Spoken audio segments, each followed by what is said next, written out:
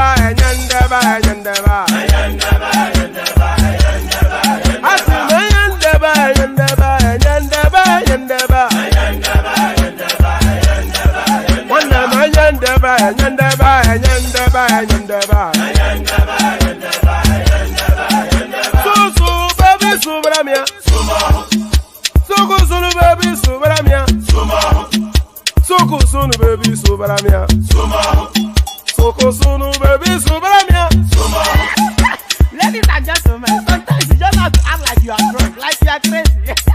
Confuse your enemies, confuse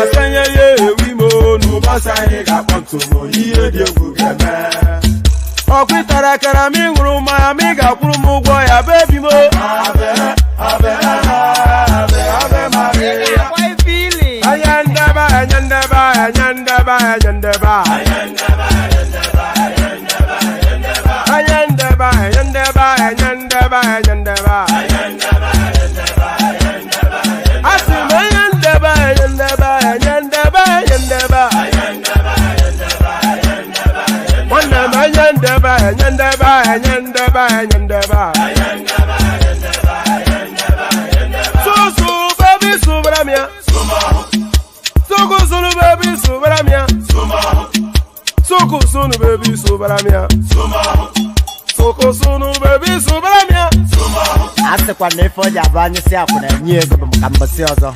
Since I was born, but now I am getting youth. Hakuna motangu, hakuna koga book.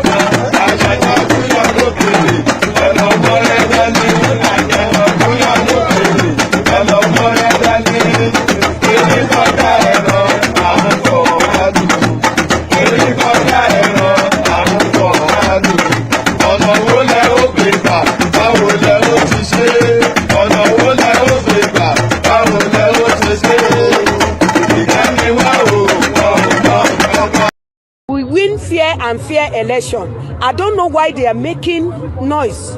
They are causing a lot of problem. They defeat us in Lagos. We didn't complain. We lost a lot of states. We didn't complain. I don't know why they are complaining now. They don't allow our Jagaban to rest. They are taking him to different court. We will not allow that to happen. And we'll continue to. Oh, sorry, you caught me in my bad habit. I vape. I used to smoke heavily back in the day, so I've not smoked in, I can't remember how long, over a year plus. But now I've replaced it with this. So now I'm trying to get off this. So you caught me in a bad habit that I have. So good day to you all. So what you heard there was the empire striking back. So the empire strikes back. Listen to this woman, and what you're hearing is the empire striking back. I'll play it again. It's only 23 seconds. The empire strikes back.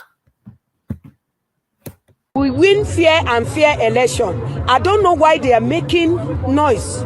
They are causing a lot of problem. They defeat us in Lagos. We didn't complain. We lost a lot of states. We didn't complain. I don't know why they are complaining now. They don't allow our Jagaban to rest. They are taking him to different court. We will not allow that to happen. And we'll continue to. So what we heard there is the voice of Yoruba right there. Not a Yoruba woman, no, but the voice of Yoruba. I think you understand that. And by extension, the voice of Nigeria, because the voice of Yoruba oftentimes is the voice of Nigeria. And what is that voice saying? Enough of this nonsense. This is what they're saying, no? Enough of the nonsense. Now, the noise making has to stop. So just you're in court, stay in court, but please keep the noise down. People are trying to sleep. So there it is. Keep the noise down. People are trying to sleep. So keep the noise down. People are trying to sleep. So the headlines will be contending with 24 reasons that explains TINUBU'S victory. So this is an article that has stabilized the what they purport to be the pathway to TINUBU'S victory. So I have not read it, of course. We'll be sharing this together. So we'll be entering this blind together. So, but it does, there's intrigue wrapped in the headline. 24 reasons that explains TINUBU'S victory. So what reasons are those? And are they reasons that we concur with? So we go through that. So now this new headline, this headline now is the one that has inspired the headline for this session. Breaking news: federal government ban anti-inauguration protest, warns those thinking of protesting. So let's just leave it there. So we leave that as the headline, but I'll share the screen with you so you can see it as I set about reading it. But breaking news: federal government ban anti-inauguration protest. So just like you heard from that lady, now you're hearing from the central space, enough of the nonsense. Of course, not enough of the nonsense, don't have your day in court, but all these are taking over the streets and constituting a nuisance to time and space. Enough of it. So the language of enough is what people are hearing, because of course people have had their field day. So now enough is enough seems to be what the system is saying. Misguided political actors scheming for interim government. So this is the DSS. So a lot of you will be aware that some elements have been going to the defense headquarters, making noise at the gates, requesting that a military takeover of the government is what the next step should be. So there's a lot of desperate and somewhat covert maneuverings going on within this space now.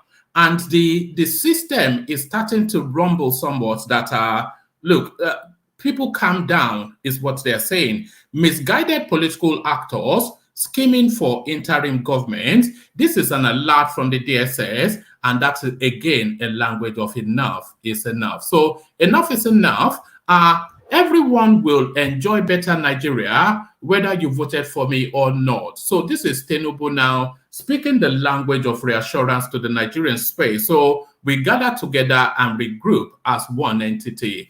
So that's just what's going on there. So that's what's going on there. Let me say one more headline for you. So now, TINUBU'S victory, war in Afenifere as fashionable falls Adebanjo. So you now know that, of course, off the back of this electioneering, the Afenifere space has been fractionalized somewhat. And we now have a new phenomenon where we have a power fashionable wing of the Afenifere and a pro-Obi power Adebanjo wing of the Afenifere. So there's been gentle jousting between those two spaces, but those gentle joustings now seems to be exploding into all-out war.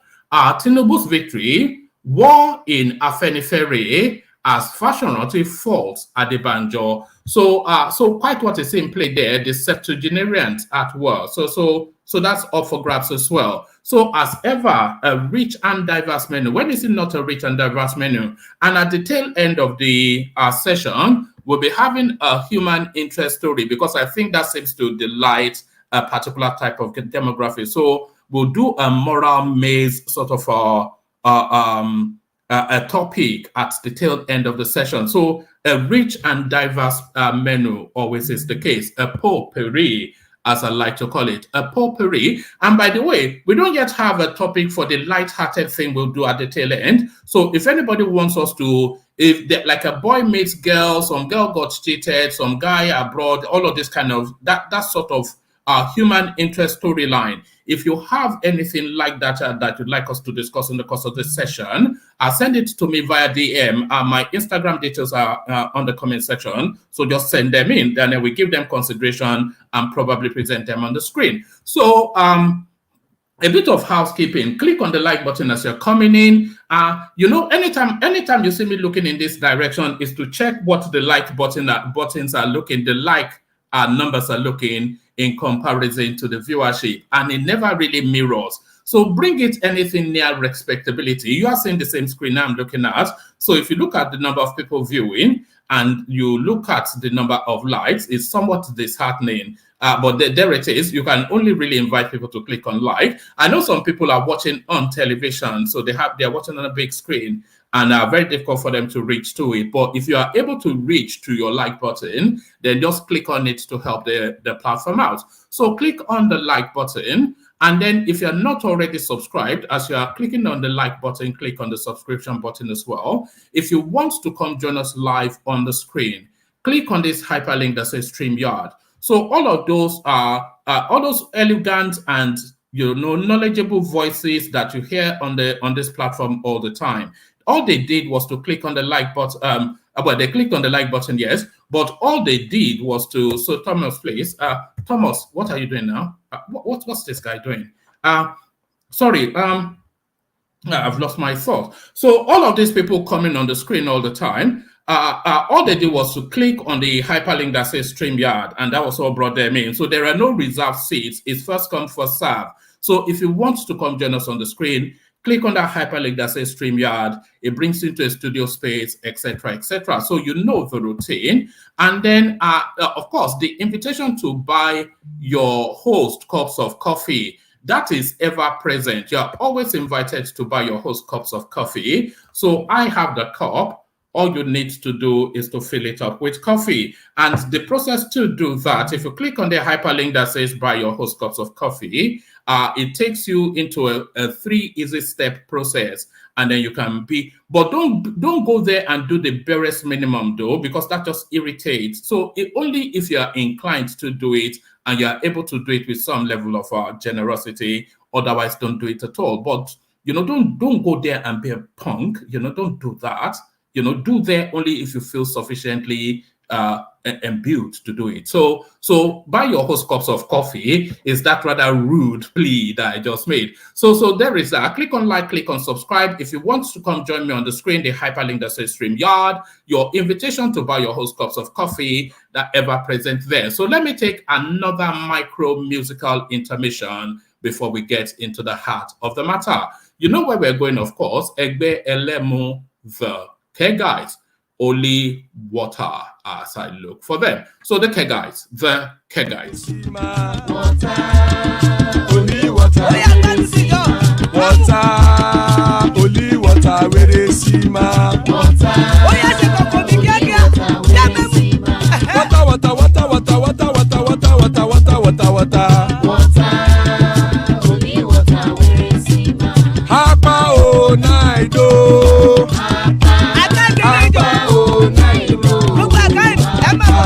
Hapa you don't come oh. You dada.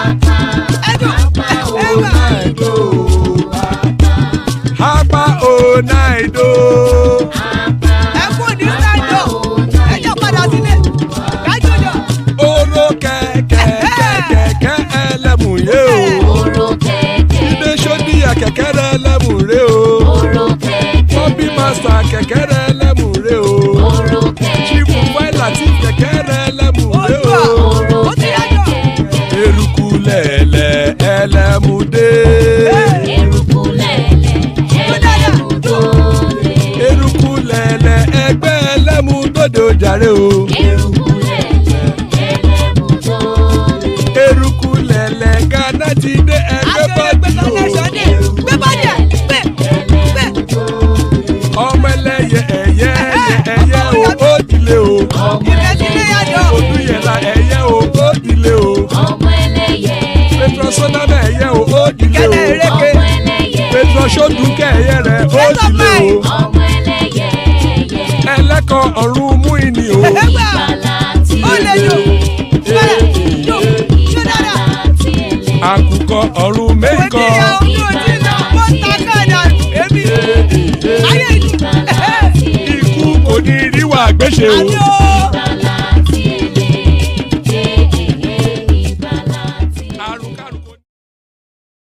All right. May death have nothing to do with us. So amen to that prayer on behalf of myself and you, my friend. So there's no prayer more powerful than that. So before I go to the readouts, there's this rather amusing thing that I saw on Arise TV earlier on. So let me share that with you just for your delectation, just to titillate a little bit. So let me share that with you before we go to the readouts. This amused me. I hope it amuses you. Watch this.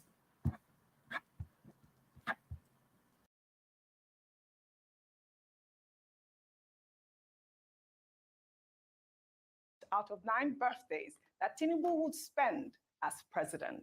Let's take a look. To celebrate you on the special occasion of your 71st birthday, the first out of 9 birthdays you will spend as president of Nigeria. Happy birthday, sir. Ride on Bola Ashiwaju, we love you Bola Ashiwaju. Ride on Bola Ashiwaju, we love you Bola Ashiwaju. We love you now, we love you always. Ride on Bola Ashiwaju, you be father. Ride on Bola Ashiwaju, we love you Bola Ashiwaju. Ride on Bola Ashiwaju, we love you Bola Ashiwaju. We love you now. One nation, one people. Jagaban says so. One nation, one people. Jagaban says so. One nation, one people. Jagaban says so. I thought that was a beautiful rendition by Jennifer. I mean, you didn't complete it. You too, you want to sing "We Love You." Dr. Bati, I was singing now. Allow me to learn. What can I say? Happy birthday to Nigeria's president-elect, Bola Ahmed Tinubu Rufai. I mean, happy birthday to him. A lot of his supporters are saying a very big happy birthday to him. Tons of people out there saying happy birthday to him, happy birthday to him. So I think it's just in the season, you know, people will write songs, they'll do all sorts and everything. But if I can give him one advice, he is president-elect. That's why everybody is gravitating towards him.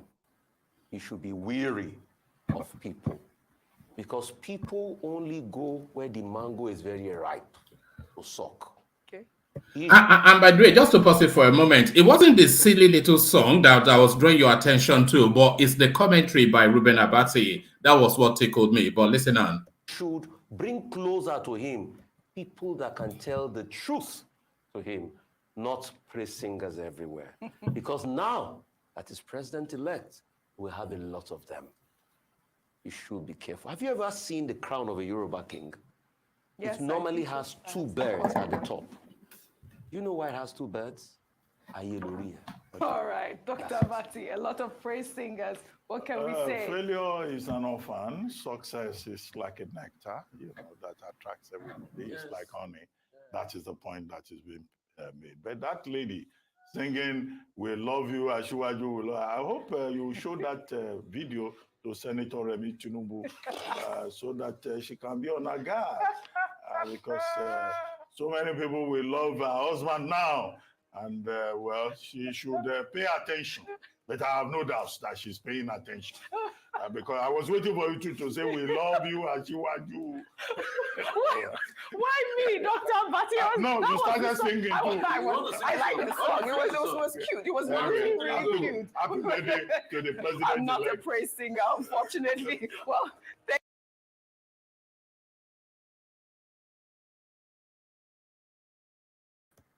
Well, all right, that was it. So it amused me somewhat the way Ruben Abate was saying that Remi Tinubu should proceed with caution, that other people will start circulating around Tinubu, the females.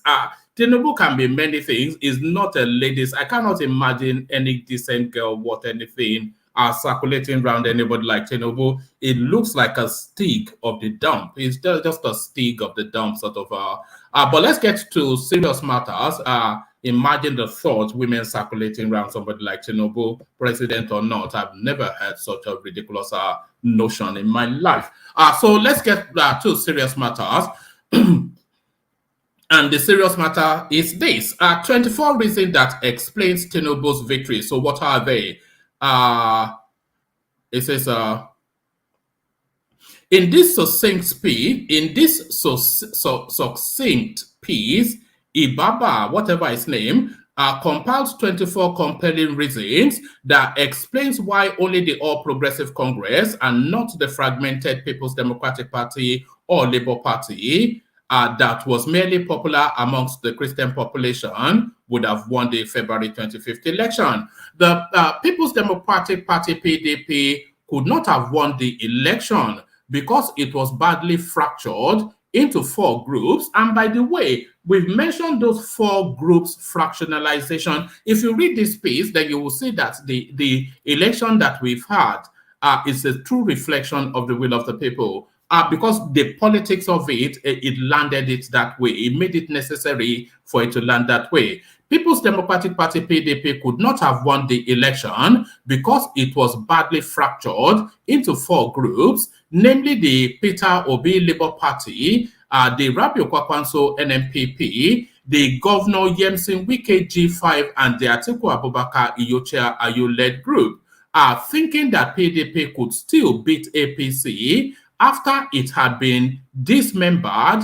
Is like imagining a man with fractured limbs winning a boxing match. So number 2, despite its dismemberment, the new units of the PDP were abusing themselves up to the election proper and hardly focused on any meaningful campaign other than state capital-based rallies where Dino Melaye would abuse Tinubu and then they would disperse. So if we pause on that for a moment, during that electioneering phase, on everywhere that I went, the only thing that I was saying to them was that you are giving this Tinubu character an easy pass because there were fault lines in terms of his policy positioning, some of his antecedents, and some of the promises that do not cohere that they could have attacked.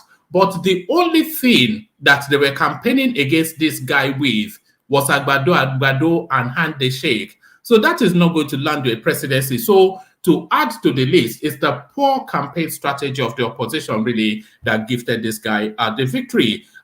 Despite its dismemberment, the new units in the PDP were abusing themselves up to the election proper and hardly focused on any meaningful campaign other than state capital-based rallies where Dino Melaye would abuse Tinubu and then they disperse. Number 3, Atiku was more concerned about hiring talkatives as his spokesmen rather than talkers.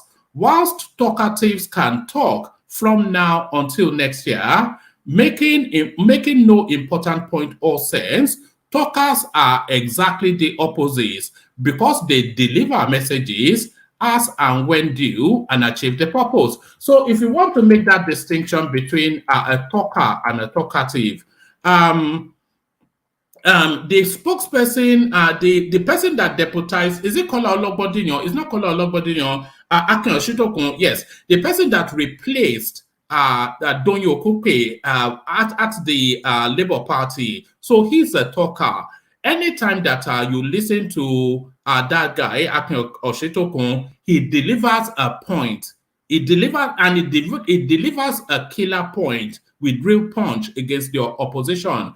But anytime you listen to people like Dino Melaye, you just want to pop the popcorn out and dance along with the silliness. So that's the distinction between a talker and a talkative.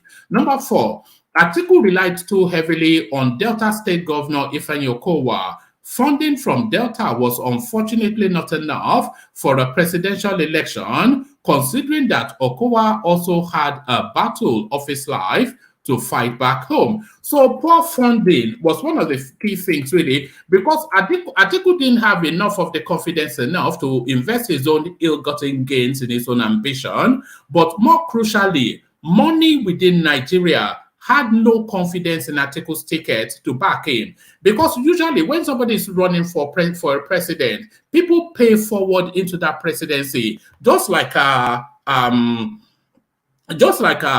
Buhari's campaign was sponsored in 2015 because they knew the payout will come when this guy goes into governance. But money in Nigeria had no confidence that Atiku stood any single chance. And money always goes where the shortest bet is. And money went with Tinubu. But then, of course, he then relied solely entirely on the Delta State budget, which wasn't sufficient enough to carry a campaign. Atiku relied too heavily on Delta State Governor Dr. Ifeanyi Okowa. Funding from Delta was unfortunately not enough for a presidential election, considering that Okowa also had a battle of his life to fight back home. Number 5, Atiku arrogantly believes he could still be president faced with an outgoing Hausa Fulani president, and also condescending in his thinking that it is only through him that a Southeasterner can be president. Who is he? What is he? So there it is. And number 6, the PDP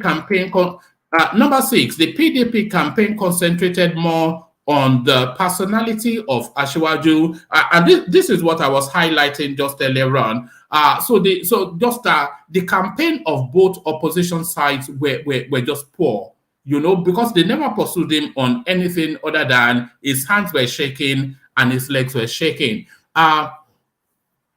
Whilst the PDP campaign concentrated more on the personality of Asiwaju, APC was more concerned about selling their party and their promises rather than the personality of the opponent parties. And that's a good summary of what happened, of course. You never really saw any frontal attack from the APC throughout the course of that campaign. A little dig at Peter Obi here and there when he was going to left wing, but mainly they concentrated on their promises. And the biggest highlight, of course, was TINUBU'S interaction with the Lagos Economic Summit, where he fleshed out an excellent blueprint that tipped him over the winning line. Number 7, Labour Party could not have won the election too because Peter Obi was only popular amongst the Christian population of the country. It was hardly known in the core north, or west or east. How can you become president of Nigeria without winning votes in those 2 regions? And in the course of the campaigns, of course, we heard a lot about that space, that there was no campaigning, there was no signs of Peter Obi anywhere in the north. Number 8, the question about winning Abuja that the Labour Party is canvassing on is just nonsense. They simply see it as a straw to hold on to because they won it. Abuja is like every other state, nothing special, nothing sacrosanct about it. There is nowhere in the world where we have this kind of law. So there it is. Number 9, Labour Party was never serious about this election. They were only waiting to lose it and then go head to court. Otherwise, why would they not be concerned about hiring party agents, mobilizing them, and about the polling unit results? meant to emanate from the agent. So there is that. Number 10, much as Peter Obi tried, his supporters did not. They were very abusive and insulting and cursing. Obi's efforts might be rewarding in another 4 to 8 years, but not now. Otherwise, why did he not pick more than one state in the governorship? So there is that. So yes, it goes on and on. There's nothing solid in this, so I'll abandon it here because it's somewhat tedious to read. But yeah, so it gives us then 24 reasons why Peter Obi and Atiku Abubakar stood no chance. The 24th reason, if they could help it, why should 10 APC governors, APC national chairman, and director general of the APC campaign suffer the embarrassment of failing to deliver their states? Why should Tinubu himself suffer the embarrassment of failing to win outright in Lagos, long alleged to be his political fiefdom? So I think that is speaking to the language that the elections were not rigged. I don't think any serious mind actually thinks those elections were rigged. But let's go on to the next. So this was the one that I headlined with. So now let me now share the screen so you can see why I headlined with it. So let's go to this one.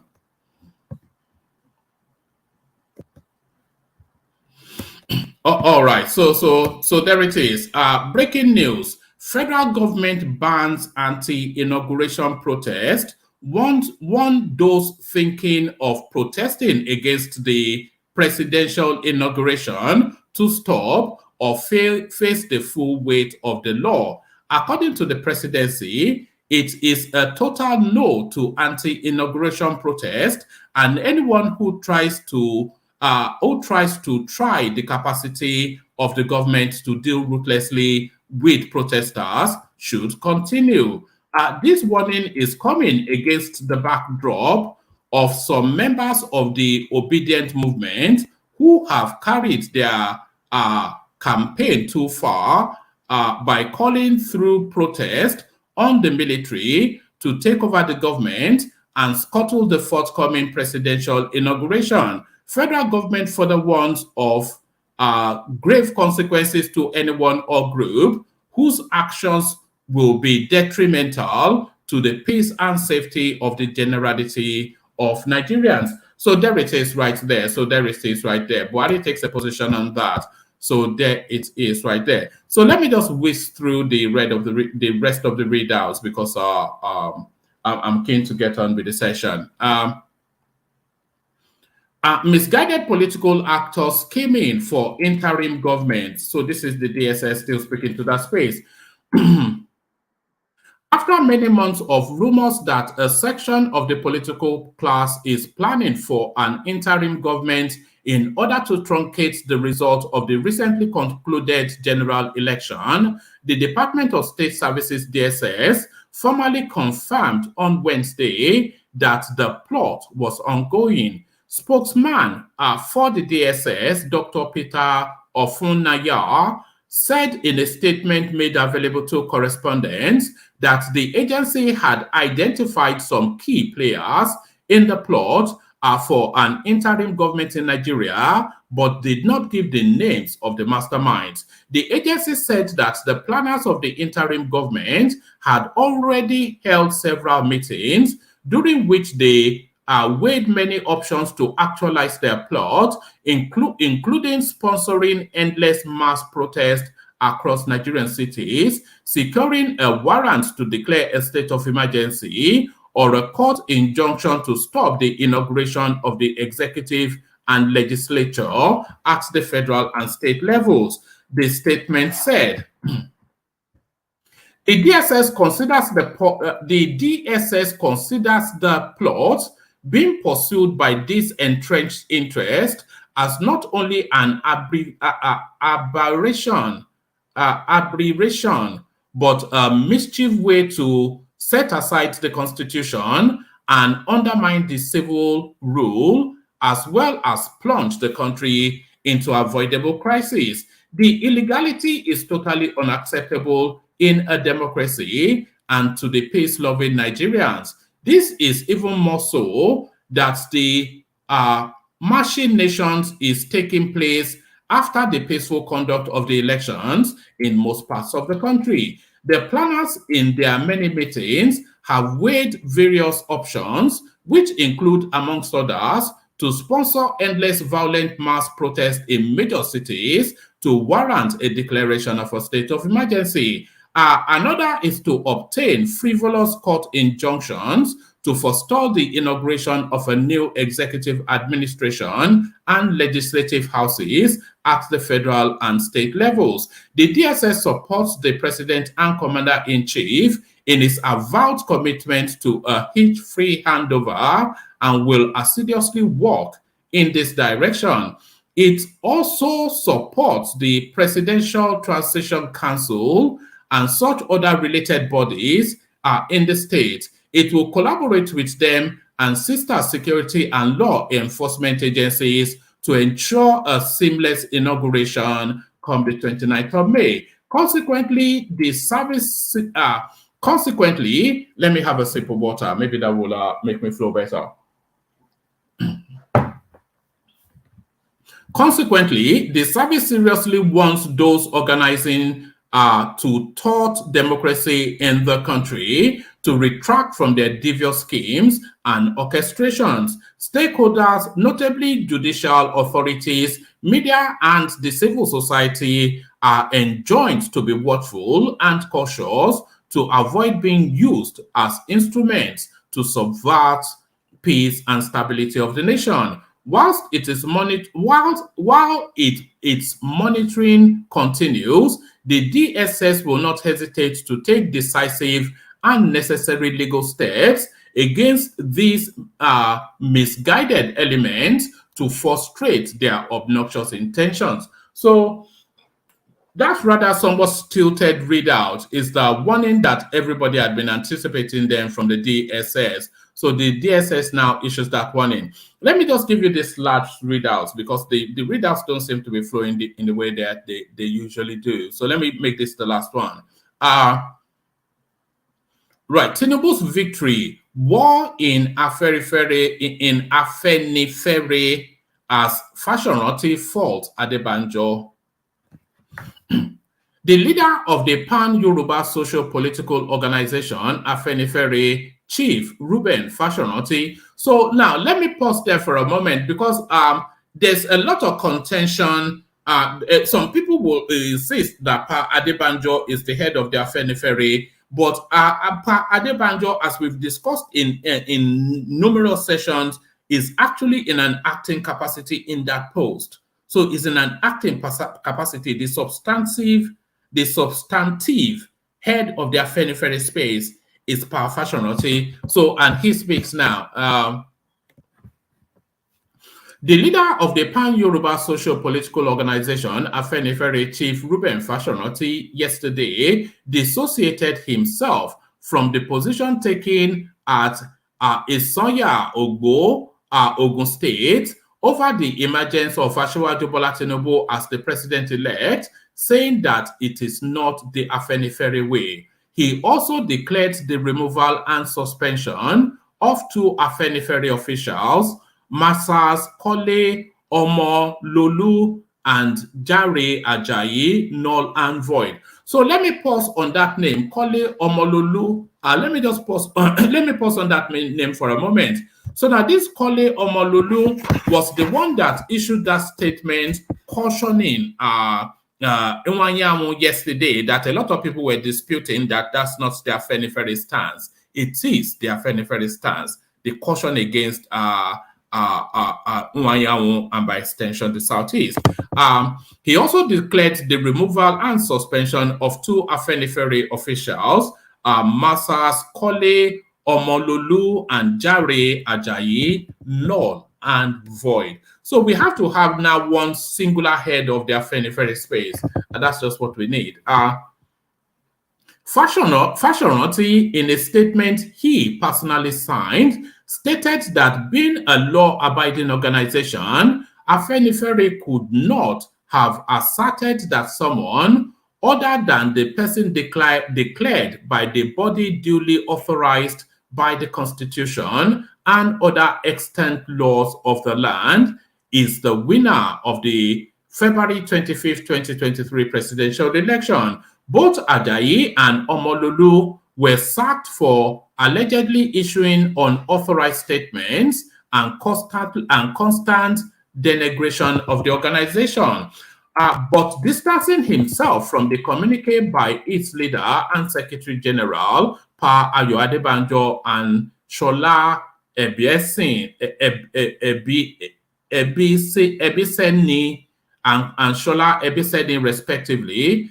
Let me take that again. But distancing himself from the communique by its leader and Secretary General, Pa Ayo Adebanjo and Shola Ebiseni, respectively, after its monthly meeting held in Ogbo in Ogun State, Fashoranti said, a general meeting does not have the power to convene and take such a far-reaching decision just at the whims of individuals. The statement reads, my attention has been drawn to the communique purportedly issued after a meeting held on Tuesday, March the 27th in Ogun State. This statement is being issued because of the content of the said document. Afenifere could not have asserted that someone other than the person declared by the body duly authorized by the Constitution and other extant laws of the land is the winner of the presidential election held on February the 25th, 2023 in Nigeria. The body mandated to conduct elections in Nigeria, the Independent National Electoral Commission, INEC, after the completion of this year's presidential election on the 25th of February, has declared the candidate of the All Progressive Congress APC, Asiwaju Bola Tinubu, as the winner of the said election. Our National Publicity Secretary of Afenifere, Jare Ajayi, issued congratulatory message to the president-elect after he had been issued a certificate of return by INEC. This was cited as an uncouth activity by the communique mentioned above, which further stated that Abagun and Ajayi were suspended pending further decisions after their appearance before and recommendations of the disciplinary committee. It means that the two were pronounced guilty and subsequently sanctioned even before their appearance before a disciplinary committee. This is not the Afenifere way. A general meeting does not have the power to convene and take such far-reaching decision just at the whims of individuals. There must have been an official petition laid at the caucus meeting, which is referred to the disciplinary committee that will investigate and give the officers involved the opportunity to plead their cases. Reports and recommendations are then received by the leader in councils. Reports and recommendations are then received by the leaders in council, who then take a decision on the report with the leader before reverting to the caucus in communication. This fiat approach, as seen in the current situation, is alien to our organization and cannot stand. On the presidential election, he said, this type of position is alien to us in Afenifere, which does not conduct itself as an agent of the state, let alone an electoral umpire. We accept the results of the election at all levels as declared by INEC until otherwise decided by competent courts in the land. Presently, the whole world knows that Nigeria has a president-elect in the person of Asiwaju Bola Tinubu, a true Yoruba son and nationalist. We in Afenifere not only acknowledge this, we take delight in his incoming presidency and are confident that he will, by the grace of God, return Nigeria to the glorious position that all of us will be proud of. I also read in the said communique that I also read in the said communique the purported removal and suspension of the National Publicity Secretary and the National Organizing Secretary of the organization in the persons of Jare Ajayi and Abagun Kole Omololu. At no time was any of these officials reported to me as doing anything against what Afenifere stands for or doing anything against the interest of our race, the Yorubas. First, at no time was I informed that they were queried, warned, or sanctioned for conducting themselves in a manner contrary to what Afenifere and the Yoruba stand for. Being an organization that believes in justice and fairness, being an organization that always maintains that those at the helms of affairs should follow the rule of law, Afenifere, our organization, cannot just wake up and pronounce some officials removed and suspended without telling them what their offenses are and without giving them the opportunity to defend themselves. Such a step is not only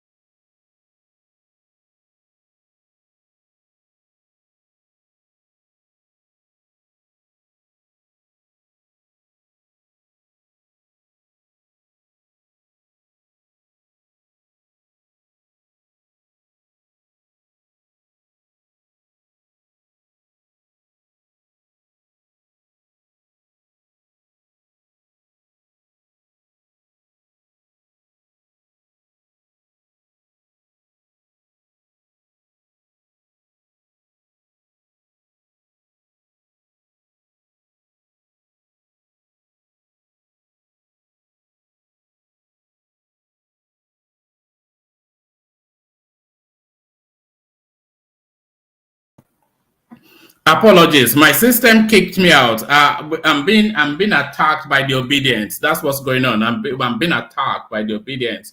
I don't know why, but where were we? Let me just round that off and then come straight to the room. Let me give you the last three paragraphs. Let me just make sure. Okay, yeah.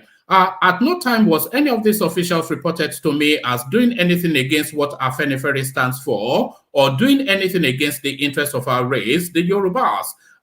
First, at no time was I informed that they were queried, warned, or sanctioned for conducting themselves in a manner contrary to what Afenifere or the Yorubas stand for. Being an organization that believes in justice and fairness, being an organization that always maintains that those at the helms of affairs should follow the rule of law, Afenifere, our organization, cannot wake up and pronounce some officials removed and suspended without telling them what their offenses are and without giving them the opportunity to defend themselves. Such a step is not only against natural justice, it is also in clear defiance of the law of the land. Afenifere believes in the rule of law and in the fundamental right of all, including right of fair hearing. For these and other reasons, the purported removal and suspension are null and void. The two officials should be commended rather than condemned for the selfless services they are rendering to Afenifere, to the Yoruba race, and to Nigeria and humanity. They are hereby so commended. So open warfare between Pa Fashionoti and Pa Adebanjo. Open warfare between Pa Fashionoti and Pa Adebanjo. Solly, we say you. Gideon, good to have you. The majestic Rational Mind joins us. Sam joins us, and so does Temple of Truth, otherwise known as Desmond, the daddy of the bride, Ajane Koko, in the house. So good to have you, gentlemen. Good to have you. And there are still spaces, by the way, on the screen for anybody that wants to pop in. Let's kick it off. Actually, let's kick it off with you, Des. Des, are you ready? Yeah, Oman, I'm here. All right, brilliant. So now this Afenifere space now, Pa Fashionati at last asserting its dominion over that space and calling Pa Adebanjo to heel. Pa Adebanjo has been straddling sofa spaces in media houses, telling them that he does not recognize Tinubu as the president, but the law and constituted authority. Organizations are tasked by the constitution to organize elections have declared him a president. So is Pa Adebanjo breaking the law, and is he a fit and proper voice for the leadership of the Afenifere space? Yes. Yeah, Pa Adebanjo to me, because I don't know what is happening in Yoruba land.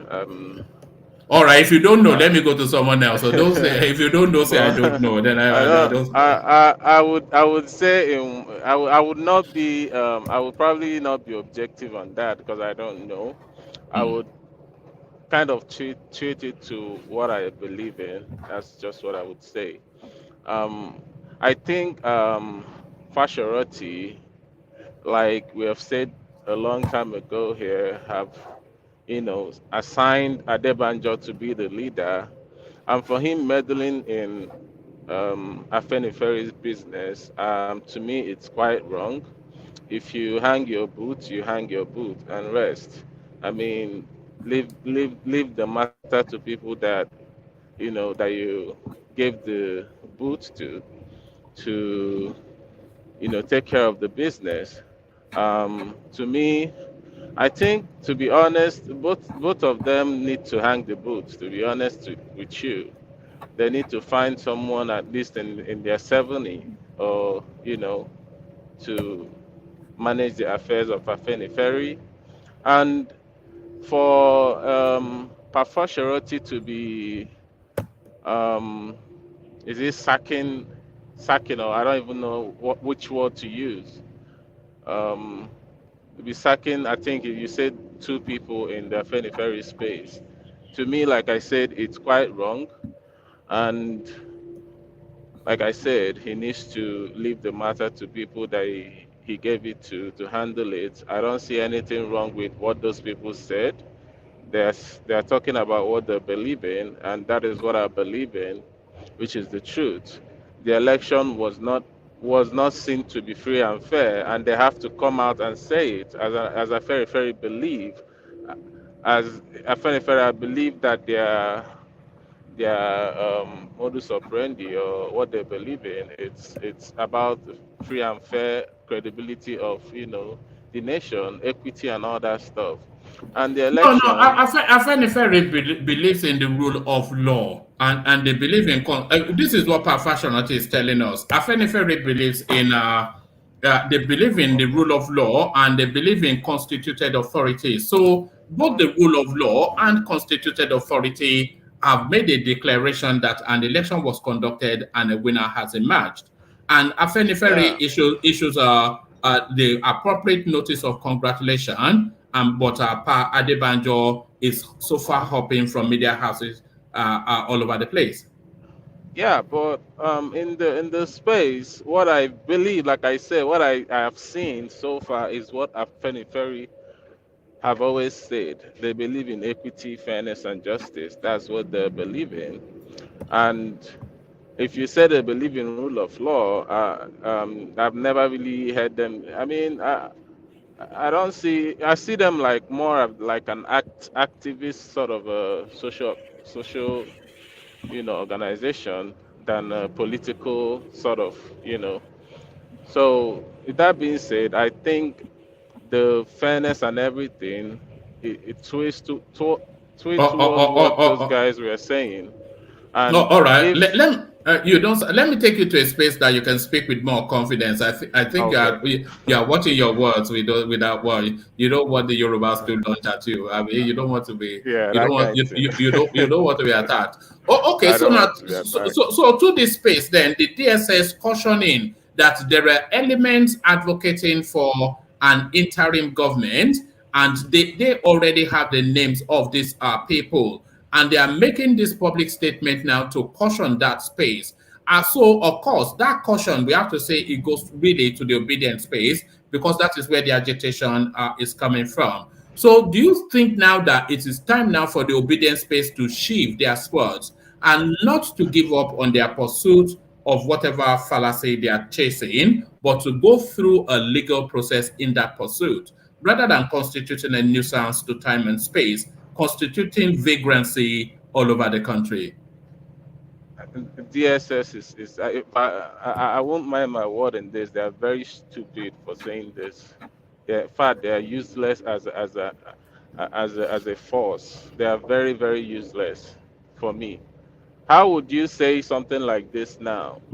For the past how many months, we've had so many APC members saying that they're trying to get an interim government. You didn't investigate, you didn't do nothing, you just shut your mouth up. When did you hear an APC member say they wanted an interim government? After they've won an election, they want No, I'm talking about then when the whole Buhari was trying to change money and all that stuff, and everybody was shouting. Both Ganduja and his friends, we are shouting they are trying to put up an interim government and all that stuff. DSS didn't say nothing. You were mute. So now people are coming to protest and shouting they don't want TINUBU to be inaugurated and all that stuff, and you are just coming out to make stupid noise. I call it stupid noise. That's what I call it.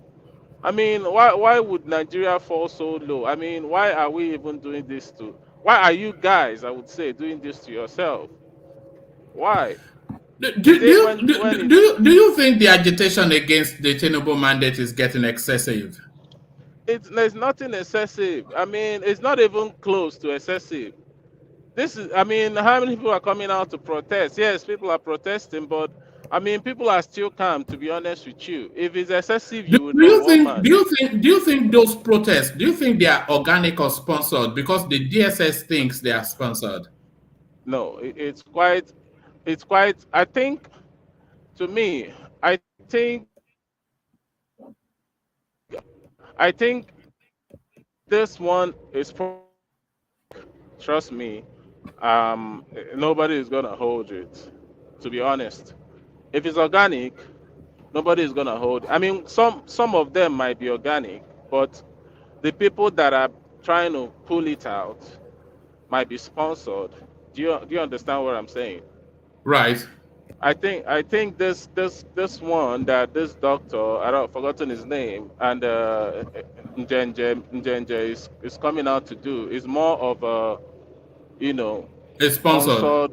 Yes, but not like all of them are sponsored. Some people coming out there are still organic, because I know if it's organic, if people are just ready to come out, nothing is gonna stop them. All these DSS crying out loud. I mean, what is their business? This should be police coming out to say this. I mean, DSS should mind their business and protect president and governors they're protecting. Stay in your lane. All these people not minding their business is what is ruining that country. The election wasn't free. It wasn't fair. It was bad. People are coming out to say that. So why are you saying that they are trying to? What are you making of that clip that played in the opening phase, where this Yoruba woman, this elegant Yoruba woman, is cautioning the space that enough is enough? So people keep saying that Nigerians are this, Nigerians are that. Would you say this woman, let me play it again, would you say she's a Nigerian too? We win fair and fair election. I don't know why they are making noise. They are causing a lot of problem. They defeat us in Lagos. We didn't complain. We lost a lot of states. We didn't complain. I don't know why they are complaining now. They don't allow our Jagaban to rest. They are taking him to different court. We will not allow that to happen. And we'll continue to. Do you think that is the voice of the silent majority in Nigeria? That is the voice of nobody. Nobody. I mean, the silent. A solid middle class Yoruba woman is a nobody. Anyway, I have a lot of solid middle class Yoruba people that are there that are saying opposite of what she's saying. But the truth is, yeah, she saying that they are taking our Jagaban to court. I don't understand. Is it not hypocritical that you told someone to go to court and he's going to court and you are still complaining now that he's in court? I mean, what? You want them to sit down and watch all their mandate be stolen because you want your Jagaban, or you're so selfish you're gonna get some millions of naira? Is that what you want? That's not how the country moves forward. It's not. People have the right to protest and to go to court, like they said, which they are now. Stop complaining. Stop complaining. If you didn't steal it, and everything was free and fair, or even to be seen, even if you do it to be seen to be free and fair, even if you rigged in a way that is almost like quite convincing, this wouldn't even be happening. It was more like an unintelligent rigging, which is why everybody is quite annoyed. Oh man, it was so unintelligent. If I was doing that job, I would have done a better job. I'm sorry. Even let me say this. Go to. Let me do a small forensic, right? And this can be confirmed. Go to the INEC portal right now. Let's take one. Let's take Cross River. Let's take Cross River, Obiakpo local government area. If you go to IRF portal, this is what INEC posted in the IRF portal. If you go to that Obiakpo, Rivers. Yeah, River State. Yeah, sorry, not Cross River. River State. If you go to that Obiakpo right now, this is not me saying, this is what INEC posted in their portal, so you can go and verify that. P2B, what they called, or what INEC called in their TV or whatever, doing the correlation, was P2B getting 18,000 something in the whole local government, Tinubu getting 80,000, and Atiku, I think, about 14,000. But in what they posted with the pictures of the results, if you calculate everything right now, P2B is getting 77,463. Atiku is getting about 4,000 something. Tinubu is getting 14,000. This is what they posted. And let me even say this. Let's use 5 or 4 local governments in the biggest local government in River State. You go down to Boni local government, P2B 10,000. Atiku. This is what INEC called. Let me finish. All right, finish. But we don't want to do that because that's going to that's going to be adjudicated by the court. But let me. I know, but this is something that people will go and verify. Do you understand me? It's not like I'm just saying it out of the blue. Boni local government. If you go to channel where INEC was collating or whatever, this is what INEC called. P2B 10,000. Tinubu 2,000 something, Atiku 2,000 something.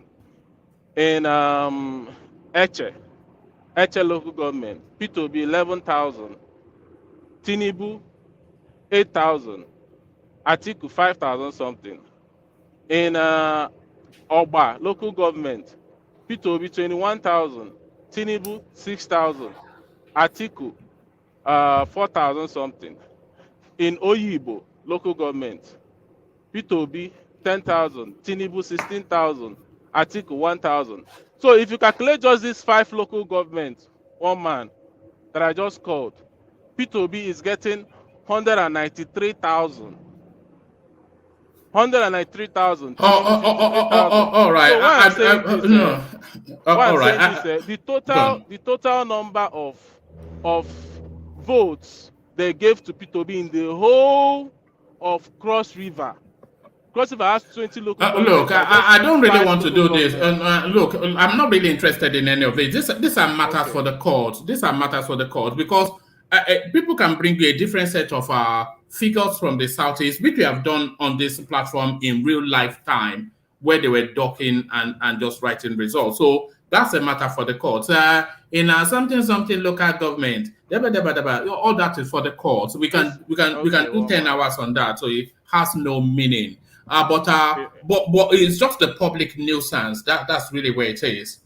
Well, it's fine. I'm just saying this is what people can go out and check on their own. People can. We have done that on this platform. Oh, look, if you want us to do it now, we can do it again. It'll just be tedious. We got a news report on our Rice TV, which is one of your own news spaces, of a lady, an INEC official, telling us that no election took place in a particular local government area, a particular ward area, and that she's coming out in public to exonerate herself just in case results are declared. So we took the name of that space and then we went on INEC portal to check if anything was reported there. Ajale Kuko said a lot of people are here. I was here. Yes, we can do that now. They were just chucking in Peter Obi figures all over the Southeast. So all of that is for INEC, So we can say in XYZ local government, they take something and this, that, and the other. We can do that for 10 hours. Yes, let me say, whatever one man says, you can go and check it. That is not, he's not lying. Yes, something happened there, which it wasn't really, is really inconsequential. The number that Obi had was not even much, so I don't see. It's inconsequential. The rigging, a blatant rigging is inconsequential. It wasn't even up. It wasn't even up to. I would say it wasn't. If you calculate all those numbers, there wasn't up to 200. So right. It was well in excess of 10,000 when we stopped. Oh yeah, right. But anyway, back to the conversation. Why I'm saying this is, it's obvious the election, something really went wrong. And it's obvious to you, but not to others, because a lot of people feel that it was the most transparent we've ever had yet, including myself. Yeah. I mean, that's fine. I mean, it's a sore loser narrative, isn't it? It's a sore loser narrative. Our audience know that it's more like if one man is speaking and I'm speaking, it's more like Atiku speaking and Peter Obi speaking. Who do you want to believe? Do you understand? But No. If you and I are speaking, it's Obi speaking and reason and logic speaking. So which one do you want to believe? Okay. But anyway, Omar, let's get to another space. I beg. All right. So let me take you to this space then. This caution now. I think we've actually handled that in the course of this conversation. So this headline: everyone will enjoy better Nigeria whether you voted for me or not. So this is Tinubu giving the language of reassurance. So that somewhat of a departure from the tone and texture that Buhari used to run the space, are telling us that people who voted 5% should not have expectations. So is this more the direction that you're expecting from your president? Of course. I mean, he's doing the right thing. But the problem I have with all this Tinubu stuff, you can say all you want to say.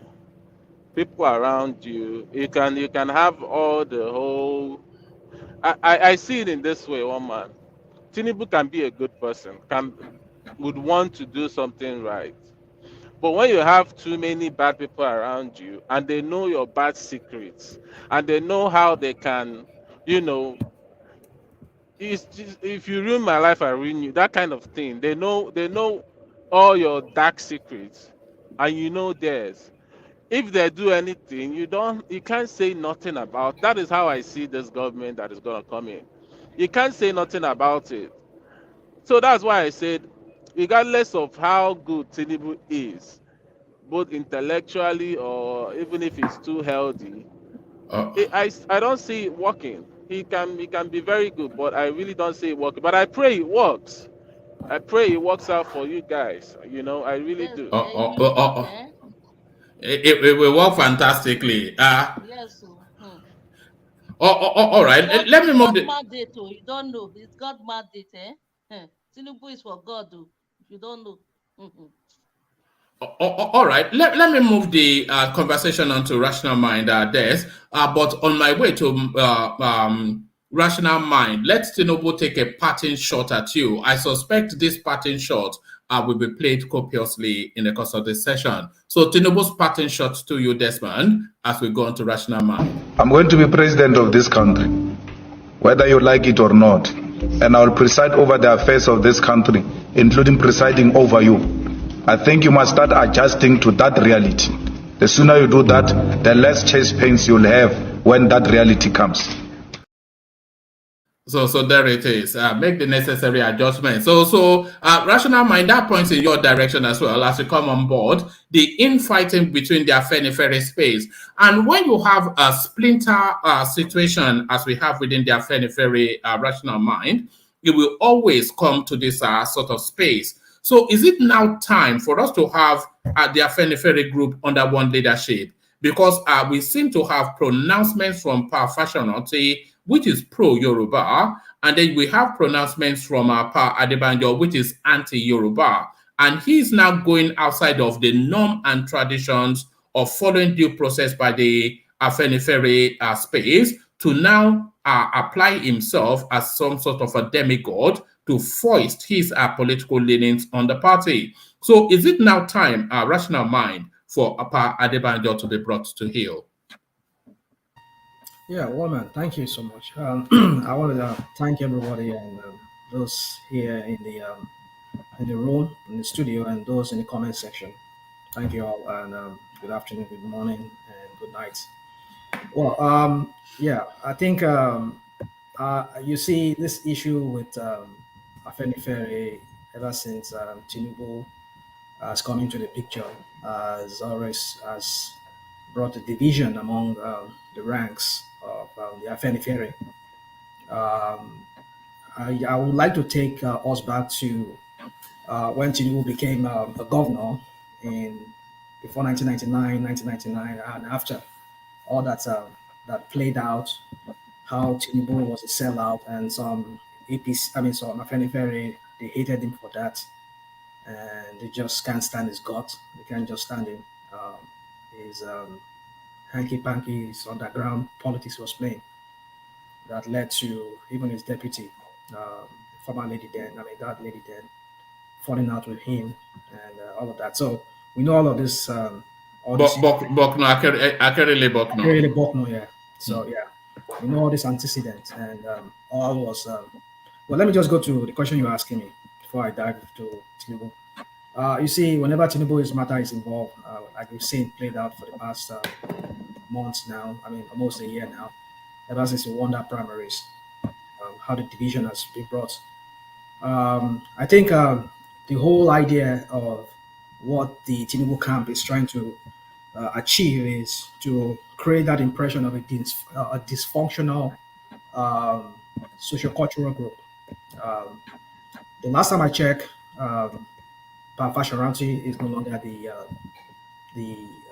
head, the one leading the Afenifere group. The last time I checked and I read, he stepped aside. Not step aside. He just said, "Okay, the new leader is Pa Adebanjo." And Pa Adebanjo has always appeared in many major TV networks in Nigeria as the group's leader. But then I want us to reverse role in the sense that let's just reverse role now that Pa Adebanjo is the one who stepped aside, and Pa Fashoranti this is an hypothetical situation, and Pa Fashoranti is the one leading, and then knowing Pa Adebanjo for what he is, that he is anti-Tinubu. So, and then he opposes Tinubu. He makes statements, and Pa Fashoranti is the one that is the leader now. I'm sure most of the Batified and even you women and everybody who are pro Tinubu will say, why should he be saying that? He's no longer the one acting. He's not the only one that leading. I know that's what everybody will be saying. But the Tinubu, what they've been known for, to bring discord, to bring confusion, just to sell one man. I mean, sell this guy. Just before we go to the TINUBU'S space, Paul Fashion tells us that the Afenifere space, they've always been a law-abiding space and a space that respects constituted authority. Is that your understanding of that space, being law-abiding and respecters of our constituted authority?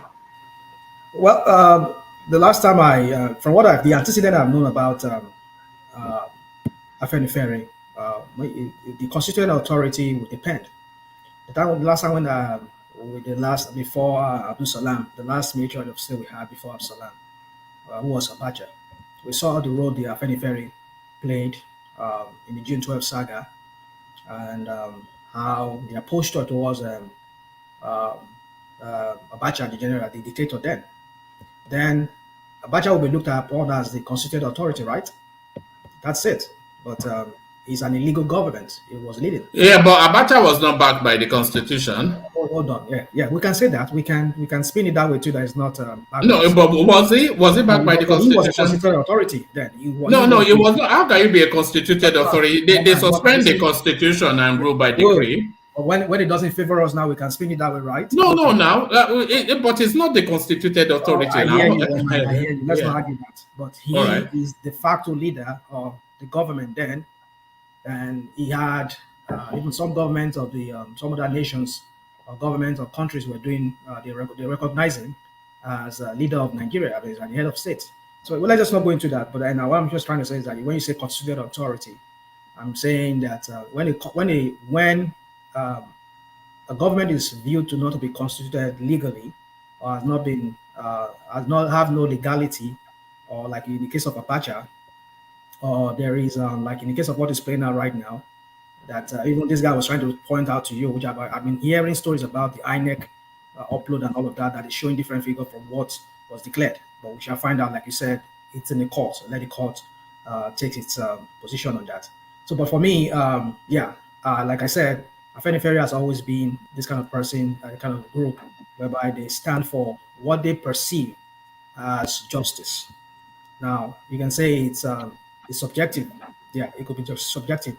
Just the same way back then in Abacha time, people would say, no, Abacha is the head of state. You also respect the, so then it's subjective. So anybody, like you were saying now, is not constituted authority. So now we know Tinubu was declared as the winner of the election.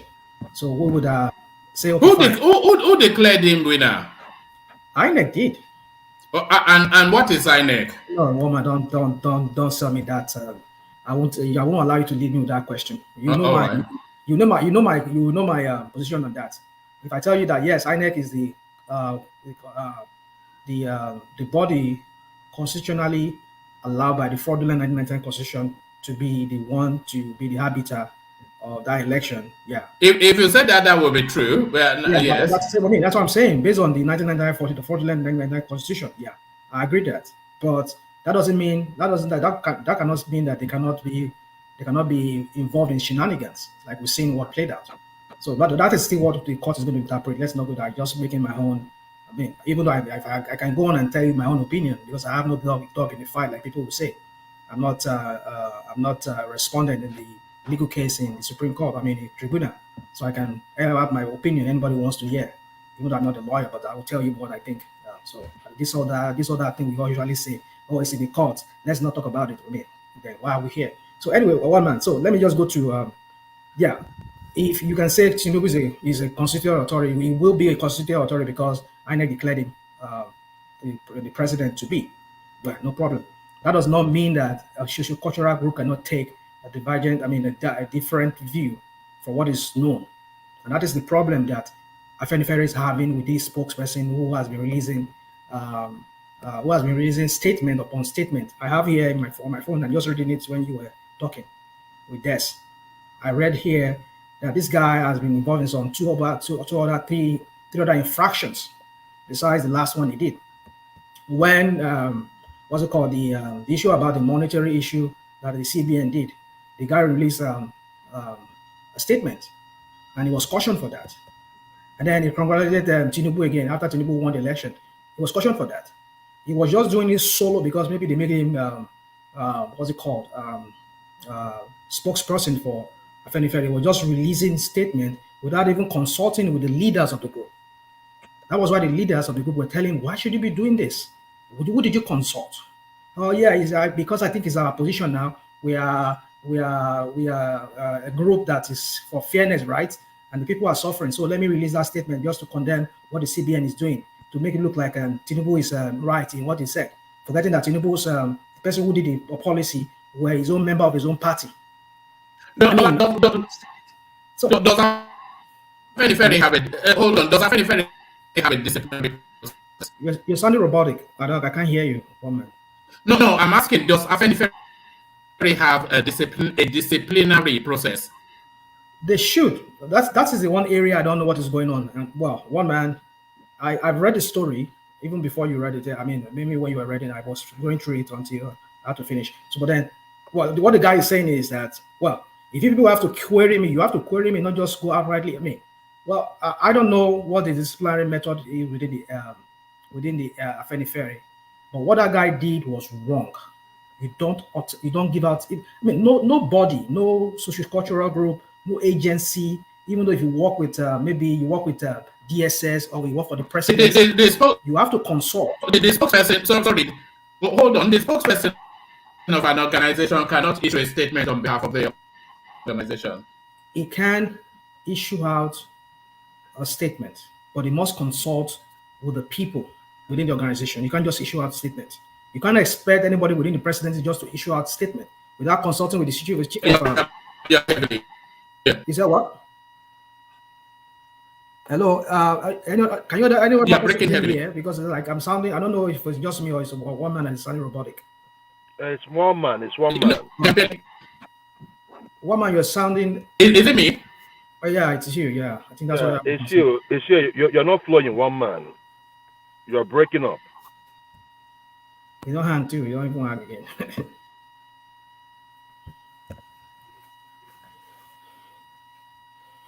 I think we can hear you. Are you there, one man? One man is hanging. His network is hanging. And he was saying that it's obedient people that are attacking him. One man. Ajale Koko, are you there? Ajale Koko is not there. Yeah, more one. Okay, all right. The impostor, beware of spinners. So what are we talking about? What are we talking about? I think so. I don't know what's going on. It's been anti-freeze. Yeah, it's frozen. So yeah, is that solid that is impersonating me there with this is irrational, irrational mind? I mean the same look-alike of my account. I'm like, what's going on here? A clone. Is Thomas back here? I mean, he's in here. Thomas, you want to take over? Yes. You can continue. I think you are saying something. Yeah, I was saying something. I don't know. Maybe one man just want me to pause. I don't know. Maybe you want me to pause. Come back. You will come back. Okay. You can continue with your. Yeah.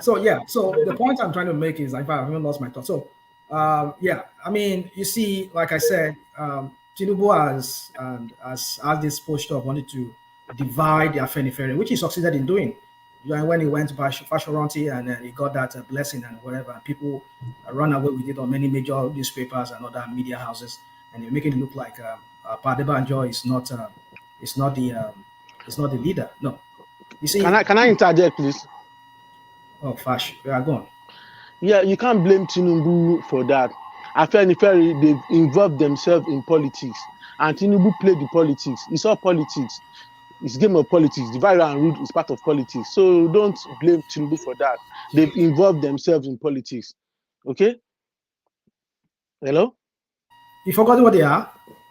Somebody Hello? mentioned me. I don't know who mentioned me. I don't know if it's is this rational mind. Your system is bad, man. It's bad, your system is the one. Your system is the one. Where is Dupsy, please? Eh? Oh, no. Hold on. So my system is what? Very bad. It's the one. Your system is bad, bro. Can you post the link on this? Let me switch. Yes, I'll post the link. Please. Rational mind, you don't need to. We are hearing you very, very well. We are hearing you. We are used to it. Why are you switching? So rational The- mind. the- yeah, the net his audio is not good, bro. It's not. We are hearing him, but the audio is not good. That's what I'm It's saying. been like this forever now, Thomas. No. This one is worse. This one is worse. It's irritating ears. Please let him go out and come back. Or he can use his phone. I always use my phone. I don't use my laptop at all. Yes, yeah. Go on. Fash. Yeah, since they've involved themselves in politics, anything can happen. We remember what Jagaban said, that if you are involved in politics, ready to be dirty, because it's a dirty game. So if Well, Jagaban, Fash. let me land. Okay. Let me just please. If Jagaban can get it done, that it can break them, it can divide them in this game. So there be it. So nobody should blame Jagaban for doing that. It's the game of politics. Like what he said oh, they are social cultural group and they involve in politics. So they've been involved in politics. So you shouldn't blame Jagaban. It's all about the game. Thank you. Historically, Fash, people that always play the Fact, divide and Des, rule before you come in, politics. let's factual this. They are not social cultural group. They are political party. And they are That's political what they said. party. Okay, they are political party. So even though they Yeah. said they are social cultural group, they said they have the right to be involved in politics. So when you are involved in politics, ready. And But if you okay, say they are political Des, parties, then there will be fielding candidates now. So they are just a Des, sociocultural group. Des, Just you like said they are not. Arewa. No. Hold on, please. Baba Adebanjo said himself, they are not social cultural group. Group, yeah. He said that. I'm not quoting myself. I'm quoting him. That's what he said. Okay. Yeah, I know. Well, I don't know. I mean, I feel like if they're political parties, Des. Let's assume they are not political party. They are social cultural group. Once they involve themselves in politics, what do you expect? So you expect everybody to just leave them. Oh, they are our elder. When you go into the game of politics, there's no elder in game of politics. That's why you see what's it called? This guy Gbadebo, calling Tinubu whatever. Yeah, it's game of politics. Don't go there if you don't want to be guesting.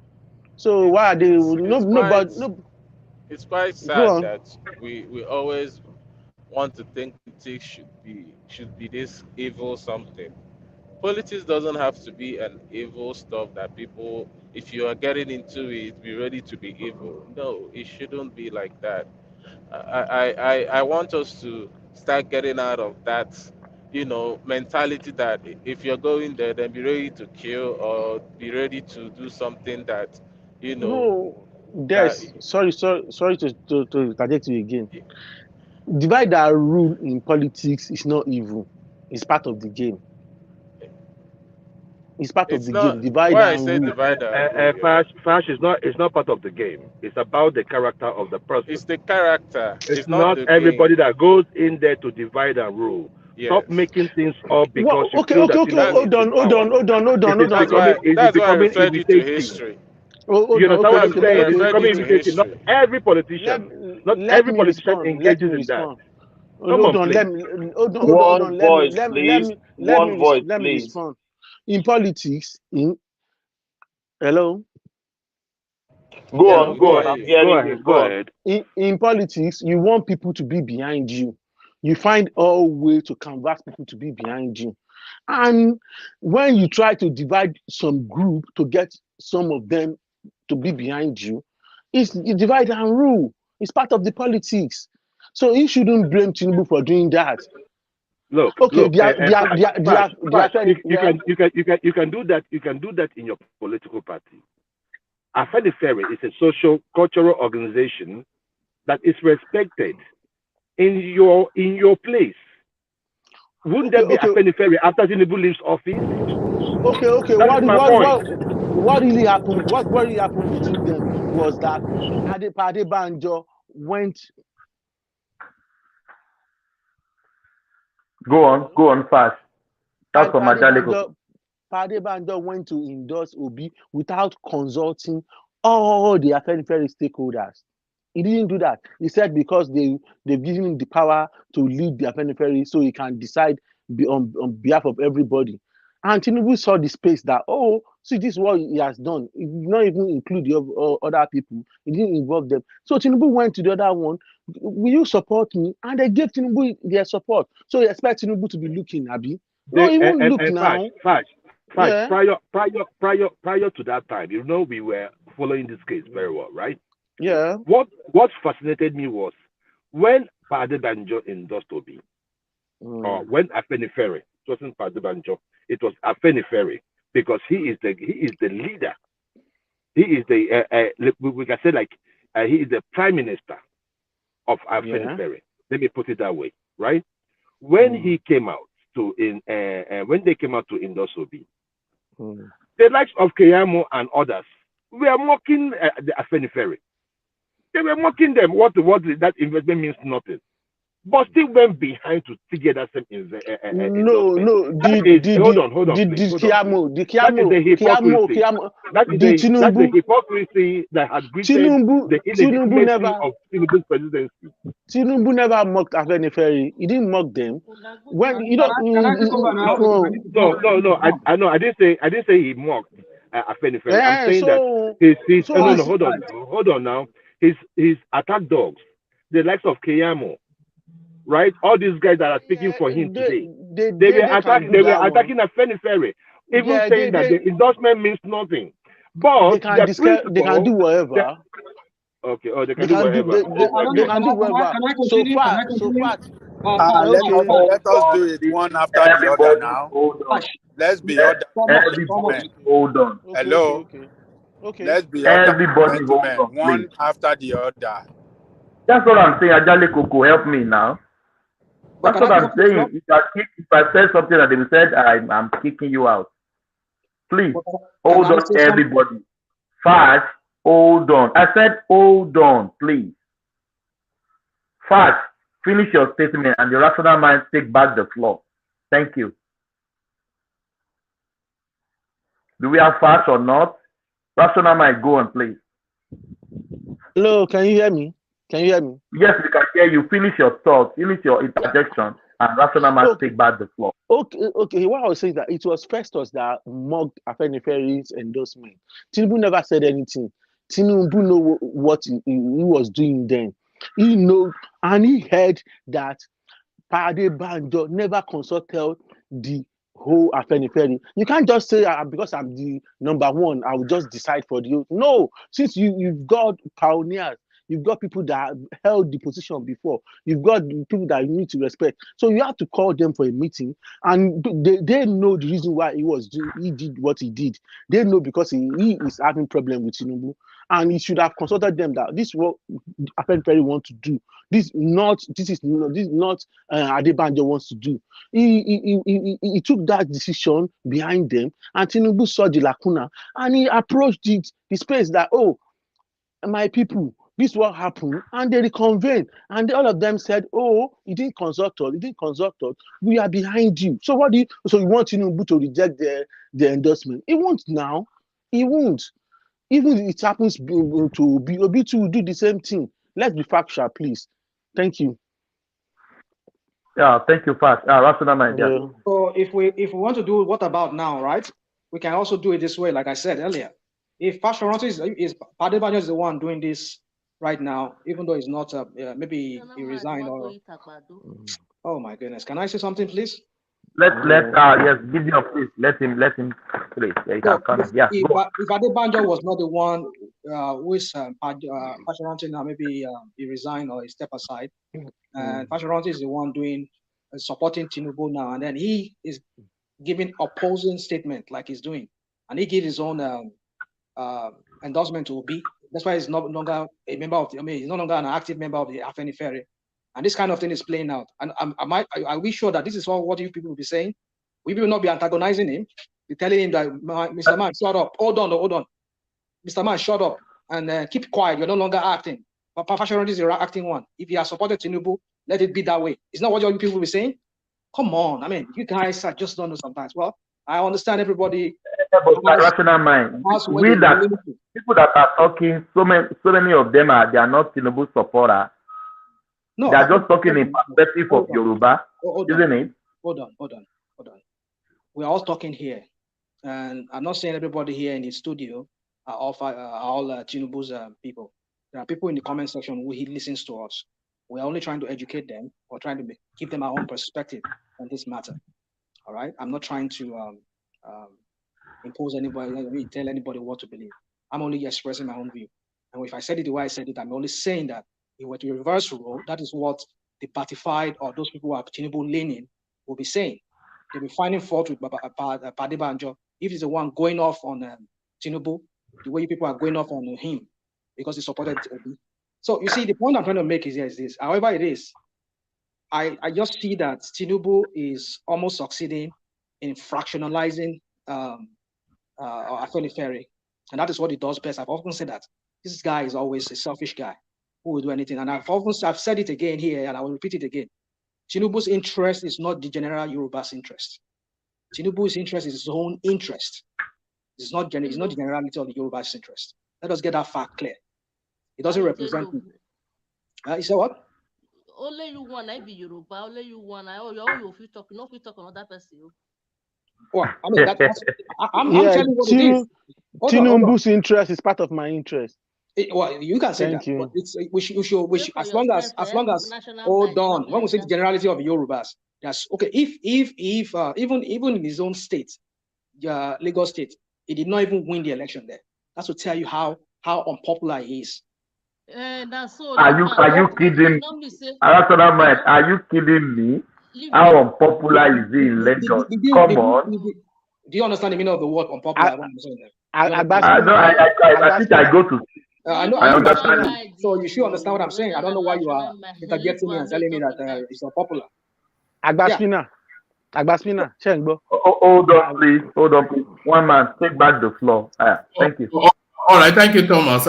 Apologies, my system. Can everybody hear me? Okay, by the way. We can hear you. We can hear you. We can hear you loud and clear. Yeah.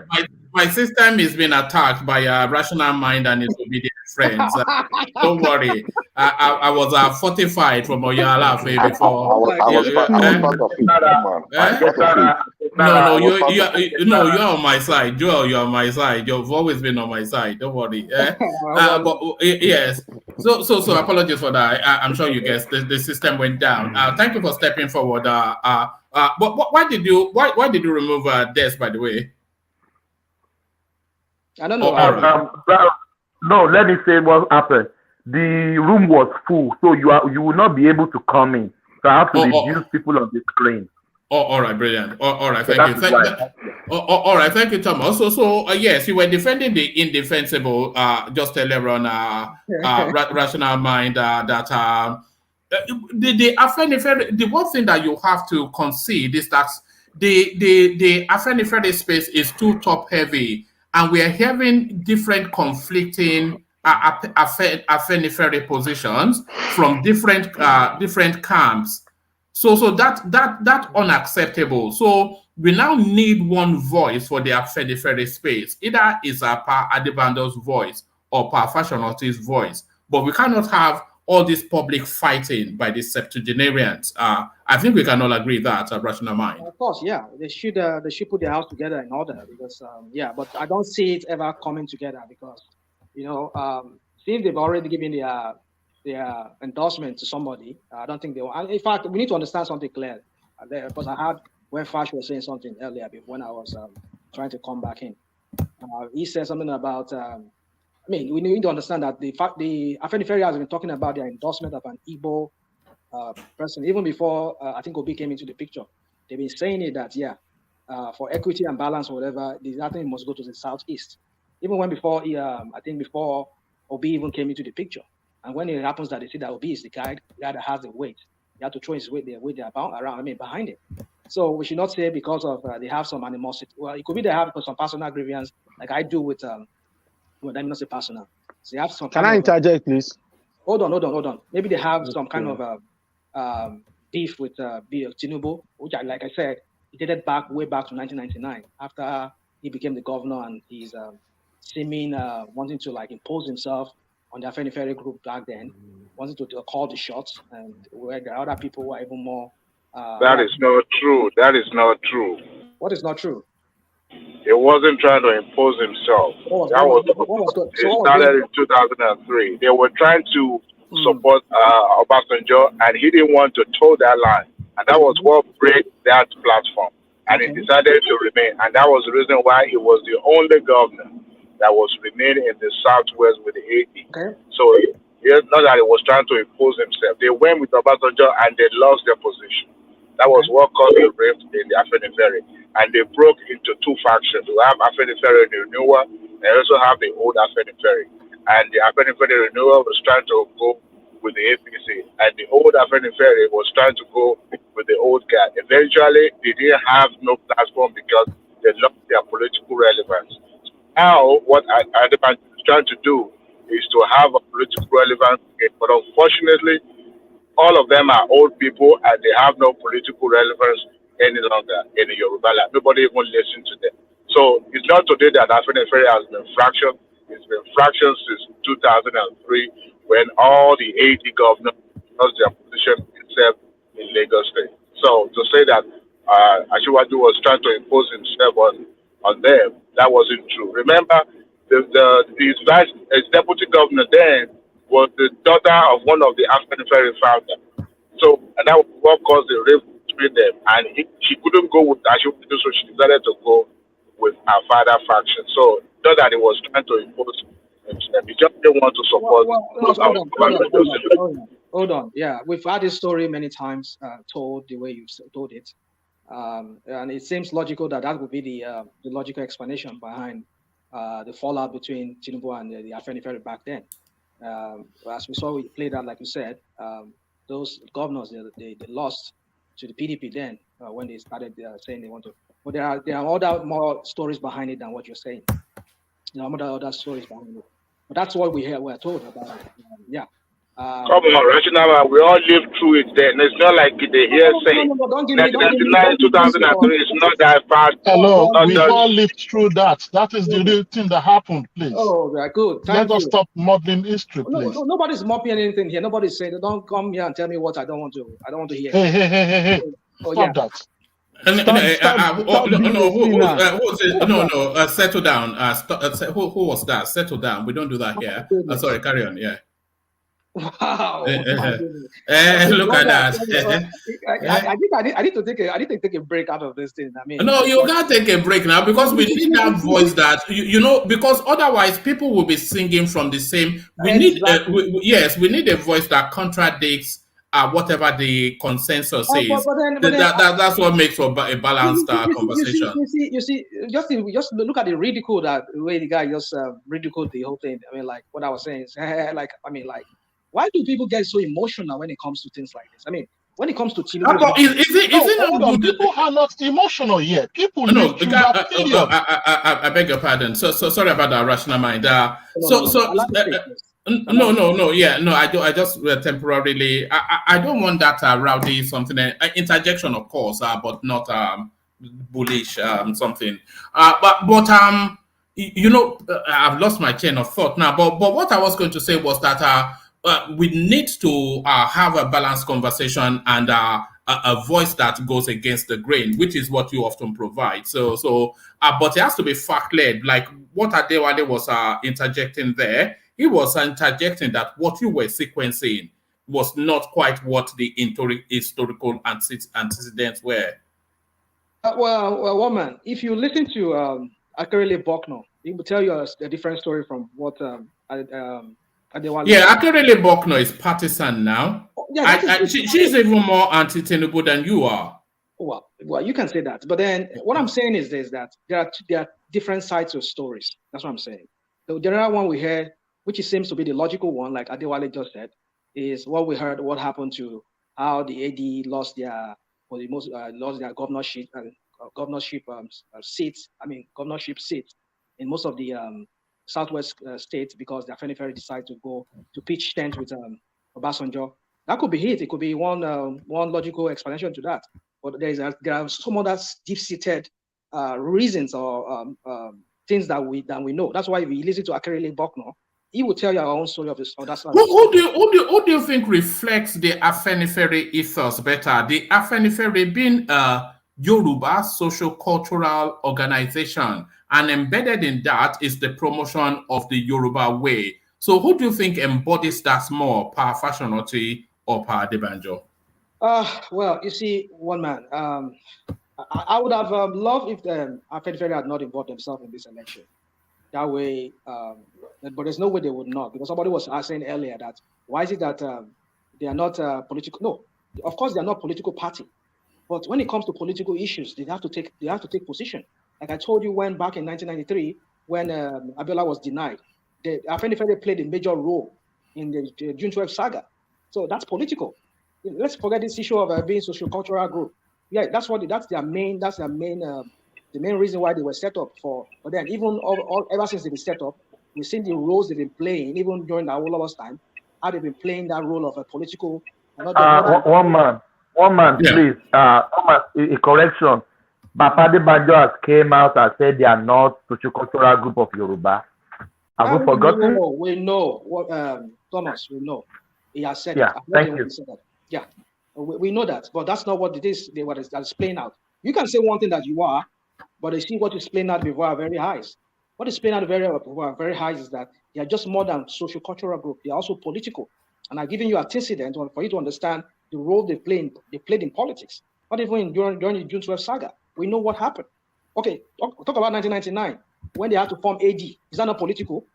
When they had to be part of the AD, is that not political? Come on, my guy. Let's stop this interjection. Don't get me wrong, Thomas, you can interject. But if you want to interject, let us reason very well on the matter. Of course, he said it. I heard him when he said it.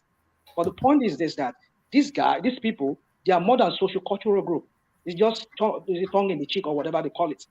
It's just saying it because just want people to just know that that's what they are for. But we know that Afenifere, they are political. And we've seen it over the years with the antecedent, with AD, even pre-AD era. We've seen what they did, even during the June 12 saga. So what are we talking about? So let's not dance around that. Can I interject, please? Yeah, go on. Yeah, Mama, what about this analogy? Okay, let me ask Spinner one question, please. First of all, please, Afenifere, who are they advocating for? Are they advocating for themselves or for Yoruba interest? Yeah, they should be for Yoruba. Definitely, it should be Yoruba. That was why I said, if you understand what I said. Don't worry. I understand you. For Yoruba. Okay, what about this analogy? They are for Yoruba, and the election has played out already. And when you look at the election statistically, you will see that the person they want to support does not even have enough votes in Yoruba. That it does not even have much support in Yoruba land. And Tinubu asks at least 60% of the 70% of the vote compared to the person they want to support. So what's that language to them? If they were support, like okay. Hold on, Fash.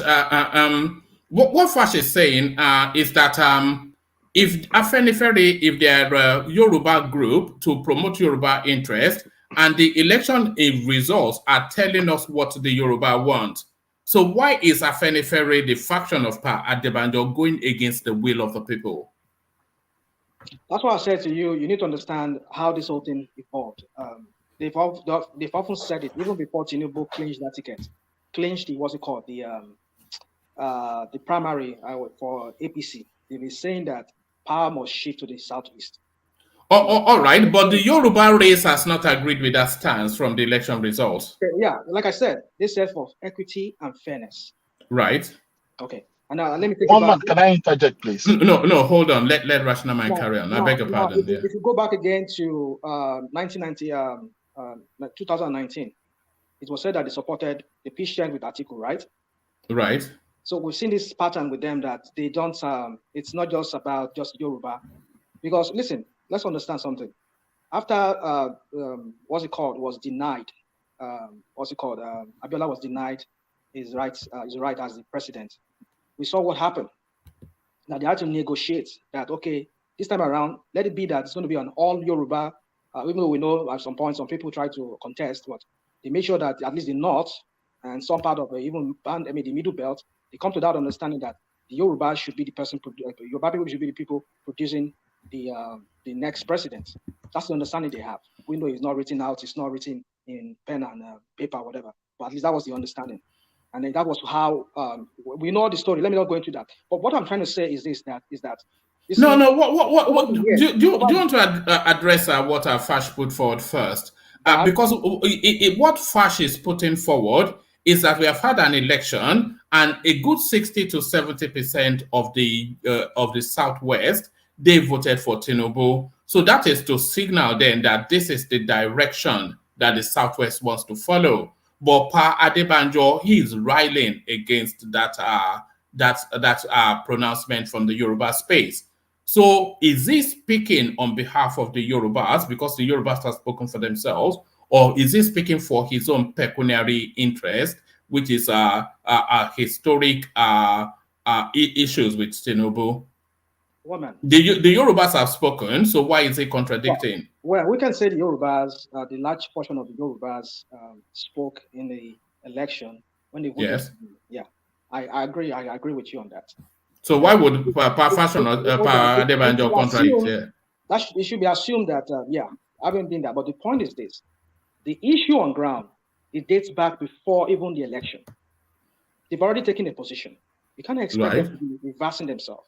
They will look stupid and foolish. That's it. So they'll continue against the will of the people. No.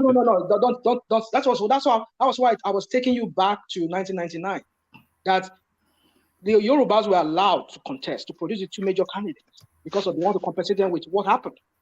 So why can't they also now, in this sense, now if they look for equity and fairness back then, that you people denied our son, give us this. Why can't we reciprocate the same thing with other people? Yeah, but the Yorubas have spoken via their votes. They've spoken. One man, please, can I interject? Okay, go on. One man, the thing is this. Everybody lives through certain period, and there are things that are standard truth in that period. Because for every issue, there are three sides to it. There is the opposite. What is facing me is not what you've seen. Then there's this middle point, which is like the third side of a coin. And the population of people generally accept from the middle point. So when history is being distorted or a new narrative that was not the majority or the consensus at that time is being said as what is the standard, it becomes ridiculous. That's just what I wanted to say. Right, land it on a point, because that's very ambiguous what you just said. What point are you pushing through? Have we lost him? All right, back to you. If you understood that rational mind. Well, really, I don't understand. If he's talking about the narrative around the Afenifere and the fallout between Afenifere and I think that's what it's driving at. And Tinubu back in after 1999, after he became the governor. Well, you see, like I said, my friend, I'm not disputing what Adewale said. That's not a fact. But like I said, logically, I go by logic sometimes. I've heard that story told the way it was told. One man. One second. Do you know me and Rational Man, we're actually saying the same thing. Because the versions are different, but we are saying the same thing. How? Because he wasn't trying to toe the line of the platform that launched him. But at the same time, his deputy has no choice than to go with our father. So it is possible for the Bucknell to come out to say, well, he's trying to influence the decision in the AD there by trying to change the people's mind to tell a different path. However, it will be seen by the old guy that this young guy is trying to impose himself on the group. However, he himself is trying to channel a different path. So at the end of the day, when the fallout happens, he has no choice. So that's not mine. We are saying the same thing. It's just the version that came out was what makes it different. However, it was so obvious and glaring then that the AD that supported PDP then ended up, kicking them in the butt. And that was the reason why he was the only one man standing to today from that platform. So we are saying the same thing. It's just that the version are different. Rational man. I totally agree with you. That was why I do tell some of our listeners here that, listen, it's the narrative that we see there that seems to be logical out there that usually we go out with. But there are some other deep-seated, how do I say, situation or things that played out that we don't know more than what it's just what we see out there.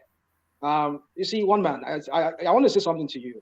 You see, this guy we're talking about, which is Tinubu, who is the president, president-elect. Let me use the word. I know I want to get through the skin of some of you here. Yes. Yeah. So you see, you were reading a paper the other time, which is The Nation. Yes. Oh my goodness. You see, this guy is a master at this game. I've studied. This guy should be, Tinubu should be they should create a course in higher institutions like universities where you can study Tinubu's politics. This guy, I must give it to him. He knows the game. He's a master at this game. Look at how we create this empire or this dynasty for himself, or dynasty rather, for himself ever since 1999, and how we keep playing that game. What I'm trying to say is that this guy had media houses. He controls the narrative. It throws out propaganda out there for us, and people just buy into it. Some of us just fall for it, like the one that happened in 2015. This guy's a master at this thing. I understand, but I haven't taken a step back and looked at some of the things over the years. I just come to that realization that no, this is just a mirage, an illusion. And that is why I have been bitter towards his politics ever since 2015. I won't lie to you. 2015, pre-2015, I was a Tinubu person. I won't lie to you. I was a Tinubu person. Maybe that. Is it your objection that he imposed Buhari on us? Is that where your objection comes from? Well, that is why I started having a rethink about him with Buhari and his sudden, seeming indifference to what Buhari was doing, which I understand. Some people will argue with that. About people saying, maybe he's just keeping quiet so that he just wants to get what he wants to get. And when he gets there, he will show them what he is and whatever. But then, listen. Rational mind. You feel like it's deeper than that. He said what? No. Carry on, rational mind. Carry on. Yeah. No, what did he say? No, let him say. He's saying that. I don't know why one man always want to make go on. I don't understand. I'm saying, to me, I understand what you are saying now, and I get your point, but you feel the way you always do it, you feel like it's deeper than that. No. That's what I said.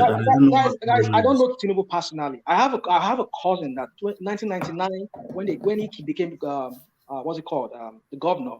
I have a cousin in Apapa area there who became councillor under him. He worked with Muse. If you know Muse was the Apapa local government chairman there. My cousin was his right-hand man. Was right-hand man to Muse. I think Muse is dead now. The last time I heard about it, he died. So these are people that were very close to Tinubu. My cousin, usually I go with him. But then I'll just go with one of those. Is the AD or AC? AD then. Whenever I'm around, I will just go with him, and then we just go start their party, political party. Then, I've never met Tinubu. The closest I've been is that I just heard that he was around and they were having a meeting, and that's it. I was in his car with him, sat down in his car. This was a guy when he became a councillor, never had a car. Let's just leave all of that. So my point is this: I don't know him, but I'm saying that pre-2015, maybe after 2015, some few months after 2015, I like Tinubu's kind of politics. But after I sat down and looked at the whole thing, I just find out no, this is not life. This is not how we should be living. This is not how people should live. This is not how. Let me not start sounding like maybe I. But the point I'm trying to make is this: listen, friends, I do not have a personal beef with Tinubu. I've only gone through his politics, and I saw that it is to anybody's benefit. It is only to his own benefit, its own personal, selfish benefit, and that is how it has played over the years. And some of us were so gullible to buy into it or see him that way. But however anybody wants to see him, it's up to you. Yeah, I will continue seeing my own. But I want you. Let us have this clear very, very clear. I have no personal issues, even though I tell you about wanting to buy a space in what's it called, in Yaba Market, and that doesn't work. So because of some other shenanigans they did around then, I never was able to buy one on one of those shops. So let's just forget that. That's not issue. It's not Tinubu. I don't know him. It didn't stop me from buying any shop. It didn't stop me from owning a shop. No. Rational man, you're entitled to be critical of Tinubu now and not have to explain yourself. He's a politician, so and your president as well, so you can criticize him all you like. Yes. Bag that I get every time, like the way I sound, like I'm a bitter person. Like I hate Tinubu. No, I don't hate him. I hate his politics. And the way I speak is because he's in the politics. He's going to be the leader for next maybe 8 years. And then if we see another repeat of Buhari, that's another 8 years of our life wasted. Our people's life wasted in that country. Already, Bubu has already wasted 8 years of our people's life in that country. Don't we have? Are we not? Don't we have this consciousness of time? We don't have eternity to live on this earth. You know when I felt that consciousness of time that you just mentioned now, because I understand what you're saying. When I felt that consciousness of time was in 2015. When they announced Buhari, my heart just sank that this guy is going to cost me 8 years of my life, and it has, We are fortunate we're here, maybe in other countries where everything works, but our people there. I look at my friends, I look at some of my childhood friends. Some of them are just, oh my goodness.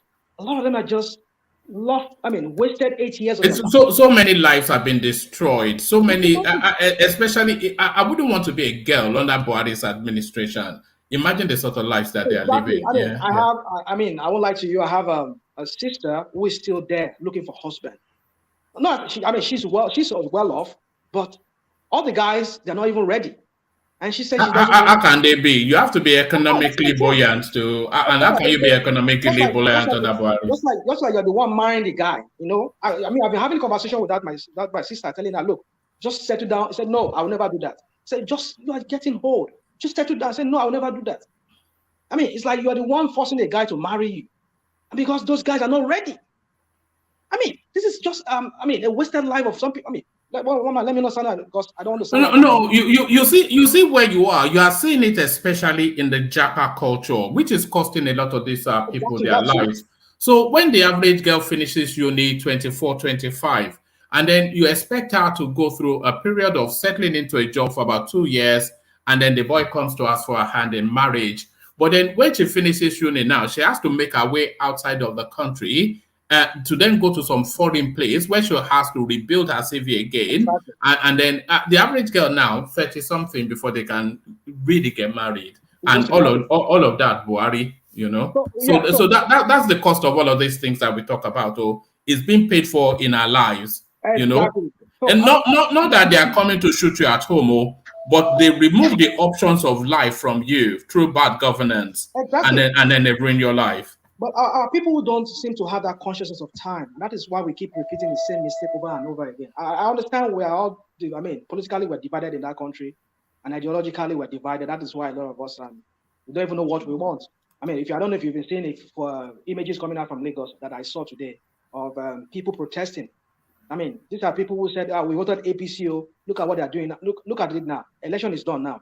Sanwo-Olu has jacked up the yes, the price of the buses. It only lasted for 3 weeks. Yeah. So just imagine.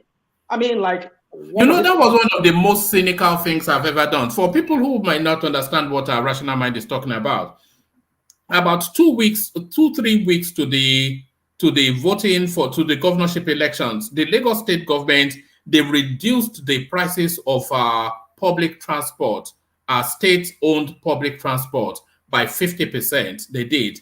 And just a week after the election, they put it back to 100%. Just imagine. But can I interject real quick on that topic? For that topic, real quick, rational man and woman.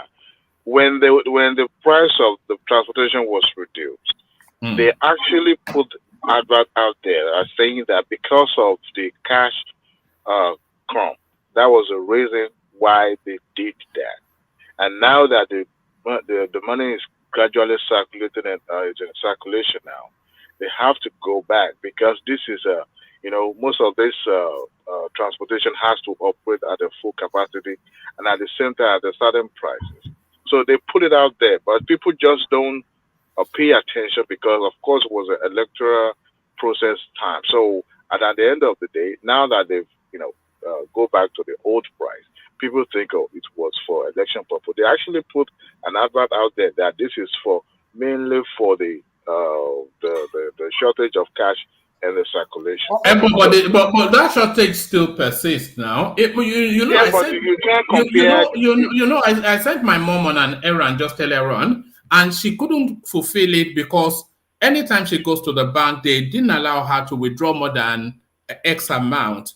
So she had to go for 3 days before she was able to get sufficient enough to do what I requested her to do. So the situation is still there now. But it's not as prevalent as it was. They didn't even gradually increase it back. They just removed the subsidy, just 3 weeks, just for the elections. 2 days ago, the CBN actually, they actually gave a directive that, in communication with the NLC, that they've released some certain amount of cash to commercial banks. But you can't compare what it was, prevalent at that time to what we have now. Everything is getting. It's not going to take just a result. It's going to be gradual before the money. Okay, so why couldn't they then wait for for situation to return to normalcy before? It's just too cynical. I'm a Sanwo-Olu guy myself, but I because I saw that headline earlier today and I thought, wow, this guy is so ruthless, It was just a political ploy. But they told the public then that this was the reason why they were doing it. Like you said, they told the public. But what about the MC Oluomo and his Cretans? I mean, what did they say? And his minions that are also taking 30,000 something naira from bus drivers who are doing this. Others, I mean, apart from the BRT, the other transportation means. They charge this guy 13,000. I want to see videos of people protesting on Twitter and all the rest, even on YouTube, even on Nairaland, I've seen. So the problem is, Rational Mind, can I just speak to Tinubu and Buhari? I want you to find, as a form of, comfort in the fact that Tinubu and Buhari, they are different politicians. Buhari became a politician, and this is the first time he will be holding public office after leaving the government in 1983. You agree with me, right? And this is like the first experience as a first democratic person or democratic public office. So he has never for once hold any public office without being in a khaki. So the experience that he had, and that was one of the reasons why people supported him en masse then, with the hope that we were in a desperation moment and we needed somebody who would take that decisive, action and take us from that what we were at that time to, another platform that was better. Now, we're talking about the democratic system. Someone who is a khaki man, he was learning the democratic process where he has to defer to the legislature, he has to refer some things to them. So it was a power sharing. But at the time he was the head of state, it was the only person making a decree. Well, let's say the councils of the generals making a decree, and it was the one signing on it, right? But this is a different system. This is a different era. And he was just learning. He was just, somebody learning on the job. And at the end of the day, he couldn't find his balance because people that were supposed to have been the one to be his backbone, support him, they pushed those people away. Now, looking at Tinubu, he has, at least for 8 years, been a democratic governor of a state like Lagos for that matter. So for the fact that he has been a democratic public office holder, there's a possibility that he will bring that wealth of experience, doing things in the way that it would defer to other arms of government to share the government. And then he knows that he was close to the people when he was a governor. So you don't expect to have that high-handedness like Buhari displayed when he is, as a president. Don't expect Tinubu such thing too, because he was never a khaki man. So that is the only consolation I want you to consider, because they are both distinct politicians and different completely. So don't be. It's going to be a president anyway. Don't be too close-minded, on that one. Just be open-minded. Yeah. Listen. But the fact that I speak about Tinubu this way, if he does separately, he does something different from what whatever mindset I have about him, whatever things idea or conclusion I've made about him. If he does something different, why not? Sure, I'm ready to be. I accept being corrected, being proven wrong. You get it? Do I think that he can do better than Buhari? Of course, why not? I believe. For me, I have to let me just end this. Let me just end it because I'm taking too long because other people are waiting. For me, what I expect is that if truly this election he won it, and one man, let me quickly say this because you were asking me a question the other time that he won 60%. Well, it's not true that. Let me reverse myself on that. He did not win the majority of the vote from the Southwest. No, he won it. The figure he won is the majority of those who came out to vote. But I think it's about 1.2 million people vote from Southwest total that he had. But the majority did not come out and vote. That's not the totality. Well, who takes responsibility for that? The votes cast. He won the majority of the votes cast. Yes. Okay, good. I agree with you that's the totality of the vote. But if we go by the way it is that the majority of the Southwesterners did not come and vote for him, yeah. But it's no, because you can extrapolate and project though. Exactly. If you look at the statistics of the voting pattern of the people who did vote, then you can speculate that will be representative of the people who did not vote. Yeah. Well, I give it to you so. I think the Afenifere, should let me just wrap it up so that other people can speak. I think the Afenifere, I think Tinubu does what he does best. It works for him. But let's see how far he can pull this. But what this guy is doing, the spokesperson for Afenifere, is going out of bounds. Is overstepping his what he has. Of course, he might be the spokesperson, but he needs to consult with the elders of the Afenifere group in whatever statement he has to put there, so that they sanction it. They said yes. That's our position. Release it. But that he's doing it unilaterally, he's doing it by himself. That would be a violation of his position of his. I don't know whatever their charter of whatever they call it says about whoever is a member. But then that would be a violation. But I understand this guy. If you have to check very well, I think is it Episheni say something different. I think you were reading the other time, one man. Did you not? The other guy from Mondo. What's his name? Something Episheni. Yeah, the name I was struggling with. It looked like an Edo name. Well, one thing you should understand is that people from Mondo we refer to as a family as Ebimi. In fact, I have a cousin. A cousin that bears Ebimi. Her name is Ebimi. So yeah. So it's one of those names from the Mondo area. You people will say Idile. Now we call it Ebi. Ebi means something as Idile. That's how we say it. So anyway, it's Ebisheni. I think that's how it's pronounced. Ebisheni. So anyway, so the point is, I think he said something right that conflicts with what the other guy said, right? No, he did not conflict with anything that the other guy said. He actually concurred with what the other guy said. But what they were putting out was contrary to what to Pa Adebanjo's politics, and then he suspended them without following due process. Well, that I don't. Well, let me just end it there because I don't know more. But the thing I just know is that it is wrong for Tinubu to be dividing this social cultural group. But if it works for him to realize his, to get that legitimacy that is seeking, because I know what he's doing right now is just doing everything to get that legitimacy, starting with his own ethnic group, which is Yoruba. If you can get that legitimacy from them, maybe from there you can go. He already has the legitimacy from the Yorubas. One man. Let me just No. Washanamai wants to round off, and I think Joel wants to come in because he has to go for work. Let me end it there, one man. Let me just end it there because chance. Yes. Please. Okay, go on. Rational mind, please, Tinubu didn't divide the Afenifere. They've come into the game of politics, and anything can happen. You know, it's all politics. Just say, hold on, please. Just say it. He outsmarted them. That's what you need to say next time, please. Not he divided them. Yeah, if you come into politics, they will divide you. You know, it's a game. So he outsmarted them. So let's just take it like that. Thank you. Spinner. Bye. Look at that. Beware of the spinner. But no.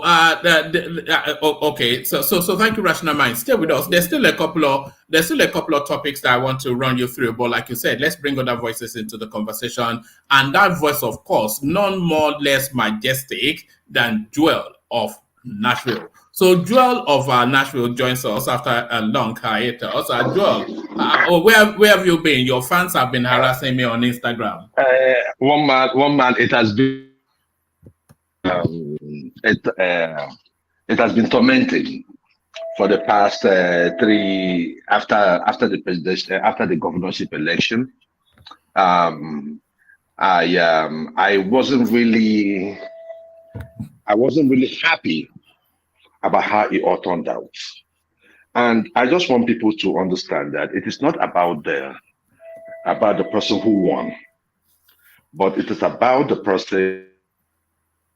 process that brought the person in, and which is the issue you just raised up now about Sowolu and the 50% off. My family called me and they were telling me about it, and I said, yeah, because my immediate younger brother voted for Sowolu. And he was telling me, I said, yeah. He said some of his boys came back and told him that they removed the money. I said,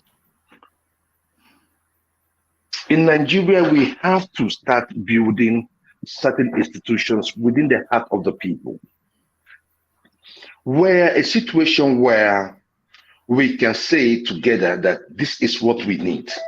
You just spoke about Buhari wasting about 8 years. Remember one man prior to the election, when I went to Nigeria, I came back and I told you this is what is going on in Nigeria. And you said, oh, everybody, Thomas was there castigating me and all. It's the truth will always prevail. And the truth is that Nigerians are suffering. It wasn't because of the election that I started saying that. I said that because I was like, we cannot make another mistake. And looking at Tinubu himself, like I told you, Mama, I don't have anything against Tinubu. He was my governor for 8 years. I do not have any problem with I only thought the people around Tinubu, I've always said it. I said, how can you tell someone like the chairman of PDP to act normal? How can you tell someone like Festus Keyamo, who is a senior advocate of stupidity, to act like a son? Do you think he's going to stop after swearing in? These guys are not going to stop. How can you have the lives of criminal and FFK speaking of for Tinubu, a man that we know that his case is still in court? A born criminal, someone that was indicted by the former minister of transportation. We have him in government. The government is already compromised. As far as I'm concerned, I pray that is everybody's prayer. Okay, he has gotten the presidency. Okay, let him walk. Let the people around him, because I saw people singing for him, happy birthday and all that.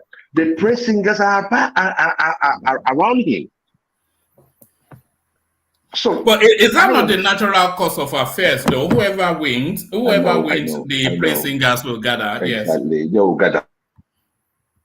Things that will occur. I get it. I'm not holding that against him, but I'm just only saying that the people around him will also determine how far he delivers the deliveries of a democracy. It is very, very important. And the process that brings these people in has to be scrutinized. For me, it's about the process. it be that the people put you in there, and you as a politician knows the people put you in there? That's it. What is hard in that? There is nothing hard in that. Let the people put whoever they want into power. Look at what is going on in Lagos State today, one man. In Balogu Market, in flames, one of the buildings there. People committing arson in the name of politics. But you can't say per se that people committed arson. How do you know that it was? Adele Koko, look, let me just say, let me say this. Hold on. As investigation be carried out, I mean, how did you get to know that it was an arson? Adele Koko, yes. When you're breaking heavily. Yeah, go. Myself? Yeah, but carry on. Okay. If you walk like a dog, if he walks like a dog, quacks like if he walks like a dog, quacks like a dog, then most likely it's the dog. What are you trying to? Election. What I'm saying to please. This is post-election, so let's talk like reasonable people. Okay. Because if after election, hold on. If after election we still talk the way we talk prior to election, then it means there's something innately wrong with us. Now we have to bring out the truth and lay it on the table. We knew who was threatening people prior to election. You cannot say it wasn't APC. We knew how this whole thing started. We knew people that were threatened that they should leave Lagos. So APC people said that how the market that was burnt in Ajegule was APC songs. And those were people.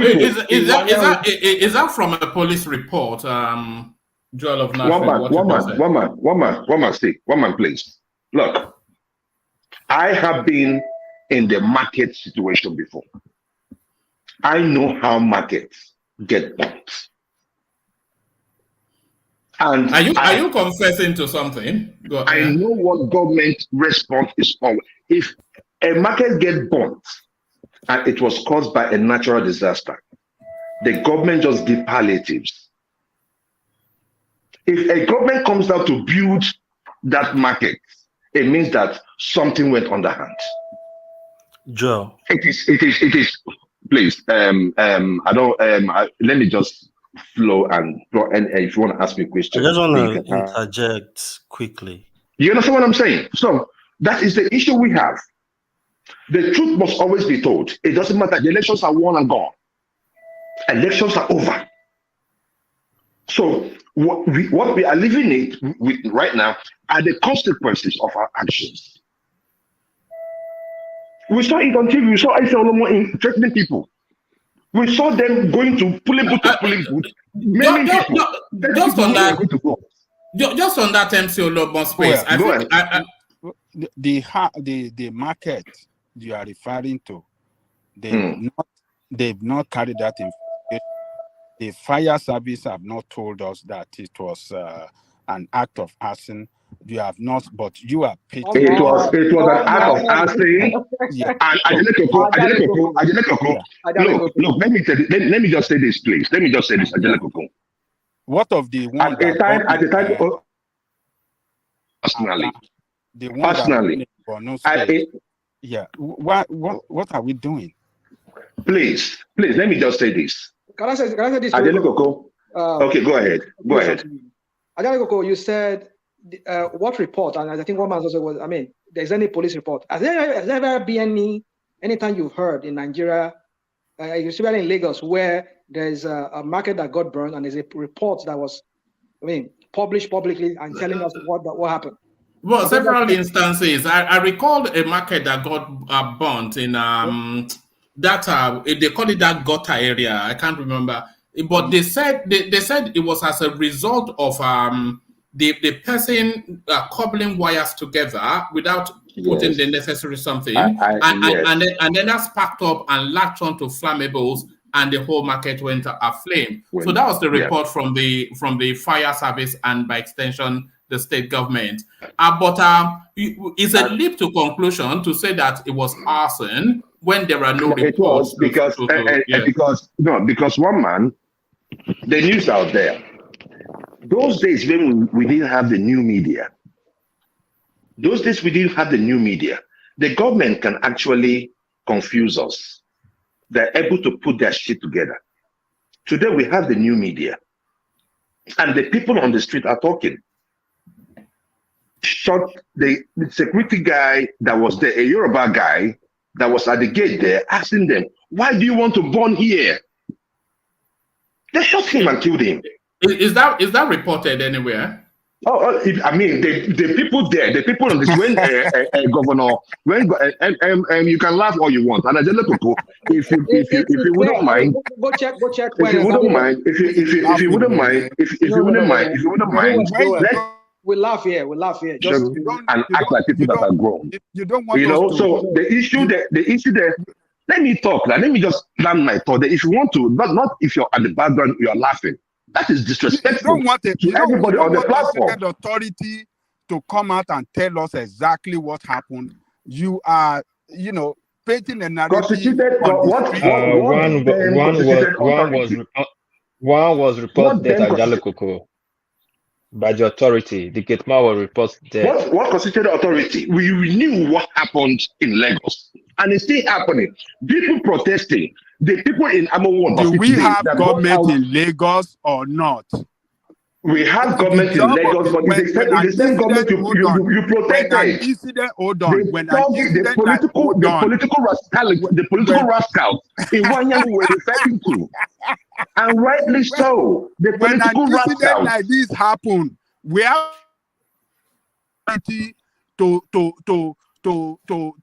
to tell us actually what happened and what they are doing about it. We have not heard from them. You have not heard any report, but you are painting a narrative to justify what is what. Anyway, the deputy governor of Lagos was on channels and he was drilled. All right, hold on right there, because I have a snippet of that.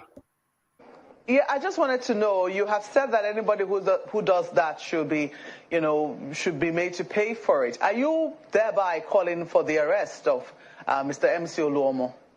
Well, I'm not calling for arrest of anybody. I'm not a police officer. I'm not a prosecutor. People will look at the evidence. And, in case of MC Oluomo, he has come out to say that he was actually referring to one woman that is Mama Chinedu or something like that. So there's a video that shows that. And that woman said, well, he was talking to me, and that we've been friends, or he's been my customer for years, that he was talking to her. So, so I don't know. I don't know the facts. So, but people should examine the facts, and if in truth he has broken the law, of course he must pay for it. It's as simple as ABC. So it's not, but my point, which I want to make, because we all diminish. All right, so that was the governor of the deputy governor of Lagos State speaking to that MC Oluomo. Sorry, you can carry on, but let me just add this. What the governor of Lagos State was saying is just in line with. We can hear you. Can you hear me? Okay, I can hear you now. Let me just add this before you carry on. What the governor or the deputy governor of Lagos State was saying is in tandem with what Ajan Lekoko was highlighting, that there's been no regulatory authority coming to tell us that this was what happened in a specific place.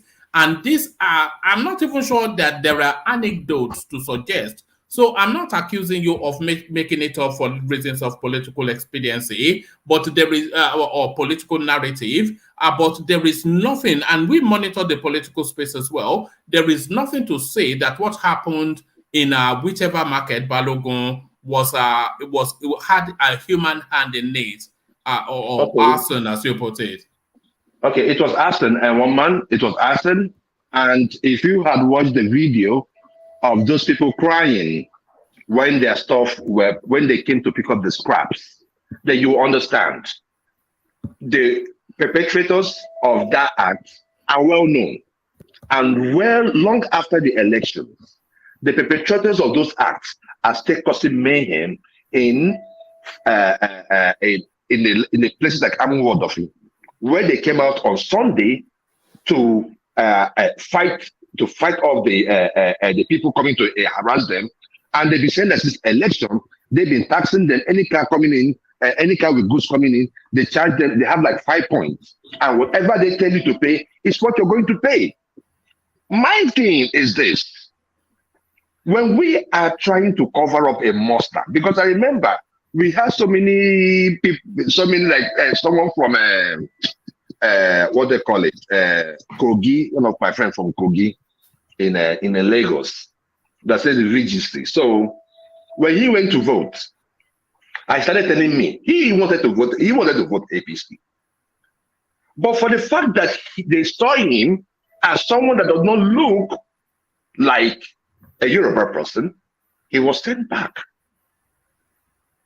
He was sent back. These things happened. If you want, you take it. If you want, you leave it. If you're still waiting for the constitutional authority, I have never seen where a legitimate government indicted themselves. I have never seen where a criminal indicted themselves. I have never seen where drug lords arrested their subjects. What we are seeing in Nigeria today is all right. I'm just using it as a narrative, right? Yeah. I'm just using it just to explain something, right? So I cannot indict myself. If I went to steal, I cannot indict myself.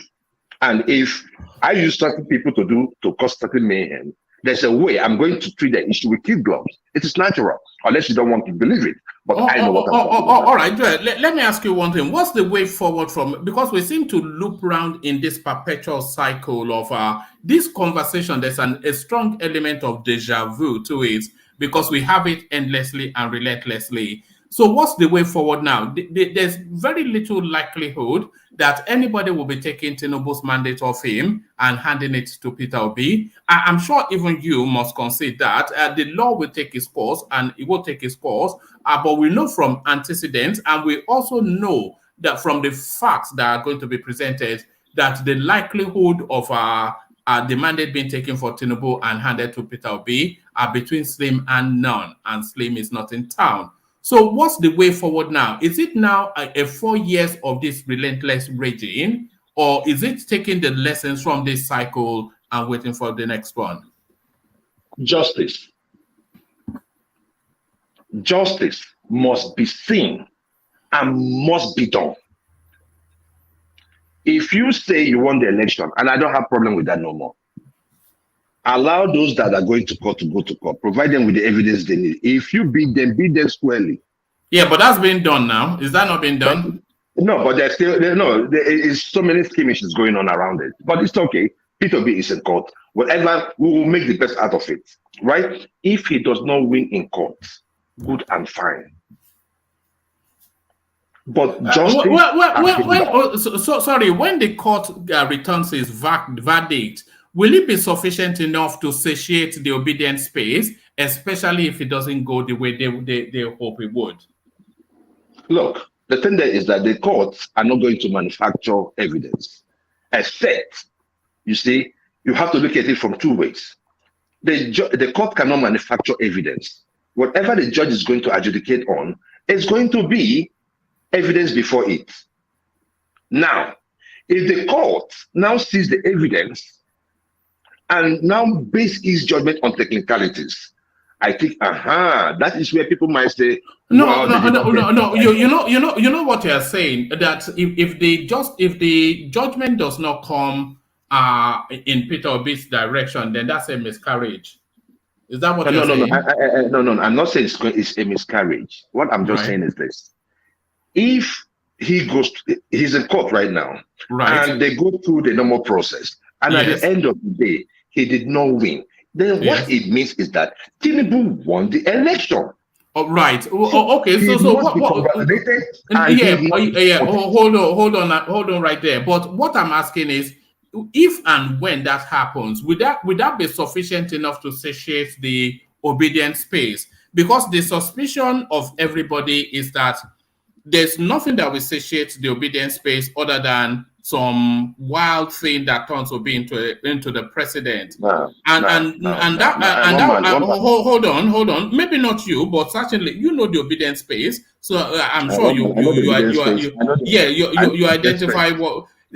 There's nothing that will come out of the courts that will satiate them other than to say that Obi is the president. And of course, that's never going to happen. So, yes.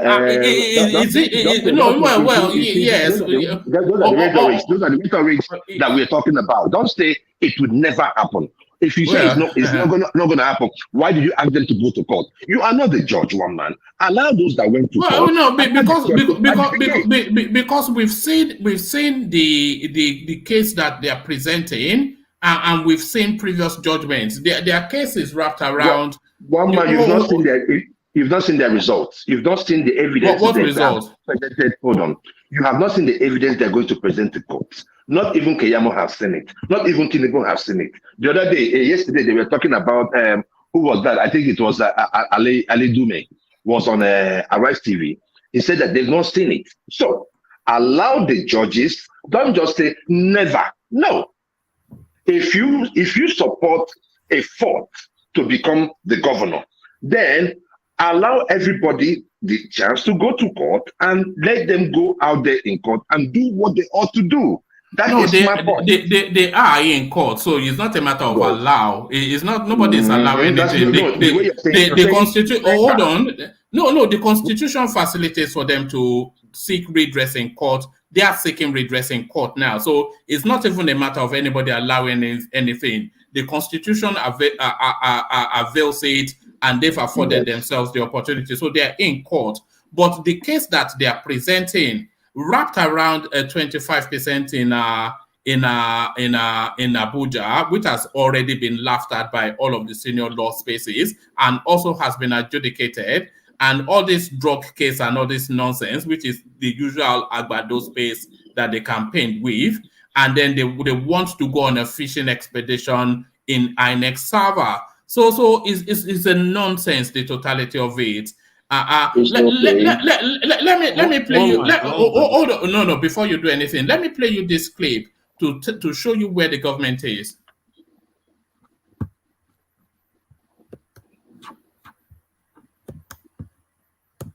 By those who have gone to the Presidential Election Petition Tribunal. Arise News analyst Dayo Shoboale joins us now to discuss the presidential transition plans and the federal government assurance that the court process won't impede power transfer. It's great to have you. Very warm welcome to Newsday. It's a pleasure. Yeah. Now, if we just backtrack a Presidential Election Petition Tribunal. Arise News analyst Dayo Shoboale joins us now to discuss the presidential transition plans and the federal government assurance that the court process won't impede power transfer. It's great to have you. Very warm welcome to Newsday. It's a pleasure. Yeah. Now, if we... So this transition is meant to be, and they have set up committees. The president-elect has nominated 2 people to join the committee, and then the Nigerian business as usual. They say members of the committee will follow them to the World Bank extravaganza, which is what Nigerian leaders love to do. Stay more abroad than finish the business they have to do at home. So this transition is on course. And then again, for those casting doubt or aspersion in the transition, you see, they do not know about the presidential system of government, which is what we practice. You have 3 centers of power, and they are separate and equal. And there's a system of checks and balances. This is the executive that is in transition now. That's nothing to do with the judiciary. The judiciary is to interpret the Constitution, and it is going to do that. It is going to do that. The prayer of Nigerians is that it should do justice no matter whose ox is God. Certainly. So the legislature, they have started meeting. So our democracy is on course, despite all the fears and incitement of both the media and the politicians and those who lost over the quality of the elections. The elections have come and they have gone. The ball is in the court of the courts. So let justice prevail. Definitely. Even, President Buhari has said it himself that come May 29, he's going to be as far away from Abuja as possible. But we do know that, the process of interface is necessary so as to keep Nigerians abreast of, the developments and to build inclusiveness and lay, a solid foundation for the transition of power. Do you think that the current transition committee is doing that? Are they keeping Nigerians abreast enough of the happenings? Of course. They said they have set up 3 committees: inaugural committee, transition documents committee, and security and facilities committee. And they speak for themselves. The inaugural committee inauguration committee will take care of the entire exercise of swearing in the president and the whole president handing over power to him. The transition documents hand over government policies at the state at which they are to the incoming government. And then, of course, security. Security is a serious problem in this country. Security is a serious problem. All right. I was hoping that it would land on a space that our boss Mustafa would actually get to speak. I've listened to that one man already. Yes, but what I'm highlighting is that the process is continuing as it should. And of course, on the 29th of May, Tinubu will be sworn in as the president. Okay, go on. But where I was taking you to is this headline by the DSS: misguided political actors scheming for interim government. So this is the DSS now speaking to that space of this now thing that we saw by the Labour Party space going to the defense headquarters to ask for a military coup. So carry on from there, Joel. Okay, see, one man, listen to the thing. Governance abhors vacuum. There is nothing we can do about it. Tinubu is the next president of Nigeria. Nobody is doubting it. Now, is his winning legitimate? No, it is not yet legitimate because there has been accusations of malpractice and what have you during the election, and the competitors with which he competed with said they are going to court. So until that phase is phased out, his government remains illegitimate, but he will be sworn in. No. Sorry. How is his government illegitimate? People are illegitimate. How is his mandate illegitimate? The constituted authority to give legitimacy to his mandate have given him a certificate of return. So that mandate is legitimate. For it not to be legitimate, it has to be delegitimized by a process, and no process has delegitimized it. So how can you say it's illegitimate? That is the reason why he's going to court. As the court said, it's illegitimate. He's as far as look. Tinubu was elected.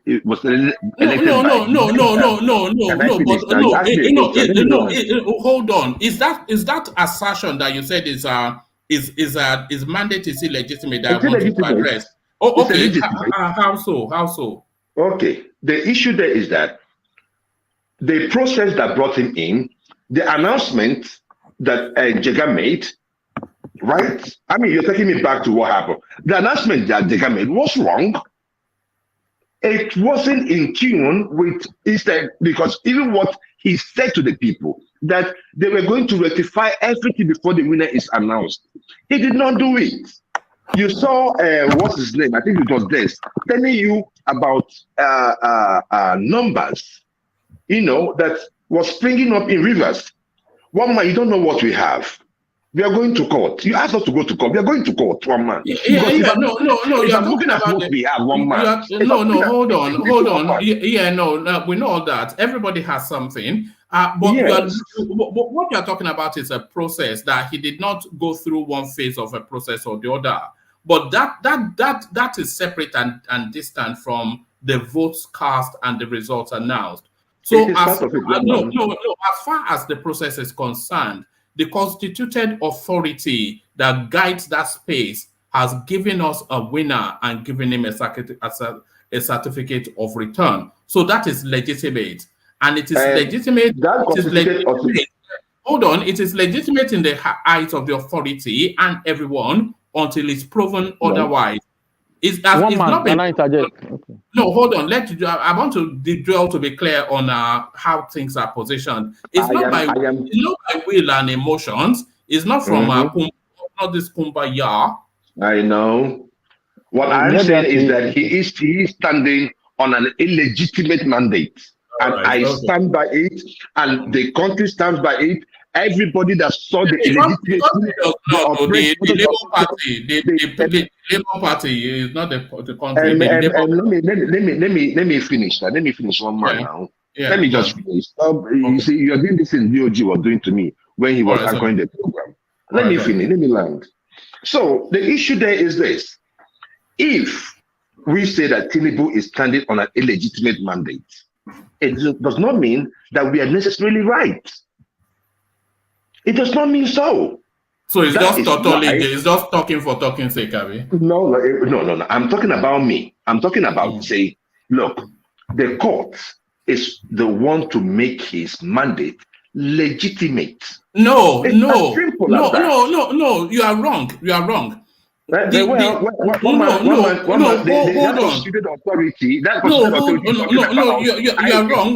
let's not pass on misinformation on truth to people. It is not the court that will make Tinubu's mandate legitimate. The INEC that guides the process, they make it legitimate. What the court can do is to delegitimize it, not legitimize it, but so as it stands at the moment, it's a legitimate mandate because the constituted authority that guides that space makes it so. So for it not, for it not to be legitimate, it has to be delegitimized by law, not by the will of the emotions of sectarian politics. No. Well, that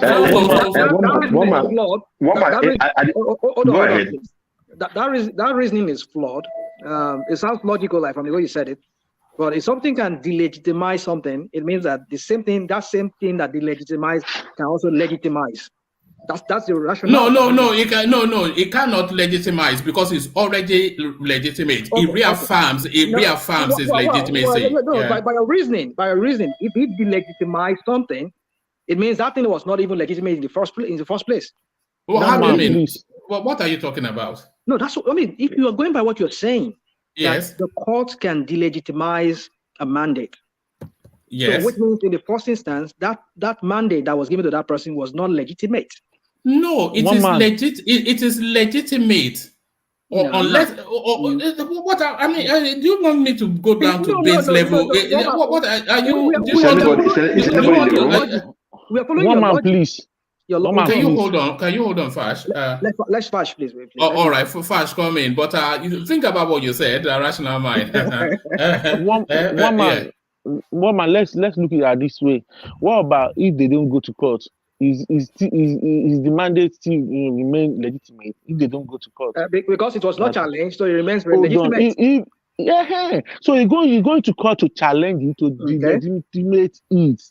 So it's still legitimate. And when the court or anything, if the court make pronouncements in favor of Tinubu, that means they've affirmed the legitimacy. So that's just one man is right. If they don't go to court, okay, Fash, let me put it this way. I think we are getting it all mixed up. The INEC, the right is the authority from the Constitution. The Constitution derives its authority from the people.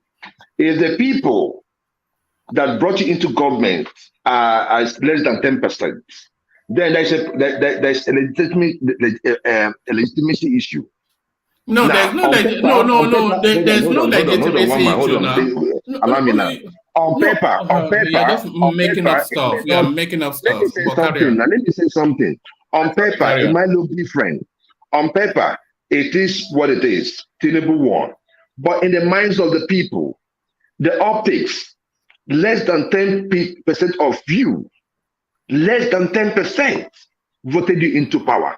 It calls for a serious action, especially on your party. Let me ask you a question. The problem you guys have is that you guys don't allow people to talk. You've made the point now. Let me ask you a question. Let me ask you a question. Okay, go on. You guys talk here every day. You know it's an interactive session, so it's not a sermon. I know. But allow me to land my point. That you asked me a question. That's one I'm okay, carry on. But we all know where you're going, but carry on. You know, so the issue there is this. In the minds of many Nigerians, and that is how you build a nation. You don't just build a nation by just standing there and you keep commanding. You need the support of the people. You need the people to believe in you. For me, I have no president until the court decides. Period. And it's like that for many Nigerians. Until the court decides and I know fully that this is what happened. But am I going to support Tinubu? I'm not going to stand in his way. Who am I to even stand in his way? But I am not going to ever look at him and say that this is the president, this man ought to be the president of the Federal Republic of Nigeria. Because he came in through a crooked way, through a wicked way, through a way that is so dubious. All right. That's just no. That's mantra. You're mantra chanting now. It's not mantra. I'm not telling you. My own mind as a citizen. All right. Let's have a conversation, Joel. But a conversation. You can ask me a question now. Anybody can ask me a question. No, we can have a conversation. So if we have a conversation, then obviously we come in between each other in the course of speech. Woman.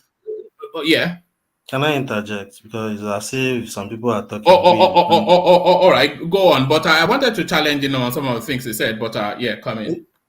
Okay. You see, when some people have the idea in their head that on the other side is always a lie, everything is a lie, and when they talk, some people can't talk.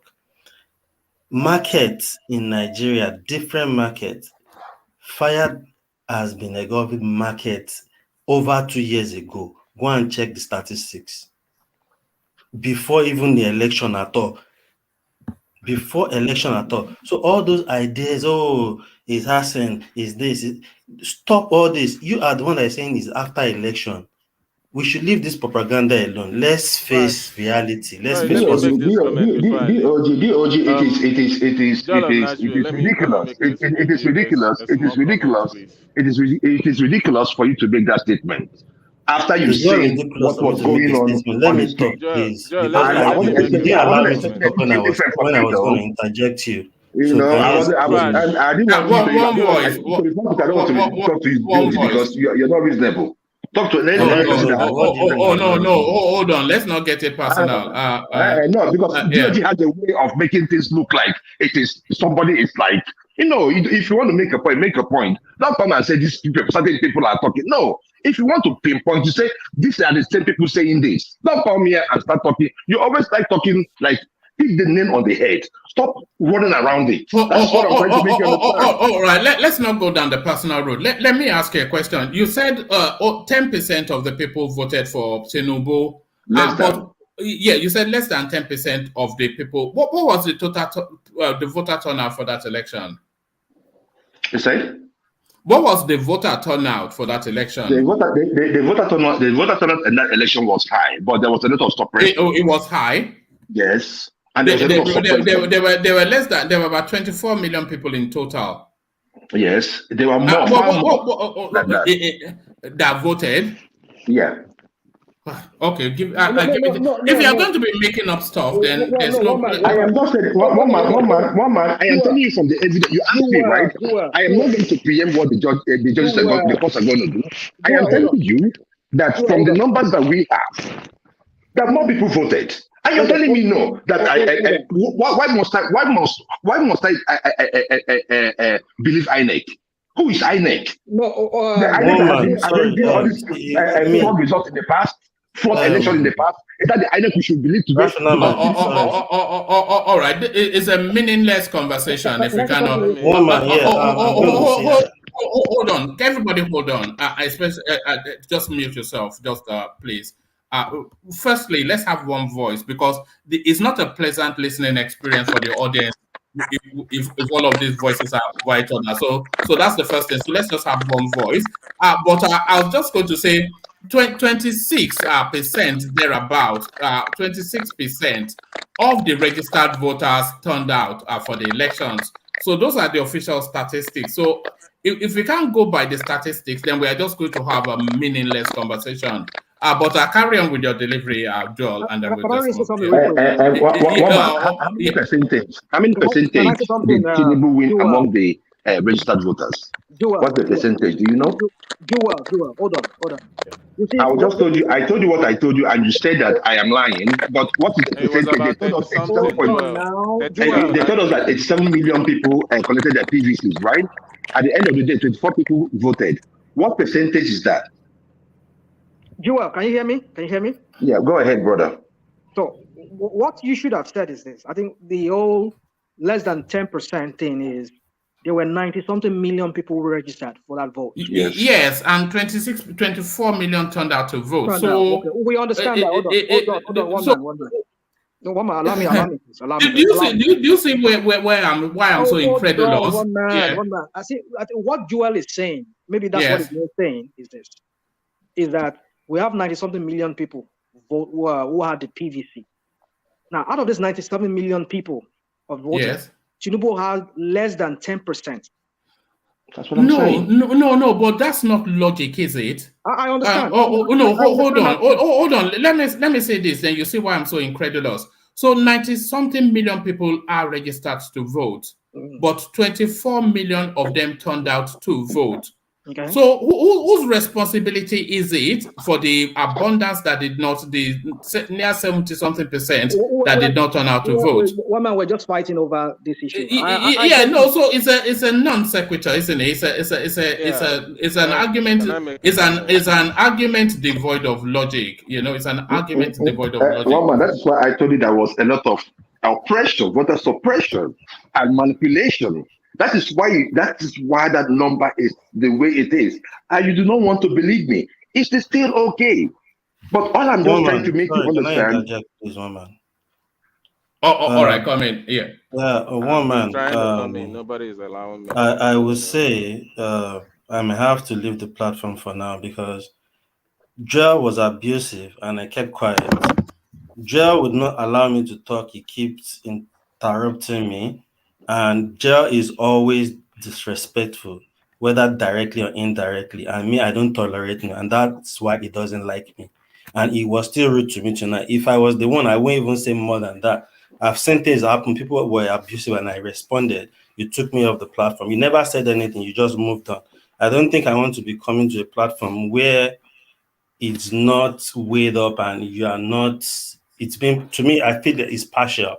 I've been taken off this platform when somebody was abusive and I responded back. You took me off. I did not abuse you.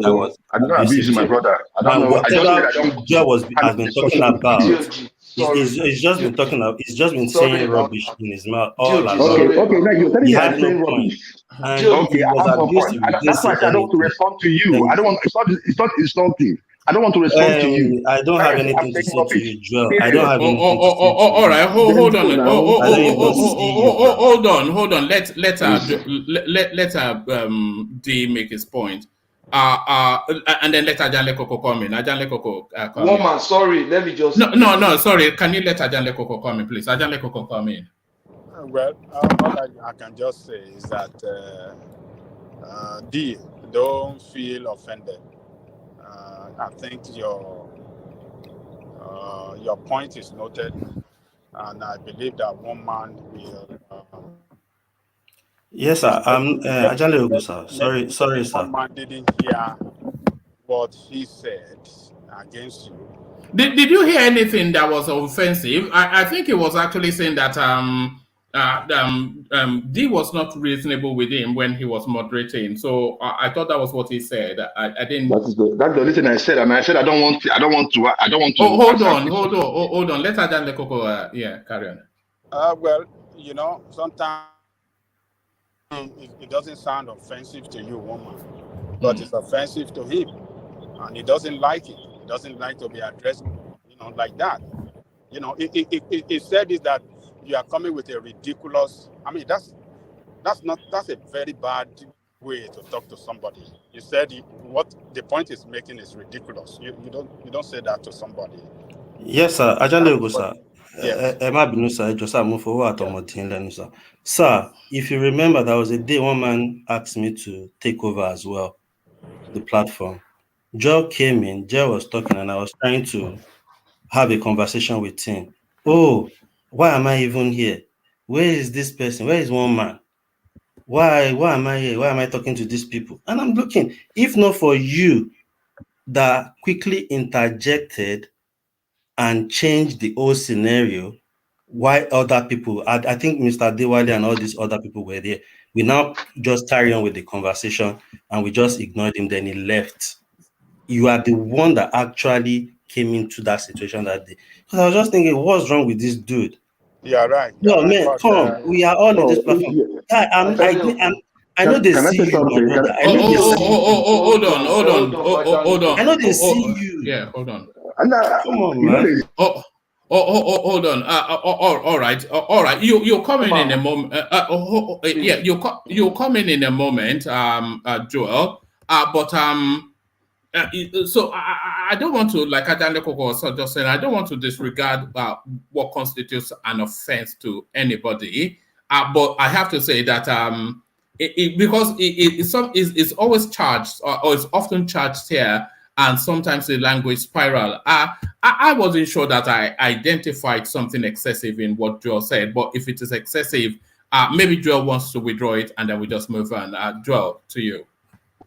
Okay, one man. And one man. I want to say something. Then I will leave, please. I want to say something. Don't leave. Please, let me just. It will help your conversation.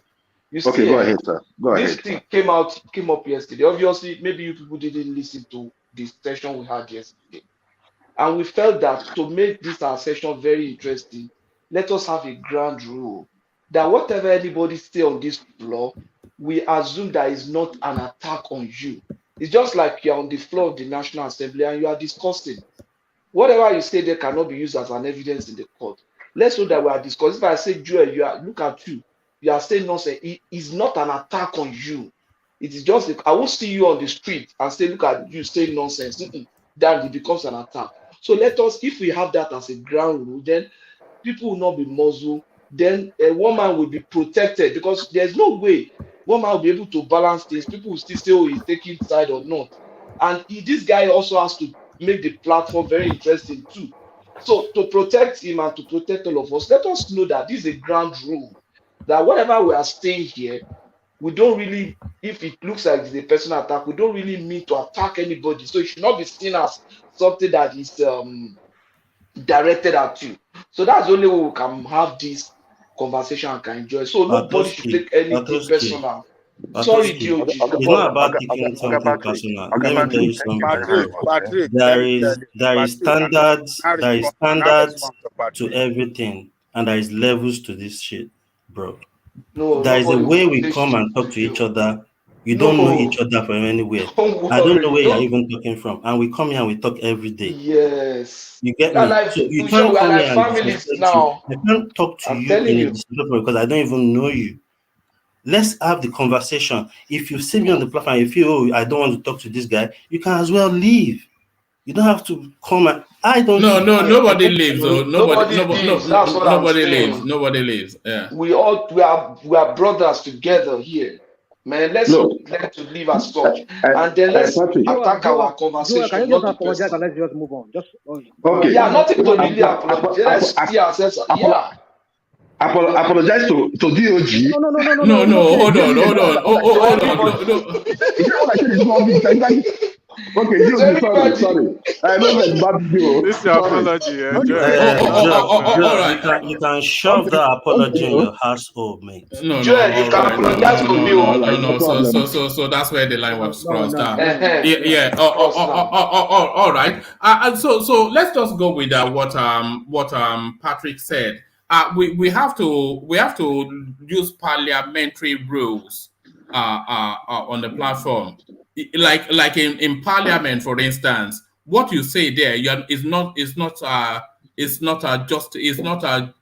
you can't be taken to court for it because you are protected by parliamentary rules. So let's have parliamentary rules, but also let's be mindful of the language. I know that we like to hold on.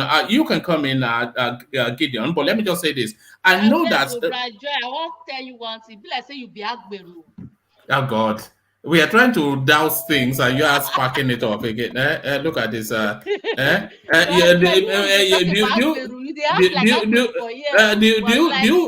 you toasting him? Are you toasting Joel Gideon in the middle of no toasting now? You can leave that till after hours. No toasting. Yes, let's use parliamentary rules, but let's be guided because there are certain characters on this platform. Ajane Koko knows them. We all know them. They like to prod at certain personalities to get that reaction or whatever. But let's just be. I don't want to remove the edge, but let's be mindful of the language. It's just Sorry, DOG, are you still there? It is left. Oh, Anga, it's not good. Anyway, I want to say, I want everybody to learn from me what peace. I don't take anything personal. I don't bring yesterday issue to today discussion. You know, I don't take anything personal. It's just discussion. We talk and we go, and I want to address you immediately when you tell me. What peace? Yes, no. Yes, me. No, me. No, me. I don't take anything personal. I don't get enemy. I don't get enemy here. I don't get friend. I don't get friend. I don't get enemy. If you attack me, I will shoot your fuck up immediately, and I don't take it personal. If you don't take it, I don't take it personal. What peace? Yes. I've been trying to get in touch with you. I want to say there was a day you made mention about. I just want to debate a little bit so that we just have it. You were talking about I don't know if this area I'm going to now is going to heighten it, but let's just see how it goes. Let me stop it a little bit. So when you were talking about the Oba and the Lagos Empire and all that, I read a book. There was this journal that I read, and it was insightful. You know, the history behind the Benin Kingdom. It's really fascinating. It's really fascinating. And I also listened to Reno Mokri. You know, I don't normally agree with him, but was that under the freeze? Yeah, I think I had a snippet of that too. It was interesting, one man. It was interesting. See, what I just see is this. Joel, Lagos belongs to the Yorubas. Just accept it. That's why I said I don't want to stock up. I don't want to stock this one, but I'll have to just say it because you see, there is your truth, my truth, and the facts. One man. Even when in fact, when I listen to Reno Omokri, because after I read that journal, I now listen to Reno Mokri. I started looking at the characters of certain people in the Southeast, namely the Onisha people, the Uguta people. If you go there, it is everything that they do is pretty much the way they do it in Benin City. I'm not going no lie. I'll tell you. So these things, we can, the facts are still the fact. What I will say is this: let us celebrate our culture and celebrate. Shows that we are all brothers, man. Exactly, we are so intertwined. Look, when after I listened to this, and I said, "Oh my goodness!" Even when I started listening to how the people came back to Lagos State, I was like, "Wow!" So the white man has distorted us. Let us not distort ourselves. We can pick up from the little pieces that we have left here and there, and give respect to whom respect is due to. I see no reason why the Oba of Benin should not have the same status as the Sadona of Sokoto. I see no reason. That particular kingdom ought to be revered higher than any traditional seat in the south. Yeah, who told you that? The Alaafin of Oyo is no, not the Alaafin of Oyo. The Ooni of Ife is the equi-measure of the Saldana, at least on paper, even though. One man. When I see, there are certain things I look at, right? You see, when you see people that have history behind them, when you see people that have stories from 300, 400, 500 years ago, It means that those people have started thinking like those white men, that wherever they go, it was a Chinese man that I think a Chinese man that I met. Anytime you see him, he has a small book in his pocket. That was in Port Harcourt. Everywhere he goes, he will write something. Everywhere he goes, he will write something. And I called him and I asked him, say, Sam, why are you writing this thing? He said that he is writing his history in Port Harcourt, so that someone else will come and see how people here was when he was here, and if they have changed, so that the person will have a recollection or can be able to trace where that society is as at that time he came in. It was so instructive, very, very instructive, one man. So what I'm just saying is this, looking at how we and the white man or the colonizers have divided us, we cannot divide ourselves. It's enough. Look, we are so related more than we think. Let us build a nation. And one man, that is my parting shot. All right. If DOG is still listening, DOG, I have no problem with you. It's just that the day please don't. On that particular day, one man, I came in on my own. Like that was the first time I'm appearing on the show. I think you had to leave. So I wanted to talk about my experiences within the election period. But DOG would not allow me to let my stuff out. And like he said, right, he kept cutting me. And I said, allow me to just make this point. I've not been here in a long while. He said he wants interaction, but it's not yet time for interaction. So one man, that is my point. The people that you bring in to moderate, let them know when to interject. If somebody is making a point, you allow that person to make a point. That is the only thing I said about that. I said, dude, you're not allowing me. So why he did that, I now... let me say this. People can only moderate with the cooperation of the platform. If you don't cooperate with them, Alexander came on the platform and told me off publicly yesterday. Ajale Koko was there, and Ajale Koko, rather than back me, he backed Alexander. So we can all be corrected.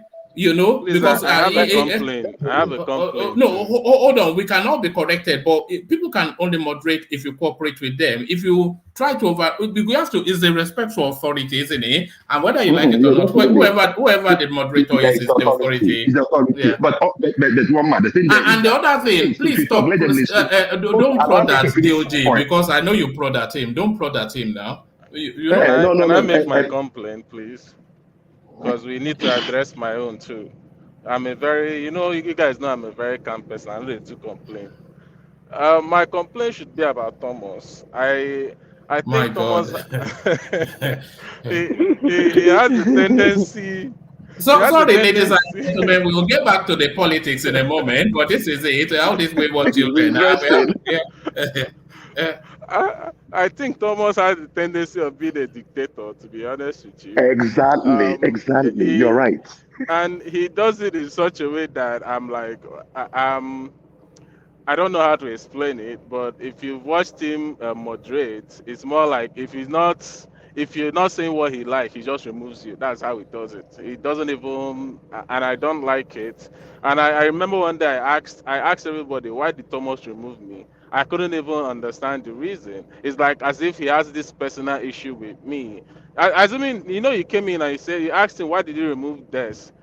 It's like he has this personal thing with Obidients, to be honest, that he's like, I don't want to Abba, you always have to go too far, eh? He just put you in the backstage or something. I don't understand it. Yeah, one man. You remember I made mention of Thomas. I said my own. I know people will not like what I said, but I made my own clear. I said it. The day and that's the reason why, I like his style. Don't get me wrong, everything about Thomas is not bad. But that aspect, when Thomas says, everybody shut down, stop. No. Come on now. How about bro, come on, calm down. Authority. I'm like you're gonna say, stop. I mean everybody. Oh no, come on now, Thomas. Just model. I'm not saying he's perfect. I'm not saying everything he's doing is bad. He's doing a great job. But let him just make some changes. All right. Let's be guided by what rational mind said and get back to the politics. So everything noted. So I have to report rational mind. No, enough of all of that. So everything noted. So I don't really have to speak to anybody because everybody is listening to what you're saying and whatever necessary adjustments are they. Because when I hand over to somebody, I'm handing it over in trust that they moderate the space in their own style. So everybody has a peculiar style. But if the feedback is that somebody has to make the adjustment, whoever the feedback is, I was fed back to by Ajande Koko and Alexander yesterday, and of course I took on board what they said. I make the necessary adjustments. So the necessary adjustments will be made by whoever needs to make those adjustments. So let's just leave it at that. And get back quickly to the politics and let's take that politics then to Patoski. So Patrick, are you there? Unless you want to round off, Joel. Yeah, I'm here. All right, let's take the politics to you, and we're back to that vexatious space, which is the Afenifere space. I don't know. One man. I said I'm already done. Okay, I said I'm signing out so that you guys will continue. I'm listening. I'm in the show. All right, Brian. One man, can you bring in bring in DOG? Let me go out. I need to run real quick. All right. Cheers. I think DOG has left, but there are two people waiting in the. Yeah. So thank you, Rational Mind. Thank you, Rational Mind. Take me off to. If there are two people, take me off. Then I'll listen. Let me just be listening. All right, and thank you, Joel. So let's substitute you for to Niger and Dorati. So thank you, gentlemen. So let's take that conversation then to Patrick, and a bit like is it the Joker in Batman that always wears this suit, which is one side good and one side bad. This is what we seem to have in the Afenifere space with Pa Adebanjo speaking for the left wing or the east, should we say, wing of Afenifere, but Pa Fashionati speaking for the Yoruba space. So the elections have come and gone, and a winner has emerged, and the Afenifere space then, guided by the authority that superintends elections in Nigeria, congratulated the person that authority has announced as the winner. But then, of course, Pa Adebanjo, who seems to be on a personal mission, has now suspended the two functionaries of Afenifere that made those congratulatory messages. So Pa Fashionati, the overarching head of the Afenifere space, has now felt the need to come out into the public space to say that this is not how this organization functions, and he has lifted the suspension imposed on these two functionaries. So now this fractionalized Afenifere is imploding, is cannibalizing itself from within. So now things are coming to a head now, and we need one uniform head for the Afenifere space. So the Afenifere is a social political organization to promote the interest and politics of the Yoruba sub-region of the Greater Nigerian space. So the Yoruba sub-region of the Greater Nigerian space, they spoke on the 25th of February and said that this is how they are pointing politically by voting en masse for TINUBU. So that's the Yoruba speaking for their political will. But Pa Adebanjo, who arrowheads although he's in an acting capacity, Pa Adebanjo, who arrowheads the Afenifere space, he's saying that by fiat, he will overrule what the Yoruba nation has said via their mandate and tell us that the election that the constituted authority has told us has run its natural course is illegitimate. So things come to a crescendo. So where should the Afenifere space balance between this Pa Adebanjo faction and Patrick? Yeah, it's a very, very difficult situation because I was raised a Yoruba man, so speaking about elders a bit somehow for me. what my advice would be that as elders behave as by going into the room and talking to themselves. That's the point. They should not. Yoruba say "Agba ò kí ń ṣòro bí èwe." An elder does not behave like a youth. Understand? So you should not be acting the same way the NSAS youth will act. You understand? By bringing yourself and saying one thing here, you are saying another there, and stuff like that. Suspending yourselves, just like PDP is currently doing, and stuff like that. So now that the election is passed and the cases are in court, you should stay neutral. That's why it's good to stay neutral and just canvass your position. You know, as a body, you could just say, Afenifere, this is what we want. And then you are not declaring support for anybody, but you are placing your demand. The Arewa Northern people, up till now, they never said this is the person we are supporting. But they already presented their demand to whoever. Now that somebody has emerged among them, they will tell you, we told you this when you came. You see the brain behind that thing now. Because if Atiku had won too, with or without their support, they could have been able to go to Atiku and say, when we had the session, we presented this to you. And Atiku would not say, oh, you didn't support me because he already won.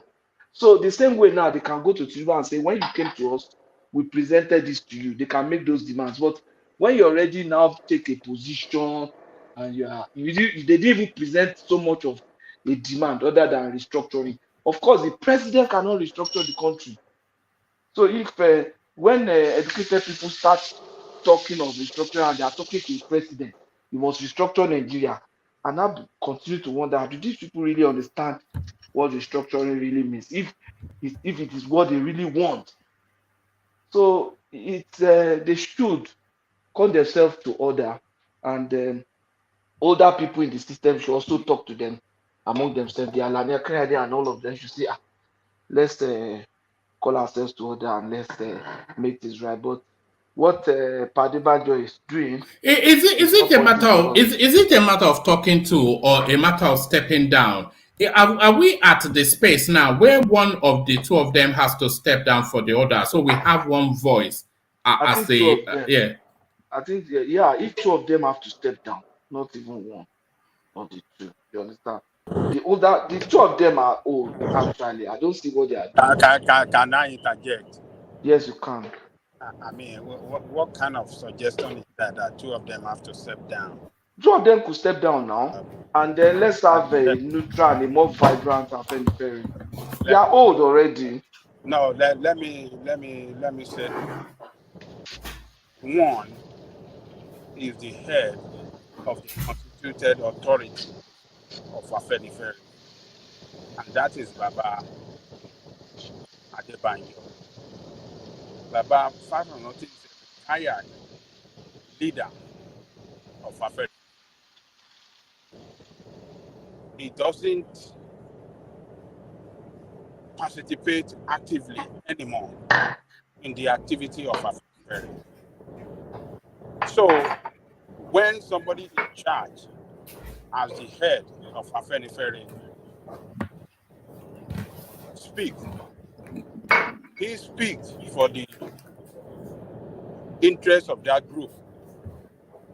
So why our political sentiment, Yoruba people supporting Tinubu, and then because of that, and because you are lying that, and you don't want to respect authority of Baba Adebanjo. I think that is totally unfair. It's unjust. We are not doing good to ourselves when we know the truth. We don't want to say the truth, but because of our political affiliation with one politician, we want to rubbish that organization and the people in charge of that organization. I have never seen any one of the active executive of that organization speaking against the organization.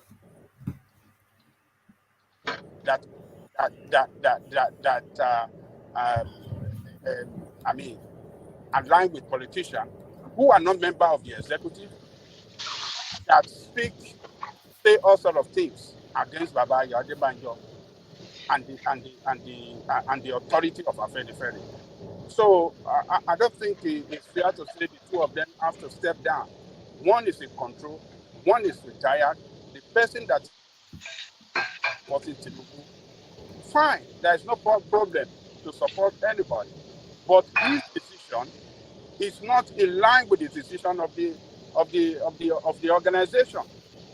The organization decision must be respected by everybody. And this narrative that the decision to support Obi is unilateral decision by is a lie. It's not true. The executive sat and concluded that this is the man that we have to support on the basis of fairness. So why are we trying to call white black? What is wrong with us? But Ajande Koko, what Fashionati is cautioning is Pa Adebanjo coming out in the public space to say that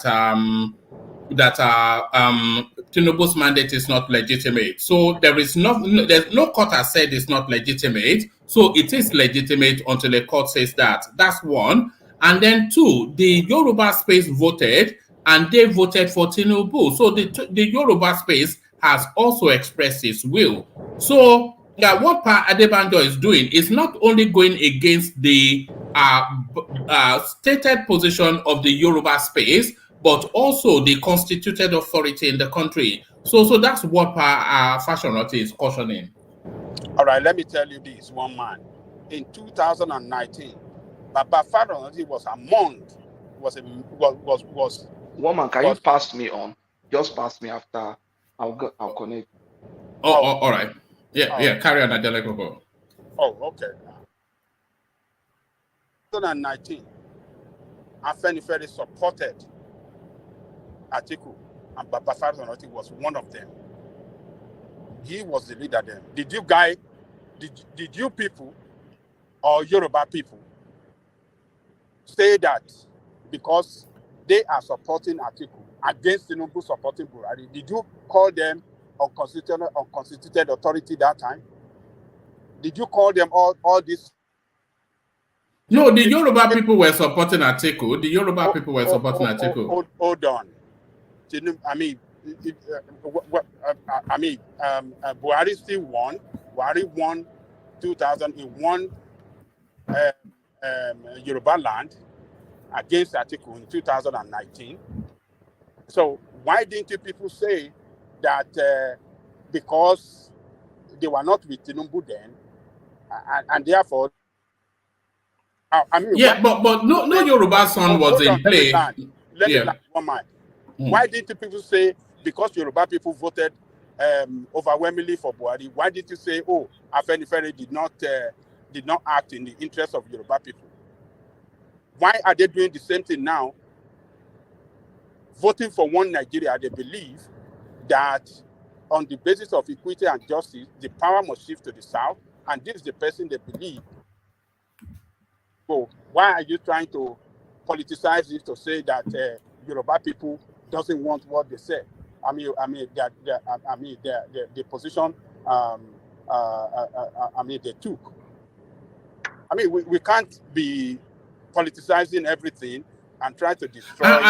Ajale Koko, the only fault line in that logic is that a Yoruba son was not in play in 2019. In 2023, a Yoruba. What's Osibanjo? Come on now. Osibanjo is not running for president.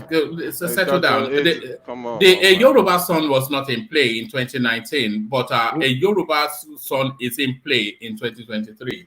Woman, can I interject, please? Well, yeah. Yoruba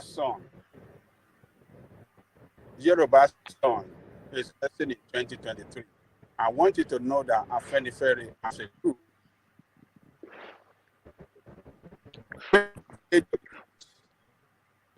We're losing you, Ajanakobo. Yeah. Okay. When can I come in? Okay. Let me run down. I will let you in now. Yeah. When Afenifere play their politics in Yoruba land, they are playing it as an integral part of Nigeria. But when they are playing it at the national stage, they are playing it in relationship with Nigeria. And as such, they can go any way they feel that is good for the interest of Yoruba people, as well as the interest of Nigerian state, for the unity of Nigeria state. And that is what they have done this time around. And you people cannot just say because a Yoruba man is in the state, they automatically have to support Yoruba. No, that is not what they stand for. They stand for justice, equity, and justice. And they have always been doing that. They did that for Jonathan as well. They have done that for Buhari as well in 2000 and, is it not 2008 or 2007 or what? They've done that for everybody. They stand for Nigerian unity. So they have supported Buhari before. They have supported Jonathan before. Can I just support some of the stuff you are saying? And another angle of the support, I think if somebody was like Afenifere, if somebody was behaving like Afenifere right now in 1966, maybe we wouldn't have had the civil war that we had. Because you have to be level-headed and understand that there has to be balance. And some of the stuff that I saw in the document is quite explosive, actually, that Afenifere got information that the results are not as they seem. And that is one of the reasons why this Facciorotti, I don't know how to pronounce his name, is opposing it now, even if he signed up to the document. And I think there has to be some... What document? Sorry, what document are you talking about? The communique that was released by Afenifere on March 27th. So, and... what does it say? He says that the document claims that the result of the lawful votes at the presidential election available to the Afenifere through credible sources confirmed that Peter Obi, the presidential candidate of the Labour Party, won the election. So that is very, very... One which election? The presidential election? Yes, I think it's after the presidential election. Afenifere has access to the voting patterns in Borno, Sokoto, Zamfara, everywhere. I think they just claim that the source of the information they got. I don't know how credible it is, but the point is that they are making... So apply logic. Does Afenifere have access to voting patterns in Kebbi, Jigawa, Oyebonyi, etc.? They don't. Like this document says, then it's a nonsense. Then what they are saying is a nonsense. They consider it credible sources. What credible sources? What credible sources? I don't know. Maybe it's from this thing. But I think Ajele Gogo is right on this. That no, you can't say it's right on the basis of a fallacious evidence. No, in terms of order, even just order alone, he's also correct. Because there's a constituted authority. You can't just have people talking from both sides and it creates confusion. And I think the deeper arguments about equity and all those things also matter because there is always going to be reckoning balance. This thing where people don't see balance, it has repercussions. What is Afenifere? What's Afenifere? Afenifere is acting like a fair arbiter. No. What are they? What's the remit of Afenifere? Of course, it's for the interest of the Southwest. But I said it too. That if somebody was doing the job of Afenifere during the time of 1966, you wouldn't have had this issue that you had in the North because people would have seen that it was unfair what Nzogu was doing. Forget Nzogu. Afenifere is a regional organization, not a national organization. So it's a regional organization that speaks the politics and language of that region to the national space. Not selfishly. Right. I think from what they are doing, they're making calculated judgment. No, because if you are too narrow, it's actually not in the interest of your people. How can you be too narrow? Your interest of your people is the interest of your people. But think about Aguin Rosie. If Aguin Rosie has executed all the people forget Aguin Rosie now. No, let's stick with the contemporaneous politics because Aguin Rosie is not a. What we're talking about is that the Yoruba space had a son in this election, but Pa Adebanjo, he said he was going to back Peter Obi. Pa Fashonosti, who is the life patron and subsisting president of that, because Pa Adebanjo will establish is in an acting capacity, he came out to say that no, that is not the position of the organization. The position of the organization is to back their son. So that played out in that phase, in just pre the election thereabout. And then post the election, the results that we got from Yoruba land is a ringing endorsement of their own son. So which is to validate what Pa Fashonosti said, that the Yoruba interest is to back their son. So they backed their son at the ballot, but even post the ballot, Pa Adebanjo is still insisting that his pecuniary will has to override the will of both Pa Fashonosti, or the pronouncement of both Pa Fashonosti and the will of his people. But Fashonosti is not the executive of the organization. The Adebanjo, if I'm not mistaken, is the one actually in charge, and the committee and the top members of the organization decided on this. And he is coming from above, or because it was somehow associated with the organization previously. What do you mean somehow associated? Making pronouncement. No, because there has to be order. You can't have Obasanjo telling Buhari, causing problems when Buhari is the one in charge of this. Yeah. So it is that order that we are speaking to now, because the organization is fractured along ideological lines. So the ideological stance of Pa Fashonosti is that the organization is for and to the will of the Yoruba people. But Pa Adebanjo, he is saying that the will and interest of the Yoruba people can be overridden by what he may deem as national interest. But the Yoruba people spoke their will at the ballot. Yeah, but that's not fair, because there has to be order. Sorry, go ahead.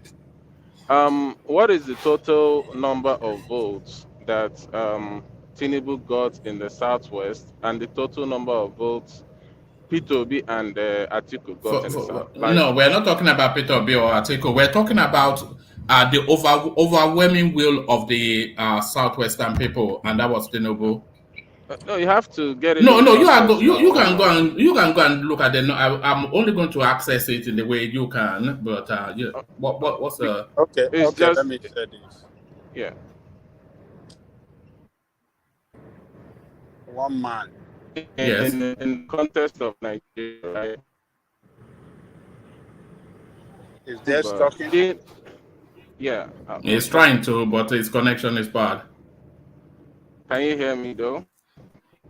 Yeah, carry on. Yeah. So when I'm saying this in the angle of, if you say Tinubu got the mandate of the people in Nigerian space, you have to check it. If did he get the majority of the votes casted in that Nigeria? If you compare it's just like other election. If you say Buhari got 15 million, if you add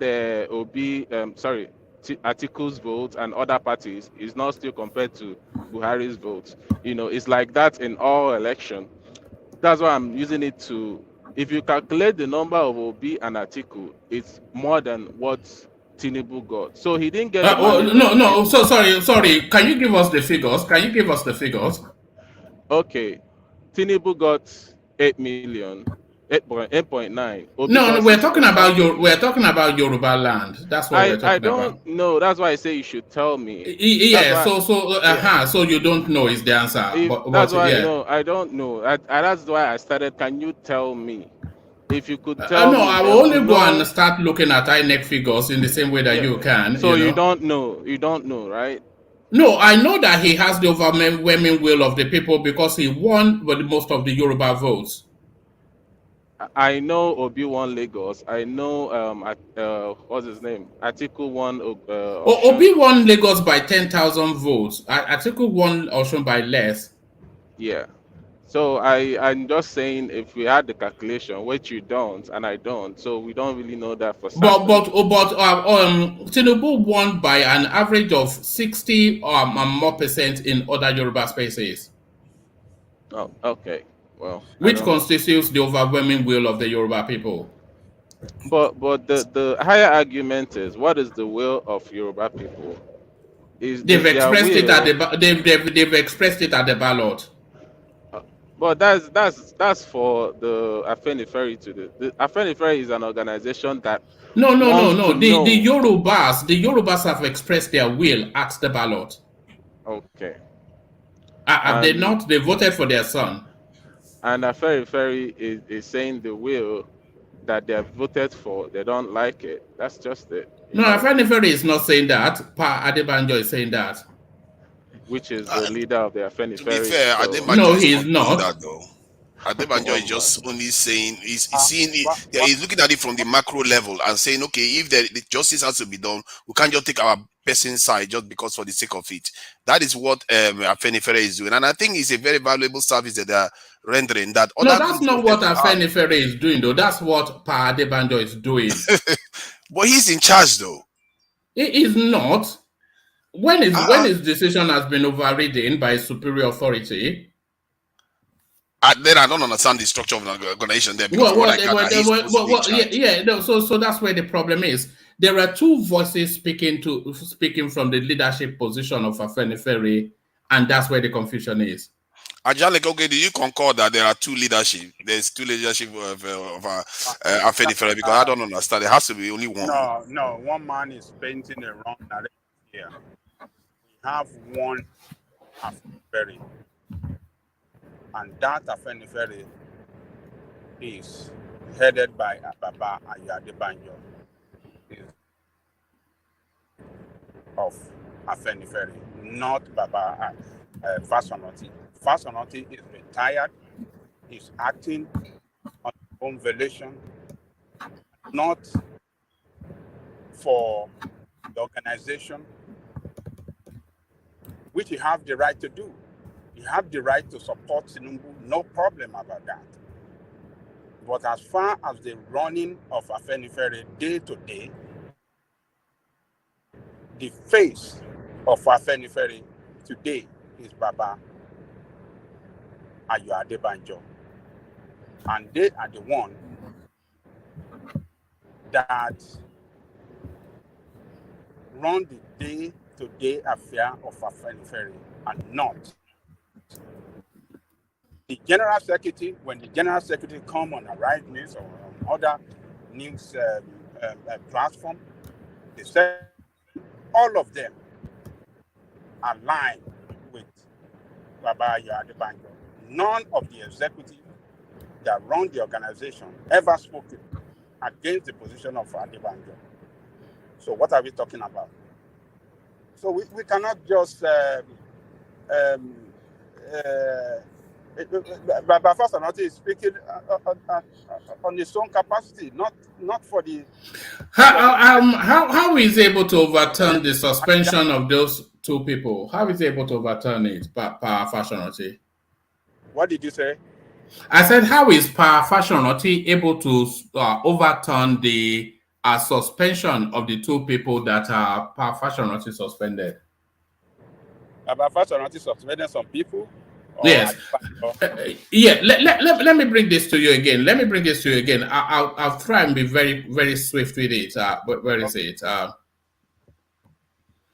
It says the leader of the Pan-Yoruba political organization, Afenifere. So that tells you already the leader of the Pan-Yoruba social political organization, Afenifere, Chief Reuben Fasonoti, yesterday dissociated himself from the position taken at Ogun State over the emergence of Bola Tinubu as president-elect, saying it was not the Afenifere way. He described the removal and suspension of two Afenifere officials, Masas Kole Omololu and Jare Ajayi, as null and void. So the two people that Pa Adebanjo suspended, he lifted the suspension. Fasonoti, in a statement he personally signed, stated that being a law-abiding organization, Afenifere could not have asserted that someone other than the person declared by the body duly authorized by the Constitution and other extant laws of the land is the winner of the February 25th presidential election. Both Ajayi and Omololu were sacked for allegedly issuing unauthorized statements and constant denigration of the organization, but distancing himself from the communique by its leader and Secretary General Pa Ayo Adebanjo and Shola Ibisheni, respectively, after its monthly meeting held in Ogun State. Fashion Rotti said, a general meeting does not have the power to convene and take such a far-reaching decision just at the whims of individuals. The statement reads, my attention has been drawn to the communique purportedly issued after a meeting held on Tuesday, March 27th in Ogun State.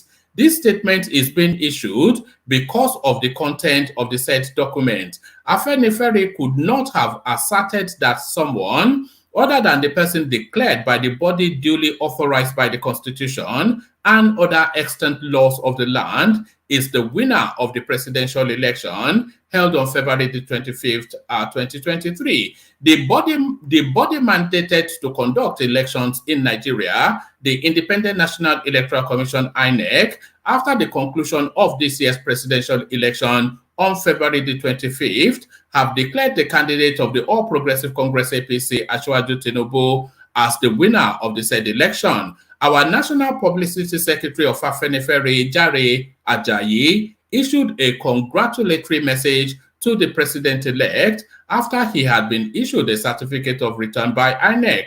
This was cited as an uncouth activity by the communique mentioned above, which further stated that Abagun and Ajayi were suspended pending further decision after their appearance before and recommendation by the disciplinary committee.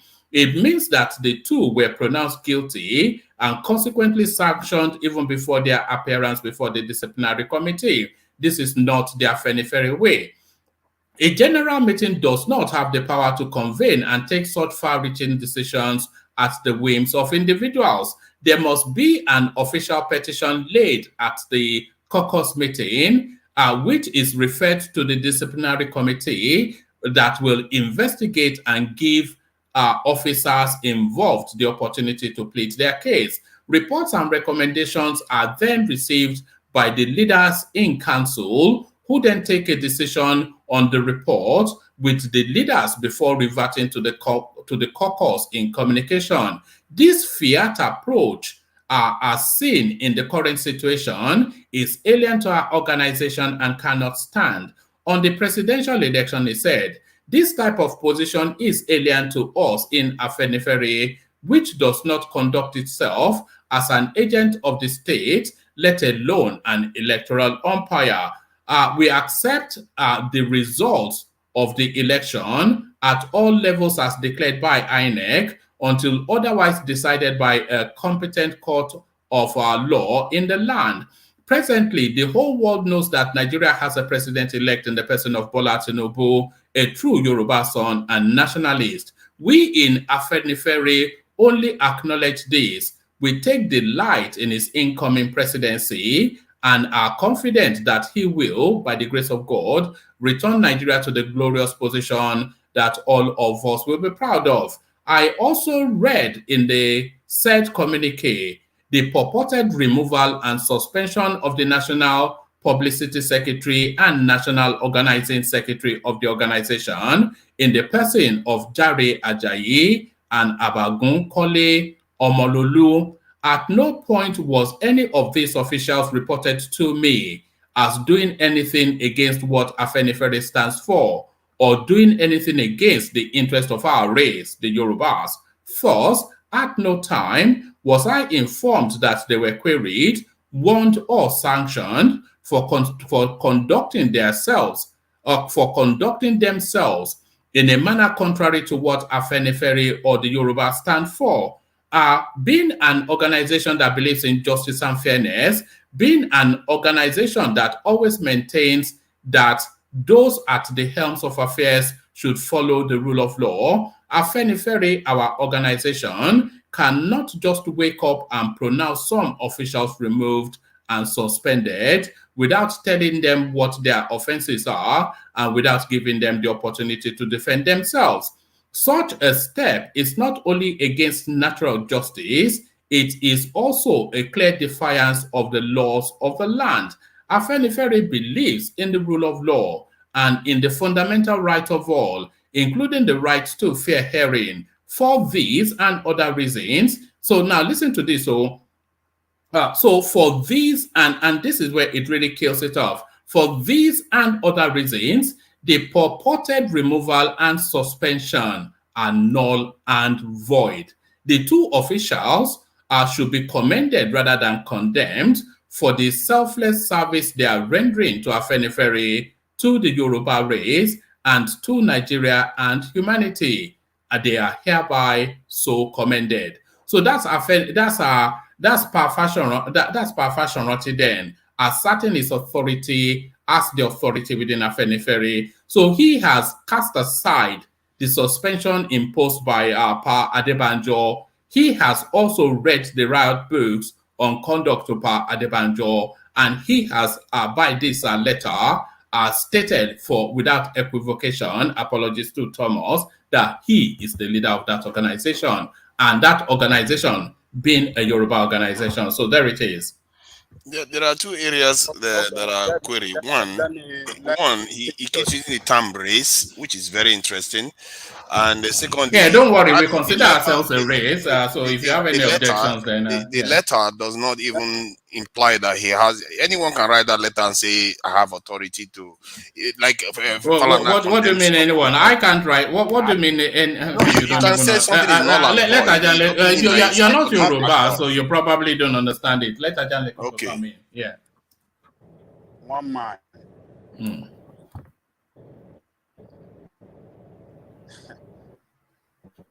What played out is very, very clear.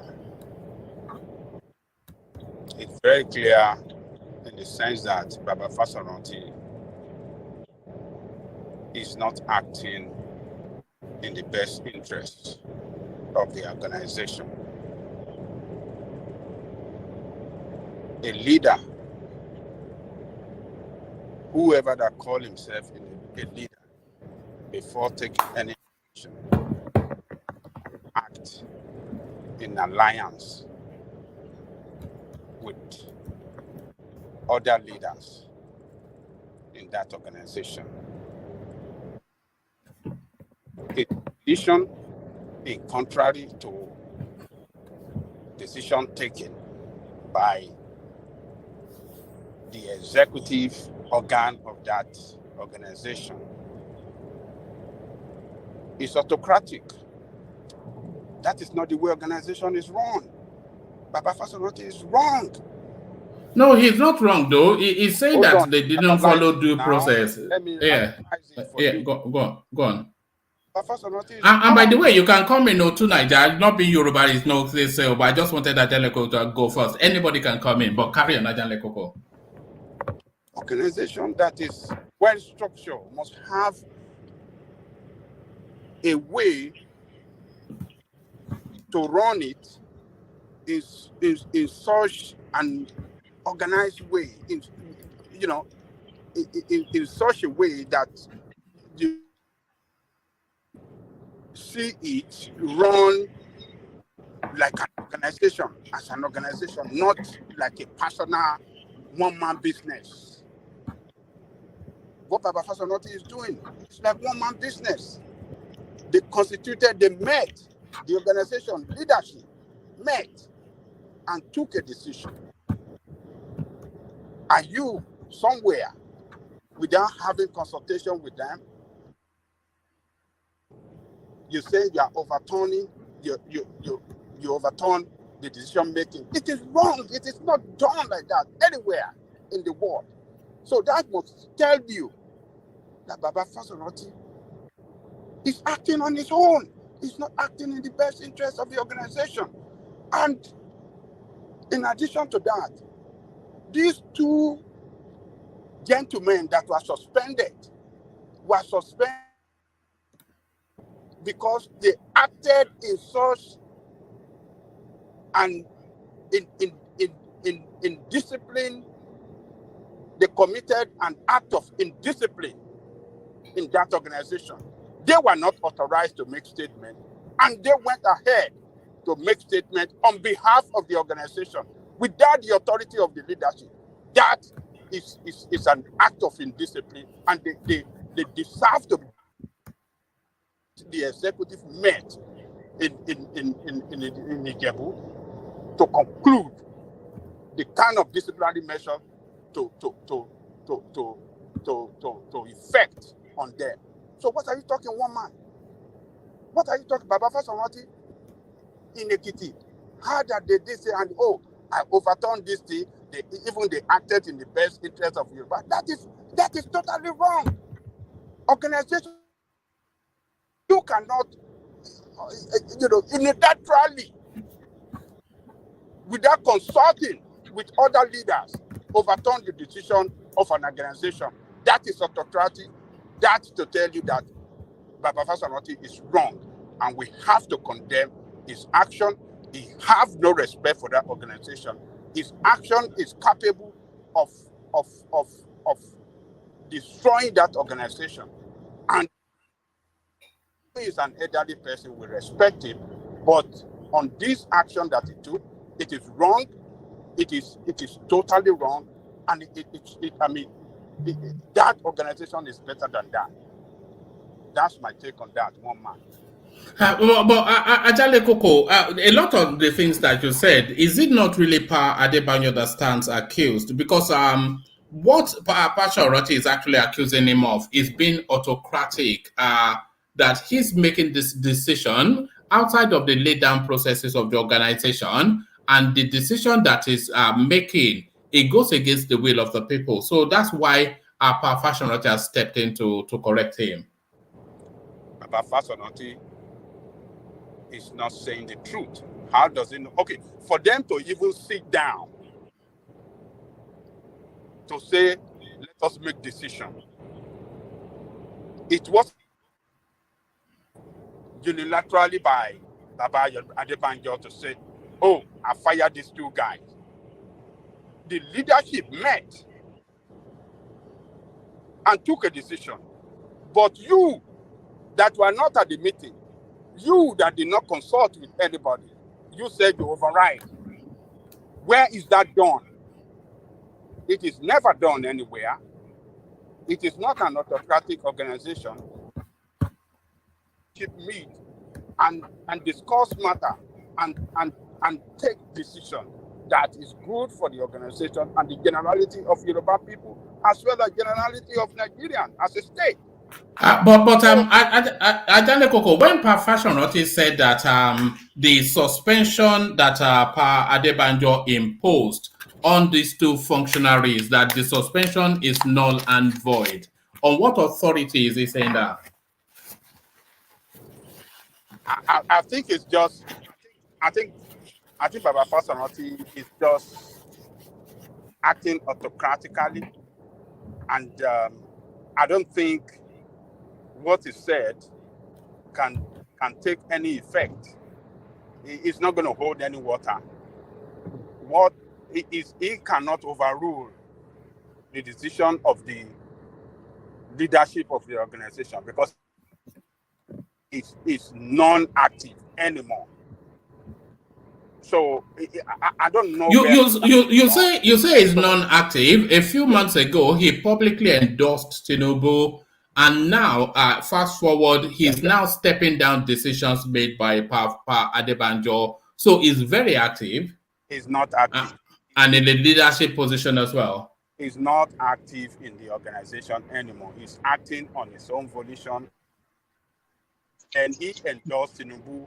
Did that stop Baba Adebanjo to support Baba Adebanjo and the organization to give their support to Obi? He didn't stop them. He couldn't stop them. So that's why the language of faction has now come in, isn't it? Because when Pa Adebanjo endorsed Peter Obi and Pa Fashionati endorsed Tinubu, the language of Pa Fashionati's faction and Pa Adebanjo's faction, it has now come into the lexicon of the Afenifere narrative. There is no faction in Afenifere. It's Baba Fashionati that is acting on his own in the best interest that feel is good for him and only for him and personally for him and not for the organization. Does Pa Fashionati's position, does it reflect the will of the Yoruba people? The Pa Fashionati position, does it reflect the will of the Yoruba people? One man, can I interject? Yeah, before you interject, let Tunaija come in as well, because I stopped him in mid-track and I'm sure he wasn't happy about that. I was just highlighting some stuff on the chat. I think sometimes it's not necessarily about the direct will of the people, it's about what is good for the people. And I think Adebanjo, the one in charge of the organization, actually is correct.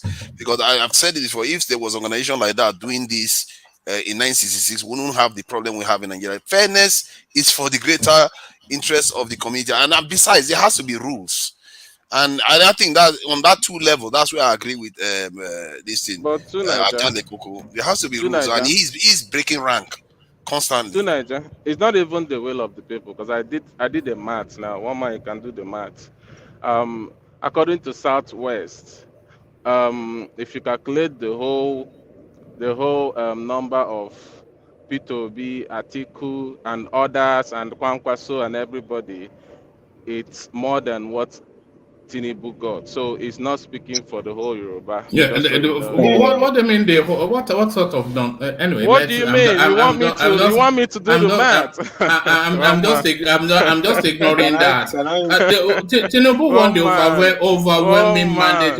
Do you want me to call the numbers? All right. Call us the number. Okay. Because I didn't do the Tinubu own, because what the video one man played of the Hausa guy that wanted a Senate president was saying that they gave Southwest gave Tinubu 1.5 or whatever. I didn't do his own because he already did the math. But what I calculated with all parties was round me up for 2.1 something. So as you can see, not the majority. Okay, so the number you gave now, let's take the other number. Let's just take it for the face value. So one person won 1.5 million. 17 people won 2-point-something million. It don't matter. It don't matter. What matters is 2-point-something doesn't want this man. That is what we are driving at. Okay, that is kindergarten mathematics. That is kindergarten mathematics. We are talking about one person. This is politics, my brother. Listen. We're talking about. If one person, if one person win, only him 1.5 million out of, let's assume is like what the word you're just given now is like 3 million or let's say 3.5 million. So one person win 1.5 million, only him. 17 people share 2 million, and you are telling me he doesn't have the majority will of the people. Yes, that's what I'm saying. Let me tell you what you have we don't need to have a. Don't worry about that. Don't worry about that. What you simply said is that 14 million people does not want to be in Nigeria, or 15 million people don't want to be. So why is he making all that noise? Yes, that's the corollary now. If you add Atiku's vote and Tinubu's vote and Kwakwanso vote, those are the number of people that does not want to be. That's what you have just said too. I don't understand. Wait. Let's even go by your logic. We're talking about the logic here is let's go by your logic. No. We are not talking about no. Let's go by your logic. Excuse me. Don't do this. Understand where I'm coming from first. Patoski, yeah. Let's extend the logic.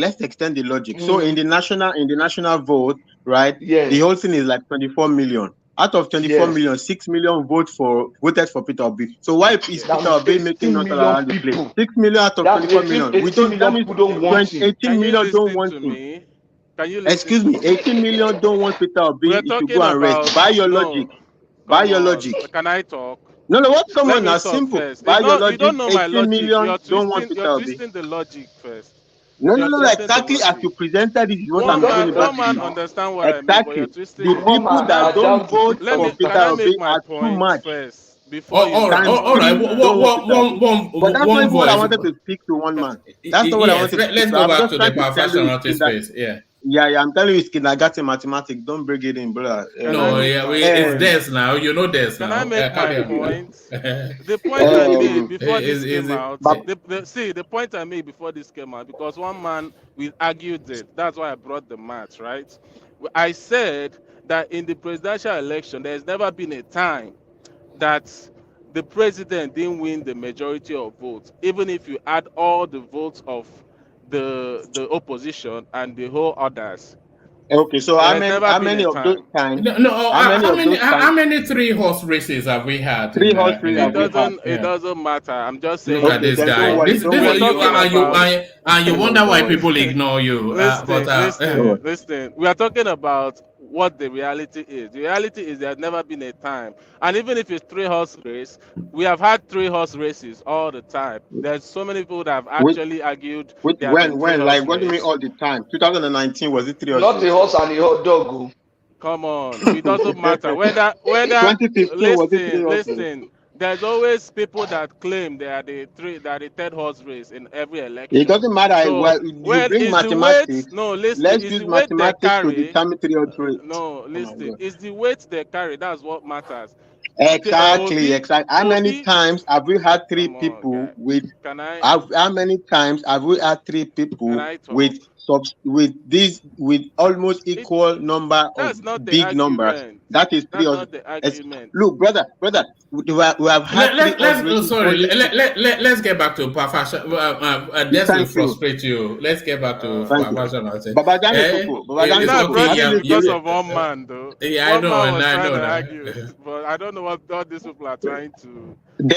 Actually, we have done this argument in the past. I mean, it's really it's so kindergarten. Don't worry about it. Stop saying the majority or whatever is. Of course we have. The only thing you proved with your figures is my point, but exactly. We still love you anyway. But carry on.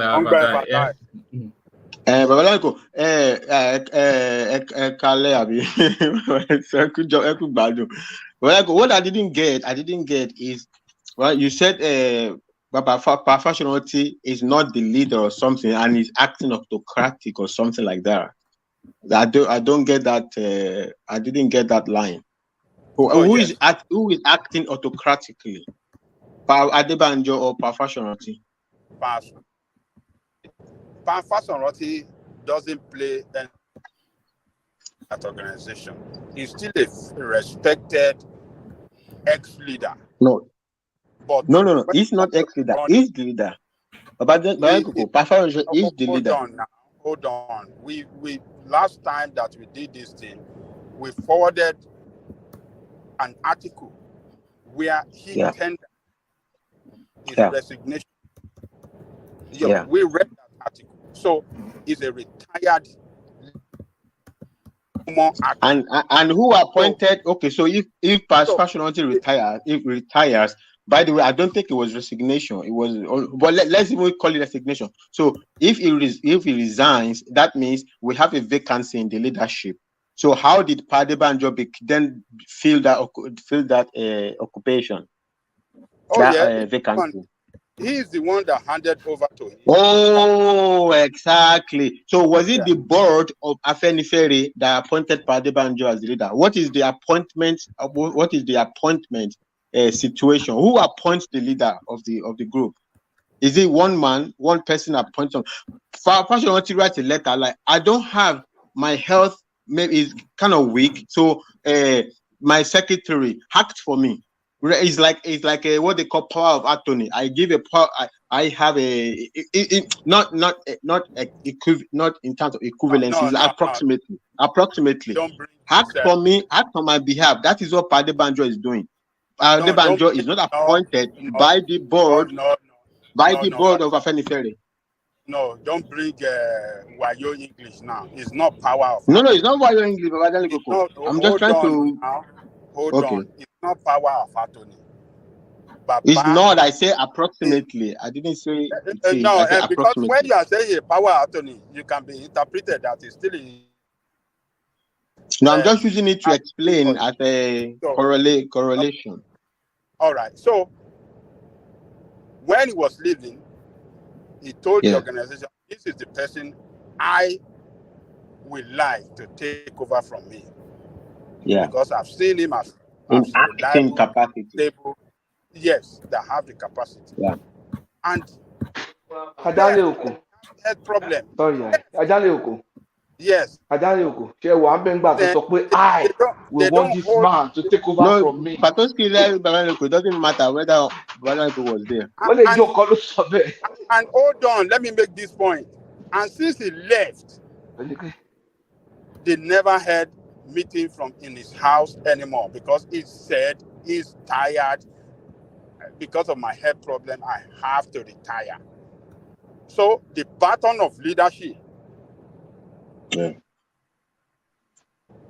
to Pa Ayo Adebanjo. And since then, Pa Ayo Adebanjo has been speaking, he's been holding that leadership position. Yeah, but I don't. We know this fact. I'm not arguing with those facts. I'm not arguing about those facts. I am saying I'm talking about constituted authority. If a leader is gone, who is going to let's say elect a new leader? Who? The constituted authority now. So let's assume, may God speak about Afashoranti's life. Let's assume he didn't retire. Let's assume he didn't retire. He passed away. Is it the one who has the authority from the grave to appoint Adebanjo? No. Okay. If that incident had happened, as you just mentioned now, then leadership will have sat down and then appoint one of them. So there was no leadership who sat down when the leadership position was vacant. No leadership sat down to appoint Adebanjo. But then you are saying by all means hold on, Fatai.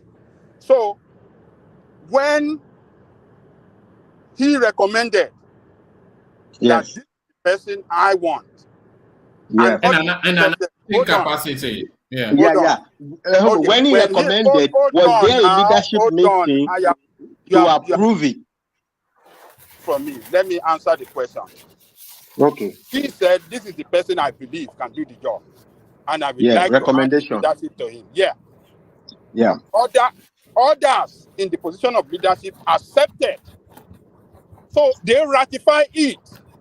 Oh no, they didn't disagree. No, did they ratify? Did they ratify? Did they ratify?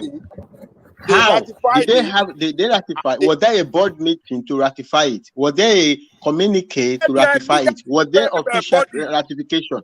They have a constituted leadership body. All right, gentlemen, we're getting to bog down in minutiae, but I'll land that point, Ajale Koko, and I wanted to get So the constituted leadership organ of the party ratify it, accepted at the No, Baba, there was no ratification. The line up behind there was no ratification. There was no ratification. God.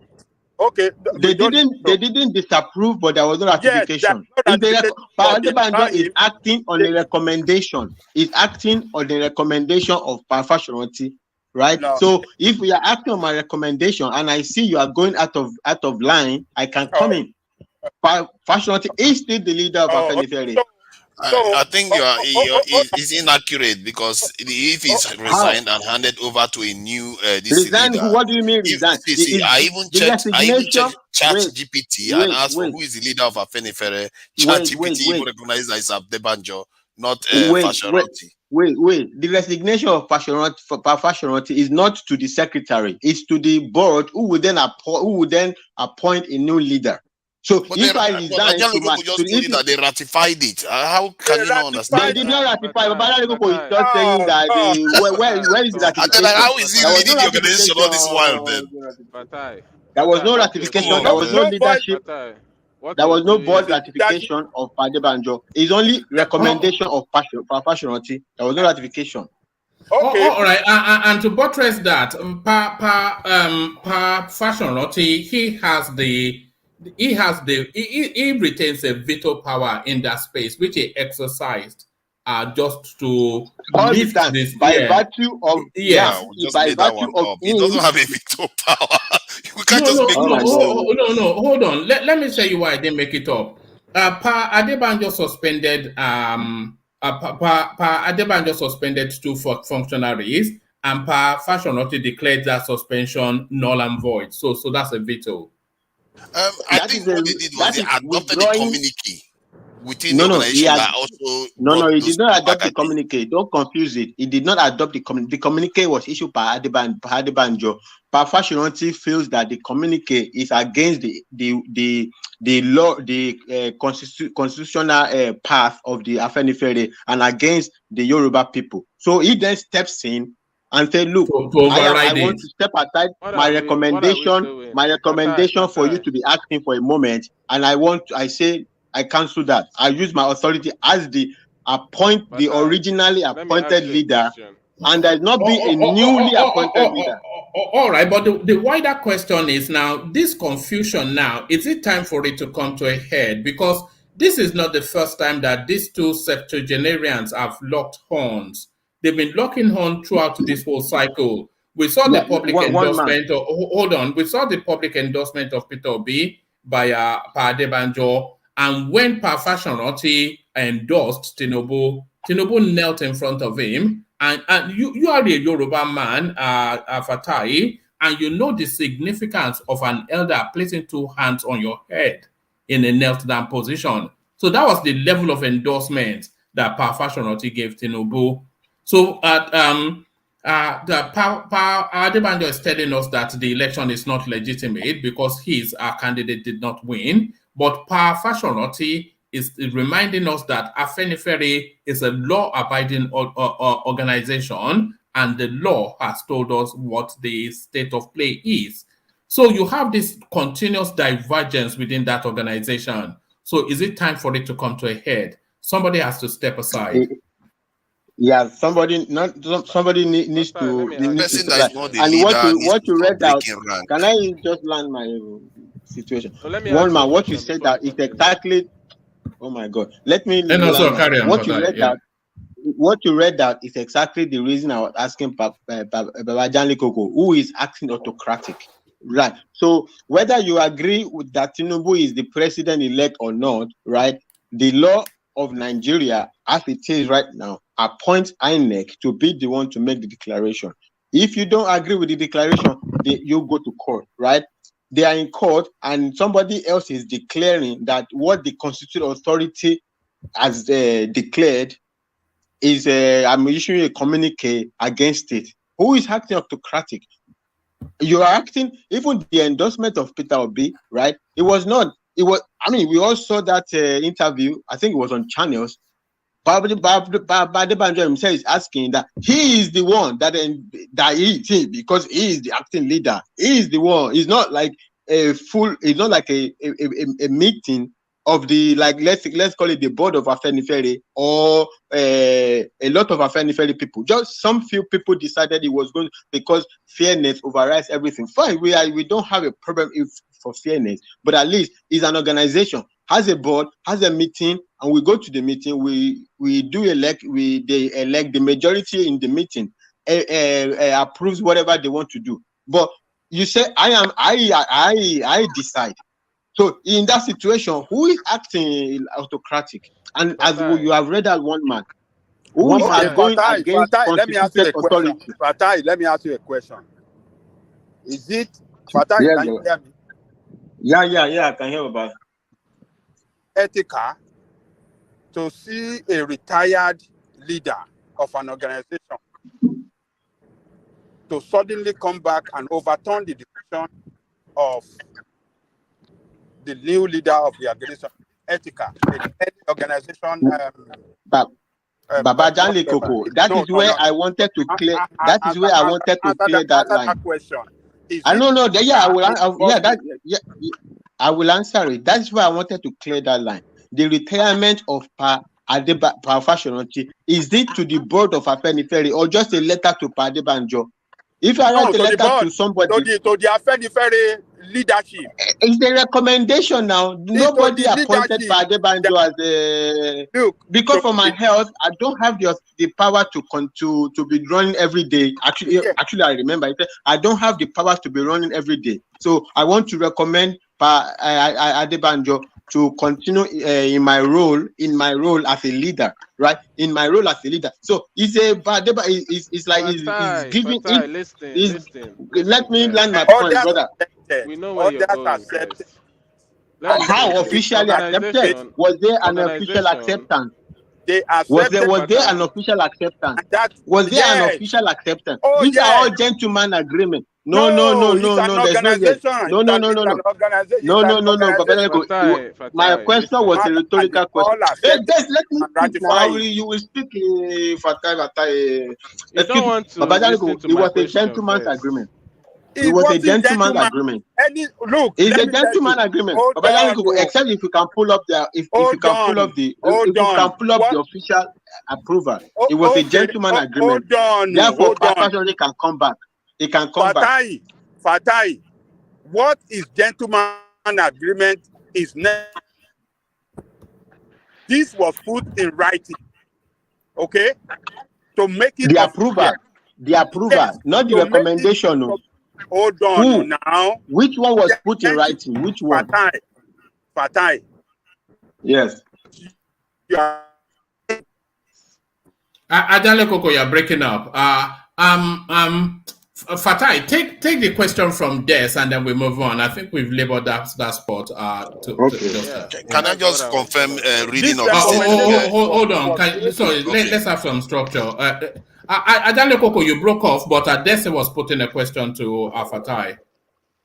Yeah, Fatai, an organization. I don't know if you understand what an organization means. Oh God! If you're, do you have a proper question though? I have a question. Yeah, I'm just trying. A proper one. Okay. There is a clear statement from Papa Afashoranti saying that Adebanjo was is there a clear that's what I wanted to do. Yes. Sorry. Don't address that just yet. Let Des put his question, and then Tunaja can come after. Fatai, the question is, if you're in an organization, I don't know if you're in any organization, and the whole board or whatever. Don't worry, I studied organization. Don't worry. Fine. I don't want to give lecture. And the whole people that are actively participating, recognizes one person as their leader, and the retired person, who do you think is leading when the whole board actively at that moment that is my recognizing question. Someone? Can you pull up what you are saying? What you are saying is from your head. There is no official. Everybody, excuse me. Except if you pull it up. That's do you want me to pull a video? Pull any send that video. Yeah. Pull the video of the board approving. Let me find it. As you put it. Not the video. I'm going to send the video where you see the secretary and all that stuff approved that say this is their leader and all that stuff. Send whatever as your proof that the board they approve. I say according to your recommendation, you're taking it. We approve. All right, thank you, Des. Let's hear from Tunaja. Let's hear from Tunaja, and then we round up that space. I think we spent too much time there. Put it to rest to an extent because this is from the Afashoranti. This into he said just last November that I have Papa's permission to say that he has not said that Chief Adebanjo is no longer the acting leader of Afenifere, or that all future Afenifere meetings should henceforth be held at his residence, Akure. So in that statement, he says... hold on. Read it again. The what leader? He said, I have Papa's permission, which is Papa Afashoranti. Yeah, at the top of this thing, it's actually saying that Afashoranti is actually confirming that Adebanjo is the leader of Afenifere. Go on and read it. Yeah, that's not the board. Can you hold on? Let me just track back a little bit. He said, but in a retraction of recent development, Abiola said, it has come to Papa ROF Fashoti's knowledge that some sections of the media, especially the social media, have been ascribing to him false statements designed to cause confusion and polarize Afenifere. Then in a quote, he says, I have Papa's permission to say that he has not said that Chief Adebanjo is no longer the acting leader. All right. So that's where I wanted you to stop. The acting leader. So acting different from substantive. So acting, I'm sure you know, is but different. He chose to use the term, but he actually submitting that Adebanjo is still the leader. That's what he. Yeah. No. Hold on, Fatai. Hold on, Fatai. He said the acting leader. Yeah, he chose his term. Do you recognize the distinction between acting and substantive? Because you can say leader or acting leader. No. Okay, you don't understand the distinction. No, because I don't understand any decision. Leader is a leader. If you've already said it that no. Hold on. A leader is not a leader. If you don't understand the distinction between acting, and substantive, then that answers that. In the context of leadership. Forget the context of leadership. Do you understand the distinction between acting and substantive? I don't understand let me explain the difference. Yeah. So the acting is the leader pending the board or whatever is the ratification of new leader. So there has not been a ratification of a new leader. I know that. Let me land it. Even this acting situation, it's only between Fashoranti and Adebanjo. There is not even the ratification. There is not been the ratification by the board of Afenifere. So it's only gentleman agreement between Pa Adebanjo and Pa Fashoranti, which everybody says okay. And if Pa Adebanjo is in an acting capacity, then the substantive leader remains Pa Fashoranti. One man. That's exactly how we work. You don't understand. You don't know. Pa Fashoranti. One man. To even make it clear. One voice. Make it clear. If Pa Fashoranti. No, hold on. You don't. If the substantive authority lies with Fashoranti, yes. Was it impossible for him to stop the Afenifere from declaring support to Obi? Why was it impossible for him? He did not. He invited the cameras and told them that this is Afenifere's endorsement. He said what? You said what? He invited the cameras and presented who the Afenifere was endorsing to the cameras. That was on his own personal volition. The whole body of Afenifere. You remember we did it here. The whole structure of the organization was there. We did it here now.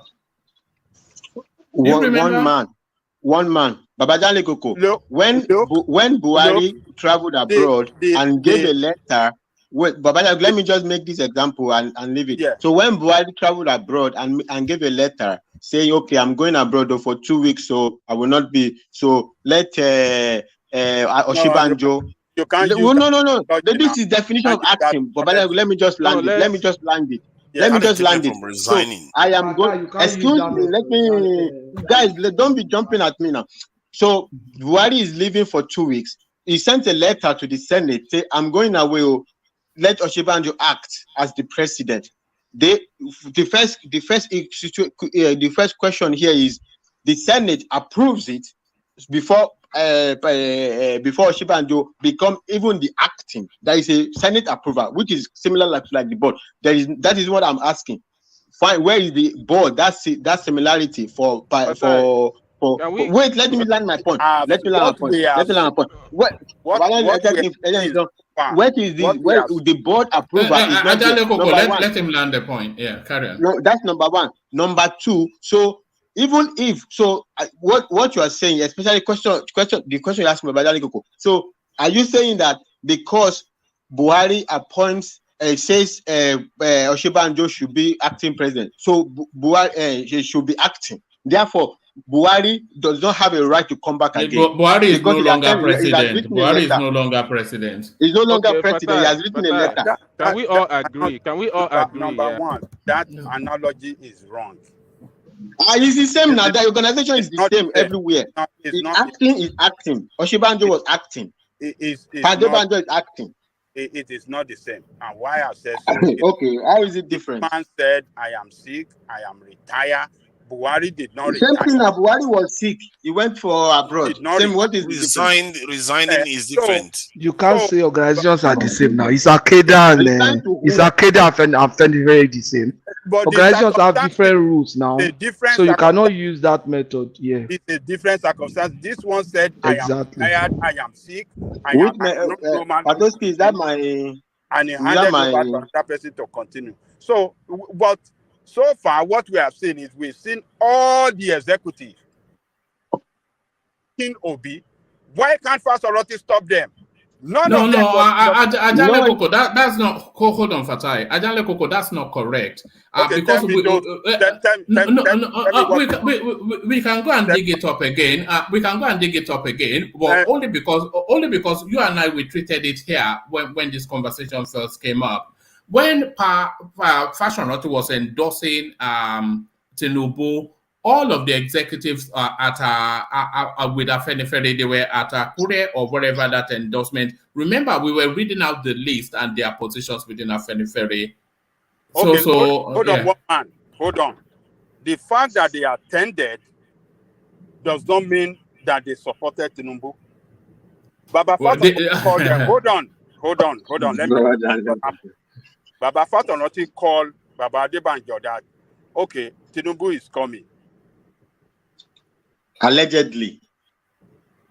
Should there I is dispute? Hold on. Let Adale Koko. Yeah. Tinubu is coming to visit me.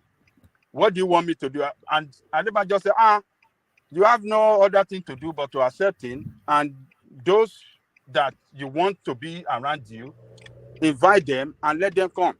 And then Baba Adebanjo told some other leaders to go there so that they can all together be around. Come to Tinubu and hear whatever he wants to say. And that was what happened. And Baba Fataloti blessed him and he headed there. The blessing is not the organizational, it's not the blessing of the Afenifere organization. It's a personal blessing by Baba Fataloti. And that is why you see the all their caps were off and their heads bowed when Fashion was blessing Tinubu. What did you say?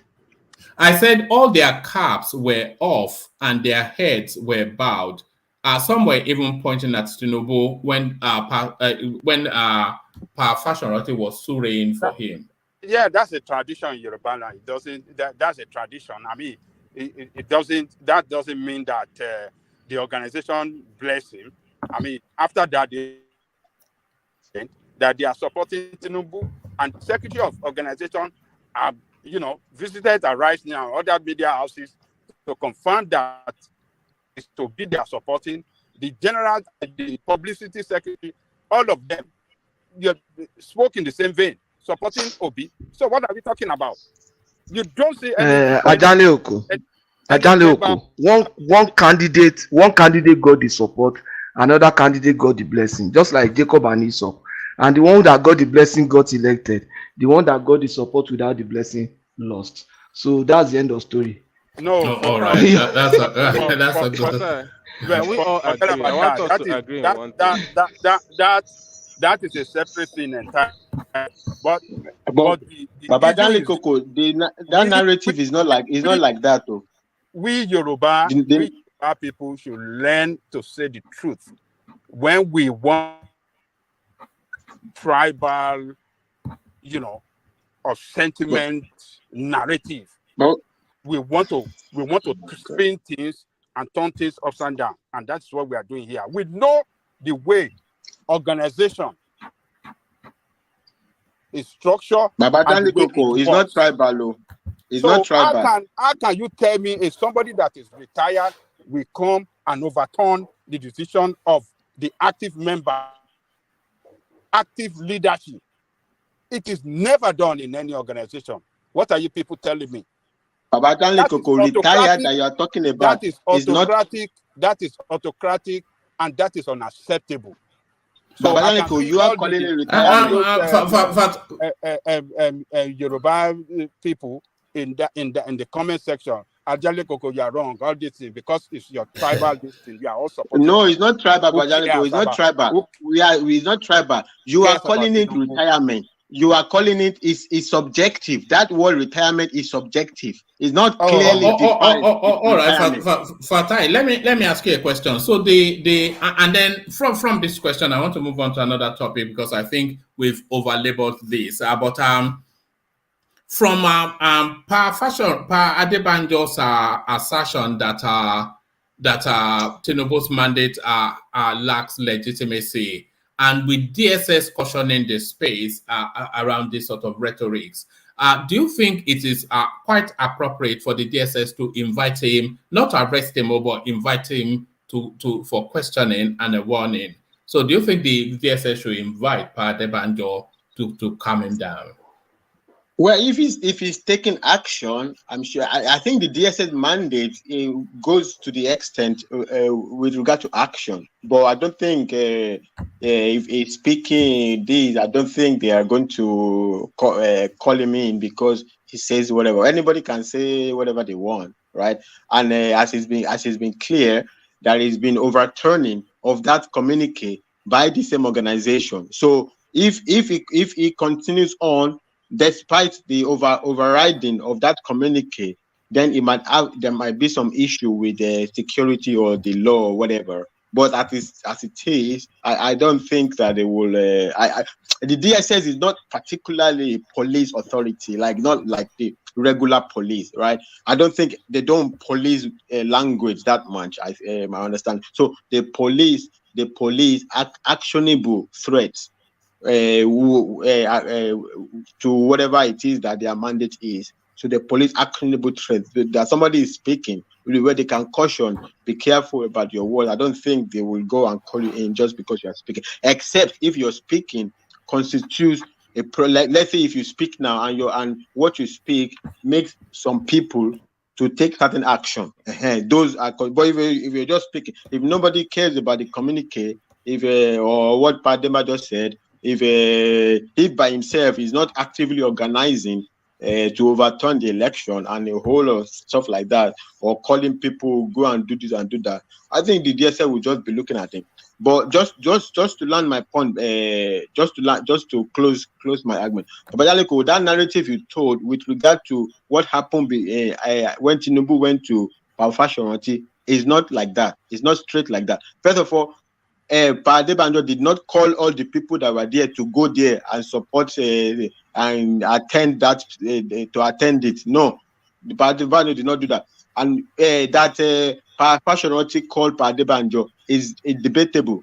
No, it did. No, hold on, because like I said, we treated it here. So yeah, Pa Adebanjo did tell us that he authorized them going there. And he also said, not authorized. You don't have a problem. He said, if you want to go, go. No. Why authorize them to go? They did not. So Adele Koko is right. Yeah. Now? What is the debate? What are you debating here? Yeah. My debate. And they went. So what are you trying? He didn't tell them to go. Now they are not children. Authorize them to go. They didn't authorize them as Afenifere to go there. Right? If I say I want to go somewhere, you say, okay, if you want to go, go. He's not speaking for the organization. The organization didn't appoint them, but the organization even has led by. All right, Fatai. I want to move away from that space. Let me just read this quickly. It says, let me just read this quickly. It says he has no rights constitutionally or otherwise to do so. He is de facto no longer in office. He has resigned and is just an honorary Okay, member. Who is saying that? No, so that's That is Padebanjo. Adebanjo. Yeah, that's Padebanjo saying that. That's a partisan view. That's a partisan view. He also invited that if Fashion wanted to test his leadership, that he can come and try to take over. That he has the freedom if he wants to, right. instead of making. Yeah, but that's a partisan view now. That's a partisan view. But round up that space, Fatai, and then we that's all. And then just to okay, I'm just saying the story, as you said, Babajani Koko, is not straight line like that. The story is there is a debatable things behind the story, but you stated it categorically. It's not categorical like that. How that arrangement happens, right? So just like Patoski is this when I made that reference about Buhari and appointing Oshibanjo as acting, is exactly the same. There's no, I think you were saying something Al-Qaeda. I don't even know what that meant. But it's exactly the same. Buhari is leaving. I say Oshibanjo, I recommend Oshibanjo or whatever, or the constitution recommends Oshibanjo to take over from me. Is acting. It doesn't mean Buhari will never come back, right? He's alive. He's substantive president. Where everything is, when he's back, he will go back to the Senate and say, I want to take back my authority. And he has to go to the Senate because he gave the letter to the Senate. He gave the letter, it's very important. He gave the letter to the Senate according to the constitution. I say, okay, Senate, that letter I gave you, I want to take back my authority, and then they approve it back. In this case also, Fashion gave a letter. All right, a couple more minutes, Fatai. Yeah. And at any time, he can say, Padeban, that letter I gave you, because I'm still alive, I'm the substantive leader, I want it back. And retirement in this case, I stand to be corrected, is that appointment, I think, is for life or something like that. So retirement or no retirement, there's no, when you are 80 years old, you retire in that, it's a social cultural group. There's no, you retire at something. He's the one, it's subjective. Retirement is subjective. My final point is, it's not Fashion that's acting autocratic. Padebanjo is trying, after seeing many out of line, is trying and saying, and finally say, okay, when I see, like you step up. When I see that there is too much out of line, I'm going to step up, and that is what is happening. Fashion is not acting autocratic. All right, thank you. Point made. All right, thank you. So we move on from there. We spent an hour plus, and I don't think we landed on anything. But let me acknowledge the super chats that have been coming in. You know, I'm only going to mention one name, Ayo, of course, who super stickers the space twice. And then our day comes in with a super chart. That was to the Joel phase. It says, Joel, as much as I disagree with your narrative intended to say, I suspect. So, Joel, as much as I disagree with your narrative today, but I suggest you don't leave. We like diversity, of course. Joel is going nowhere. This is home for Joel. And of course, you know where I'm going to next. Ayo does as he always does. So I wasn't actually saying Ayo does as he always does yesterday. It's only because really long after I've left, that was when Ayo did it. So this was Ayo from yesterday. So we acknowledge that. And because he was late, he doubled dipped. So Ayo came in twice yesterday. And then, of course, regular as he always does, Ayo comes in here today again. So that's 3 sequences over the last 2 days of Ayo doing the buy the coffee thing. So he continues to keep that place 100%. One Man Went to More, sponsored by Ayo. So One Man Went to More, sponsored by Ayo. Ayo, thank you. The super chat space, by the way, is not an exclusive preserve of Ayo. Others are welcome to use it as well. But let me share this. Let me share this headline with you. And I'd like to invite Dewale or World Peace, because we've not been hearing those two voices, to, if they're still available, to lead on this one, and then the conversation ensues from there. It says 2023 polls. So this is Sanwo-Olu this time around. 2023 polls. The masses rescued Tinubu from powerful forces. So this is Sanwo-Olu reflecting on events recently past. Lagos State Governor Babajide Sanwo-Olu on Wednesday said that the emergence of Asiwaju Bola Tinubu as the president-elect was a result of support by the masses, as the mighty placed a lot of obstacles in his way. Sanwo-Olu made the disclosure during the special birthday prayers organized for Tinubu in Lagos. Prayers were conducted simultaneously in the Secretariat Mosque and Chapel of Christ the Light, Alausa Ikeja. At the mosque, Sanwo-Olu's deputy, Dr. Kadir Obafemi Hamzat, was on the ground together with the Lagos State Assembly Speaker, Honorable Mudashiru Obasa, and members of the State Assembly. Sanwo-Olu's Chief of Staff, Mr. Tayo Anyede, also stood in for the governor at the chapel, where the ex-deputy governors of the state, Otumba Femi Pedro and Prince Abiodun Ogunleye, were also present. Hamzat said it was a great coincidence to have President-elect's birthday in the month of Ramadan, saying a lot of obstacles were placed in his way to forestall his ambition from coming to reality. Hamzat stated, "We thank God for having his birthday in Ramadan, and God has chosen him as the president-elect. A lot of obstacles were placed in his way, so prayers are essential. By the grace of God, I believe Asiwaju will perform well. It is the masses that voted for him. The mighty stood against him." He cautioned those drumming for war, saying, "We are many in this country. We cannot afford to go to war. On behalf of the president-elect, I thank you all for your support."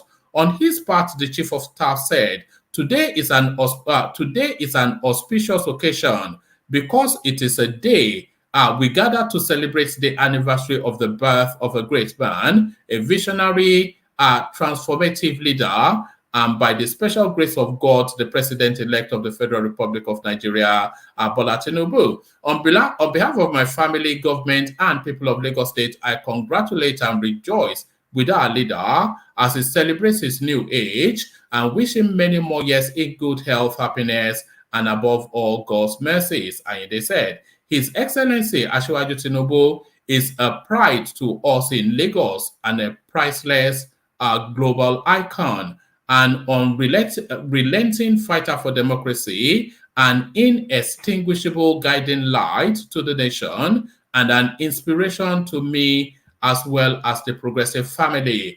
It gives me great pleasure and honor to be present here today. I thank the organizers of this special. So it goes on in that vein. So I think the rest is eulogy. But the space that I really wanted to land on is that that the emergence of Asiwaju Bola Tinubu as the president as the president-elect was a result of support by the masses, as the mighty placed a lot of obstacles in its way. So that's really, I think that's really what comes through in this space. So, so either to Dewale or to Niger or World Peace, I'm not sure either. Let Dewale go first. All right. So to you then, Dewale.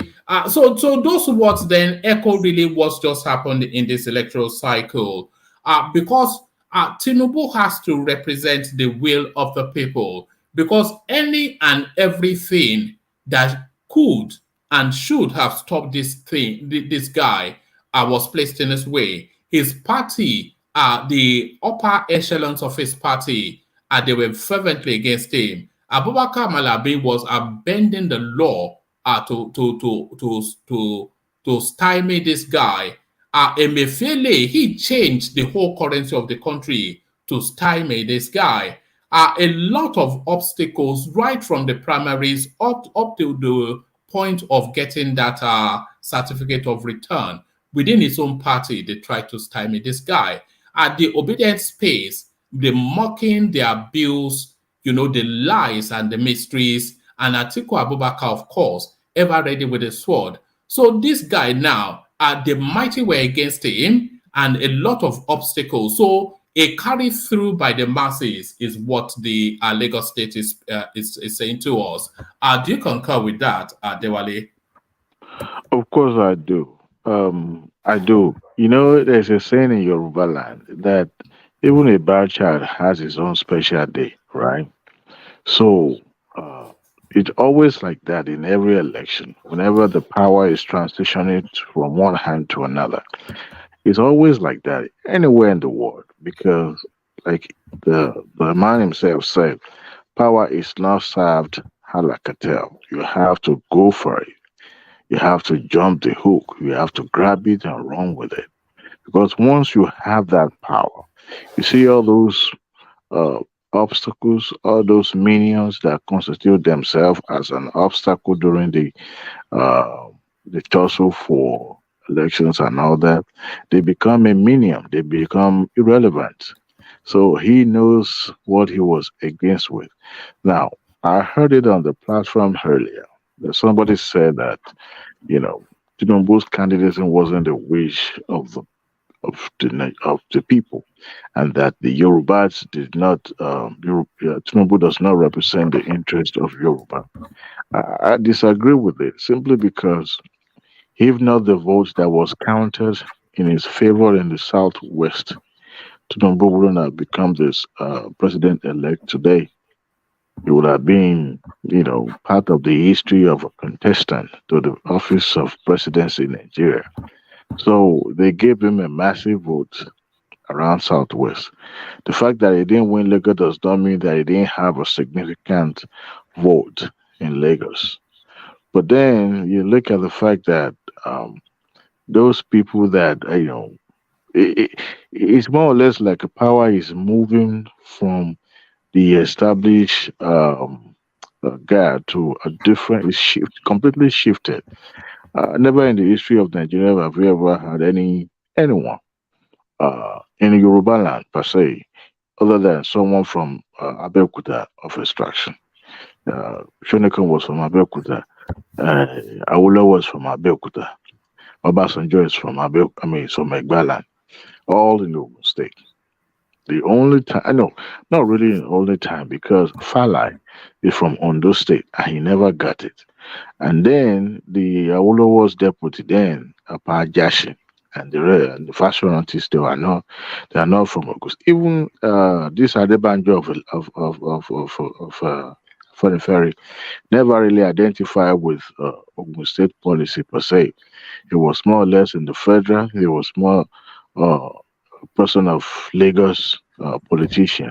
So yes, at the end of it, when you look at what he was able to, the orders. I mean, it's not yet Uhuru for him yet. You remember the case, the election petition is still in the court. But then it's like more or less you have the thought you're on the fourth laps, about to get to the finish line. So, and you are the one at the forefront. So you can celebrate to the point that he knows he's going to be sworn in on the May 29. But yes, the fact that he won the election, whether people admit or deny it, it was people that voted, not alien. And you cannot rig election where you didn't have enough vote to rig the election. I'm not saying there's no rigging. At the end of the day, we look at it. Dewale, do you think the fact that he had all of these obstacles that we all know and recognize, the fact that he had all of these obstacles in his way, which he had to surmount to land that ticket, do you think this ultimately will prove to be a good thing? Because then he would not be under obligations to any oligarchical structure. Then, of course, you say he has his own team, but then those teams are not really essentially the oligarchs. So the oligarchy, the northern oligarchy were against him. The oligarch in the financial sector, which was Emefiele, he was against him. There were elements within the South led by people like Rotimi Amechi. They were against him. Even within Yoruba land, some of the leaders of the thought spaces in Yoruba land, they were against him. So he surmounted all of that to land himself as the president. So do you think this ultimately will prove to be a good thing? Because it's not then under obligations to most of the traditional power blocks in Nigeria. Without mentioning the word, if we have to benchmark his pathway to presidency, together with his predecessors, or should I say the previous president. Those one we can say had it on the platter of gold. Look at Buhari himself. He was carried. He was, literally carried to the finish line. Remember, without the support of APC and part of APGA and APP, he wouldn't have become a president. So he was more or less like carried across the finish line. And what he faces there wasn't even much of opposition because the entire country was solidly behind the coalitions of those political parties. So, but the same thing with Jonathan. Jonathan campaign was more similar to Obi's campaign. He had this, poster picture of a child brought into, what you can call a regular Nigerian home with no shoes and deprived of. Sorry, Dewale. Where I was inviting the conversation was more to the lack of to the power blocks being opposed to him. So So do you recognize that as a thing, and do you think that will serve him in good stead ultimately for the future? I mean, I don't think Tinubu has ever had it really, smooth. Every part to his, victory, whether governorship or he has always been murky. He has always been. Remember the primaries before the primaries, and what is the guy? This guy that died in Lagos. So yes, I think it will be part of his story that while he was contesting for presidency, the opposition was much. Of course, it's expected in any election, but if you look at it, the election itself was more or less like a tribal or regional or sectional reflection of all those, and at the end of it, they even make it more tough, tougher for him, to get to the presidency. But remember, most of the candidates that have been in this kind of position in the past never get to it. Look at Awolowo. Look at Nnamdi Azikiwe.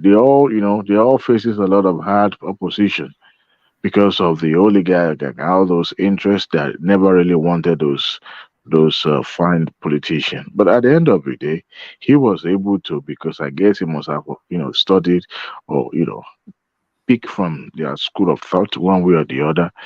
But then the Mayfield of Likes and the Babashia, you remember Babashia Lawal? As a matter of fact, he came to our mind. That's part of the oligarchs that were against him. When he vouched on the national television that not in this level, would Bola Ahmed becomes the president of the country. And now I just remember that, him saying that on national television, and Bode just saying he's going to, go on exile, Tinubu becomes president, and he was being pressed on it on Arise News this week, and he was trying to sound more politician as it is. But then, the Emefiele of likes were just a small screen. Emefiele doesn't really have more political stability to constitute an obstacle to Tinubu's presidency. He was a tool being used, by the power that really wanted to stop him. And Emefiele also knew that, he was enjoying the protection from the presidency. The likes of the Babashia Lawal and this same, the Attorney General that bites you and also blow you like a rat. At the point it was what do you call it? Campaigning for Tinubu. At the same time, was going behind. At the same time, I could remember the interview he gave when he was saying it was not. He didn't really mention a particular name, but you can tell it was referring to Tinubu, that one person will arrogate power to himself and say this and that. At the end of the day, he boomerang because the plan never worked for them. And it tells you how little these guys knows about politics, especially the kind of politics we practice in Nigeria. But I think it will add to Tinubu's story or his memo when he's done with the administration, or when it's completely exit the stage. And such people like this will always make a difference. That's why I was trying to tells Rational Man earlier that sometimes the people that we actually don't even expect to perform are the ones that we usually outperform. And we should have the fact that give a chance. But nevertheless, it was expected. The obstacle was expected, and that's one thing about, especially when its power is, when there's going to be a vacuum. So sorry, Dewale, that wasn't really where I was inviting the conversation. Okay. What I'm saying is that there were several traditional power blocks that were in the way of this guy. And Ajahn Koko can come in as well. There were several traditional power blocks that were in the way of this guy. So he had to surmount those power blocks to land himself the president. Who constitute this power block? Okay, so a power block would be somebody, the Afenifere, Bode George, etc., who are strong power blocks within the southwest. Then the oligarchs within even when El Rufai, when he came outside of the court after the judgment for the Naira space, he was telling us that the hierarchy of the APC, they were against this guy. So we're talking about Abubakar Malami, we're talking about Maman Daura, we're talking about maybe even Buhari himself, and all of these are the strong kitchen cabinet space of the APC. They were against him as well. And then of course, yeah. If you see when you mentioned Bode George of Likes and Pade Banjo, we look at the influence these people have outside the political party that they represent. You see, there's a lot of oligarchs that you and I would never pay attention to that are powerful. Who would have thought Tinubu, as a politician, will be visiting Tony Elumelu in his house, in his home? There are a lot of people that are powerful behind the curtain that you and I will never see or look at. Even as small as Aliko Dangote is, he is also a power block. He is a powerful influencer. But you and I would never look at him in a political sense. Like, what power does this one have? The likes of Pade Banjo and the Bode Job doesn't really have much political influence. No, that wasn't even where I was going. But yeah, carry on. Those folks you mentioned are just noisemaker. They come there. They are always in the media. Those ones are noisemaker. The ones that are doing the dirty work behind. Most of the people you see, coming antagonizing on the media and all that, those ones are just a messenger. The power broker themselves. These people hardly you will see them granting interview, because these are the people that are controlling all those minions that you think all right. Dewale, let's invite Ajahn Lekoko into the conversation. Ajahn Lekoko, are you there? Oh, we don't have Ajahn Lekoko. Let's invite Patrick. Patrick, are you there? Is anybody with us still? I'm here. I'm here, one man, but this topic you are talking about, how is it important to the rest of us in Nigeria? What do you mean now is it important? We're talking about TINUBU'S pathway to the presidency and how that will impact how we administer the state. I'm not talking about the TINUBU pathway to presidency. I'm talking about this Pade Banjo, a very good. You guys are always talking about. I think they're talking about it right now too. We were not talking about. We read an article by an opinion piece by Babajide Sanwo-Olu, who said the emergence of Tinubu as president-elect is as a result of the support of the masses, as the mighty placed a lot of obstacles in his way. So going off the back of that, where would the conversation been invited is that the power blocks because the mighty placed a lot of obstacles in his way, which Obasanjo was opposed to him. I've already described the Maman Dauras and Abubakar Malami and all the strong elements, contemporaneous elements within the north. They were against him. Peter Obi, of course, from the southeast, and all of that wrapped around. And then other satellite voices, Fashion Adebanjo. So a lot of the power blocks, a lot of the power decision-making spaces within Nigeria, they were against him. And he surmounted all of that to land the presidency. So what I was inviting is that having surmounted those obstacles to land the presidency, does that give him a freer hand to administer the country as he wills and not feeling obliged to the traditional power blocks because he had to defeat them to land the presidency? So that's really what I was inviting. Oh, okay, I get it. Let me quickly just say this. Maybe my own 2 cents.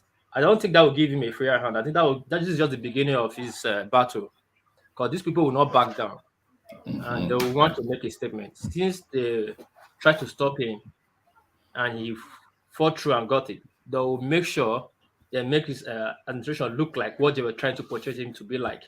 So this will be a stumbling block for him, and he has to continue playing that politics of ambushing them to succeed his mission. So I don't think this is the beginning of his administration to be free and fair for him to govern the way he like. It will be more resistance, the way I see it, Mama. I think Tunaja can take it from there. All right, Tunaja, come in. I think from the premise, do you understand the parameters though, where the conversation is? I saw it. Okay. I think that from the very premise that the people rescued Tinubu is lacking the understanding that over 62% of Nigerians. No, forget. No, let's not do Peter Obi. I didn't mention Peter Obi. No, you are going to give us an opinion. Okay, sorry. Okay, but go with it. Leave Peter Obi to one side. Go with it as been presented. Yeah. Because when Shomolu said people rescued Tinubu, is not taking into account that if he is the current president-elect, that he has the lowest percentage of votes and the lowest actual number of votes. So that is quite weird for him to actually say that, because given that kind of numbers and percentages, then you take into account the establishment. This is something I find very fascinating, actually, that the establishment are putting obstacles against him. From what I gather, the lower voter turnout is actually in his favor, and he is part of the establishment, and maybe the establishment is divided, but they've always been divided. I remember when somebody was saying that Jonathan had to literally beg Atiku for something before. They've always been doing this. They always try to shake each other, shiv each other all over the place when they want to get influence. What do you think? What do you think is outburst in Abeokuta was all about? I think he was frustrated that what's his name, Buhari wasn't exactly very, Buhari doesn't like Tinubu personally. I don't think he does. I don't think he likes Tinubu's antics. In terms, Buhari is very unassuming, but Tinubu is like, you are going to labor in vain and all that. No, leave the labor in vain. Remember in Abeokuta, Tinubu said they are hoarding petrol and they are hoarding the naira to stop me. So why do you think he said that? Personally, he said that maybe because he wants something as an excuse to say, okay, if he loses, this is what the excuse is. But I think the truth is, if this result is true, if I'm to interpret the result for what it truly is that the power of religious vote is very, very strong. And we underestimate that aspect in our election, when even in Western countries, it's still very powerful today. Because if you have a Muslim ticket, they don't care who is on the ticket, especially when religious voters are concerned. They don't care. They will vote for you. And that may explain the result we are seeing, if the result is accurate. That's why Tinubu got the vote he got in the north. Because when they see Muslim ticket and the other guy is pure Christian, they don't care. They will just vote for Tinubu. And so that's what I think may account for that. The fact that I even got 37 to 38% of the vote. But anything else like establishment, I think. So we were talking about power blocks. I think he's part of the establishment. They are just having divisions, and this is not new. Where did he go first in? He went straight to London. These people, they are not here to pander to the masses. They are here to pander to their power blocks and wherever they want to do what they want to do. I've always said it, I've said it before. That at the top, there's a division in the way they think, what they expect in the country. The question is, are they willing to go overboard just to make it happen? Or are they going to say, okay, yeah, he won fair and square, let's just work with him until his time is up? But yeah, you can, if you say that there's obstacles in his way, yes, there's going to be obstacles in his way. But one thing we know about Tinubu, from what I've gathered, is that he's a man that doesn't hold grudges, and he tends to tweak things based on what the path he's trying to navigate. So but the people around him are very confrontational, and that is something that he has to watch for. They are very confrontational. If they carry on with that mood, this is going to end in tears, I can assure you. Look, it's not going to end in tears now. You guys have been saying it's going to end in tears since this guy indicated he wants to be president. It's going to go on and govern for 8 years. Not when you're fighting the people of the country. Don't worry about all that. Have you heard the phrase, drop the dead donkey? Have you heard it? Yeah, I've heard it. Yeah, so when a donkey is dead, it can no longer work. So no point flogging it. It's dead already. So this guy is already president. So nothing is going to end in tears, and all of this Niger bought something or the other. See, Erufai was opposing the president the other day. Just because you're president doesn't make you Thanos in Nigeria. You still have to govern people, and especially when you got 37% of the vote, you still have to govern people. And if you approach things in a confrontational way, you're going to have problems. I really think that this is a very good. It's a good tactic for them to be a little bit more reconciliatory and conciliatory, not always acting as if you are fighting people all the time. If you do that, it's not going to help.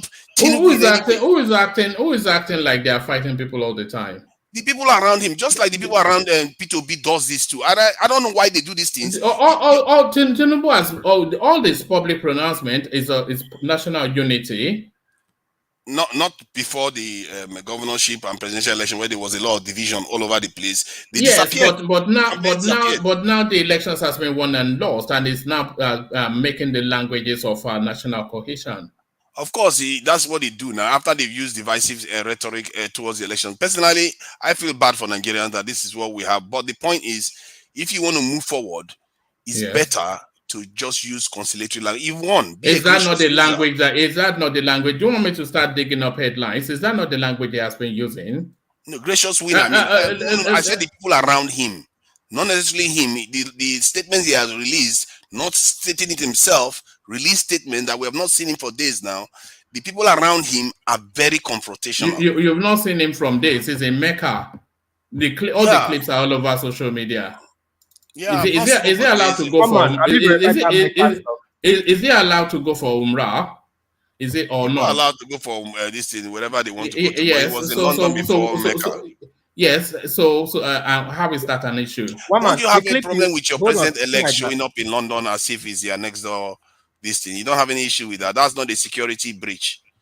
Well, I don't know. I don't know what that means. It's only at the one that would think that's not a security breach. I don't either. It's just those are just random words. Because it's going to foreign territories where they are disproportionately more powerful than Nigeria to say that that's where it's going. Is there any constitutional backing that says president-elect is now have any power or any representation that he has to follow some certain guidelines, and now he's still a private citizen? Hold on. Leave all of that. He can go anywhere he likes. Look at this headline to Niger. It says everyone will enjoy better Nigeria whether you voted for me or not. So is that not the language you want? It's a foreign land assuring. No, it is a good thing for him to say, but that is where we are now. When somebody says one thing relatively positive, after many days of absence, we are jumping. After how many days of absence? It was in London. I really feel bad for our people. It's like this is turning into a meaningless conversation. What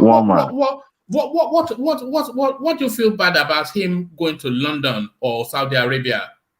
Because people were dying on Lagos Street. People were stuff was being bought in Nigeria. In Rivers State, there were problems. All right. What is Buhari doing about it? What is Buhari doing about it? That's my point. I said all of them, the leaders in Nigeria, they are completely failed. The people, they don't care. They really don't. All These right. people are there for their own purposes. What that's your constitutional opinion. power does he have as a president-elect? What constitutional power does he have at this moment? You said he don't care. Okay, what can he do? You can talk to the people and reassure them to do the right thing. I see, leadership is not necessarily only about whether you have constitutional power, it's about whether people listen to you. And when you come out and say, has he not spoken to that the space should calm down? He released a speech after the election, not even before it. In his speech, there are protocols. There's a precedent in situation. Should he be governing alongside Buhari? He's not governing. He's a private citizen. He can easily say it. Well, there you are then. So whose obligation is it? The sitting president or the incoming one? The incoming one can also make a statement and say, you know what, my people. Which he has done. It's not obligated. Have you not seen it? After the election, come it's not obligated to make a statement. It's not even in position. I don't know. He was completely silent during the it's like a Twilight Zone sort of all those things that was going on. He was completely silent, and you all should be calling this. You mean when area market was being burnt in the southeast or big market? Whichever one was being burnt. When things like that are happening in the country, if a pocket gets picked in Jalingo Central, should Tinubu make a national broadcast? Of course not.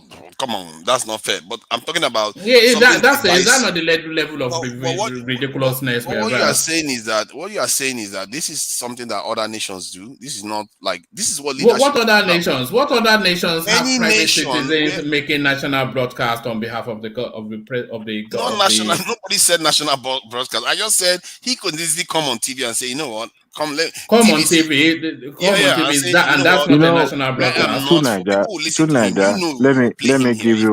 Let me give you good example. Would it not be overstepping his bounds as when the president is in situation? He's a citizen. He has a right to tell Nigerians. It should be making national broadcast to national issues, overstepping the president. No, he's just advising Nigerians to behave. As a matter of fact, in what capacity? In what capacity? To be united is to just in what capacity? In what capacity? As a Nigerian citizen. As a Nigerian, why don't you make the national broadcast? Nobody cares about my opinion, man. The Tinubu is a different character. He's a leadership. He has leadership. I wonder if you listen back to these things that you say sometimes, but I quite funny. You know, to Nigeria, you to other people to talk. I'm tired.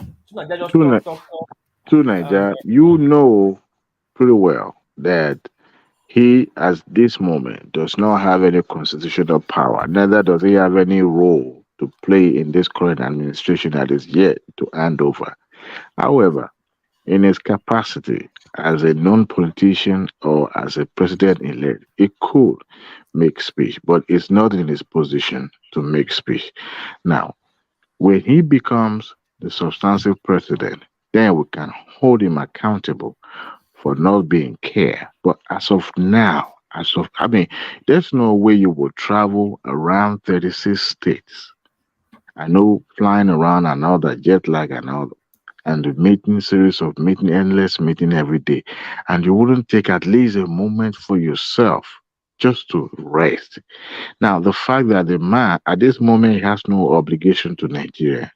So now that he has taken time to rest, whether in a foreign land, as a matter of fact, I learned something today while I was watching Arise News. You can be a citizen of America and still contest for the presidency of Nigeria. He has no obligation to Nigeria now. Wow.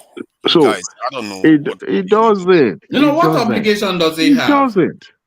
Every citizen has an obligation to Nigeria at all times. No, this is getting ridiculous beyond my tolerance it's level. ridiculous now. Okay, that's fine. Of course, it's ridiculous. It's just ridiculous.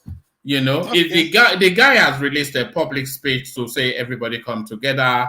He's even released a speech to the Lagos State space, and that's the most he can do. And we wonder why Nigeria's way is, if that's what yeah, but of course that's what I believe. That's what any rational mind would believe. There's a president in situation who's tasked with the role of administering the country? I beg, please speak your mind, Gary.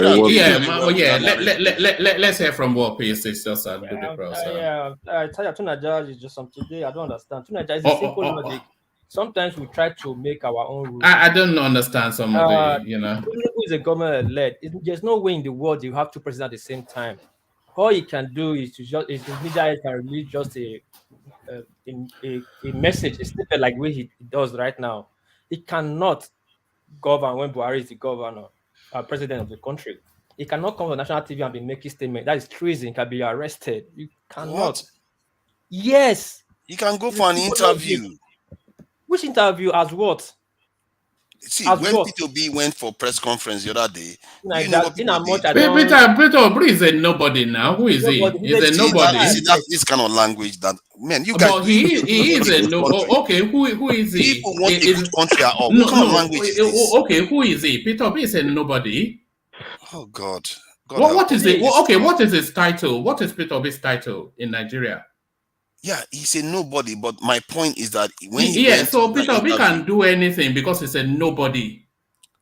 He has no title in the country. So Obama didn't make any speech when he was president-elect, and there's a law that says president-elect is not allowed to say anything. Let me make it. But my point is, Peter B has no status in Nigeria. Tinubu has a status. Yes. People are trying to cover for him and cover all he wants, but remember, I've never known you want to ever get it. Naija, let me tell you something. Okay, I never get it. You never do. In a much because I'm a dumb person. No, you're not a dumb person. You're just fixated on a narrative. You're fixated on a narrative. It's like a closed-minded sort of a thing. Yeah. I want to say something. Before the invasion of the capital city, I think it was before the handover, Adewale, right? Now, did Joe Biden come on national TV and make speech? Yeah. Oh yeah. He could not make. They released as a private citizen. He released a message as a private citizen, but he cannot come out at the presidential capacity to release speech to make a speech. Nobody said he should release speech. I don't know why you are changing what I said. You can't change what I said and just say you won the argument. You said you should come on TV to address issues. I'm not supporting one man. I'm trying to make you understand. A presidential-elect position is even more critical because it's like either there or here. In fact, sorry, War Peace. You know, Tinubu has to be guided in how because there's a precedent situation and he cannot overstep his bounds to incur into the remit of the presidenting situation. So he has to, in fact, he has to be as quiet as he can be just to let the process. But that's how it's just protocol, isn't it? You know, he can't be bouncing from studio to studio like Peter Obi, who has nothing to lose. He's just another man on the street. You know? Now. Yeah, I mean, what are we? How is this even a conversation? Is well before those things. We're talking about the people. The people, which people? Naija, Biden even said it on your that makes all the difference. Sorry, there's a president in seat, in power, until he gets to power before he can address the issue. President-elect is a very sensitive position. It cannot be here or there because he's a president. Is the president awaiting? Is the president awaiting? So he cannot make any speech. He can't be within some certain areas. Like now you see Tinubu in Dada Barracks. Going to Dada Barracks because the president cannot be so certain areas for now, highly protected till he gets to that power. If he gets into power, he can do what he wants to do. I don't understand why we argue. He can't even speak anyhow, any way you like. He has to be guided. He has to be guided. You can't just say stop now.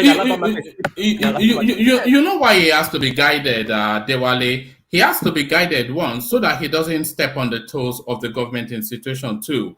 One, and then two, he has to be guided because he's an incoming government, and anything that he says will be interpreted as the intent of his governance. So he has to really manage his speech very tightly because of the position he occupies. He can't step on the toes of the status quo.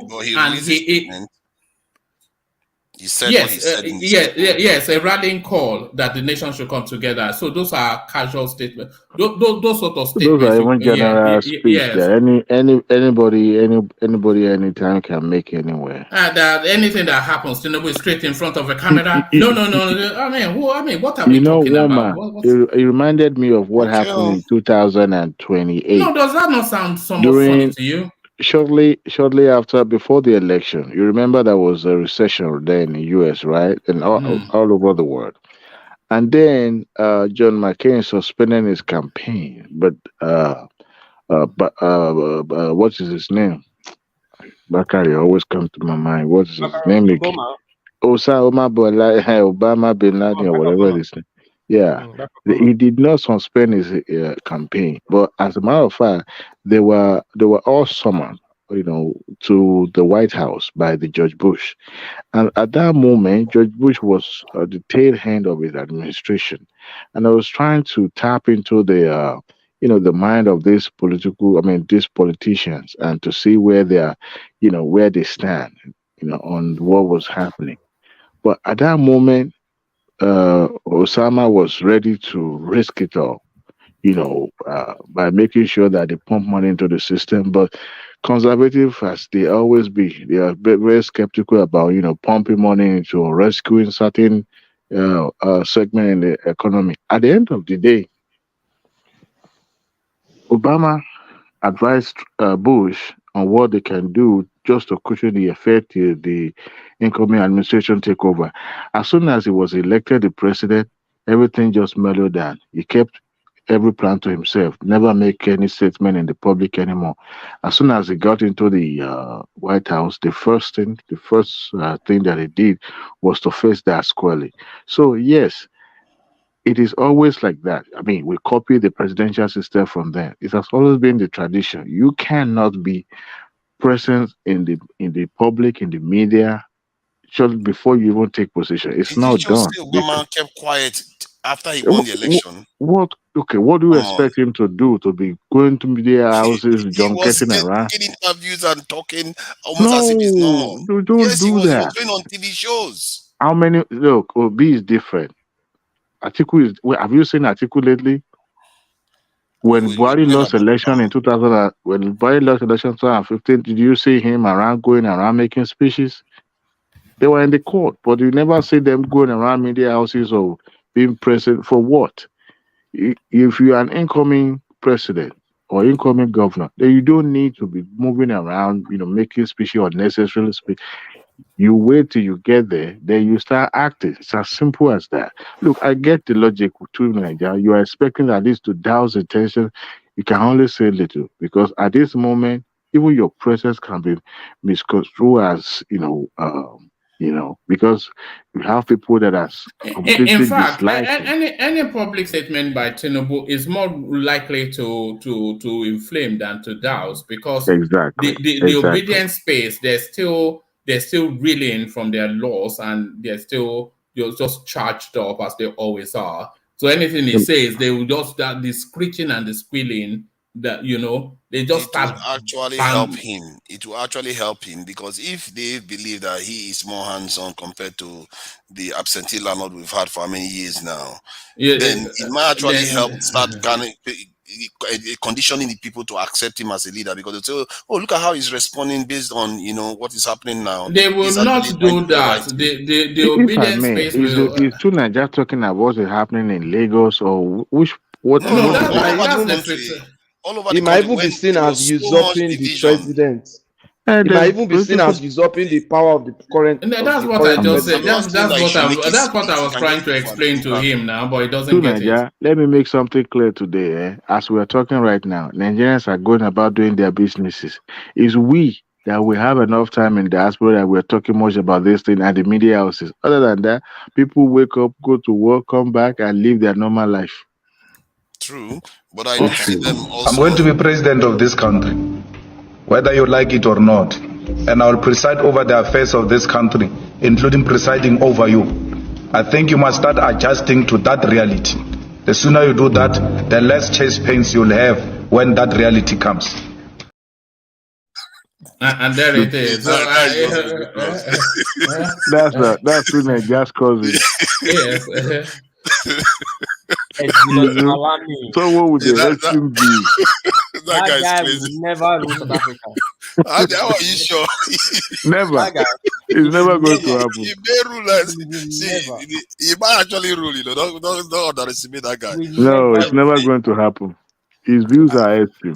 He sounds like Tinubu to an extent. Tinubu has No. always assumed he was going to win. No, that doesn't sound. No, his views are very, very extreme. That's not Tinubu. Tinubu is moderate, it's measured. Extreme. Do you know how extreme situation we are in? Sometimes he says the way he talks, sometimes he almost sounds as if it sounds like Showore. Exactly. In such but he's not. It's different from Showore because he's engaging. He's actually getting elected. Showore is not getting elected. That's the problem. 40,000 votes. So where do you understand politics? That must hurt. 14,000 votes. No. Showore is not getting elected because those of you that are supposed to stand up for what Showore stand up for are not. Those of you are because not, we don't believe in what he's standing up for now. Because we don't believe in what he's standing up for. Your support you believe in your criminals. We believe in ourselves. We don't believe in Showore. We believe in ourselves. Your support to Showore is sometimes believe in fighting for their right. You will see them all the time jumping on the street fighting for their right. So that's the difference. Yeah. You don't need to you don't believe in yourself. You don't believe. We believe in ourselves. You don't believe in Showore. You don't want to fight for your future, for your coming generation. That is the problem. But you want to continue to vote for Tinubu and all those your criminals that destroy your country. Continue. Don't get me wrong, I like Showore. We came to you earlier and you he heard about Showore and he woke up from his sleep. See, that's one thing about the supporter. I step away from my phone for a minute. Yeah. But you know, Babajale Koko, yes. Like to balance voice, the truth of the matter is that Nigerians are not ready, or Africans are not ready for people that is that confrontation and behalf. I don't know the English. If you are too forward, blacks don't like it because we are traditional people. Showore have this attitude of be like a dictator. People are not ready to accept that yet. But there's no time we will ever accept that. Somebody it is not a matter of dictator. But in America, it's okay.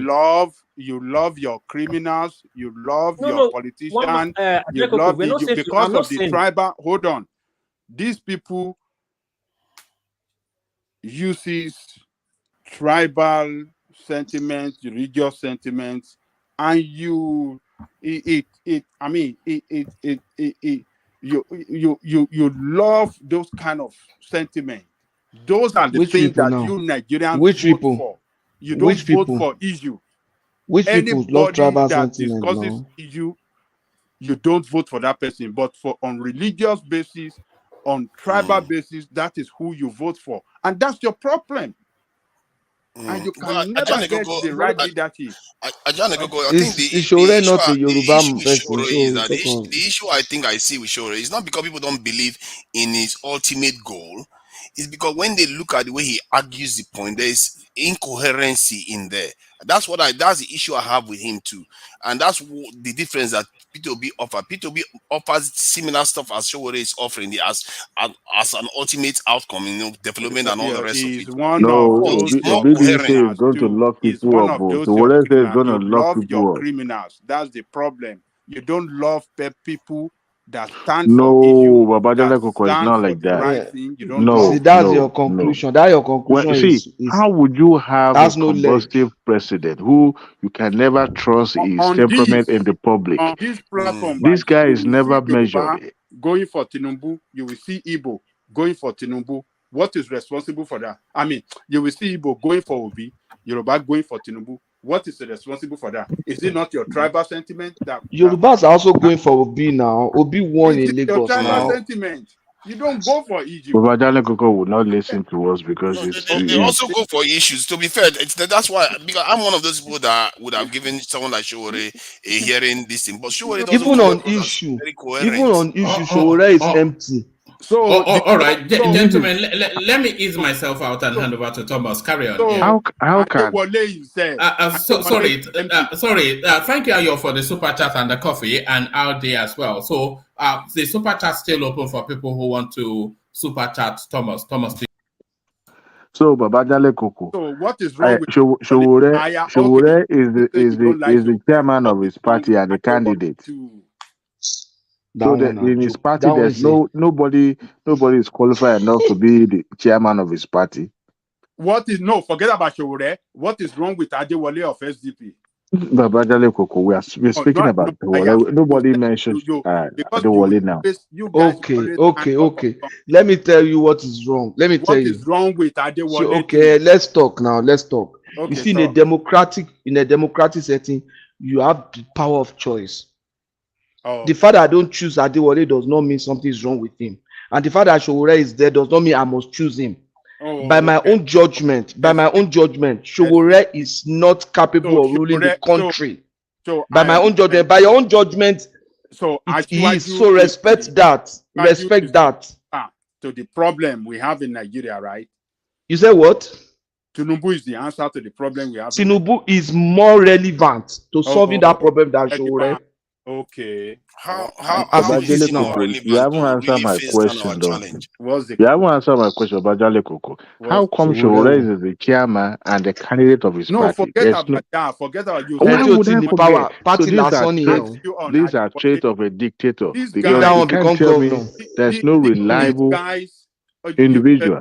So society where we live in, people vote for issues. And one of the issues is that somebody is a dictator. Who is more knowledgeable? Who understands the problem and the answers to that, to those problems let me answer. Who are facing in the country? Let me answer. You see, let me answer. Hitler did a lot of infrastructure in Germany. Hitler was a nationalistic leader. Hitler was close to the people. Hitler was an orator. Hitler had all those things, but Hitler was a dictator, and that was what destroyed everything. So what are we talking about? What are we in a demo? Hitler was a Nazi, a dictator, and destroyed everything. He built infrastructure. In short, there are still buildings today in Germany that were built by Hitler. Because he wanted to control the world. Dictatorial. Extreme dictatorial. That's where it starts, and he started aligning with people like Mussolini, other dictators. At least Obi has chairman of his party. Obi has people working for him. He has structures. Right? And the structure is evolving. Under Labour Party, now Obi was able to. The structures are evolving now. He has more structure than Showore now. When you put Obi, he has structure now. Compared to Showore, he has House structure. of Representatives. Compared to Showore, he has structure. You guys.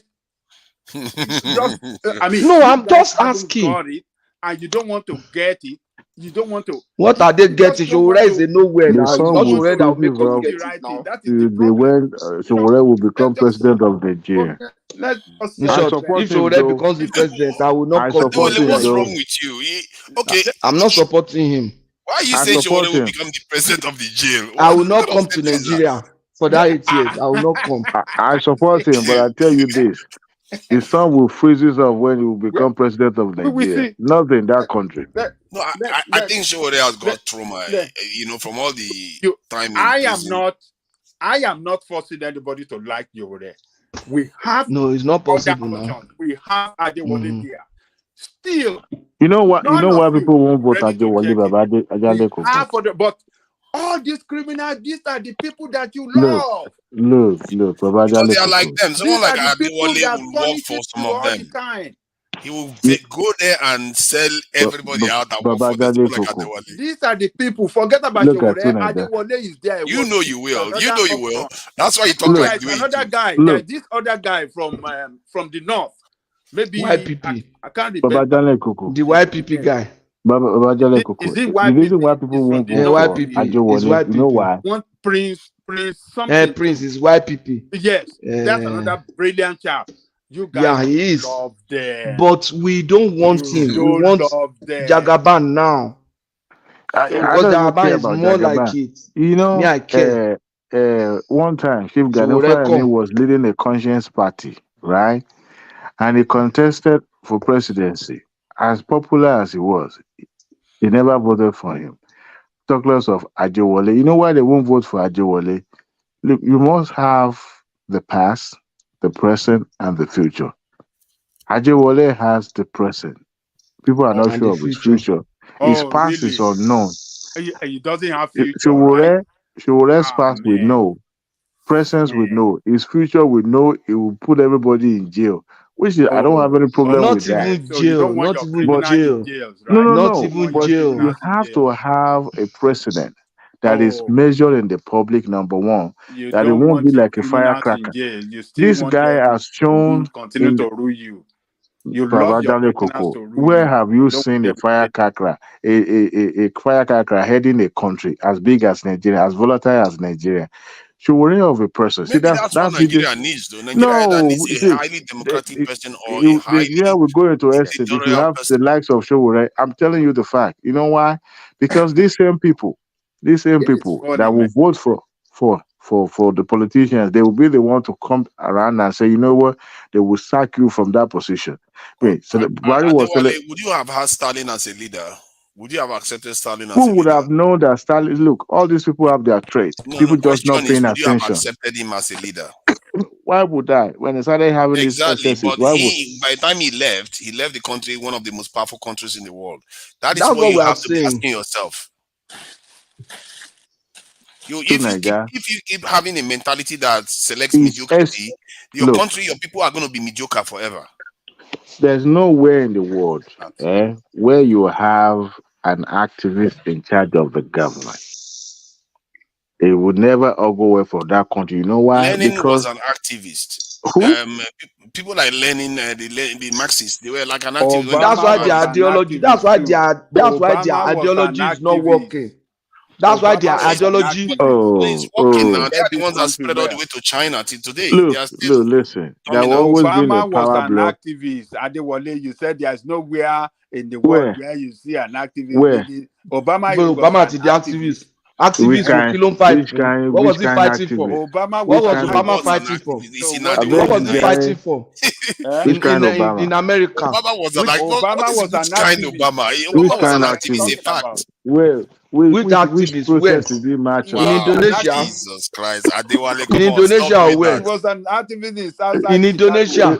He was an activist in a small community until he joined politics, and then he was became a president of the most powerful country in the world. And he governed this country well. His views changed, and he became, a populist. And before you know it, I think Ajah Legogo is correct on this one. I think he was an activist, never been an activist, and he governed the most powerful country on earth, and he governed it well.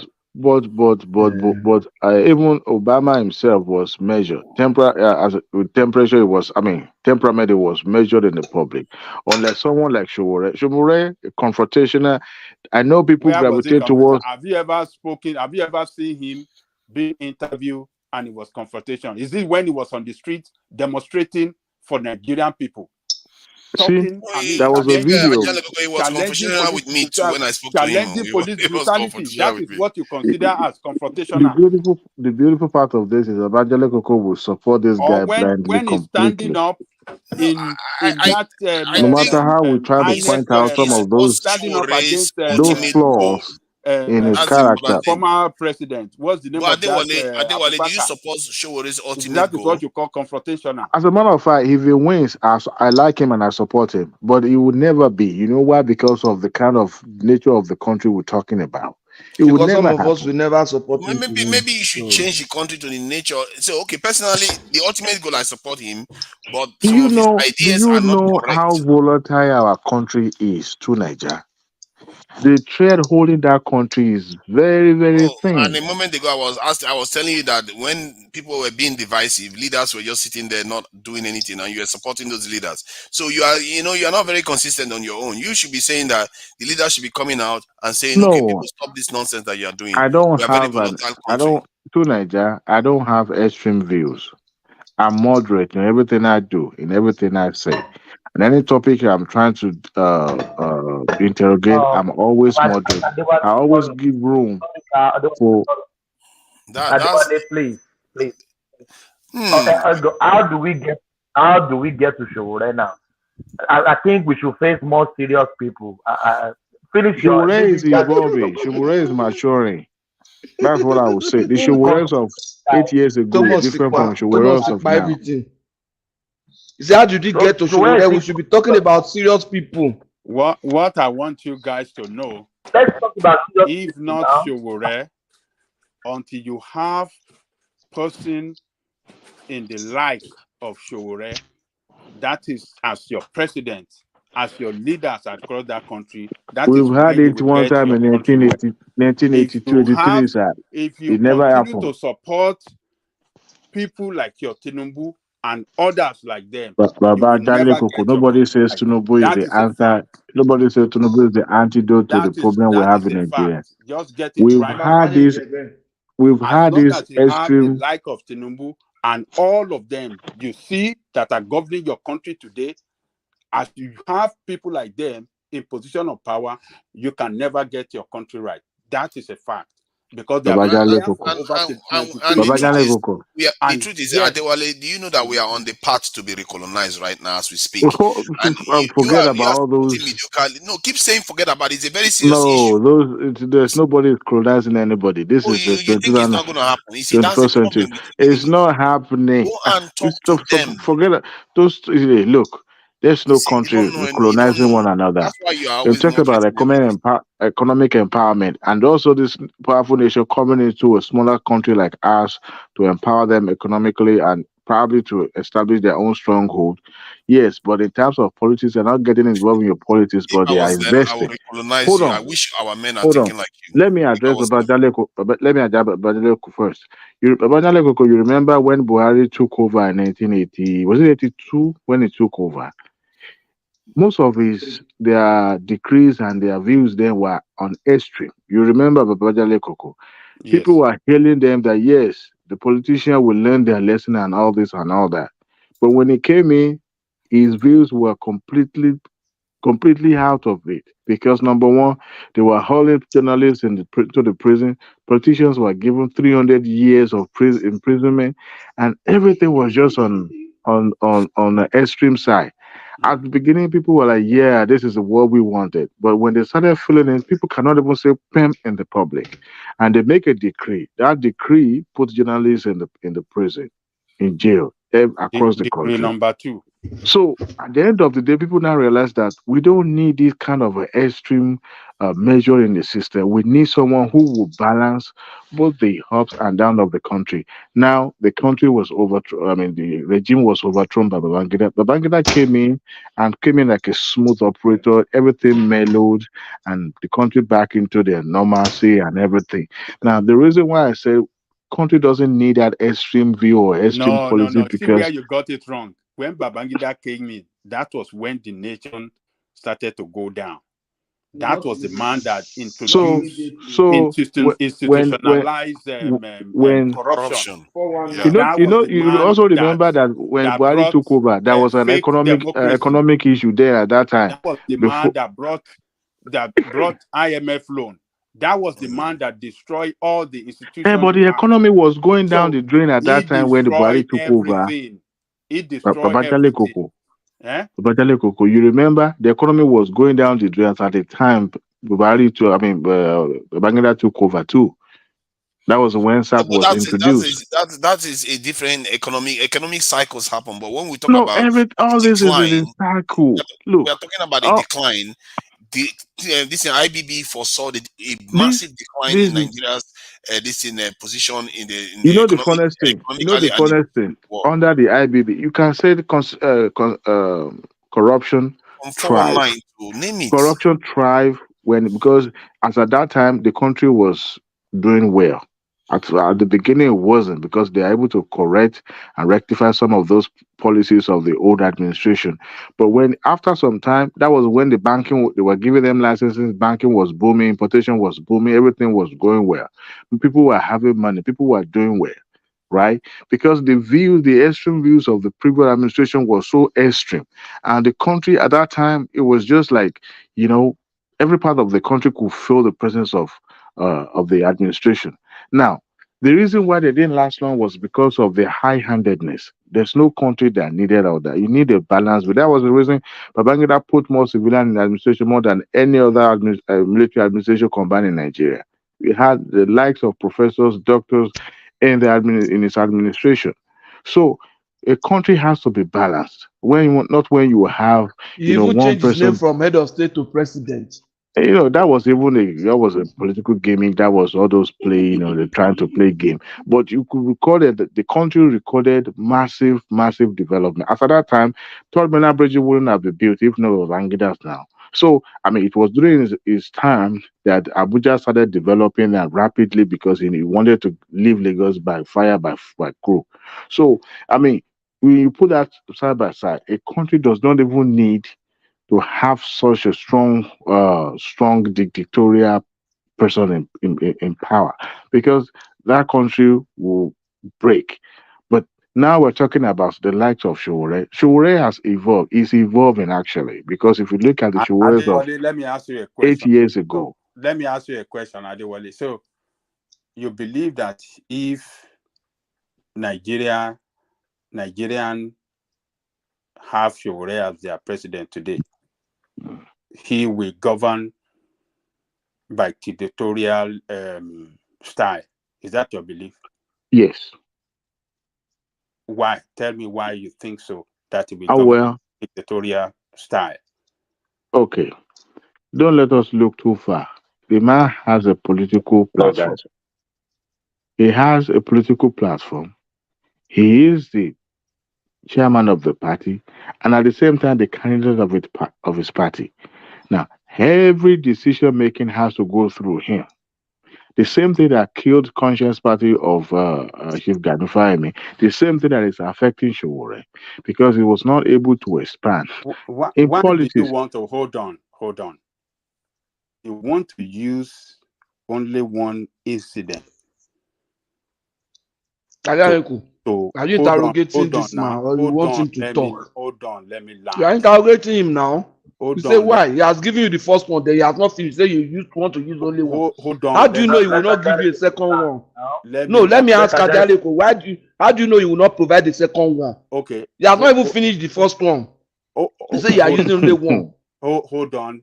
Yeah, you can. Let me land this.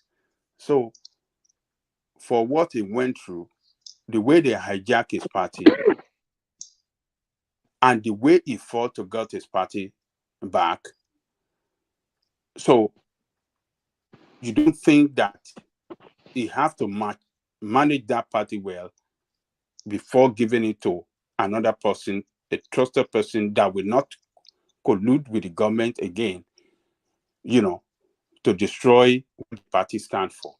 Okay, that one incident. Can I speak to that? Think so. If he becomes the president, so he will be the minister of finance, minister of. So he will act totally against the constitution of the country.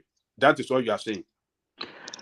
Even if it doesn't even act against the constitution of the country, a tree does not make a bush, right? You must work with people. Part of the quality of leadership is to be able to trust people and delegate assignment, delegate work to them. But when you don't trust people, you're looking for people that will be a yeser to you. From time to time, as a leader, one of the things being taught in leader, a subordinate will go against the leader. Okay, have a robot. He got this party back. Can you guys hear me? He got this. Yeah, we can hear you.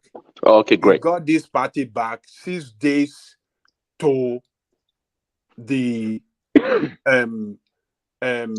close date for nomination of 6 days to the end and INEC nomination form, or how did they get it? 6 days. And that is why, to quickly submit his name, person's name, he put his name there so that they can get registered by Okay, INEC. after the nomination, what happened? Actually, He still wouldn't be able to change it. that's a good point. But the point that Adewale made, the ability or the skills to work with people, Shure doesn't have it. I mean, it has to be. Which people does he have to work with? Well, you are the only one that is defending Shure here. Corrupt politicians? Well, work with. Well, it's work actually with corrupt politicians? exactly that. That to that point, yes, exactly. To To work be able with to. your corrupt politicians? Yes. Do you know that? Too. Do you know what that That party too. stands for? What does it Do you stand know for? what the party stands for? African Action Congress. Yes. The party stands for Heaven and New Jerusalem. Heaven. Do you know righteousness? Is a party totally in opposition. Totally in opposition against the establishment. See, Ajale Koko, the reality is that it doesn't matter if you have to work with criminals or people that's so righteous. You see, a leader has to have the skills to traverse. Allow me. You don't even have to trust your subordinates. Exactly, to that point, correct. It's a party created But to have that skill to able to traverse and work with people from different backgrounds. And let's hear from Prince Daddy. Let's hear from Prince Daddy. Let's hear from Yeah, it's a party one man, you back, long time. in total opposition against the establishment. Now you are saying that you want to work with the establishment again. They should give you points. Ajale Koko, let Prince Daddy flesh out a position just so we know if we agree or disagree with him. Prince Daddy, good to see you. Yeah, you too. Thanks, woman. Yeah, I was just trying to support Adewale's point that even Shure doesn't have that skill, that skill to be able to work with people, regardless if they're criminals or not, politicians or otherwise. You know, Nigeria, just like you guys know, is very complicated and diverse in every way possible. And that's only one thing that I would say Tinubu has over Obi, for example, you know, to be able to have that support in every region of the country. So Shure, on the other hand, is quite combative in his way he does his things, insulting people. See, even in the corrupt state, you can't get that far for someone that's trying to make a change and bring about real, genuine change. Sure, can't survive. It can't do it. It has good ideas on papers, but sometimes it's good to have good ideas on papers and to be able to have the skills and ability to execute those ideas is key. Now, you know, if you like Tinubu or not, that's almost secondary, but we can see that he's been able over these years to display that ability to work with people. Okay. Peter Obi, for example, again, he has great ideas on papers, but it's shown that, you know, is more of a regional player for the most part. But this election for sure brought him to the center stage. And if he continues to work on it, I can guarantee in the next 4-8 years, Peter Obi may be able to, you know, garner a lot of support in the north, especially from the northern youths. Yes, he can do that. But to think that he's going to come on the stage right now and dominate and think he won the election, even from the third place position, is quite, you know, extraordinary, if I want to say that.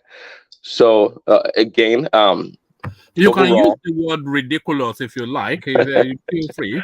Okay, well, I'll try to refrain from that, but the reality is that Nigeria is such a beautiful country and also a very complicated country. See, you know, the way Tinubu, not tiptoe per se, but he understands that he knows better. I think Tinubu knows better that if he officially comes to power, that he has to find a way to, can I say, appease the Easterners, Southeasterners, maybe that. But he knows he has to have it talks about a government of competency. Well, we know we have a lot of competent people in the Southeast for sure. So he knows in order to have a balanced state, everyone has to come into play. Right now, just like you guys know, the northwestern part of Nigeria, the Fulani Hausa in the northwest, so far they don't have a strong play in the government so far, so to speak, because once Buhari leaves, the vice president is not even Hausa Fulani; is a Kanuri man. Okay, so so that puts the Fulani Hausa people in the third or fourth place in TINUBU'S government, and we all know that this northwest Nigeria, they've given the southwest of the APC a strong support for a very, very long time. So this TINUBU'S government is going to be quite interesting in the way it's going to find balance to the whole equation, so to speak. The Southeasterners, they have to come to play.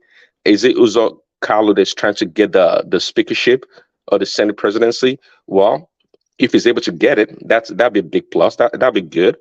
Okay, for somebody that prominent. I heard somebody yesterday saying that, well, the Southeasterners don't care about that, but in terms of the optics, in terms of balance of power, they have to care about it. You know, you have to get what you can get when you can get it. Okay, so it's quite interesting. So yeah, Walmart, thanks. Are you sure you're not Babati in this, guys? There's a Babati, Ajale Koko Babati on the guy. Are you not hearing Babati in his voice? Yeah, yeah, it's not Babati. It's just almost sound like Babati. Yeah, but you see, Prince. Yeah, Prince Daddy, are you a Lagosian? Those born and bred in Lagos for sure. I think I know you, but let's keep it that way. Those of you saying that what do you call it? Showore cannot work with other, inability to form alliance and to work with other people is one of his problems. In this last election, he was able to form alliance with PRP. That is the party that have the same political ideology with his party. That is a party that stands for poor people. That is the party that align in everything with what AAC stands for, and that is the party they work with. It's a total establishment party. You can't say you want to stand up for Nigeria as a political party, as a new political party, and you want to align with the criminals that you have in place that destroy Nigeria. That means your effort is self-defeated from day one. And Showore is not ready to take that part. And that, until Nigerians, until you guys can get it right that the only way out is to be anti this established party that destroy your party and your country. But the more you continue to shuffle among them, Buhari administration is the one we can hold responsible. Tinubu, who was part of the leadership, who was part of the leadership, who was the one that nominated Oshibajo to work with and some other names. Oh, we can't hold him accountable, but yet he's a leader in the party. It's their party that governs. The more you continue to shuffle between them, the more your country will continue to go down before you. So you are not getting it right, guys, for supporting all of these people, saying, oh, he's forming alliance with this, he's forming alliance with that. It cannot work. It cannot work. All of them cannot run your country right until you have a different people, different set of people, different set of leadership that have a contrary ideology, contrary way to run that country against them. That is the only way out. So, and that is what I stand for. So, yeah. In your country there, only two ideologies have been running that country for many years. So why don't you say there must always be a third ideology or something? What did you say? We are just evolving. Only two ideologies, only two ideological groups have been running that country where you are. They are running it well. Wait now. They are running the country well. Okay. Your ideologies that are running your country are killing your country. Your country continue to go down the hole every day, and you guys are accepting it. SDP and Democratic Party and Republican Party are running this country well. This is the strongest economy in the world. The biggest and the strongest military in the world. The best job creator economy in the world. How do you want to what do you want to tell me that? How do you want to justify the failure, or want to compare them to Nigerian economy that it's too ideology we have, and that is the only thing we have? They are running it well. The school system run well, the security run well, everything is going well. Well, quick interjection right there. I did look at call. Unlike yours is not a country. It's not wrong. Look at Nigerians political parties are not built on ideology, so that's a difference. Okay, America, you're talking about, they have institutions for many years, and that is what you represent. Ideology. It's an ideological based party. Well, we can say so far, Shure has ideology. Shure so far has a poor delivery. It's growing, but it does not have that competency yet to be able to be the one. It is because somebody like you and others that are speaking here does not back him up to succeed. No, we put him on the scale. We've waited. Giving all sorts of excuses. See, I have somebody in mind better than Shure. Sound like Kingsley Moghalu. That'll be somebody. Okay, where is Moghalu? The system frustrated him out.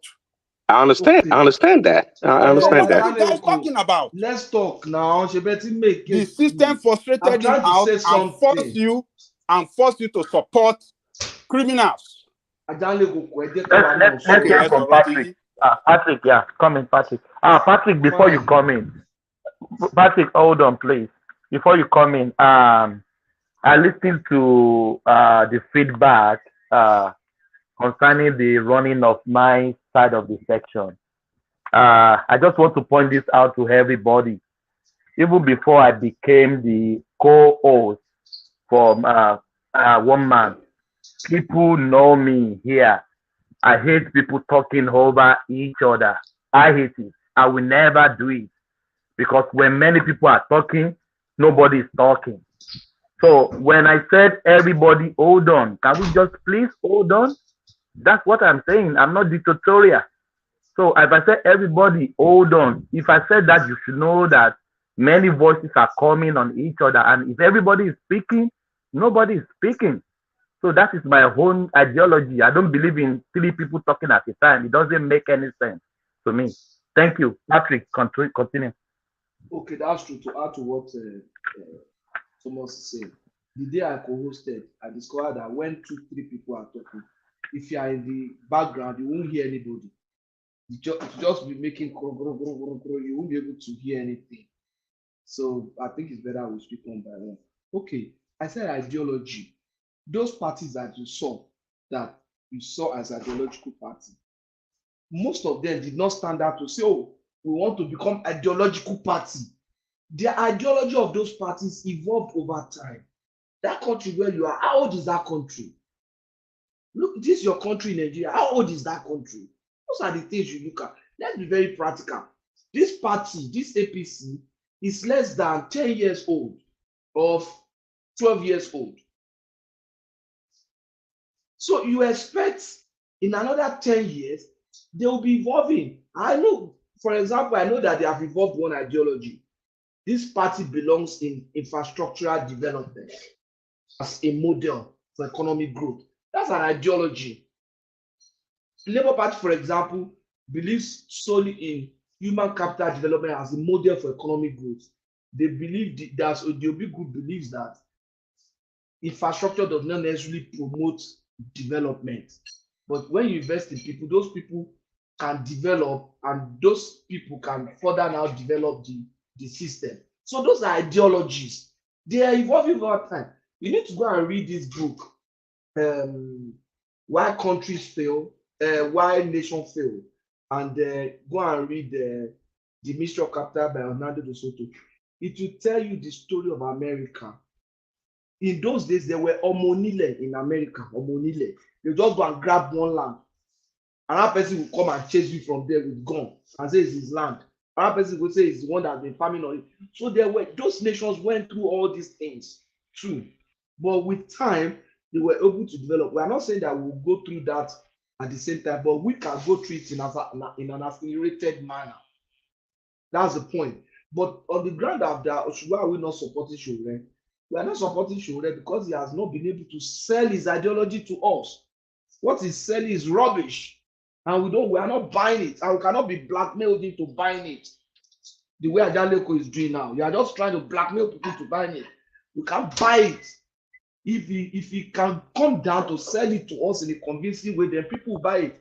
If I vote Showore, I would rather go and vote Nnamdi Kanu. What has your Tinubu sold to you that you bought that is good for you, or your APC? What your APC sold? What your APC sold? What your APC sold to? Hold on. What you bought for APC in 2015, we have seen what he has given the country. He has sold it the to bankrupt. me. Hold on now. Your APC have bankrupt the economy. Your APC have insecurity worsened under your APC. The currency has been badly devastated under your APC. This is all what your APC sold. Hallelujah. That you bought, and you want us to continue to buy it. Hallelujah. To buy into that bad market. You are marketing bad product to people. You don't even think about the coming generation. Disaster.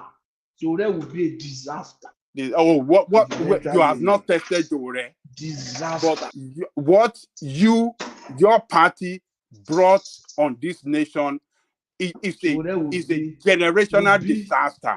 To get out of it, only God will save us. Atomic disaster. Yours is a nuclear. If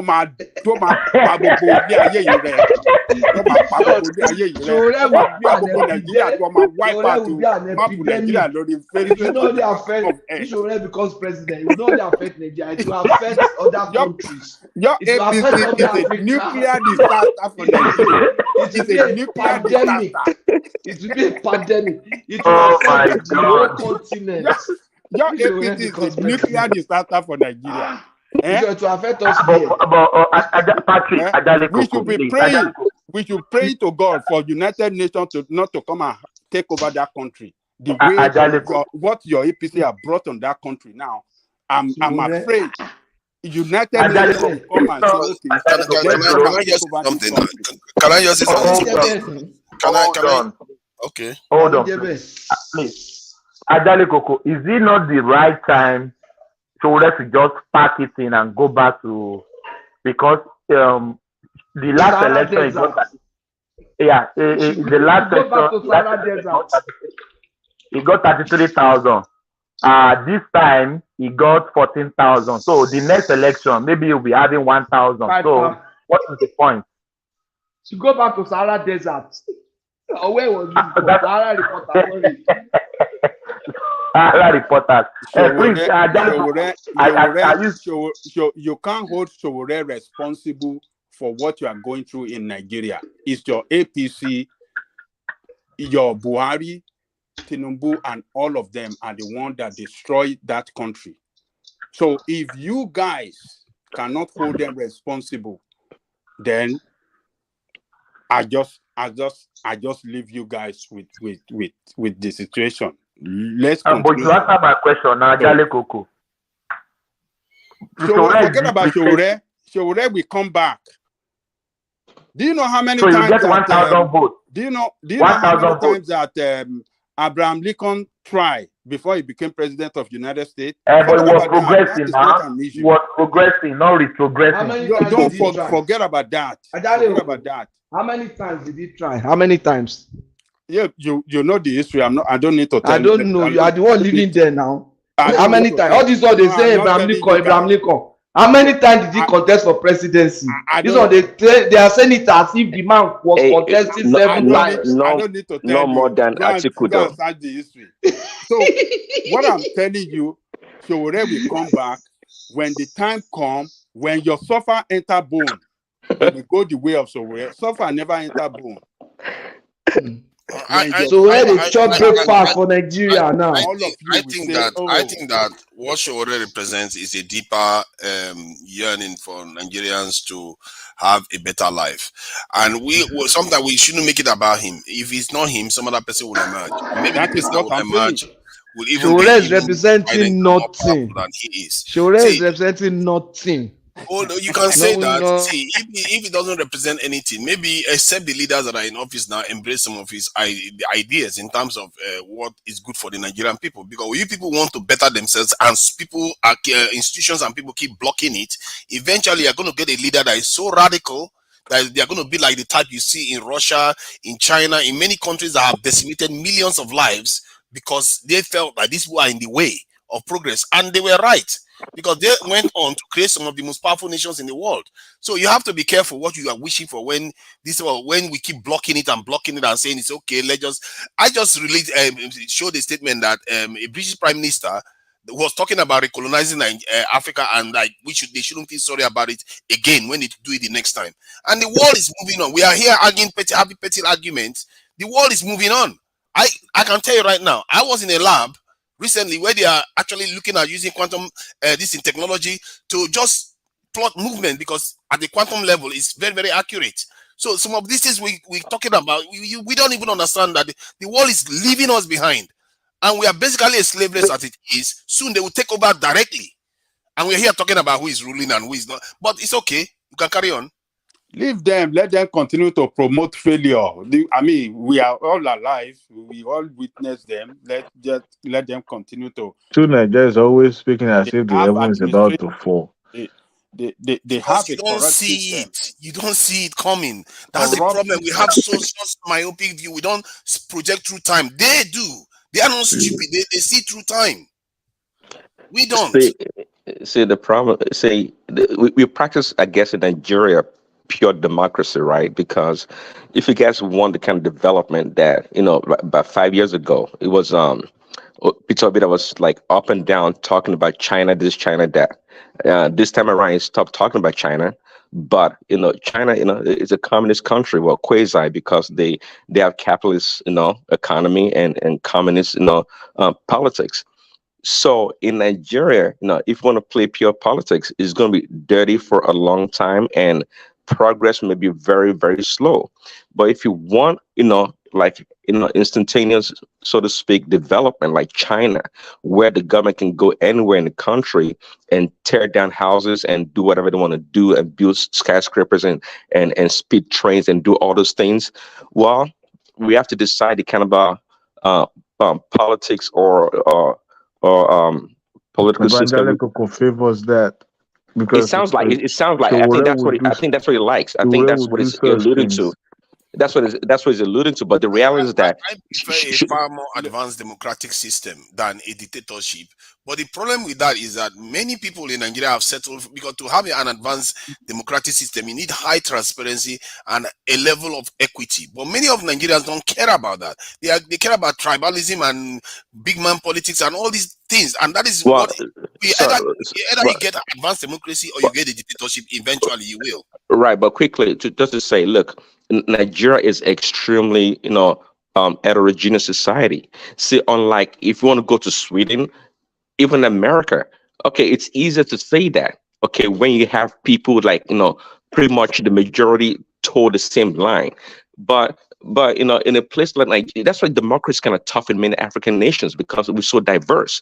When you have places where they pretty much like Japan, for example, that's a good place where democracy works. It's pretty much a homogeneous society. But Nigeria is very complicated. Let's not deceive ourselves. Showore, Tinubu, all of them, they can't just do it overnight. It has to be the people that are groomed with the right thinking and ideology to buy into the system and bypass the ethnic, situation or problem that we face in Nigeria. That's the truth. Switzerland is quite this in diverse too, but they have about 7 presidents at the time. They consult the people constantly on any big decisions. So you can have an advanced democratic system that is even more advanced than that of this in Switzerland.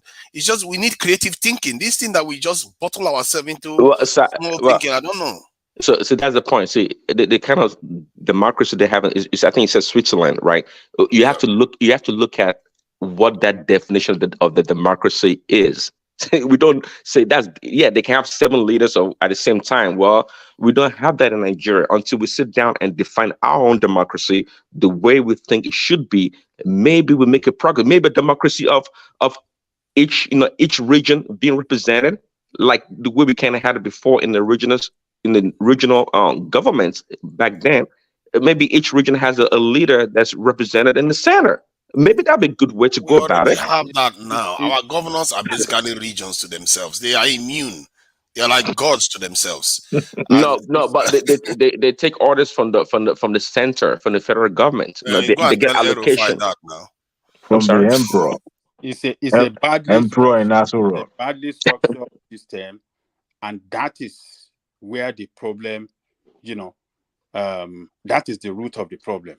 When you don't have a country that is well structured,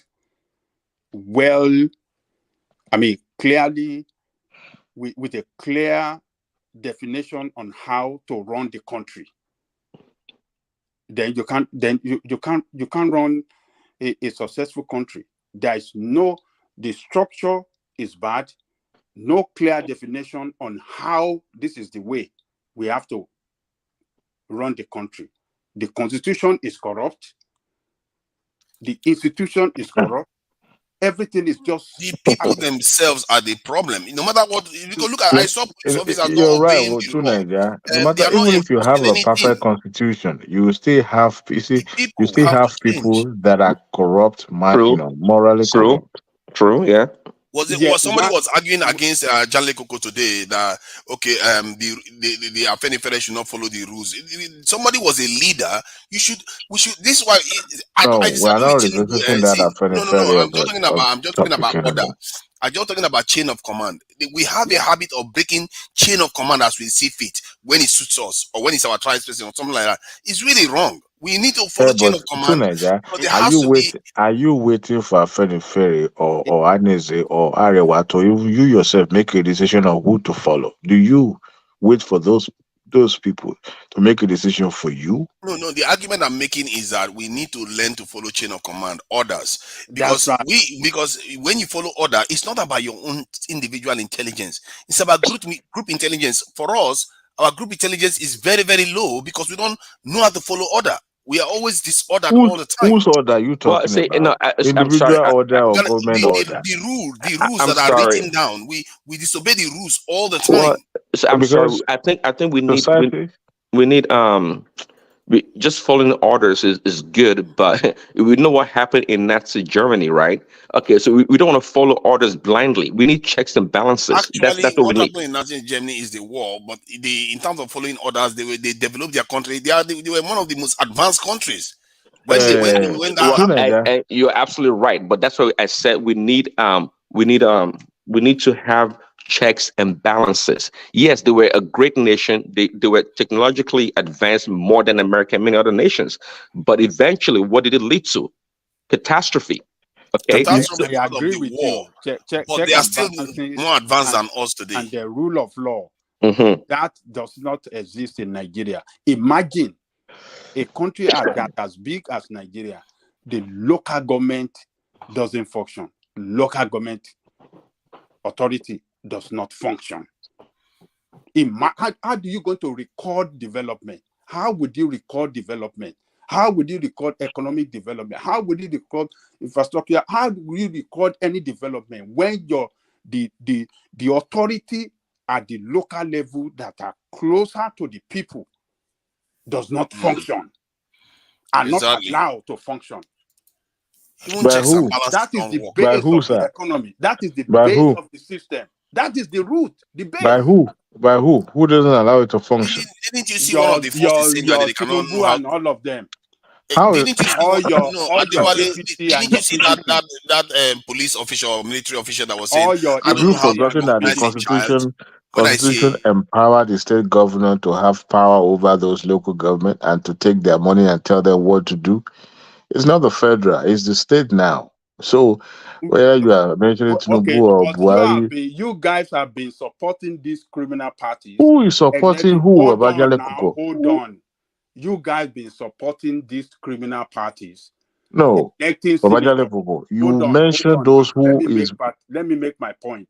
No, Because don't generalize. Don't are you generalize. not That's my APC guy? who? Are you not for APC? No, I'm not. Okay. I am But not. Patrick is for APC. So Oh yeah, that's Patrick. yeah, that's Patrick. Let me mention Patrick then. But Patrick and all of you saying that, oh, let's support the system. Oh, Showore doesn't this thing. But these are the people that are hold on now. These are the people that are making alliance. Oh, they Tinubu do this, do that. He has been part of the system. They have been sending senators to the National Assembly, and they never corrected that. Make it a law that local government should be autonomous, their money should be autonomous, they must not be interfered, their activity must not be interfered by the governor. They never make it. Why? Because that is holding local government not to function is the power, is their power of oppression, is their power of godfatherism in politics. So all these things, these are the things that Jore want to fight and correct. But all of you doesn't want to see it. All of you doesn't care to see it. Can I correct one to impression? play along with them to continue to destroy your country. And it's just unfortunate that Can I correct one impression, Babajale Koko? My opposition to Showore is not to his candidacy, but the firm belief that I have that someone of his character, someone of his nature, cannot be a president of Nigeria is rooted in the fact that his antecedents, his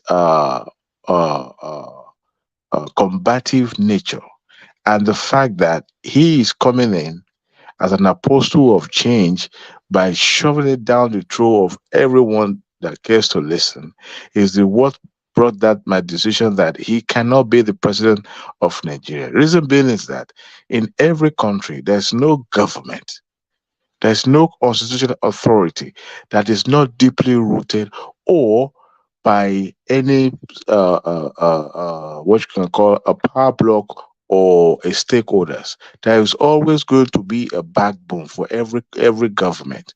Now, there's no government that operates in a vacuum. There's never been in any country. Can I Now, ask a question? If Shure becomes the president, if Shure becomes the president of this country today, of Nigeria today, Nigeria is a multi-ethnic, multi-religion, whatever you can find in the book that would disagree with everything. But as a leader, you must have the temperament to be able to integrate all those different voices, all those different factions, to bring them together and hear out their differences and find a path, find a way to unite everyone. Who are these people you are mentioning that you want your to bring together? The existing power, the establishment?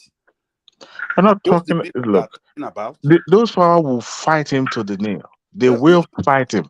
And I tell you this, Abajale Koko. So who are the people you are referring to? He must bring together, he must do this. Who are those? They're in every sector in Nigeria. Whether what do you mean by sector? Who are those sectors? I mean, what to represent that sector? Up to this moment, it's not that the federal government cannot make electricity available in Nigeria. But those folks that were given licenses to import apart my neighbor generator, they would never wish that there will be a stable electricity in Nigeria today. So these are the same power block that will be contributing money and giving it to politicians to sponsor them. So what you are saying is that we should just give up and just let No, you it see, to we run. can't Because this give is up. But what you are saying now. no. Because There's the a logic politician they are friends to Babajale politicians. Koko. Politicians will not let The it easiest work. thing to do in life is to criticize. It's the easiest job anybody can ever have. So, do you But think that the ultimate goal? Sorry, let me just ask nothing him. can Do you work. think the ultimate goal? there's logic to See, things. Adewale, let me just ask now. Do you Can think I the just ultimate goal of? Are you going to finish? Okay, you have been talking for over an hour now. I like it when we have this extreme perception of where things should run. But we fail to understand that we're living in a society that is different. It's not like the modern democracy, modern economy, modern everything. This is an emerging society that is still trying to find its cause, find what makes it strong, what makes it thick, and we are still disagreeing. We are still fighting, back and forth. You are painting a wrong narrative. I am not. No, I am let me not tell you. Babajale Koko. When See, in Nigeria the is 60. 70s and the 70s, we are of the same level of development with Well, China we don't and, have this and level of awareness that Indian. we have. We are even more advanced than South Korea and most of these countries that we see in South Asia that are economic power, South Asian country. We are more advanced than them. Nigeria was teaching them a lot of things.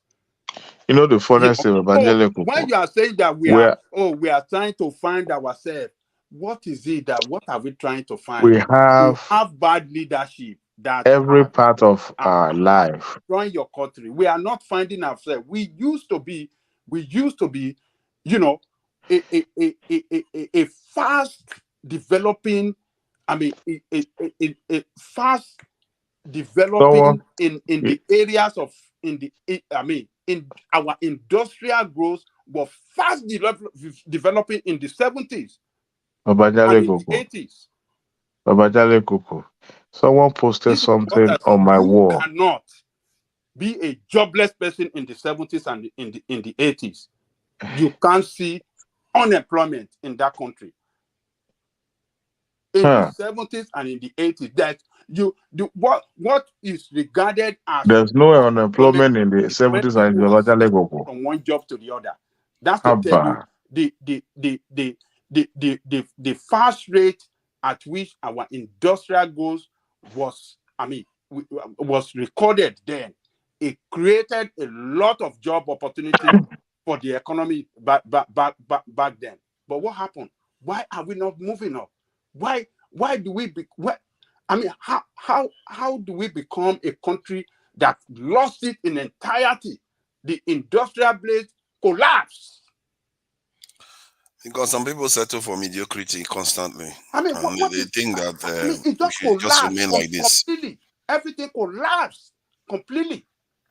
And then you are saying that, we are still finding. How long will you find when you see even the politicians for the 23 years they've been in government now, they destroy everything again? Where is the development? No anything. Nothing. I want to somebody posted something to my Facebook wall and said, we exaggerate yesterday to make today feel jealous. And today is going to be another yesterday by tomorrow. And we are still going to exaggerate today as it is. Go and tell the Chinese that now in reference to 1960. That's not real in all cases. You're trying to paint a wrong narrative. That's not accurate. It's not wrong narrative. The Chinese today is definitely better than yesterday. It's the stage of development that we found ourselves.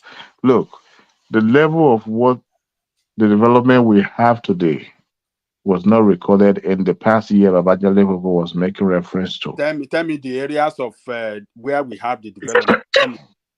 We are catching up. Now tell me the world is catching up. Where we have development that we never had. See, the fact that I'm able to communicate with every single one of you right now. Stop it. Adewale, stop this. Okay, what should I stop about it? There are still some places in the world where they don't even have electricity. I'm talking about the internet. Are you joking? I'm not joking. It's a fact. Only It's forest tribes a don't fact. have development. Go to Sudan. Go to This Oman. invented by Nigeria. Is this invented by Nigeria? It don't have to be a invented. The technology fact that that was they have invented in access to the it. 18th centuries. We still can't master it. 18th century, that's when the technology was invented. We can't master it. The Look, first refinery was built in 1901 and it's still which active have today. you seen And we can't even any get fuel country in working. Africa that build all the technology? Have you? Pardon? Have you any country in Africa that build a technology that is inventing?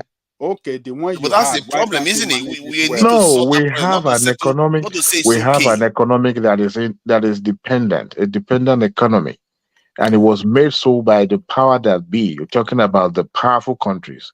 The entire Africa is not fare better. So when we So, try to okay, you are isolate saying the Nigeria, powerful countries that be they partly cause this thing because in the end we are the ultimate response. We are responsible for our own fate. the But natural resources that you so are what are we exporting. doing to counter that? Don't you think that someone like Showore will move Look, the dial a little bit compared to people that just settle for mediocrity? which needle is it pushing? Look, no matter how we're trying to domesticate what we have or the problem that we have the problem confronting the entire continent is multifaceted. It's not just about the domestic issue we're talking about. People we should have already become So the then president how of. does your vision, how does your way of looking at things address some of the points you just raised, the This, challenges that we're facing?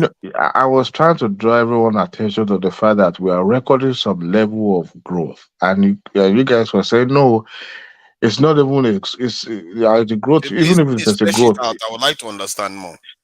okay, this is where I see things. We are not yet. We're gradually moving towards attaining nationhood, in the sense that yes, as of today, the kind of democracy there was a time in Nigeria that even in the entire Africa, in the southwest of Africa, some in the north, where democracy was a foreign thing, where the khaki people were in power, military men was the reign thing at that moment, and whatever is said is what you guys do. You follow it. You do it. You dare not confront them. But we moved from that gradually. Tell me that country in the South, I mean, the West Africa now, except Guinea, right? Guinea, Equatorial Guinea, and is How it do we Guinea, not Equatorial? address Yeah. what the Now, West, what the powerful hold on. nations? That's what I want to know. We want a faster solution. We want it to change Progress that we overnight. recorded, Adewale. Sorry?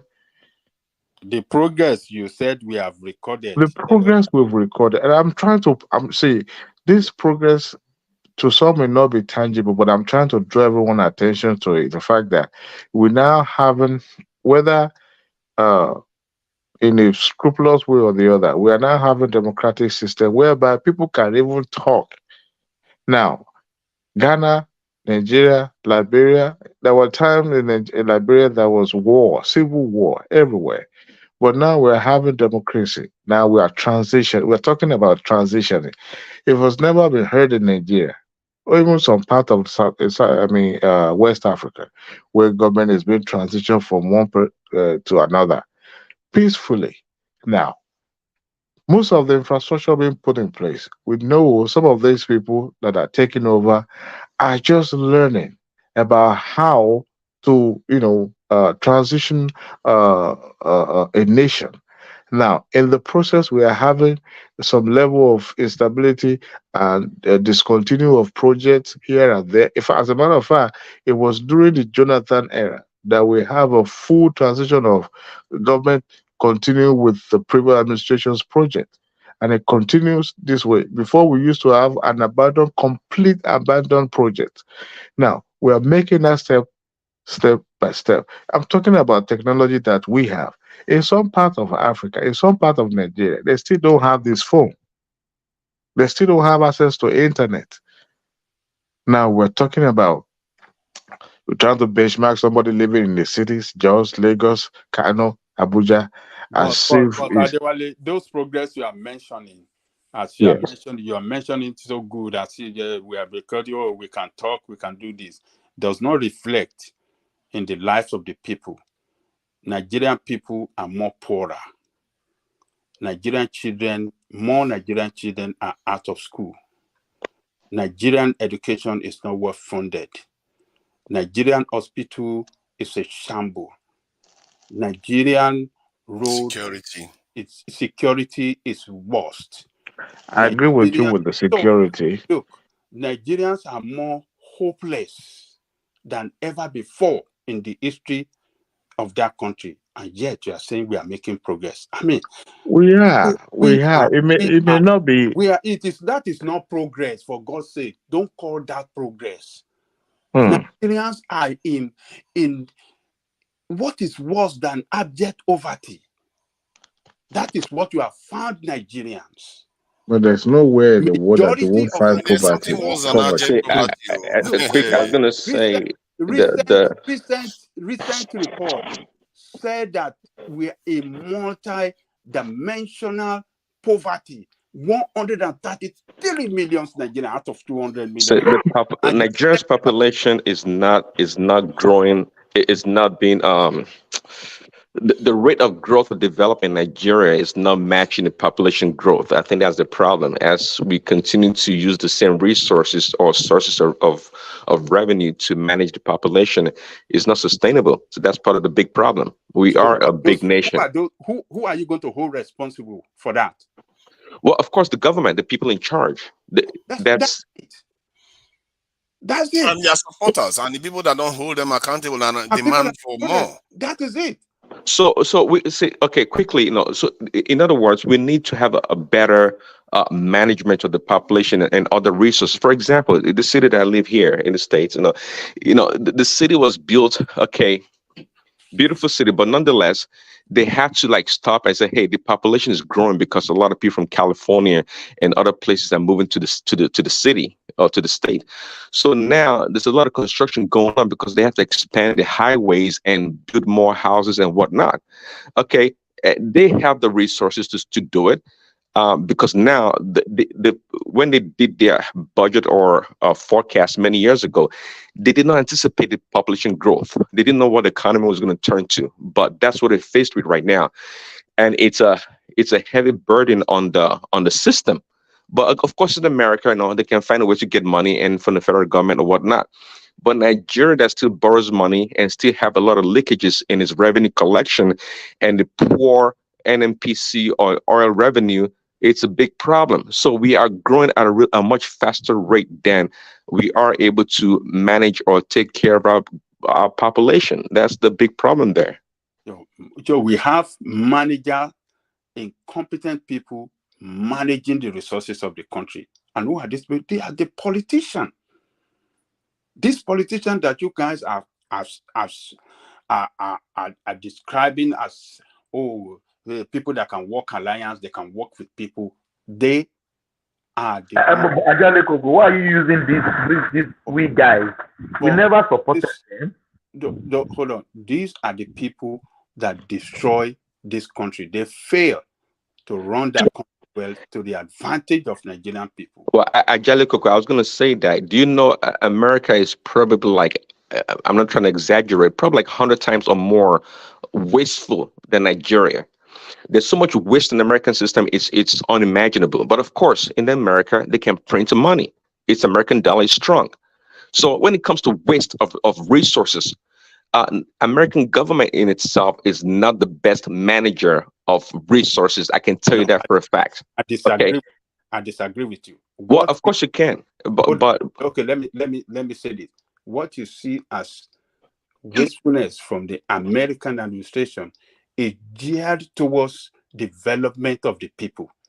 Is one way or the other contribute to the development of the people and development of the source. Whatever you see as,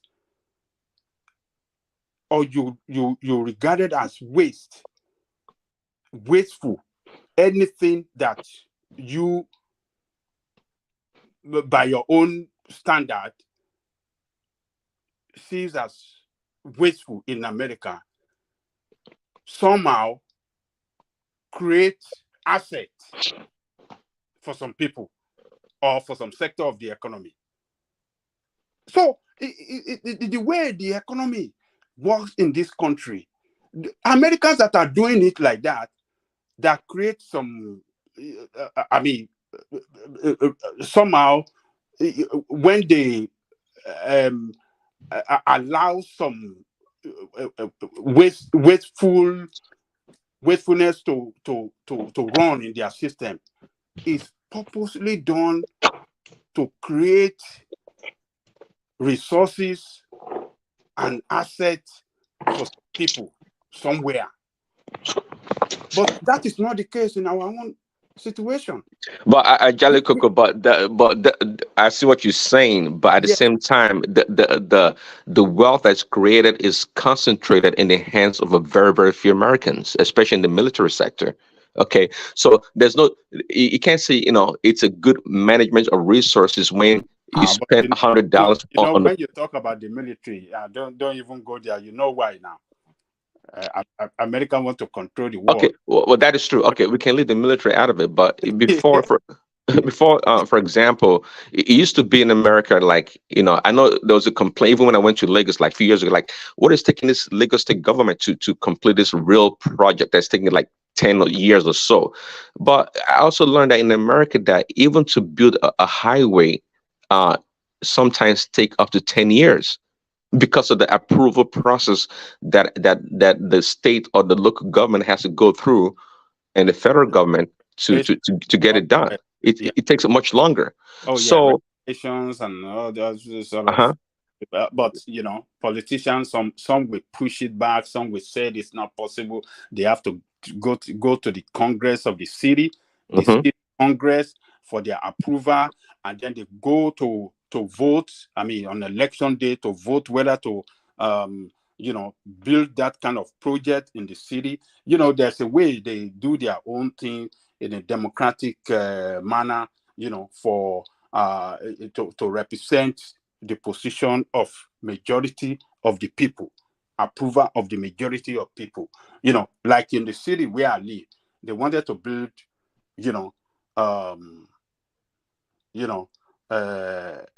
subway.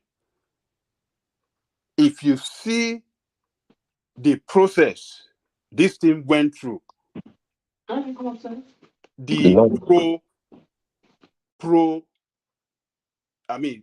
supporter for that project and anti that project, debate upon debate, then people going from house to house to knock on the door and said, don't vote for this thing. These amounts they want to spend on this project, we are the one that are going to pay for it. The old people, their taxes will be increased.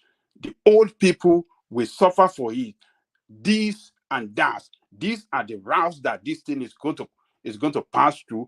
These are the houses that are going to destroy this and that. At the end of the day, we have to go and vote. We went to the poll to vote for yes or no on it. The no people defeated the yes. They defeated the yes. And that is how they abandon it. That we don't need subway here. We don't need it. They lay out people that came out against it, went from houses to houses, business community to business community, campaigning hard for it. This is how democracy works in advanced country. But our own is a different thing. They will, even to just provide any little thing, they will budget every year, have budget on that project every year for several years, and yet they will not effect that project or that whatever they promise that they are going to do. It's just it's a country that some people have decided to just destroy it completely due to their massive looting of the resources of the country. I have never seen where resources been looted like that, and they just get away with it easy, and nothing happened to them. Police is corrupt to investigate and put them. EFCC, I mean, it's just it's a gangster, a gangsterism system. Angelico, I'll tell you that are connected. The Nigerian economy or Nigerian state is like America's Wall Street. Everything is based on short-term gain. That's the fact. That's the fact, because in Nigeria, from the local government to the federal or the state, whatever, it's people going there to get into the position. They know they have limited time or term, and they do whatever it takes to siphon the money or steal the money, whatever we want to call it, as quickly as possible. Well, it's not different from America. If you look at the Wall Street in America, the companies are almost concerned. They're always concerned about short-term gain. How much money is the company profitable this quarter? What are the stockholders going to get? How do the stocks look on out there to the consumers? So the point here is that anytime you have a system whereby it rewards short-term gain, or if you have a system where people don't have a full buy-in, and again it goes back to that check and balance, right? Yes, our human nature would come in. I'm telling you that if you live in America, but if you want to see a lot of corruption that goes on in America, also from common Americans, like just normal Americans, you'd be surprised. The reason why a lot of things seems to work very well here, because the people somehow in America, like, they are groomed to always want to pursue the right way most of the time. But the people in power, sometimes I look at those people, the people in power, the way they behave really is not different than Nigerian politicians. If they can take advantage of the situation, they would take advantage. That's what I've learned. So, yeah, but they are more disciplined, and they have the law that can easily. Well, see, that's the key, because they have the law. But that's what I'm saying. They're human beings like we are. I mean, human behavior. I mean, is the same. It doesn't matter the color of your skin, but they have. I think there are several factors at play, and this is why it's very hard for us to pin anything down in Nigeria. If you look at most other countries that follow rules and are often very disciplined, because they've had very, very catastrophic or traumatic or uniting event that has this in channel that this in focus, so that they will be. It's like when you're in a building and the building is on fire. Generally, the people in that building tend to exhibit higher level of consciousness and intelligence because they work together. But in the context of Nigeria, the intelligence we have is to compete with each other in terms of tribe, because we don't understand. Most of us don't see the bigger picture because we've never had to we've never been challenged on a bigger scale. The only time we were always talk on tribe. Everything about you. I'm sorry, I noticed that always. We are tribal people. You can't take that from us. Let me finish the point. No, I'm not saying you see. Even Europeans are tribal. The point I'm making is that. Hang on, please. Yeah. You can't take my Yoruba-ness from me. Really?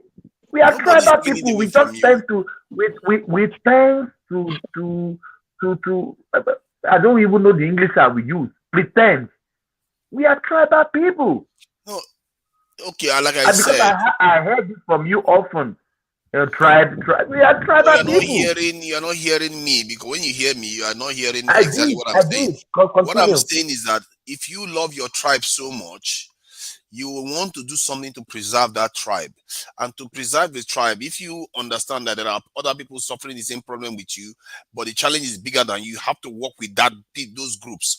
But the problem with our people is that our elders that had the same problem, our forefathers that had direct encounter with all these forceful Europeans that came into the continent and took over, they all died off before independence. So we didn't feel the ones that took over independence, they were just handed over to them. So they don't have any real animosity towards I see what you're people that saying. colonized. You see what I mean? So, but while other countries is the opposite, like if in Asian countries, they have very, very traumatic event. In Indians, Chinese, all of them had traumatic. North Korea is a very good example. 85% of North Korean structures were completely destroyed by the Americans when during the Korean War. They remained so focused on American, and today they have zero this in the 100% literacy rate, more advanced than Nigeria, life expectancy higher than Nigeria, and even with all the sanctions, they are still doing better than Nigeria because of that focus. They have a group IQ is a bit higher because of it, because people feel like they are threatened, so they focus more. North Korea. So because people are focused more. If you look at Iran, the same thing. But we as a people, the people that experience that trauma that should have united all of us in a common goal, were gone by the time we also had the Biafran War was catastrophic, was damaging to the country. How come that didn't unite us as one? Because it didn't, because it was one section against the other section. It made it even worse. It's not, and it doesn't confront the bigger threat that we face. The bigger threat is other world, or NATO, Japan, this in China. People that are organized in a billion. We are just how many million? And we don't have the people that could have woken up to that truth was when they were colonizing Africa. That was about 100 and something years ago. Those ones experienced it, they fought the war, they could have passed it on, but the colonial powers won the war and then went to transition. So all their children didn't know. Most of their children were even educated in the West. Hence why they've all signed up to them now. Our presidential elect is going to the people that enslaved his forefathers, this land to go and rest. This is a problem. We have not woken up to our place in the world. Well, somebody mentioned tribalism or ethnic situation in Nigeria is real, just like many other parts of the world. American before the independence, or when they fought against slavery, it affected the whole country. Fought with the Civil War, right? But at the end of the slavery, Black people suffered under other discriminatory conditions and policies. Did that unite all Americans? So, some people benefited, some did not, especially the Black people back then. Of course, a lot of things have changed now. There's a lot of benefits to everyone. So, yeah, I see your point that, hey, if we have one catastrophic event that brings the whole country together, maybe we can look beyond our differences when it comes to tribe or ethnic or region and buy into the quote unquote the Nigerian dream, so to speak, to make it a better nation. I get it. Yeah, you will be focused. Can you imagine Switzerland has more military bunkers than Nigeria has soldiers? That's a civilian country, because you know why?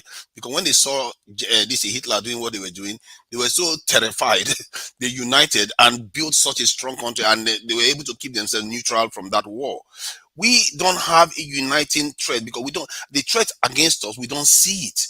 It's in Western overseas, and whenever we hear about them, they are talking about human rights. How are we supposed to see them as enemies? That's the problem. Yeah, see, in Nigeria, this. Looking at world leaders in different countries. Now, usually a leader comes about and say, "Okay, this is what I'm going to do for my country in my tenure," and see, what comes about it. It happened in India back, I think it was in the 70s or 80s. Their prime minister back then said, "Hey, I'm going to invest a lot of money or resources in building our educational system and investing in technology or IT." And look, down the years, 20 years later, India produced probably the most IT or software programmers or designers in the world. So when a leader comes about, you talk about Switzerland, they build bunkers. Well, that's usually a vision of the leader. Say, hey, this is what we're going to do, and they embark on it, and they get it done because they stay focused until we get a leader like that. And I think we probably did back then in Nigeria when we had the regional government system in Nigeria, when Awolowo, Zik, all the different regions decide to work on their region and bring about development and innovation. And I think they did a good job. But again, do you think the people will follow a leader that tells them, you know what, we need to arm ourselves to the teeth? Because the people need to be convinced that there is an enemy. But generally, our people don't see enemies until somebody tells them, and our leaders don't tell them. Our leaders are educated in the West. They have their children in the West. They don't tell them that these people that you are busy worshiping are the reason why all our oil is being stolen. Is the reason why our refineries are not working. They are not helping us. We need to help ourselves. That's what we need to do. But our leaders don't tell them that. So, because they are all in cahoot too anyway. Well, my position has always been, I don't care. It's always self responsibility, so to speak, and looking inward. No matter what somebody does to you on the outside, you have to look inward to see what you can do better or improve yourself and your people. You can't blame the West or the oil companies from the West, all those people, all those companies. I mean, we got to keep in mind, quote unquote, right? Nigeria is a free country, right? We get our independence in 1960, right? Okay, well, so in other words, we make our own decisions what to do and not what to do. So anyone that tries to you have to tell them the reason why you want to make the country strong. So you have to point finger, because that's the uniting factor.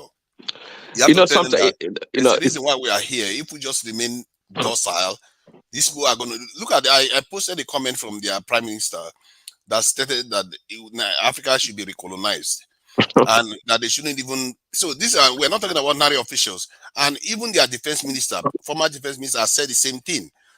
And people take this as a joke, but that's how our forefathers were sitting here, and they didn't know that they were having meeting in Berlin, and after they had that meeting, they just recolonized the entire continent. That will never happen. Okay, because you are stronger than your forefathers. Okay, good. Just write it up in your mind. That will never happen. But on the continent, do we not have what do we call it? A quasi-colonial state in Africa? I mean, if you look at all the French-speaking countries, even the English-speaking countries, I mean, whom do we bow down to? Who do we kowtow to? Is it not the West? Thomas, why do you say that will never happen? Do you have any surprises? Because if you do, let me know. I want to be part of it. That will never happen. That somebody will come back and colonize us in Nigeria. They can colonize Ghana. They can colonize. What are you going to use to stop them now? What are you going to use to stop them? Exactly. Thomas doesn't get the larger picture. Already you are colonized now. That's true. Your economy is under their control. True. Your military, they want to take more direct control. Your military depend on them. True. What is it that you are doing? You are not developed technologically. You don't have nothing. You have nothing. So actually, we are colonized. It's a different form of colonization. It's just we are. You cannot. No, I disagree. No. No, I am not under colonization. You can continue. We are sovereign country. He's not giving us any reason. He just disagreeing. He's not giving us why he thinks you can continue to live. You can continue to live in denial. It is fine. We are sovereign country. On paper. The fact remains. Just saying it make you sovereign. There's nothing that you are doing for yourself. You depend on them on everything. On everything. That is true, especially the Nigerian state. What does Nigeria produce apart from the so-called oil? We don't even produce that. We just get it from the ground. Use that. Yeah. You for your electricity, for you to have electricity, you have to depend. They have to come and do it for you. You cannot do it yourself. But we pay our money to hold on now. We pay our money. They don't hold it. Hold on. They don't hold it. Hold on. To build road, you can't build road. You have to get this thing from them. You can't build bridge. You can't do nothing. What are you talking about? You can't. I mean, that train, that what did the mono train they did in Lagos? Are you the one that built it? Is it not Chinese that came to do it? Well, do you know there are Nigerian companies that build roads, good roads? They are beginning to, but they're not building on a large scale enough. Now, we should be building the whole African roads, even if we're doing it on a large scale. We have the skills, but we just are not organized. The caterpillar that they are using, are you the one that built this? Ajale Koko, come on. Come on. Ajale Koko is killing you. Caterpillars. Yes. No, we don't have to. Oh, you don't know more. Oh my God, Thomas, come on. See, you see this kind of stuff. I don't know. I live in a Western world. Why? But Nigeria is a third world country. You expect more than that? Thomas. For 400 years, people have been coming to this in Africa. Our forefathers didn't bother to say, you know what? How did they make these ships? Maybe we should kidnap one of the ships and take over. I figured it out. How did they make these guns? Maybe we should kidnap them and make them tell us how they make the guns. For 400 years, they sat there and waited for themselves to be colonized. Kidnap ship and carry and go about. Take it and kidnap it and maybe follow them when they are going back and find out how they live in their country. And understand the technology. Exactly. But they didn't do anything. And we just sat there and we are still doing it today. So you have to realize the mistake. That's why for me, I don't want to make the mistakes our forefathers made because they have to be very. We have to wake up to it. Is the reality of it, too. A nation. That colonization is now. No, come on now. Nation that cannot stand on its own. Medicine, you cannot manufacture your medicine by yourself. In case of disease, there are medicine companies in Nigeria now. Hold on. Health-wise, you don't have the capacity to, to care for your citizen. You don't have the capacity. And what I mean by capacity, you should be able to have the wherewithal in times of emergency to take care of the health care of your citizen. You don't have it. And what I mean by capacity, you must be able to have a manufacturing, pharmaceutical company that can produce medicine for your citizen to consume or to treat, to handle the health care of your citizen. You don't have it. And it's not because our people don't invent. When you know what they do, we invent stuff, they buy it from us, and if we refuse to sell, they will use the WTO trade protocol. There's this protocol that they use to maintain intellectual property rights. They will say, okay, somebody has invented in the West, so you can't do it. You want to take them to court? Good luck with that one. You're going to lose. So they suppress our growth in so many ways that most of us can't even start comprehending. So you don't have it. Then your own natural, your own tribal, traditional medicine, you don't develop it either. So what do you have? We do have a low model. He could go and tell them. Hold on, please. We are not the worst in Africa. We are still the better. Is that your standard now? We are not the worst. We are not the worst. Hold on. We are making progress, isn't it? Where are the worst? We are making progress, isn't it? Progress. Thomas, life expectancy in Nigeria is about the worst in Africa. You went to Nigeria recently. You saw the people outside suffering. Is that a progress for you? A country making progress, you will see it in the life of the people. The quality of life the people live is what you will use to measure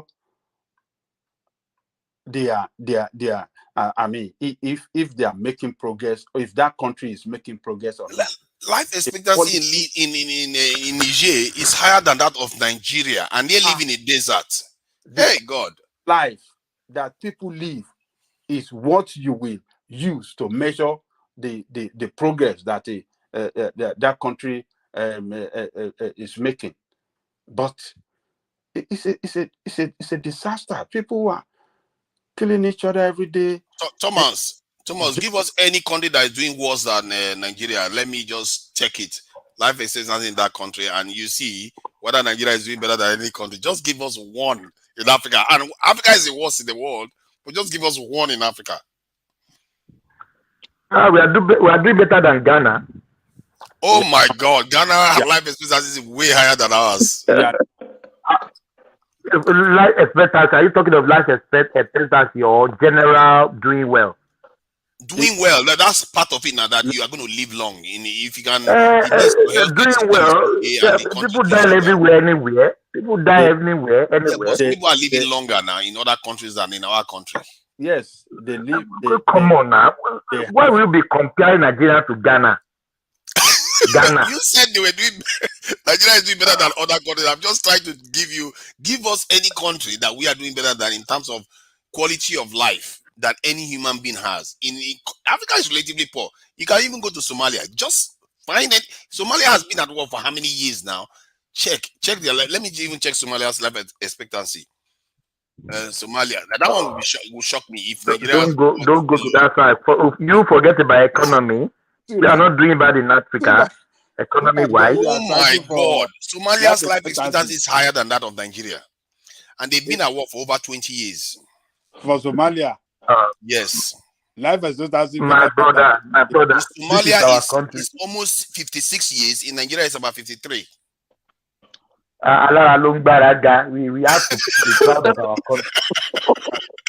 I'm proud of Nigeria. If I come back to the world, I will still want to be Nigeria. Of course you will. Nigeria, but you don't live in Nigeria. I'm proud of Nigeria too. It's not living in Nigeria.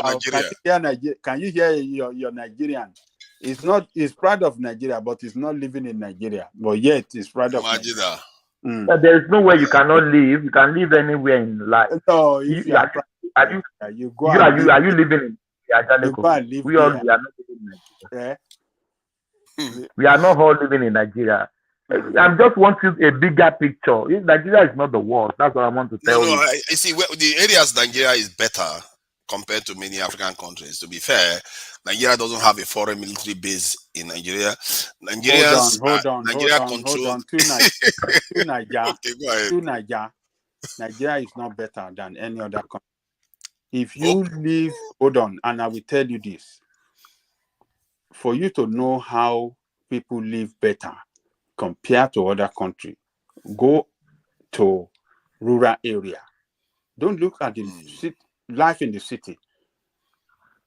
The population in the city is not as much as the one you see scattered in the rural area across the country. Go and look at the life people in rural area live. That is where you will know that it's.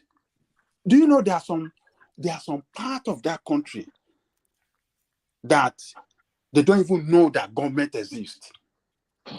They've never seen. It's really sad. They've never seen really any form of government presence in their life since they were born. Come on now. They have local government. Hold on, man. We have local government presence. We have not been at work for 20 years, and our life expectancy is lower than local government does not function, Thomas. That is really disturbing, actually. Local government does not function. Jesus Christ. There are some part of Nigeria that the no road connection to where they are. No road connection to where, and yet they are in Nigeria. No road connection They will get there later. They will get there. We are getting there. Oh no, man, Nigeria. No. I think All of you Nigeria cannot be condemning Nigeria now. I am no, the host now. we are not condemning. We are just saying that things are bad. You guys are condemning. No. I'm saying that things need to improve faster. Well, those situations not unique to Nigeria. I mean, China, India, even Russia, they have the same problem. Not all parts of the country is connected, especially in India for sure. No. Hold on. You can say they are not connected, but they have the presence of government in their life, wherever they are. I have watched several documentaries about those countries. Particularly, there are some part of Russia that they have to go and leave them because of the nature of the weather there. They will go and leave them anytime they want to, maybe somebody want to give a bath to because of the nature of the weather. They will go and leave somebody to bring them down, take care of them, and bring them back to their village whenever they know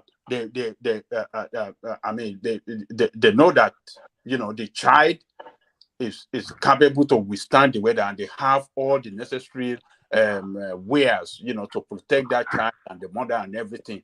They will come, bring helicopter to pick them up. They have a number, emergency number they can call from that village that will bring that helicopter to come and pick them up if somebody want to give back. Yeah, in remote areas, they cater to their people. If somebody gets into health situation, they have a number they will come, and they will come with helicopter to pick them up. Because there's no road. We are lucky. Can I please tell you some experience in Australia here? So I think you guys will know about it. For our viewers, if they don't know, Australia is the 6th largest country in landmass in the whole world. Yes, I think you know that. Yes, and we have 35 million people living here in population. I will tell you, as Australia is developed, there is water everywhere. There are some rural areas they have to dug their own borehole because the water, the government water can't get to them. Yeah. Can you imagine that in Australia? And people will talk maybe everyone. You understand what I mean? There are some still places that they have to dug their own borehole, like Nigeria. Because it's not efficient now to send water, spend billions just to send water to about. Exactly. It's not efficient, Yes, so it makes sense. This country is too big. You can drove miles, thousands of miles without seeing human beings. Just kangaroo and snake everywhere. But you can't say that governments are not.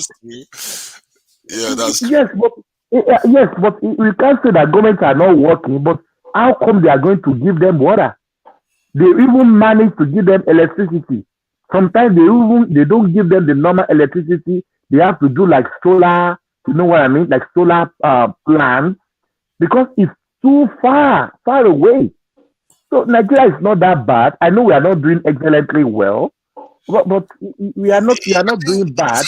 We are on the same level, this wavelength in terms of we are not the worst under the sun, but we are coming from the point of view that there is a long way to go and we need to move quickly. You can't just subscribe to you can't be complacent, because what we are facing here is existential, and we have a lot to fight for. To be fair, look at all God has given us literally for free. What have we done to earn it so far? We've just been sitting on one of the most precious land on earth, and we've not done anything to protect it from others to take it from us. And if they want to take it any day now, technically they could. And except we use the opportunities that we have to fortify ourselves and make sure we protect our future here. Otherwise, we'll be absentee landlords. We'll be here and we will not own the land. And they will just come and take everything away from us again as they did before. This time, it might actually be worse. Because before, it was just a few, European countries doing all these things. Now, they'll be ganging up with China, ganging up with India. What are you saying to Niger? They already gang up. You see the Turkey see some Turkey. People from Turkey coming to loot resources there. People from China, people from Thailand. All of them are pumping into Nigeria. You see, the reason why I say they're not fully yet is because China is competing with America. In connivance with corrupt politicians, that they are looting seriously in Nigeria. The reason why I think they've not fully they are not in the Berlin conference level yet is because they are still competing with each other like they were doing before the Berlin conference. My fear is that in the next 10, 20 years, the issues America and Russia and China have with each other, they would have resolved it. And if Nigeria is still where we are today, we're going to be in serious trouble. Then in short, the entire African continent will be in serious trouble because they can just come and do whatever they like with us. Then just share us. It's sad, really, and this is why we have to really take ourselves seriously. This generation, we have an opportunity like the Chinese had in the 1950s to bridge the gap and develop our country to a point whereby nobody can threaten our survival. And that's what we need to be able to do, because this is a survival thing. Personally, I'm just looking at the picture of some of our people dancing and some of the women. I feel like, how do we protect these people? Because if you look at what happened in America, the African Americans, they were breeding them like animals. Mothers, sons sleeping with their mothers to breed children. These things we think is so far long ago. It's not that long ago, and it can return. This is history, you know. And you hear their people, even their own leaders, saying that they need to come back here and do it all over again. So personally, I don't take that for granted, because the future, I know what they are capable of doing now. Before, at least mosquito can kill them. Now mosquito can't kill them anymore. They can. These people can go to the moon and go anywhere. Africa is not going to stop. They can come here and take everything that we've got. No, we will use black magic. We will use black magic to change good luck with that one. Good luck with that one. But Malawi is not going to save us this time. We tried that once already. He never saved us. It's not going to help us out this time. Technology is the way forward. Technology is the way forward. I always say that Nigerians, we have to first reinforce our security a little bit. Then technology, all youths, for me, it's almost like military service. You have to do technology. You have to, some percentage of them have to go into military service, at least for a year, like the Israelis are doing. You have to prepare for these things. If you don't prepare, soon the people that are prepared will come and take over. It's just simple. That's life. No, in Jesus' name. They will not take over in Jesus' name. Okay. You see, now you're just mocking us now. Yeah. I'm not mocking you now. You're just mocking us now. Jesus to come from Jesus has given you everything already. What are you talking about? Baba God to come and solve their problem. He's just mocking us now. Baba Lawa is going to save us. as if Jesus doesn't have his own homeland. Jesus will abandon his own homeland and come to Nigeria to come and develop Mumu people. I am optimistic. I have to be positive. I have to be positive. Optimism has to be backed up by action, man. You can't just say, we are it's okay. I believe in Jesus. I believe in God. So there's nothing God cannot do. So we will use juju. We will use anything to scare them away. Okay, let me give some good news. The good news about what is happening in the world now is that Africa has a very large young population right now. That is the only saving grace we have. And our population is going to keep growing if they don't stop it with all this agenda that are, LGBT and all that they're trying to introduce to the continent. If we carry on in that direction, our people are going to spread all over the world. It depends on what our leaders tap into it to, make their own country better. Because all this Jackpot syndrome is damaging Nigeria right now and damaging many African countries. Oh, if we turn it around and use those people that are traveling overseas to transfer technology to this in Africa, it's going to benefit Africa tremendously. You're joking too, Niger. That is not the way to do it. Okay. Look, you have to develop right from inside. It's not from outside. Outside. You can do both. Look. Yes, I agree with you both. But when you abandon inside, and you think people in diaspora are the one that will come and develop that inside for you, it's not gonna work. You see, the young population, if they don't invest on them today, if they are going to turn to a disaster tomorrow. Yeah. And we have seen the little, and that is what, I mean, example of that is what we have seen that happened in the north about banditry and this Boko Haram, because their leader failed to invest in them, and they turn out to be criminals. So our own time, our own, we read books small for South, and that IQ is there. And if we are not supported, our young ones are not supported with everything to succeed, they will turn out to be a disaster for that spaces in the South in the future. We are not. So far, we have not been tapping into the young population. We've, as if anything, we have stood them down. They are not helping to defend their country. They are not helping to. A lot of them are not even into technology that they should be in, because technology is the future. I don't know why anybody send their children to go and learn.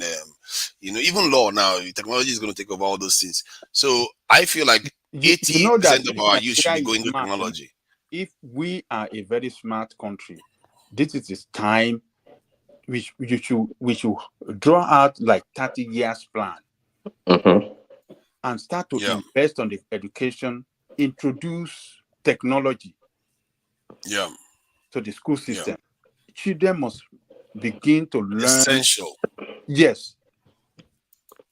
Computer and all this technology must be introduced, and STEM education must be introduced. It has to be compulsory. Even if you are a local of the class, you have to learn it. Schools are doing that.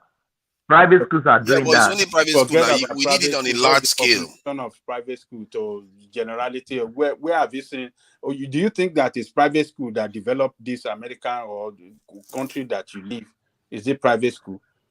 So when you don't pump money into your education to develop your education, you can't have a future. You can't. That is just only. Well, yes, I agree. The reason why I use that this thing about the diaspora is because the other day I know that the Chinese did the same thing where they tapped into the diaspora to reach the country. But another one that they are doing now is they will send their people from their continent, from their country, to go like to African countries and other parts of the world to start a business, buy up a business or start up a business. And the power of this thing is that you can go to another country like the way they were doing in the West before, in the early 2000s and mid 2000s. They will send people into like America. They will buy up an American tech company and they will transfer all the intellectual property rights back to China. So now the Chinese people are going to start being able to manufacture those things. So, and this type of trend, you don't see it in our leadership at all. They don't try to bring technology into Nigeria to this thing so that we can start doing value added manufacturing and selling these things over the world, given that our labor force is cheaper. So we have a lot of potential that we are not even tapping into at all. And our population is so young. Well, because I mean, the China example is because the state is thinking. I mean, they have like dual purpose or multi-purpose for doing such plans, and it's the sovereign wealth that they give to their citizens working for the communist, the communist state to go to the different countries and invest, buy up, technology and transfer IP, intellectual properties. That happens, but in Nigeria's case, I'm thinking, okay. For Nigeria, a very quick way to absorb a lot of the youth is the military. If we have like a really robust military, we can have millions of youths in the military, not necessarily to go to war, but to be a place. To maintain order in the country too. At least Boko Haram will not have space. See, eventually, that's what it's going to become. Because, for example, in America, they have the National Guard. They're more or less like they can deploy them to do construction and do all kinds of work in the country, disaster, all kind of stuff around. So the military, if we spend just a decent amount of money into the military, that'd be a good place, a very quick place to get a lot of these young And it will children. pay for itself too, because because the economy will improve, security will improve, our people will start coming back from overseas. So exactly, it pays for itself. It's going to have a cascading effect. Help with the security. I don't know. Maybe it happens in your country as well.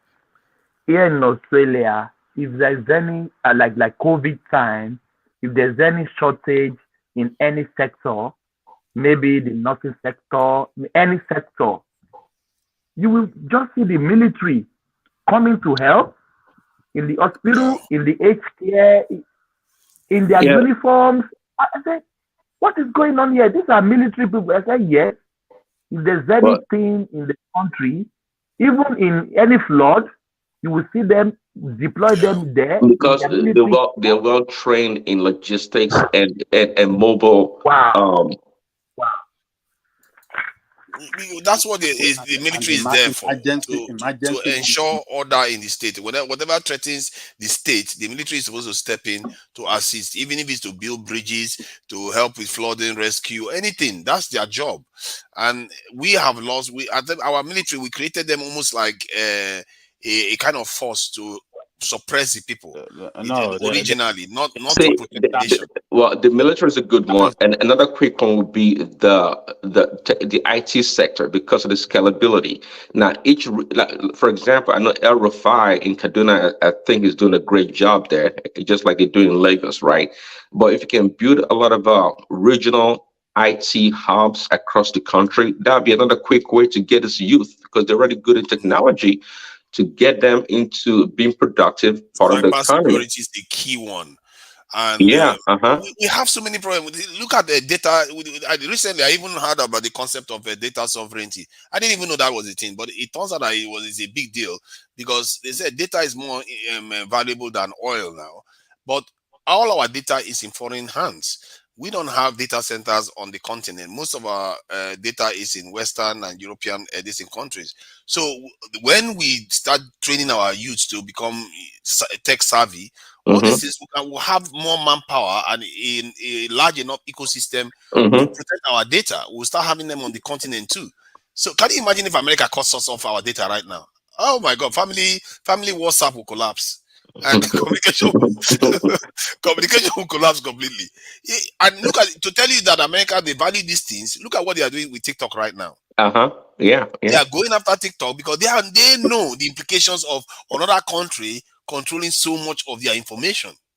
They know the value, but we don't even we're just completely asleep. Literally, we are in slumber. Russians don't do this. Well, because Nigeria. Remember that they said our satellite is down. That maybe we don't pay or something. Oh God. So the Nigerian state treats everything like natural resources, just like our oil, the petroleum, the crude oil. See, we're not used to developing things and producing, making things out of our raw materials. We rather ship them out to different countries to have them as finished products. We treat our citizens the same way. That's the way we do everything. Everything's towards the natural resources. We don't think about the leaders don't even care when they see their people traveling overseas. Like, oh, let them go. You know what one of them says? We have plenty of people now. Nigeria. Yeah, they say people have been trying to leave Nigeria forever. You don't care that your best brains are leaving the country. You should be thinking of how you're going to tap into them, even if they have to leave. Look at how you're going to tap into them to get whatever they are making them back to Nigeria. They don't tax them. They don't ask them. They just expect them to send money over this thing. Less than 5% of what people earn overseas is actually making it back to Nigeria. Wow, and that's a lot of money, and that's still in the billions of dollars. Yeah, but the money that is not organized, it's just been sent to family member for hospital treatment, for school fees. Yeah, it doesn't change a lot of this. It doesn't make a big difference because you are not transferring know-how back to the continent, critical know-how that Nigeria needs. But that is true. Building hospital by themselves and stuff like that. But those remittances are the funds that's really propping up the Nigerian economy. Those money that come from overseas are huge to Nigeria's economy, really. Because without those funds, I think the economy would be in a really, really bad shape. I mean, that's just the reality. So we think, but imagine if if people can actually send money back home and invest those funds in critical sector in the country. Nigeria will be light years ahead of many African countries, really, because we have a larger population and we have a lot of people, and a lot of Nigerians are successful overseas. And if you can manage those money that come back home, those remittances, it will go a long way for the country. I think apart from oil, I think the remittances has to be the second largest revenue for the country, actually. The remittances are in a way, it's like, in Western, like in the UK now, they talk about these benefit claimants, and what it does is it lures you to a false sense of, it lures you into slumber. You don't have any need to push yourself beyond your necessary boundaries, because you are waiting for somebody to send money for you and you get that, but it doesn't force you to innovate. And I think what Africa needs is to wake up from the slumber, because it's almost like they just give us enough to keep us going, but never enough to thrive. We need to get to a point where we thrive, even if things get harder a little bit. Because I'm not in Nigeria, so maybe it's easy for me to say that, but the truth is that's how it normally works in countries that get themselves out of a mess. All these countries that are doing relatively well right now, they were going through some difficult times, and they made conscious their decisions to make their lives even more difficult. Not even like they did it to make themselves life better. They made conscious decision to make their life more difficult at first, then they got out of the mess that they are in. Right, because they have to go through a transition. It's not guaranteed that because you make a change, it's going to go well. It's going to go down and up. So we don't like that. We don't like it down. Exactly. We don't like that. That's our problem. We don't like that. We always want it easy. Like the fuel subsidies. But guess what? We always want it easy, but we are the ones that even suffer the most. It's weird, isn't it? Suffering and smiling. See, exactly. Another one we are going to test this one out. It's going to happen not very long from now. Is the fuel subsidies. If they take that fuel subsidy off, just watch Nigeria. They're going to lose it. And the NLC is already talking about going on the streets and causing problems. The truth is that needs to go. It's going to be hard, but we will survive it. The fuel subsidy would be okay if we have not even a robust, but a decent public transportation system, because then the states can absorb the excess or the cost, the increase in transportation cost for people. Now, if you have that, removing the fuel subsidy is not a big deal. If you have a big car, if you have cars, you can afford to go buy your own fuel, whatever it costs to fill up your tank. Now, we survived the lockdown. So how can we? You see, this thing that we can't move any.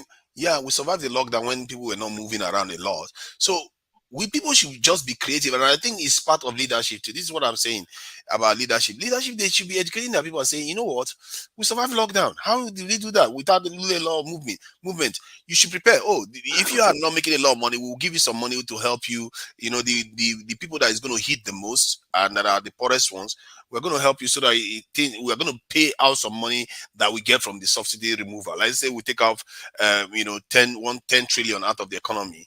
From fuel subsidies, we will use 1 trillion to pay to the poorest ones that is going to affect very negatively. Then the rest, use it for healthcare, education, and defense, everything else. That's a good plan. Even give the people vouchers to give to Downfall or Pepela Care, whatever, and let them remit their vouchers later.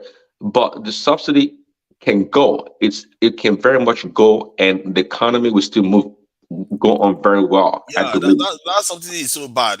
One of the worst aspects of the subsidy is that whenever Nigerian currency doubles, Nigeria spends more on subsidies, because the price of petrol doesn't increase in Nigeria, but they have to spend more buying the petrol overseas.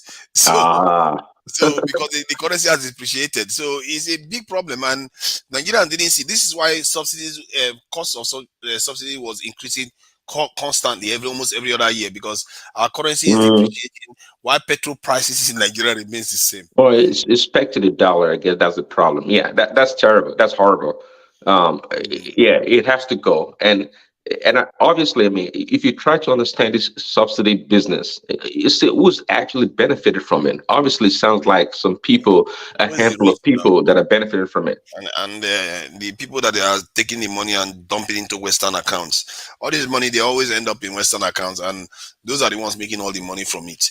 So our problem is it has different legs, and I just hope that this government that is coming to office. Which, to be fair, I'm really sad to say I'm not extremely optimistic, because if somebody just comes to office and one of the first thing they do is go to Western country to go and rest, then you still haven't woken up to your situation. You still haven't woken up. How can you feel more comfortable chilling out in a country that, you know, these people, their forefathers enslaved your forefathers and colonized your forefathers, and the first place you run to is them? You don't see Asian countries doing this. You don't see South American countries doing it, but it's only us. We keep doing these things, and this is why I'm not very optimistic. But I don't know. Tinubu is quite a clever man. You cannot say he's stupid. Well, see, I'm not sure about him resting in Western country, but the only candidate that actually said something during the it wasn't a debate, but during the before the election was actually Tinubu. He made a point about because everybody's going crazy with this renewable energy and this, yeah. But and as Tinubu said, hey, Nigeria is not up to that stage to try to abandon fossil fuel in order to pursue all this lofty green energy thing. And that was the most critical thinking any one of those candidates ever said. You see, I like that when he said that. I liked when he said that. Yeah. The question, then he went on to say that if they want us to go clean energy, they should pay for it. You see, exactly. You see what he should be careful. You see, by saying that, you might fall into a trap. You see, because once you do that, they'll say, okay, yeah, we're going to pay for it. They'll give you the sources of renewable energy. After your time in office, the next person that comes in, that source of renewable energy, you have to be buying it from them because you've not developed your own still. Now you are beholden to them again. You see, you have to think deep. People have to think deeper about this. And look at what the Chinese did. The Chinese was like, we are going to keep building our coal power plants until we are satisfied that we can maintain our own renewable energy sources. They didn't rely on Americans to do it for them. Yeah, that's the way to be. China, India, why not? Because they're like, hey, the West also built the economy on this fossil fuel. I'll come overnight. You want everybody to switch over. But even that, even the American, there's still strong opposition to all this renewable green energy, because it will eventually, if it goes full blown, will cripple America's energy sector, because America is still heavily invested in fuel or in traditional energy sources. America still is. So how much more Nigeria? How much more Nigeria? I will be surprised. You see, the thing about Tinubu is that you see, there is this thing going around internationally anyway. Like, I was on a panel with some African Americans and these East African. The East African lady was like, oh, Western countries are, all this establishment in the West are for Peter Obi, which is very weird, because you would think they should be for Tinubu. But then again, I ask myself, what has Tinubu done that is so against their interests? Or is he Pan-African? What is he? I don't understand it, because I've never heard Tinubu sound anything like even nationalistic or Pan-African. If anything, he sounds more tribal than anything else. So, okay, because all of them, they fear Tinubu because they don't feel use Tinubu. They don't go feel use the head at all. You're right. They fear Tinubu. Tinubu is now great person you see. So this man go work for Nigeria. Not true. Wanna put that man for God's hands. This is the problem. Now he is not helping himself by not telling us. We don't know. The way that face that man, I beg one of the that man, he proves himself. He has not proved himself now. See, if somebody is not telling you that they are there to help you, how are you supposed to take your side? Because that's why I asked myself, I've not seen talk Pan-African before. If anything, he's talk more tribal than yes, you are right. See, the woman is right. The people that know Tinubu, they know him very well than you guys do. They know what he's capable of doing. It's well studied.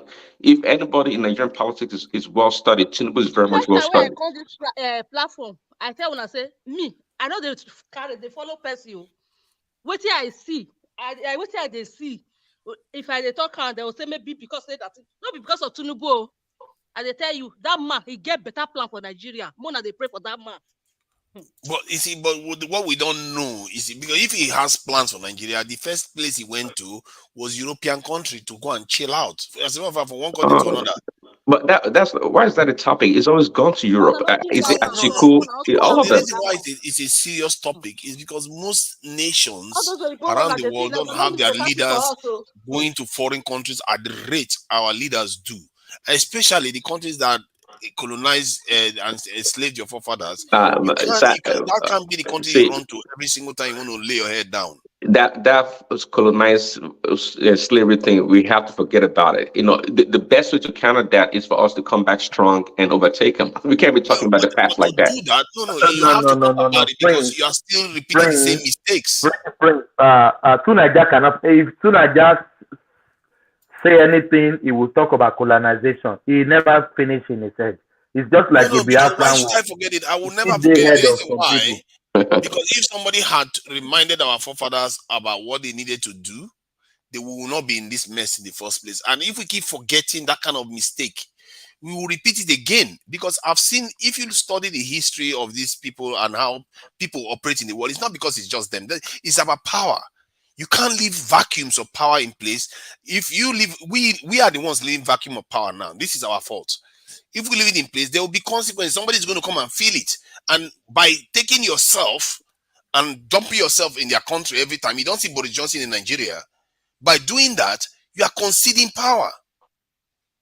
That is what we need to change. Your country is your land is one of the most blessed in the world, and you are not taking advantage of it. You are not empowering your people more. You should be focusing on building your people, not always going to Western countries to have meetings. Our judges are there. Everybody is there. And you don't see anything wrong with that. Was in Nigeria 2 days ago. Pardon? Boris Johnson was in Nigeria 2 days ago. Boris Johnson came to Nigeria 2 days ago. Yes. For what? He's not the prime minister anymore anyway, but he came to Nigeria. Yeah, he was in Nigeria 2 days ago. He's still in Nigeria now. Boris Johnson, I didn't know he was even in Nigeria. Well, let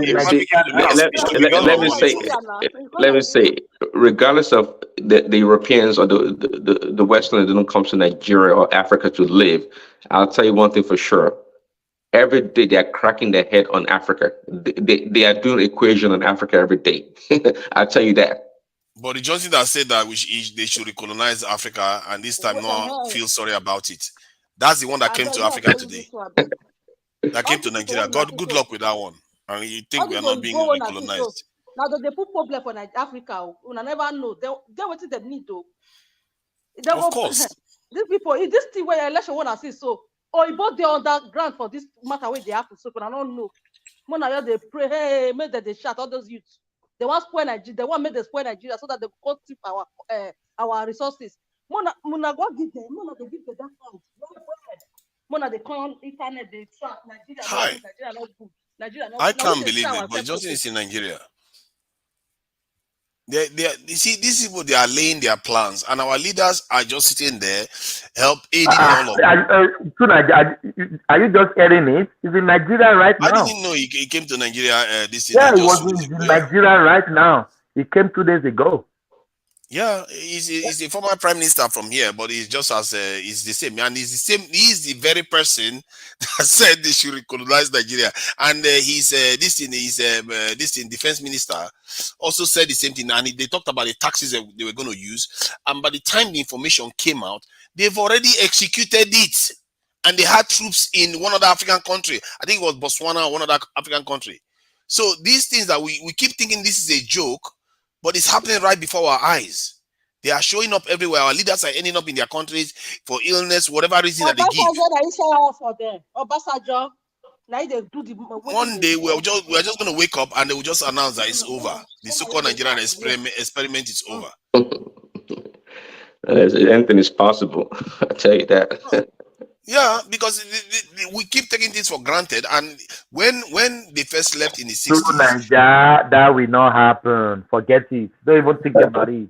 What are you going to do to prevent it? You don't. If you don't have any Not power to gonna prevent it, happen. why would it not happen? They can take Ghana, they can take Togo, they can take Benin Republic, not Nigeria. Nah, Okay. nah. Have you ever seen any man that has any opportunity to gain more power without any opposition not take it? Good luck with that one. Say no. That's you have to look at it from the point of view that if it was you, what would you do? Just think about it from that point of view. If you were a Igbo man, you had the power to take all these things from these people. What would you do? Would you say, "Oh, let me go to church and fast over it for 32 days and 32 nights"? No. You'll be like, yeah, that's an opportunity. My family will be better off. My people will be better off. I will take it. Ask yourself, what would you do? That's how you know. So this is for me. It's very, very simple, and that's how I reason. And I'm a very nice person. Actually, I like to think of myself as a very nice person. And yet, when I ask myself what I would do, this is what I'm telling you. I'm telling you that I will take over Nigeria. I will take over the It's entire not gonna continent. happen. It's not gonna happen. Forget it. Don't even think about it. Don't But think you didn't about answer it. what you would do. Answer me what you would do. What would you do if you are in their position? No, that mentality. The fact is that they are getting. Nah, forget it. You didn't answer the question because you will do worse than they did. What they've done. See, they're getting everything they need to get from Nigeria or African countries. So there's no need to like overwhelm the continent by trying to invade. But trust me, everything that helps the economy, they are getting it. If they were not getting it, it would be a different ballgame. China is changing the equation. That is why now they are becoming more robust about it. That is why I agree with you. In the previous arrangement, they didn't have much of a need to come in now. But China is changing the equation, and now That's they true. want to show their presence here even more. They want to, because otherwise China is just going to come and liberate the entire African continent and get them developed, and the West will be. That is true. But see, with Africa, it's always too late. I mean, back in grad school years ago, I said it. Look, when China was trying to make inroad into Africa, I said, look, that was a great time, the great opportunity for Africans, Nigerians to partnership with China and drive the whole narrative. But as usual, our leaders want to be greedy. They rather go the corruption way than to say, hey, China, we're going to work with you. Come and let's sit down at the table and let's work together, which is not really far from the Chinese model. The Chinese, by their nature and their culture, they would listen to you. They will work with you. Unlike the Europeans, for example, that, hey, you have to bow down to them. The Chinese or the Asian would be more than happy to work with you. But we Africans, up to now, we're not taking advantage of the opportunity that China is presenting to us until it's too late.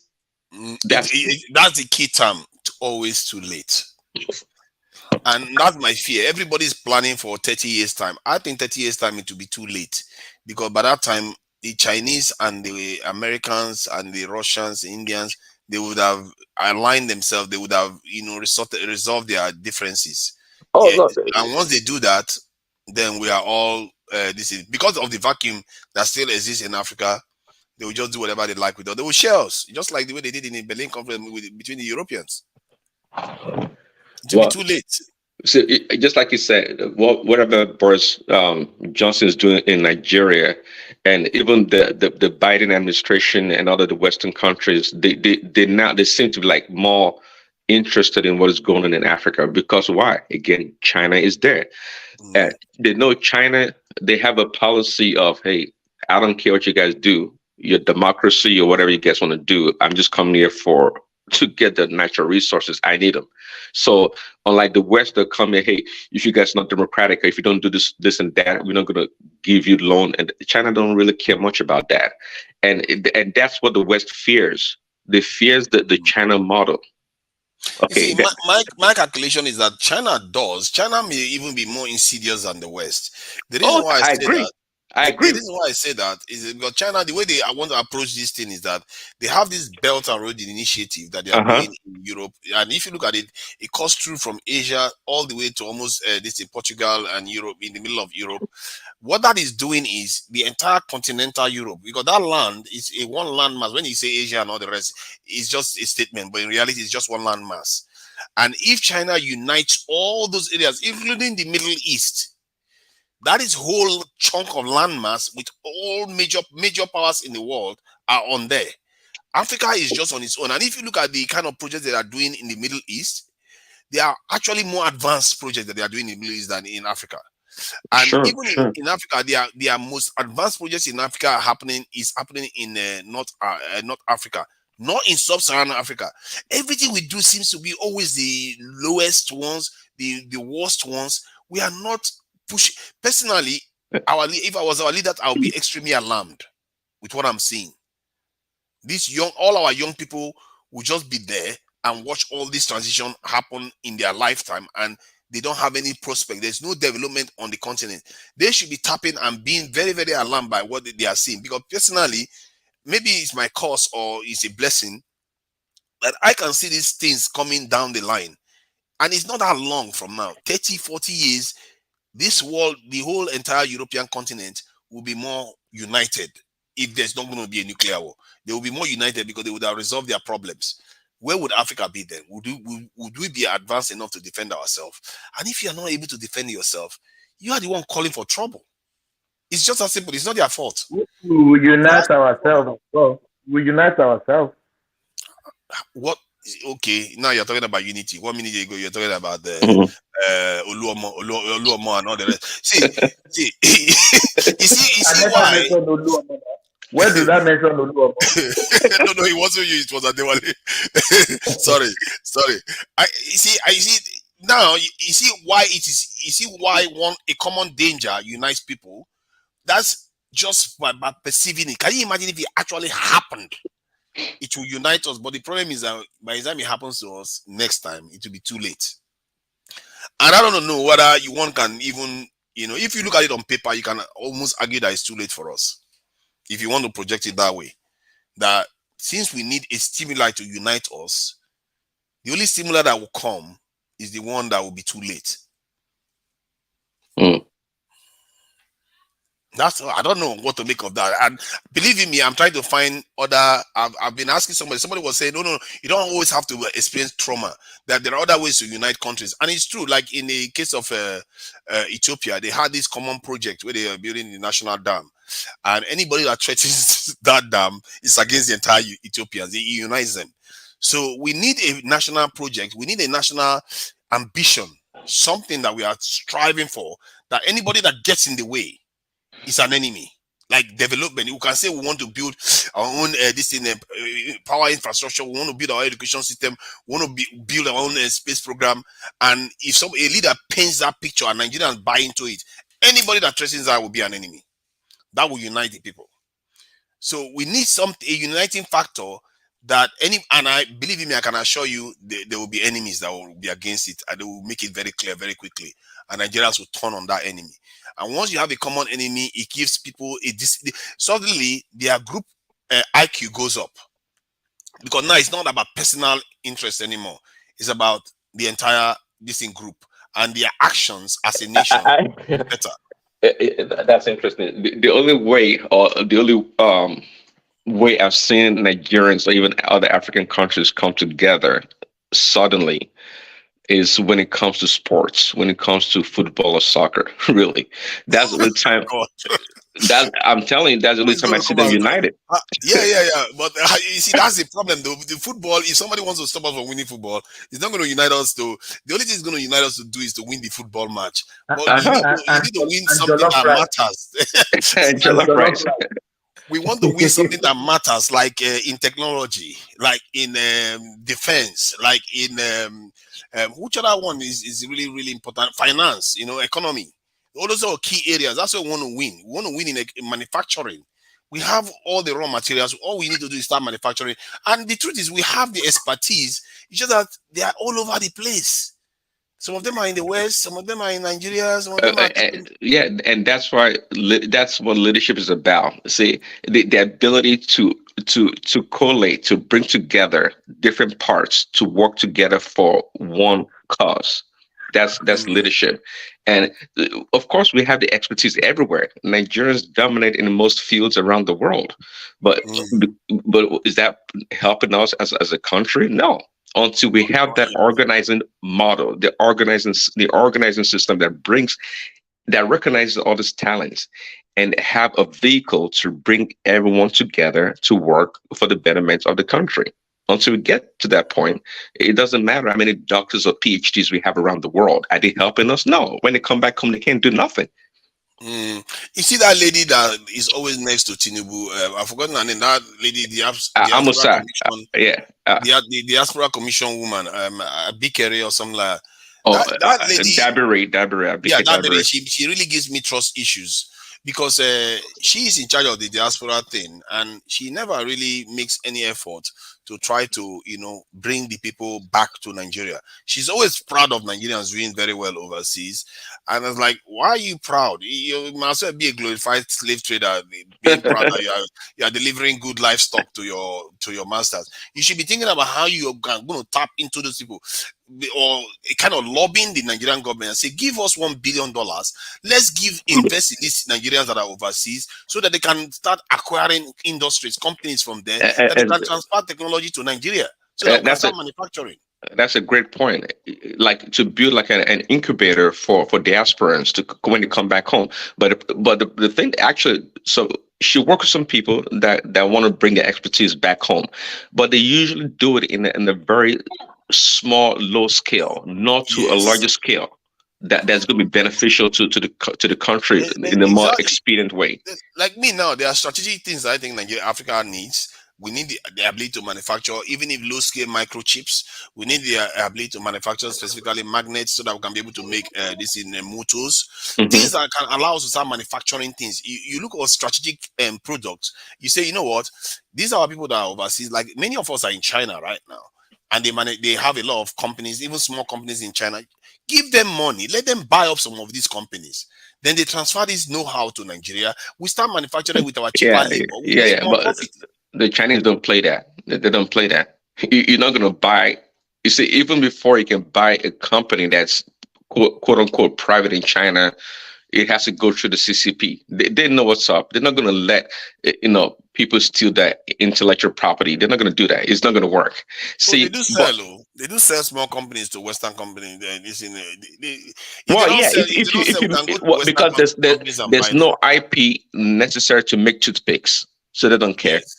You can go buy a toothpick. Neodymium magnets. Neodymium magnets, if you want to make it, you can make it almost anywhere. So you are just buying a small company that is not even a major one in China. It's up to the company to sell. I don't think those people are going to look at it like a strategic company. Yeah, right. Exactly. Yeah. So if it was like doing some kind of secret stuff that the Chinese are working on, okay, yes, they will not sell it, or quantum technology, stuff like that. They will never sell those other companies. But basic engineering products, you can even if they refuse to sell, you can learn about it and start doing it yourself. Is it some motors, right? Yeah, they manufacture the cars in Nigeria, right, in the east. Yes. Okay, they have all the somehow some way. But the engine is brought from China, I think. No, they assemble cars. They assemble cars. Come on. They don't manufacture nothing. See, no, Thomas is being funny now. They assemble cars. They don't manufacture. Yeah. If you are manufacturing a car, you have to manufacture almost every part of that car. Yeah, but that's what they do, though. They manufacture the body, the chassis and everything. It's only the engine that they bring from outside. No. The engines they are using in those cars is being imported. They don't produce it in Nigeria. Yes. Am I right? That's the only one that they import. But they manufacture it. I've seen it in my own eyes. Car. And those bodies fabricate the bodies in Nigeria. I can take that. They fabricate those bodies in Nigeria. But main components of those cars, the shock absorber, just the engines, the windscreen, just name it. It's been imported in the country to the country. I think the windshield. I think those two are. Yeah. I think those two are probably important. I don't know of any Nigerian company. I think they manufacture some semi-sophisticated parts. I think they do that. Maybe windshield wipers or some things like that. Yeah, of course. Now anybody can assemble anything. I can buy components from Germany, buy components from India, buy components from America, and I will bring it together. But they are not interestingly, also, are they inventing anything? Innocent Motors, is it inventing anything? Well, no, I don't think they have any technology that's unique. I don't think they have any unique technology. But even the American manufacturers, they import a lot of their parts from China and other parts, India. They do to assemble the cars. Yeah, for Prince, you can sell some of the components being manufactured in the US, isn't it? Oh, absolutely. Yes, absolutely. Yeah. Yes, now, if they want to buy from other countries, it's just like collaboration. Yeah, the main part of that car, all the components being put together in the US. So one thing, that's one thing that when people talk about the West, especially the US, people don't really understand how things really work. They just see things on paper and they think, oh yeah, everything's great in America. For example, the Innocent Motors, for example, that would be a great company that the federal government should partner with. And like, for example, this how it works. No, you go to Innocent Motors and say, hey, what parts can you manufacture here in Nigeria? And the government should be ready to give them, like, I don't know, $500 million to create a manufacturing up somewhere to do those things, even though the company is going to benefit, but it's going to create jobs and auxiliary jobs in the country. That's the way to do it. So America is already doing that.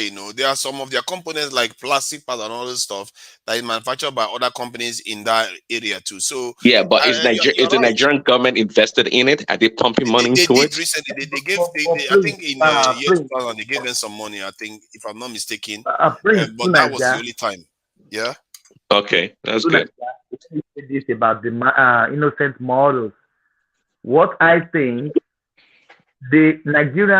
some of the states in Nigeria, they collaborate with him using his car for official use in Nigeria. Before 6 months, 1 year, the car is gone.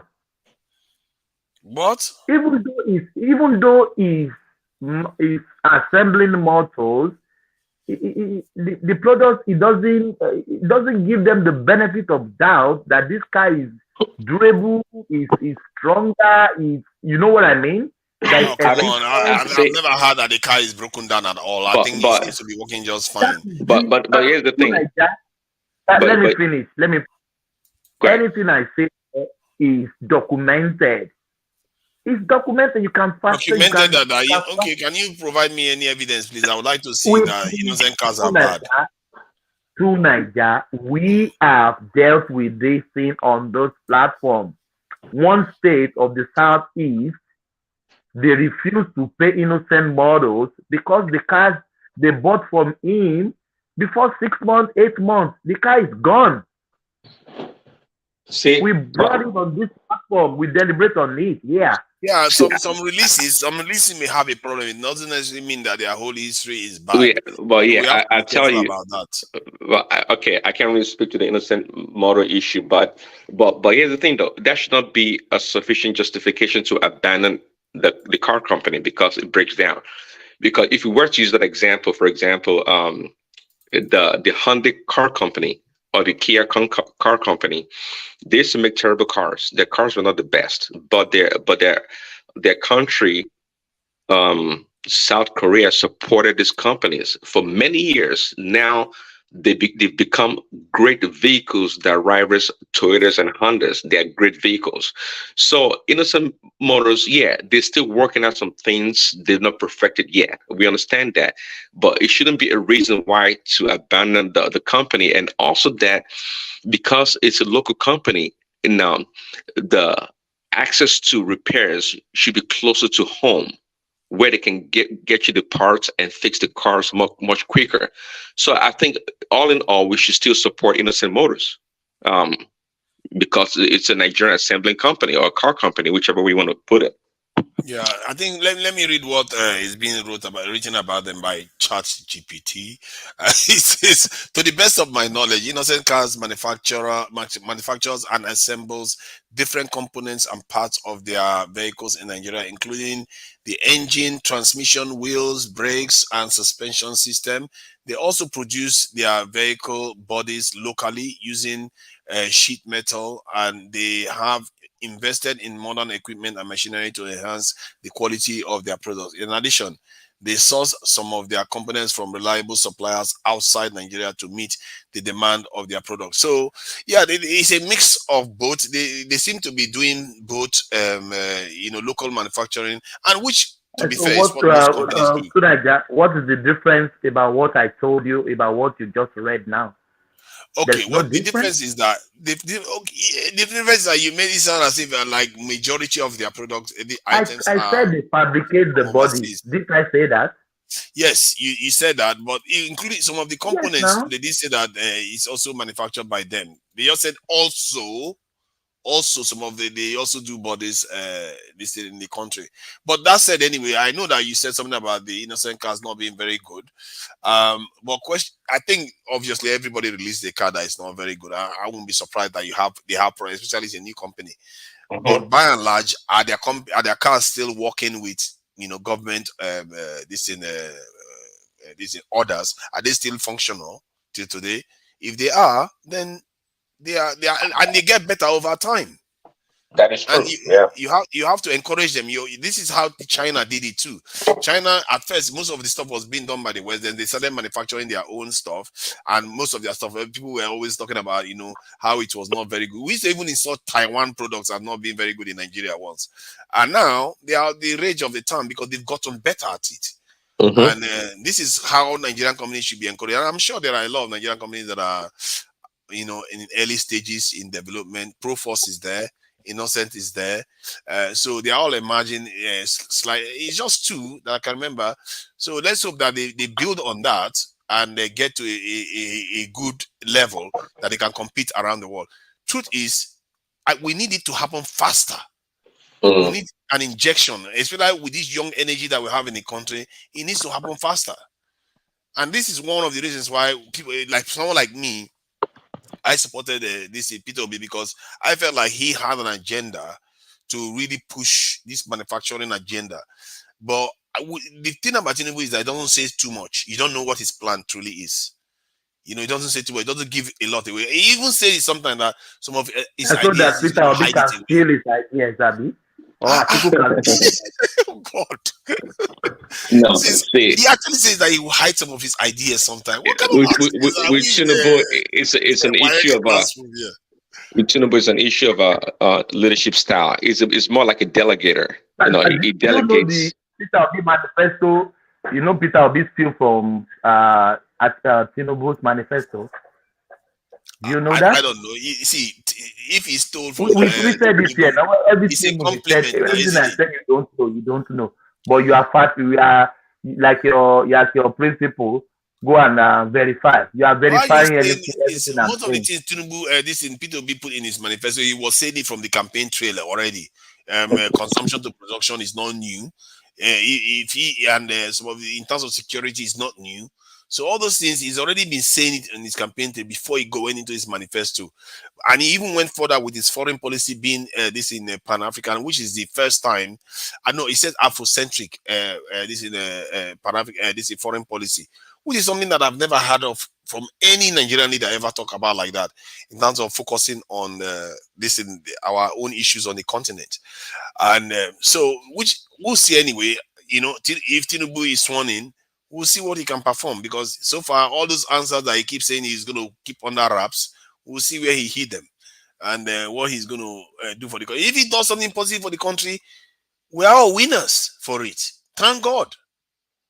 But if he doesn't, I think it's up to us to an extent to encourage him, and some people say pray for him. And whoever leads this country, we have to do what we can work with what we have to get the best results we can. Because this is, for me, it's a life and death struggle that we are in here. And I don't want to be on the losing side. I don't want to be on the losing side. Nobody wants to be a loser. And Nigerians don't like to be losers. So it's just that they don't know that they are in a competition that they are fighting for here. They just are asleep at the moment. So we'll see how it happens anyway. We'll see what the next 2 months, isn't it? We are going to April, May. We'll know what the court cases hold. I'm a little bit alarmed, though, about that Afenifere section, because Afenifere released a communique that had a section that they got evidence, or from they say they got information from a reliable source that P2B actually won the election. That is very concerning. Somebody should be going to pull Don't fingers mind those off people. Those people are rumor mongers. You see, They somebody are rumor mongers. that's why I'm saying now, somebody needs to go and start pulling fingers out and say, what is the source of this information? Is it real or false? Find out. No, they are rumor mongers. They are rumor mongers. This is not only obedience now. This is Afenifere we are talking about. No, those Baba should go and sit down somewhere. With due respect. They should go and sit down somewhere. Oh, now I thought you like to respect elders. Now you are saying Baba should go and sit down somewhere. I say with due respect now. I don't put respect now. So if somebody says with due respect, Baba don't get shame. So you'll be okay with that. With due respect. No, those elders, they are not fighting for Obi. They are fighting their own battle. This is not about Obi. This is the last lap. Last chance for them. Yes. No. I don't think it's their own battle. I think you have to respect some of the things those people are doing actually. It's because you don't know what transpired. That's why you say no. What battle are they fighting? They don't have any need to say they got information from somebody. They don't. Why would they make that one up? Are they not? They get information for obedience. Yes, but they consider it reliable. Those Baba, are they INEC chairman? Are they INEC officials? Where are they getting their news from? You know they are well fake news. INEC didn't use IREV before they declared the results. They just collated the results from the states and released it. For whatever reason INEC did that, that is their own business. The truth is, if there is no evidence of malpractice or anything substantial enough to overturn the election, Tinubu is our president. But if there is, which some people suspect there is evidence, then they have to produce it so that we can see. So you expect them to come out and say Tinubu won? No, they won't say that now. They know the people. They know where people are tilting to. They are anti-Tinubu now. We know now. They are anti-Tinubu now. Yeah. But do you see P2B as a sore loser? Can I interject, please? Oh yes, Remy, come in. Yeah. I've been listening to you guys. I think, like everybody know, unfortunately, some people are bad losers. And part of Yoruba culture, apology to our elders. We already know where Adebanjo stand a long time ago. He has been a hater of Tinubu for a long time. Unfortunately for Afenifere, if not because Fasonati is an old age, that is why they passed the baton on to him. Actually, I don't know why Nigerian people keep on believing delusional unnecessarily. The referee of the match is INEC. The result has been released. Everybody have a copy of the result in their hand. Everybody kept on saying they did not results not uploaded to IREV. When you go to court of law, what they rely upon is the form EC8, blah, blah, blah. That manual, election in Nigeria is still manually. Putting the result on IREF is just uploading. It's nothing big deal about it. The court is not going to emphasize on that. Supposed to verify. It was supposed to be used for verification. Can I finish? Everybody you can dismiss it. Let me finish, please. You can talk. Everybody have the result in their hand. If Obi is saying the result in everybody's hand with INEC is totally different, it's about 5 million different from what is IREC uploaded. That is why you have a case. Ogbeni was here as a lawyer who has been dealing on petition for a long time. I also read massively by myself. To be frank with you, it's just an exercise in futility. But as black man, we always have it. When they lose, they don't accept. They still want to say, okay, it's my Nigeria. I will try my best. Maybe they can upturn. There is no upturning anywhere in the world. Go and check it all over the world. If the margin of defeat is just like 100,000 or 200,000, we are talking. The margin of defeat is about 2 million. And when you said, okay, you have your own result, blah, blah, blah, blah, blah, blah. No. 2.7 million. You guys 2.7. never talk about. You guys never talk about Southeast, where is winning 94, 97%. You never talk about that. 6 states or 5 states. Sorry. And everybody knows that this guy did not win any vote in the Northeast and Northwest. There is no spread. Let us stop deceiving ourselves, please, for God's sake. Let's face the reality. Why do you just expect people to just accept results just because you say so? Some people believe not because I say so. Not because I say so. Like, for example, let me ask a very simple question. When you go and play a football match, the referees in the center, assisted by some linesmen by the lines, whatever the referee said is fine in a match. Have you ever seen a match upturn? That, okay, I won you by 2-0, and then later they now said you are the winner. Have you ever seen something like that? Not when you can take it to court. This is not a referee. Football match is not the same thing. People report to FIFA. They report to everybody. What happened? Yeah, but when the match is over, I've never had any match being replayed before, but court can overturn whatever they feel is not right. What I asked you did not understand me. When they play the match and you report to FIFA or you report to UEFA or you report to NFFF, are they ever upturn the result that say, okay, now I give you the 3 points because the referee said that, blah, blah, blah, blah. The point is this. Whatever you say outside. But who says this is football? Don't you see that football is different I'm giving you a normal court cases? Analogy. I'm building my case, but you don't allow me to finish. Okay. I will let you exercise restraint a little bit. INEC have released the result. First thing I always say is that if you don't believe in the process, don't put your head into it. This is a complaint, like Nigerian would say, complaint after election. The election is gone. INEC released the result.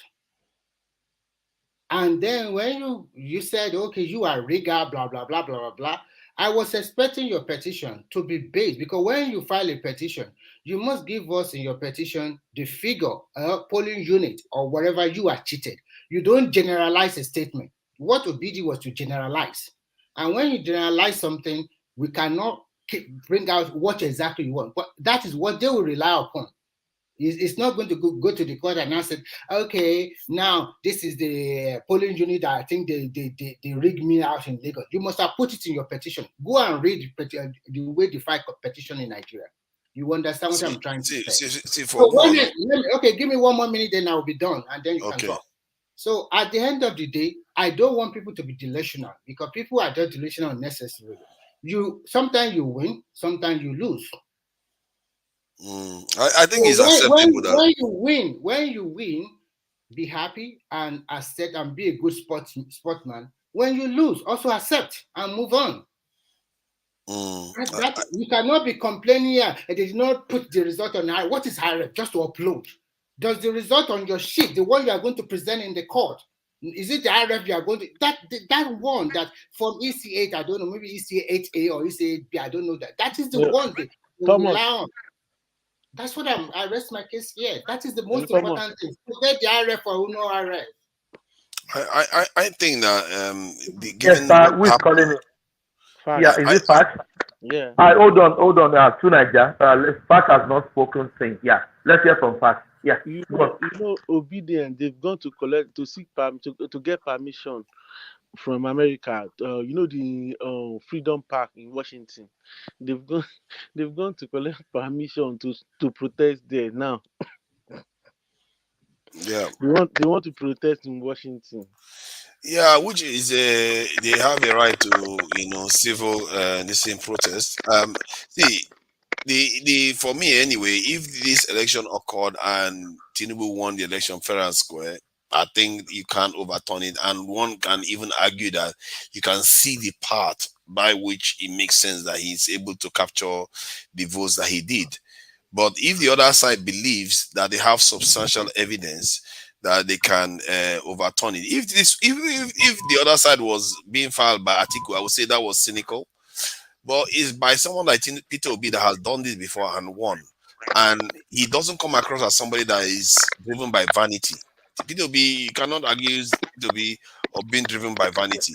So what they're trying to create, they want to create Fast. Hold on, please. I want to say this. Fast, can you hear me? Yeah. Yes, there is some background noise. If you are not speaking, please mute yourself, please. Sometimes I wonder it's coming from when Fash. it's coming from Fash. Yeah, it's coming from Fash. Fash, please mute yourself. Yeah. I wonder sometimes when I see Nigerian people disgracing themselves in international communities. Before anything happens, you see Yoruba Nation going in Eagle Square in America, in London, doing their hula baloo, agbado. We will see the Biafrans going there, doing their hula baloo. Now, Peter Obi is going, as anything has ever happened that the Western world has ever intervened or come to anybody's aid with all this, I call it nonsense protest. If you are protesting, come to the land that thing happened. Come to Nigerian soil and protest. Thank you. It gets me crazy every time. What are these people doing? Yeah, but who is teaching them that? You just saw Tinubu run to London to go and rest. This is the problem I was highlighting earlier on. But because it was, you see, exactly, you see what I mean? You see what I mean? This is exactly what we do. Whenever they call somebody out for the same thing, because you support that person, it's okay for you.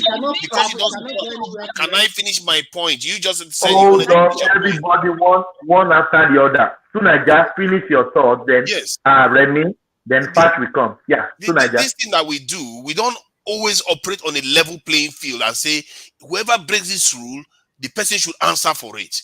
That is the basis of any civilized society. But what we do is, just because we support the person, it's okay for him to do it, but the other side should not do it. We are now complaining that, oh, these people are going overseas and are highlighting their problems in the West. But our leaders are doing it. And when I highlighted it earlier on, many of you were trying to defend it. And you were, even till now, you are still trying to defend it anyway. So, thank you. Now, the hypocrisy of Nigeria is too much. Tinubu have a right to go and rest anywhere he likes in the world. He is not going there to complain. But what I always tell Nigerians is that when you go to everywhere in the world, you are demonstrating. Can you tell me any time, any problem happen in UK, America, all these developed countries that they have to come to Nigeria to go and protest? This is unnecessary because at the end of the day, politics is about interest. The leaders are, it's okay, but it's not okay for the people. No, let me finish. Please, I beg you. Remy, please, let me put this there. You wrap it together.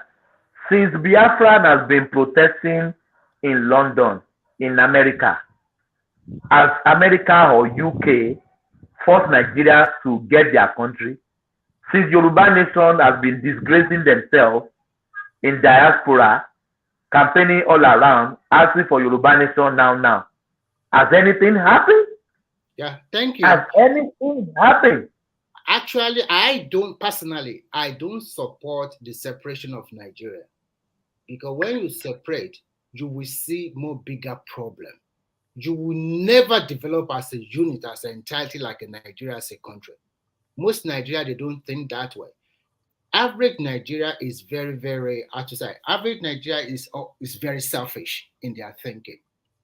Actually, this election, when you look at it very well, critically, you will notice that for the last election since this report from 1999, to me, is the fairest, where you have new set of leaders, where you have a new, probably, Labour Party has been in the system for a long time. How many seats or how many gubernatorial elections have they won? So you will notice that we have a new set of leaders, new party. let's assume that this election, they want to rig it. Are you kidding me? How can it be 5 states, 97%? They have sitting governor there, belong to different parties. They have people, commissioners, they have party people, agent, councillor, chairman, wherever in their party. We have their own supporter that the governors have already given appointment.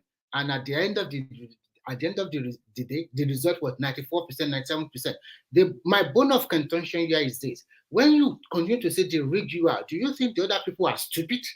They left you. You rig whatever you want to rig in your Southeast, and you get the vote by yourself. Look at the other 3 candidates, apart from even Kwankwanso. When you look at the percentage of the way he won against Tinubu that came second, we can see it's about 65% to 35%. Look at all the results in other states of Nigeria. It was evenly contested among the 4 political parties.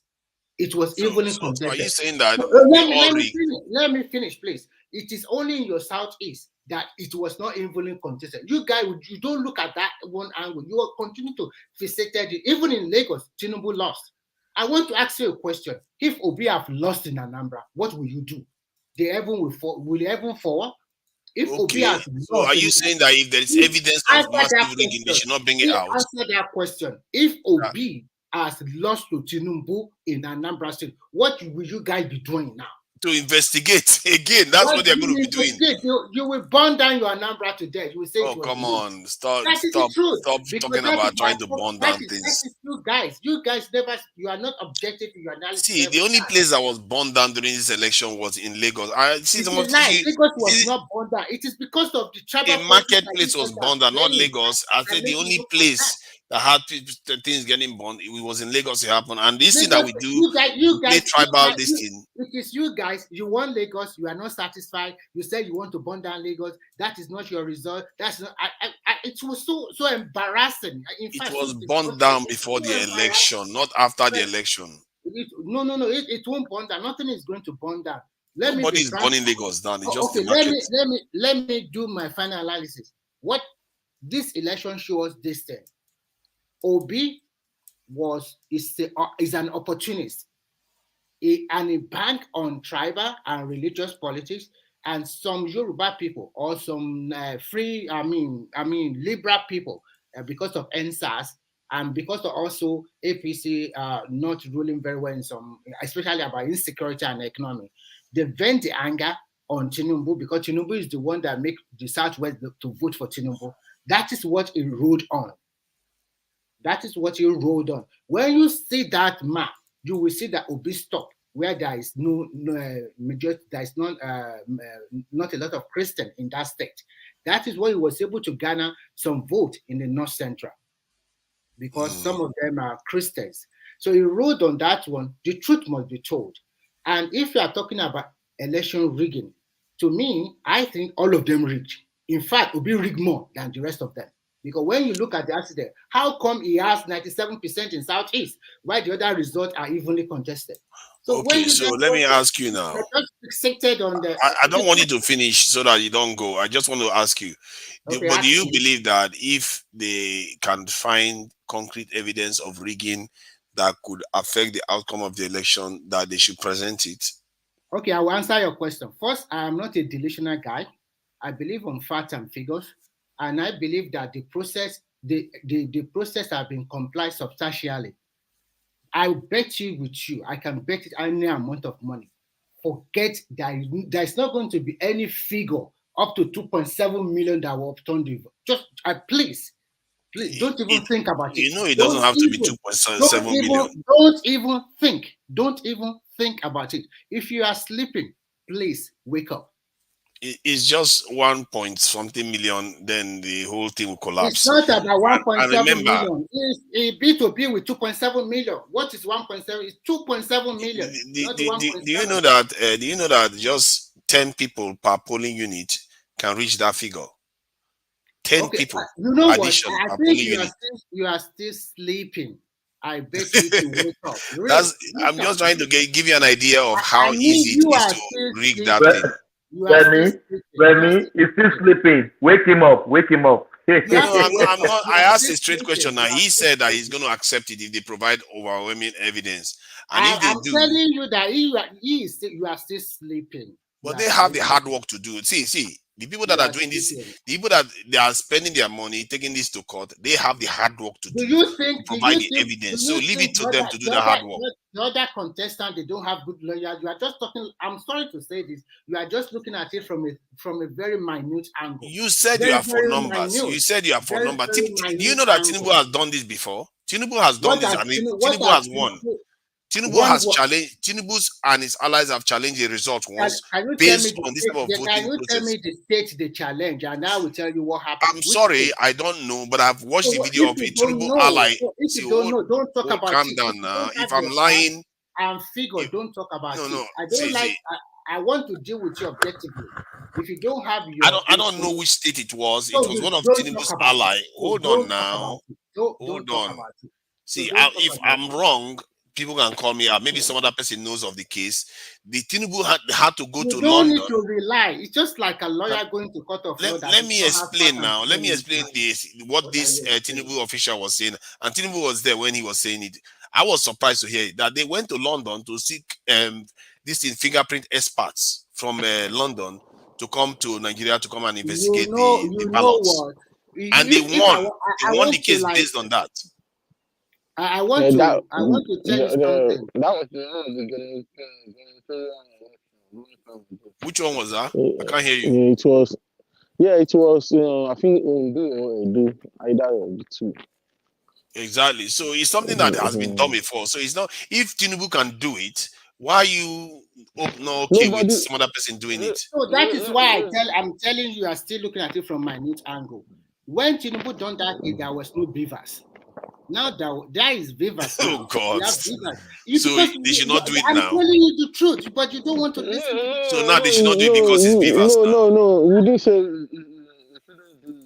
Okay, what you said 10 votes can make up for it. So you mean Tinubu rigged Obi in Kano, like Castina, Jigawa, all those northern states, each polling booth there. So you want to say the 10 votes, that means all those northern states, Tinubu rigged Obi there as well. Oh yeah, that's where he has to rig. Now, if he's going to rig, that's where he has to rig. Otherwise, he will not win now. He has to. So, but the point is that we all admit that there's rigging. The question is he enough to overturn the result of the election? That is the key, because no judge is going to overturn this thing if they don't believe that the outcome of the election would be affected by whatever rigging that is presented. So it has to be substantial. So if you are a Tinubu supporter, don't feel worried. 2.7 million, as you say, is quite a lot of votes. I'm not worried at all. I didn't know anyone is worried. But the one that would choke anybody is that if they find out that the rigging was so massive that and the evidence was there. If it is overwhelming, would you let me ask Remy Coca, if the evidence is overwhelming, would you accept it? And the court rules against Tinubu, would you accept it?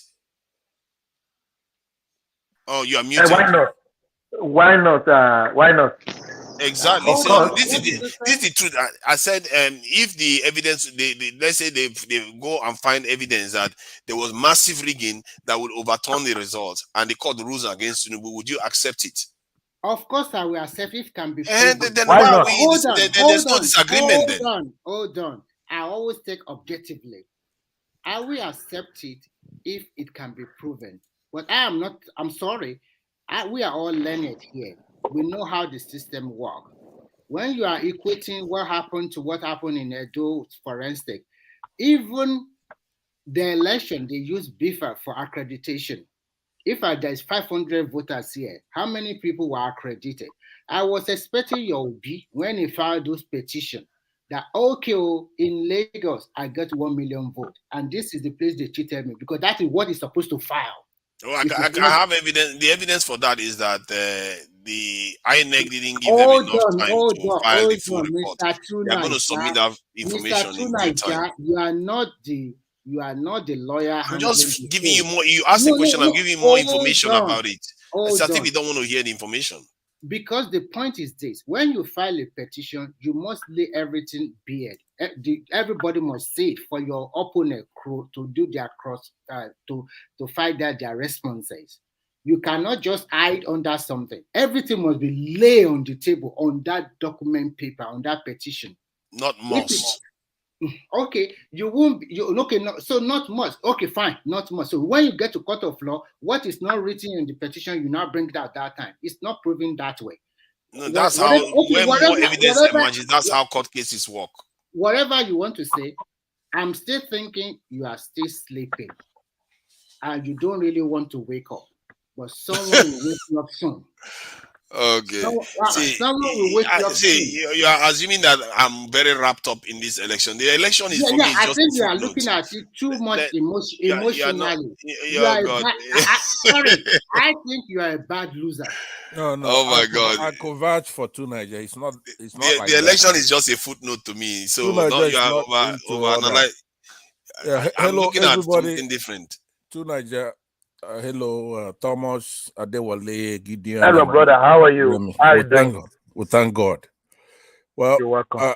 If we look at somebody like P2B, and also, interestingly, Baba Ahmed, you could tell what kind of people those two people are, right? They're not gonna go pursuing a court case unless they have the goods on it.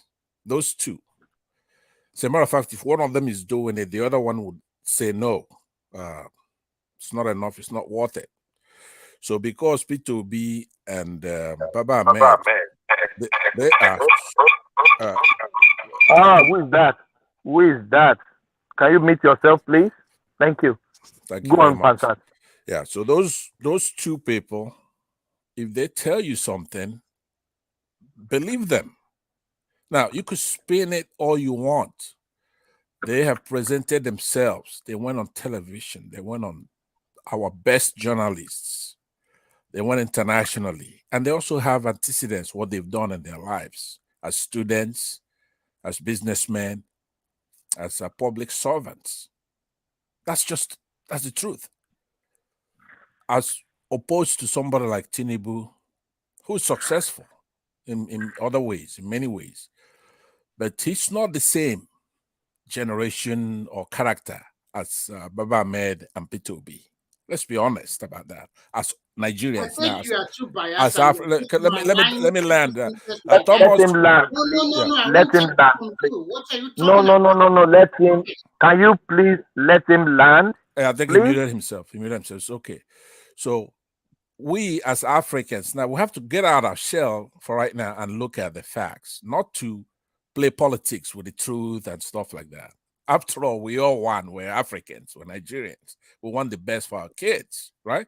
So I am going to be partisan, I'm going to be biased, but there are certain things that you just don't have to argue and debate. One of them is the character of the Labour Party candidates, Obi and Baba Ahmed Dati. They're honest people. Now, I telling you confidently, if they looked at the evidence and they have made some claims, big claims. For example, they won Lagos with 900,000 votes. I don't know what you're looking at, but if P2B says that, it's true. But you don't go by truths outside the courthouse. So he's going to go to court and prove that. Have you ever seen honest politician before? I've never heard that before in my life. It's relatively speaking. There are people whose only weight, gravitas, is their word, right? So honesty, I'm not talking about righteousness, right? I haven't seen a righteous person, not even Mother Teresa. But I've seen honest people who, when they tell you something, their words is their bond. If P2B lies, it's caught in a lie. P2B's got himself. Is Peter Obi politician? Yes, he's a politician. Yeah, so I think any politician is they don't lie. No. They are pathological liars. No, Tinubu is a liar. Atiku is a liar. All of them are pathological liars. Yeah, Thomas, understand what I'm saying, right? There is something, it's known that politicians lie. All right. Now, when we say that, you have to get a degree, right? There are some politicians that will make promises and they never fulfill it. Most of them don't do that. That's what they're known for. But there are exceptions. Now, like I said, you cannot say they are righteous. Mother Teresa is not a saint. the sin. But P2B, Baba Ahmed, that as in the limited area we're looking at it, we can trust their word. If they say they have Can we evidence, trust Tinubu? Can we trust Tinubu? no, we cannot. We can't. So why do you want me to trust It's Peter not Obi? done by tribe. You're not gonna say, okay, I Forget gave you. about tribe. Hold on. No. Let me ask you. Pastor, hold on, please. Hold on, please. Oh, let's have a conversation. It's not a monologue. No, It's a but dialogue. you interrupted Yes, me. let me ask you. Yes, let me ask you. Yeah. Can we trust Tinubu? I said no, we cannot. So so you want me to trust Peter Obi? Okay, can I say something to you about that question you just asked me? Because you may have a good intention, but the way you're making it sound, the way you're making it sound, like, tell me, okay, I give you, hold on, please. Hold on, please. If you can tell me I can trust Tinubu, then I will trust Peter Obi. Okay, so that's what I'm But saying. if So you're not that's what you're saying. speaking, can you please mute yourself? There's a noise coming from you, please. Not me. Prince, yeah. Yeah, I know Look, it's not you. I know Thomas, it's not you. let me just, by the way, remember what I was telling you the other day. You're fair. You're curious. You want to hear why I said that. But here's the disturbing thing. You are trying to say if you give one Yoruba person an F mark, if it's not honest, then you give an Igbo man an F mark as well, to be fair. That's what you're saying. Or if it's a Hausa man, I didn't mention any Yoruba now. What are you saying? No, you're saying I didn't mention any Yoruba. No, understand. I didn't say that. I'm taking it to the logical. I mean, listen to what you just said. Because I said Tinubu is not honest, that he's a dishonest person. He is a dishonest person. You're saying then that P2B should also be dishonest, and that's preposterous. Of course, because they are both politicians. They are both politicians. No. Okay, so I see that you really don't do this on purpose, because you did that all through the election, all through the campaign. You are wrong about that. I'm happy to see that you're doing. I can't be wrong. I can't be wrong. Listen to me. If you just tell me, there is please, no way you're gonna say that all politicians. Can you please hang on? If you tell me I can trust Tinubu, then I will trust Peter Obi. But how is there's no correlation? Somebody else should come in. Why they are both politicians? I think that sometimes you can say, okay, Tinubu so far, you can say that in this election, P2B has generally carried himself without, being boisterous or anything. No. I disagree. P2B has been very presumptuous in this election. You see him talking about labor in vain and all this sort of things. What I want somebody to tell Thomas is that. Everybody hold on, please. Please, let Passat run through, please. Okay, thank you. What I wanted somebody to chime in, I will kind of give my minute or two to somebody to explain to Thomas that just because all politicians, quote unquote, are dishonest, right? They are not all equally yoked. Just because they are politicians doesn't make each character the same. That is, I don't even know how to explain that to you. That is obviously true. So somebody like Ojos Okalo is not honest, right? That is your Can I interject, please? Yeah. Thomas, can I interject, please? Perception. You cannot go ahead and who is talking, please? Who wants to interject? Your own candidate is the best. It's not my candidate. Hello? Let's hear from Fash. Okay, what I just want to say is that all politicians, they are liars. So Obi can be exceptional. And let me tell you one thing again. You remember during this campaign issue, Obi went to was it Egypt about Nigerian electricity. Obi went because he knows most Nigerians, they don't even know anything about for the federal government project. He went there. He knows that federal government, they having contract with Siemens, and they were meant to use it was the Egyptian template. He knows, and he went there, and he came back to tell Nigerians, Obedience, that there's nothing going on. Nigeria is not doing anything. Nigeria is no, as in they always promise what's it called, cement, and they do nothing. Later on, All right. hold on, please. No, Later because on, let me reclaim. Hold on, let me finish. Let Let me land. Let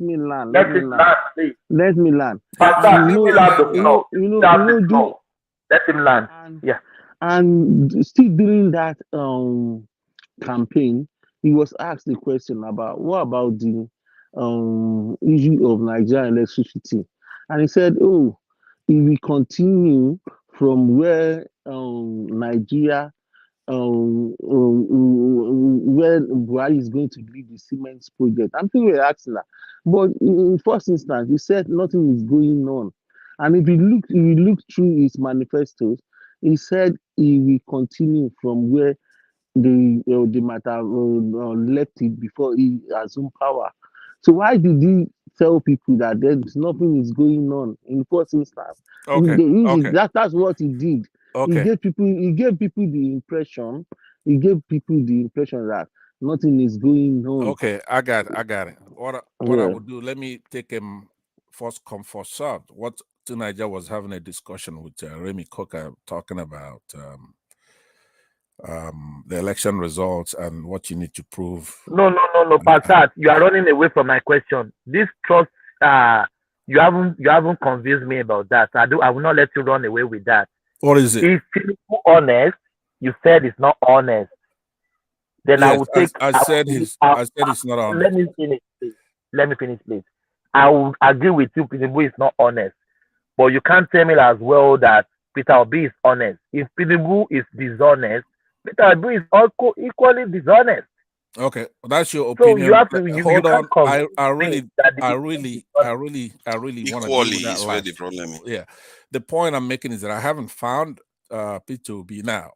He doesn't have as much what would you call it, involvement in things that I know as much as I know about Tinubu. So, but from his speeches, from his history, from people where he come from, his governance in the UK, his backing, and his businesses, I haven't found him to be a dishonest person. Now, if I look, do I expect to see areas where he made a mistake? Let's say he's quoting statistics and he says China is 4 billion people, for example. I'm using that as an example. And whereas there's 3 billion people, 2 billion people in China, or something like that. Yeah, you're gonna have things like that. But as far as being there's something you do that you're a dishonest person. Do you understand? You go to maybe United States and somebody's dealing in heroin and he runs back home and they charge him and he forfeits the money and he goes to Lagos. Even his Afenifere, they don't want him. They know he's a dishonest man, right? So that's a cloud. Who's somebody needs to mute themselves. But that's not really what I want. That is not what I want to hold on. Why I came in is what I want to talk about. Just give me a minute, Thomas. Sorry, I just want to ask you. After that, then I will yield. I just want to ask a question to go ahead. Together to what you are doing. Okay, go ahead. Premium Times is one of the best newspaper in Nigeria, one of the best. Yes. Now, was this case about Obi Panora papers? I want you to also factor into what you are talking about. And I want to ask you this question. Has any governor in Nigeria take money from the state coffers and put it into their family business, which Obi did, investing for a number of people? Be objective. Okay, Thank you. I got that, yeah. Like I said before, Obi has answered those questions very thoroughly. And I listened to what he's saying, and he's right. He actually made a challenge to everybody, including his opponents. He says, look, if you find me wanting in any this or that, I'll quit. Bring it up. All they had to do is attend the debates. He's eager and willing to attend the debates. These people you're talking about are runaway. They should be sued for malpractice, right? Electoral malpractice. If you got some things like that, like the Pandora paper, now I like Premium Times, and I went through with a fine-tooth comb the allegations there. Obi makes it. There are, you just don't hear Pandora and you say it's illegal. It depends on what you did with the funds you directed over there. Did you pay taxes on it before you put that over there? Did you do it to avoid paying taxes? Did you? So morally, just hold on. No, morally, I will be interjecting you. I want us to have an objective analysis. Absolutely. So morally, there is nothing wrong. I don't know you are, because maybe you're in America, so there's nothing I'm in wrong. America. No. Let's just for example.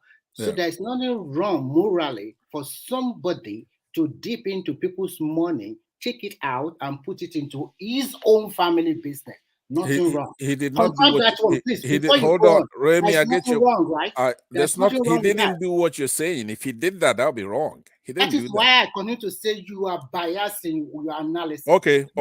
Let me, biased. like I said, can you accept your bias? If he did what you're Remy describing, Koga, do you have evidence of what you're accusing him of? Of course, so that is the problem with you guys. Do you have evidence of what you're accusing Tinubu of? Also, do you have evidence? Okay. There's documents that they release in America now. What document do you have? What document do you have? You go to America. Do you and embassy? This guy. So you mean you don't provide evidence? You just say stuff? What I'm trying to tell you is that when you accuse the other people, do you have evidence of the people you are also accusing of now? So you guys, I want a balance. To be fair, I like to be fair too. Most of the things we are talking about you in are terms of not fair. You are already biased. It's well known in public places. No, I don't have any personal grind against Tinubu. Don't tell us those narrative. Okay, Remy, let's it's withdraw. Like let's withdraw that point. Remember what I was saying. That kind of narrative here. Remy, hold on. What I was talking about that I can trust Obi and Baba Ahmed. That is that on their claims at the tribunal, right? What they are gonna proffer. They believe that they won so many states. That is unbelievable, right? They have to prove that. They believe they have forensic evidence to show. And from the way I'm looking at it myself, I don't think Tinubu won any states. I'm talking about zero. So Mahmoud, the INEC chairman. Excuse me. Hold on, let me land now. Let me land. I'm almost done. I'm almost done. No, I'm almost done, and then I will hear what you have to say. Listen to what you are saying again. This is extreme bias. Okay. So those who are understand, he's just airing his opinion. Hold on, Remy.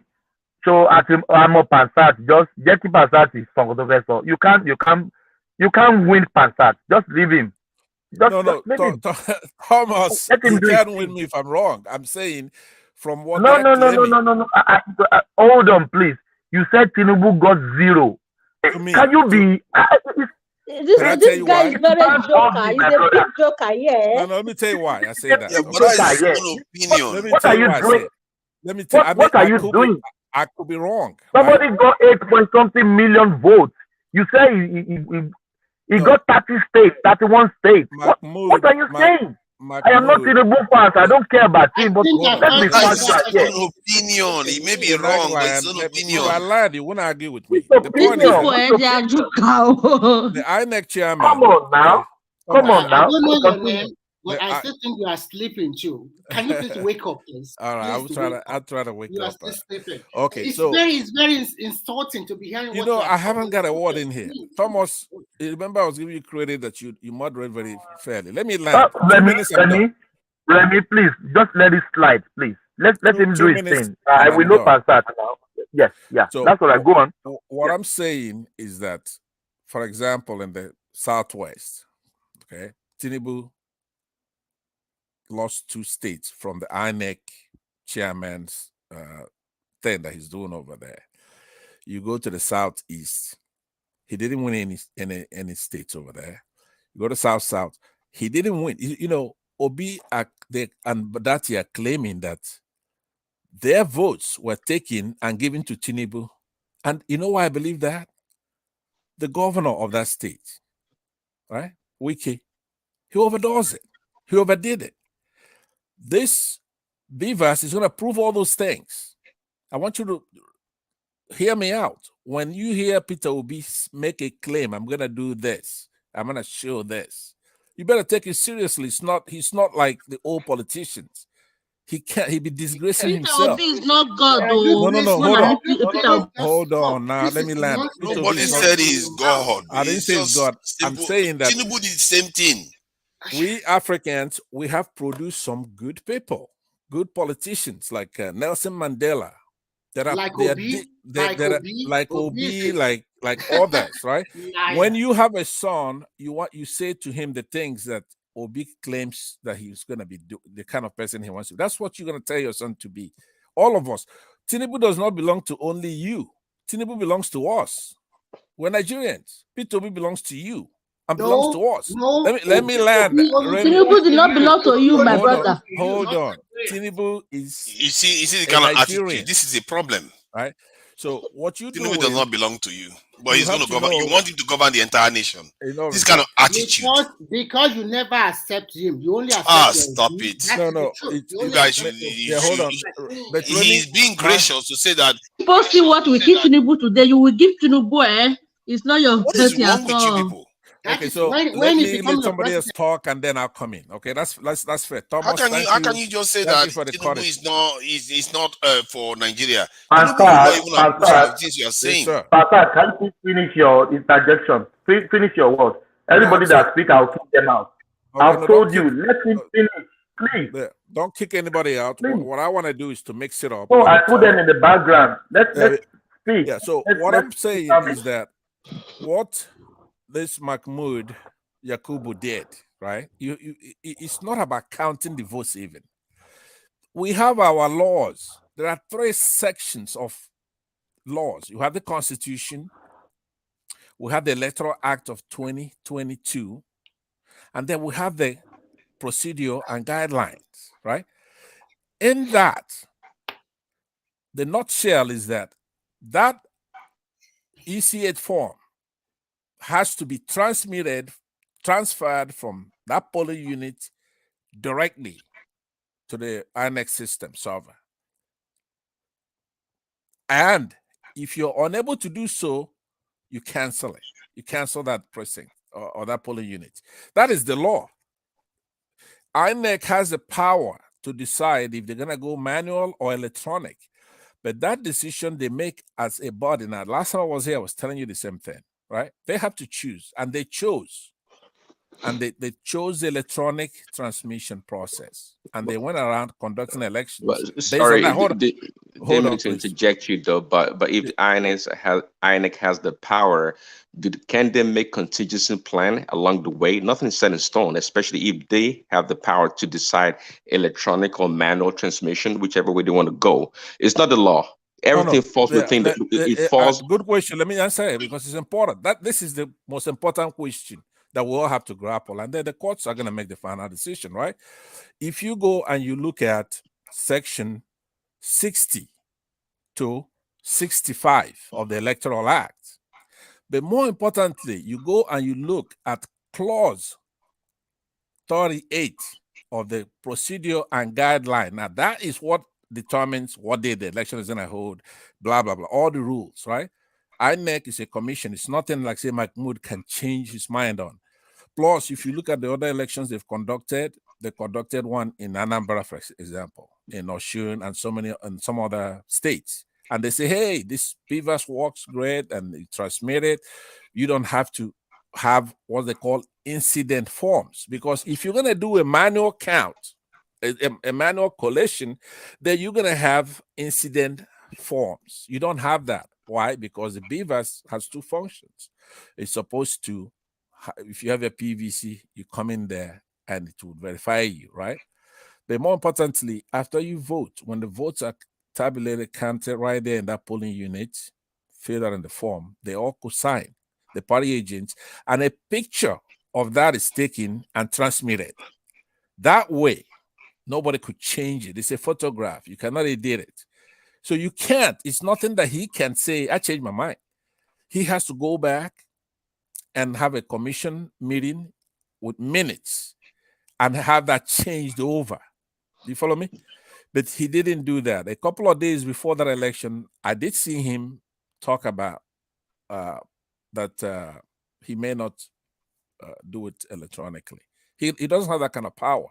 Now, but there were Pastor, three other. I think Yeah. 2 minutes, please. Okay, thank Please. you. So I But can go to there other were places. two other elections held at the same time, which means the senators and all that. Those were transmitted. All he did was to turn off the presidential one. Now that's stupid, right? How are you going to turn that off and do the other ones? So he did that. That is something that has carried on the section 65, subsection 6, carries the penalty for doing anything like that. He should be in the slammer right now. He should be in jail, prison for doing what he did. So let me end this by telling you what I think is going to happen, right? Tinubu is not going to be president. Don't even go fantasizing about it. It's not going to happen. There are many reasons why it's not going to happen. And as a matter of fact, guess what? The Southwesterners are going to be leading the fight against the cabal that's put him up into something that's way, way above his head. He's not going to be able to make it. He's not even going to be a good president-elect. Like right now, he can't even. He can't handle being a president-elect. Well, that's an opinion for somebody. For somebody that. Prince, please. Yes. Yes. You can't interrogate Pastor. Just let him do his thing, please. I beg of you, please. Let him finish. Let him finish. Then we'll move on, please. Oh, okay. Please. Thank you very much. You. Yeah, So go on. Yeah. Now, why is that good for you and good for me? Let me tell you why it's good for us. We have to have law and order in that country. We have to have process. We spent 400 billion naira, 400 billion to modernize. It took many years and very much hard work to pass that Electoral Act of 2022. We wanted it signed in 2019, but because of that BVAS, Buhari cannot win an election without rigging it, right? So he didn't sign it. Somehow he signed it in 2022. Thank God. So to have Yakubu disrespecting all of us, we're educated, we're here in the United States. Now, you could try to rig an election, but you shouldn't be doing it like that. Shouldn't be doing it like that. So the international community, as you could see, is not going to put up with this. Now, they do want process to go all the way, but notice what's happened. Right after the results were announced and the legal ones announced with it, the British ambassador, she's been one of those people that run and go and make an illegitimate person acceptable. 1 minute more, please. Okay, thank I you. have someone that needs to talk to. So now, Thomas, guess what happened? She did it again this time. Right after that election, she called and tried to congratulate Tinubu and do all her normal stuff and deceived her prime minister. Her prime minister even made a call from Britain to Tinubu. But the United States put brakes on all that stuff. Now, she's recalled. The American ambassador, Mary Beth Leonard, is recalled or transferred to another station before May 29, when there's going to be a handover. And the Americans have warned that nobody should mess with that court, with the court process, right? So you notice that Tinubu is not celebrating. Guess why they're not celebrating? They're insiders, the people they know, the people inside, because he would have been all over the place. He's one of those guys that he knows how to close the cell because they handed him that certificate. He would have made it inevitable. Hey, you are wasting your time. But they're somber, and you see somebody like FFK insulting the deputy British High Commissioner, somebody who could ruin his life, right? If you go and look at his timeline yesterday, he was insulting the deputy commissioner from Britain. So they know inside that it's not going to happen. They know. So I'm trying to have you. Now, could I be wrong? Yes, I could be wrong. But Peter Obi and Baba Ahmed are going to be the presidents. That's okay. But they're going to do it. They're going to give Tinubu a soft landing somehow. Maybe he's going to be sick. I don't know where he is. I hope he gets better.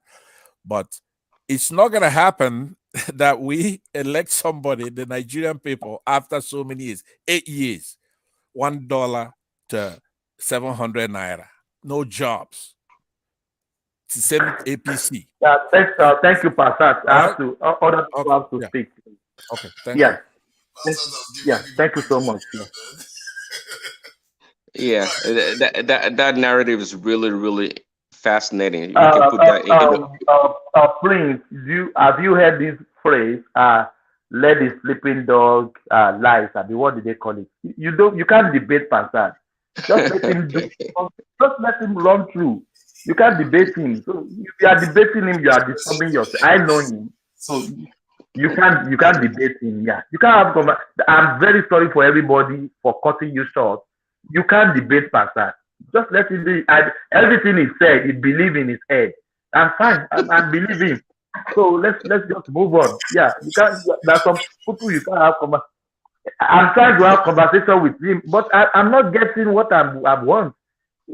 You are telling me Tinubu, you can't trust Tinubu, but you want me to trust Peter Obi? Is that logical? If you can't trust Tinubu, if you tell me not to trust Tinubu, I can't trust Peter Obi as well. Because they are both politicians, they are both thieves. Yes, so does that somebody is telling me they will not swear Tinubu in, they will swear Dati in and Peter Obi. Can you have conversation with that kind of people? Well, so what happened to Atiku? I thought Atiku came second. What? You can see that now. You can see that now. God is crying. That's like I said. Yakubu is a very smart person. He did it exactly for the reason why you're saying. They put it in a way that, but you know, the result is the result. There's forensic. We have to see those results. They have subpoenaed all. For me to believe that. Pastor, please, I've given you respect. I'll let you finish. No, please, I thought he asked me a question. I was responding to his question. No. I don't. I can't ask you question because you don't sound that somebody like wants to have conversation. And most of what you are saying is, I'm very sorry. It's just kumbaya. It's something that will not ever happen. But he did present evidence now. There's a report by DSS today that there are some groups planning some interim government. So, you know, it's not as far-fetched as you are thinking because it's right there on the Guardian newspaper today. It was yesterday newspaper today. So if they are not going to work. Can you please hold on? So if they are not swearing in president-elect, so they will swear in a blackened loser. Hey, come on. Are we in Banana Republic? Nigeria has been through this before. Don't be too Am I alive? Oh, you will be alive this time. I think you were not there in June 12th. You are going to be alive this time if you're not careful. That one will not happen in Nigeria this time, okay? Nigeria is wiser. That's why you should not take it for granted. That's what I'm saying. Don't take it for granted. That is the one reason. That's the one reason why they can't do that. It's so volatile to not want to bring in an interim government. They don't That's care. crazy. Military will just show up. You show up on the street. No. The military is not showing up. It's not showing up. Go home. No, military is not showing up. See, what happened, this election is almost parallel to this past American election.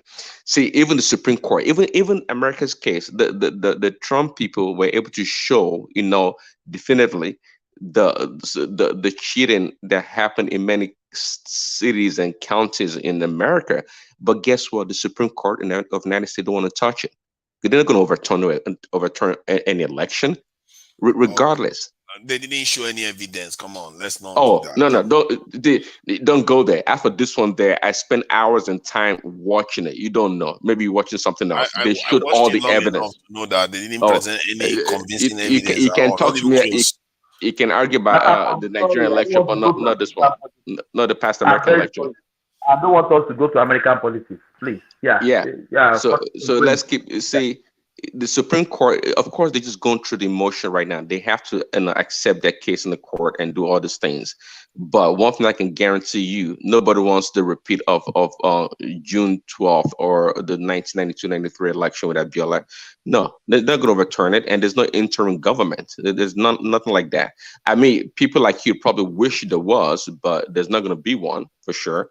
And everything's gonna go. Yeah, there's gonna be some people trying to cause the chaos. people that will ensure that are the ones that are busy abusing the people in the southeast and all that. Because I've heard some people from those areas saying that some of the way they are being talked to, that they would rather have a military regime. And when you start seeing that kind of sections of the country siding it, and the side that the military regime is going to come from will side it because they are losing power right now.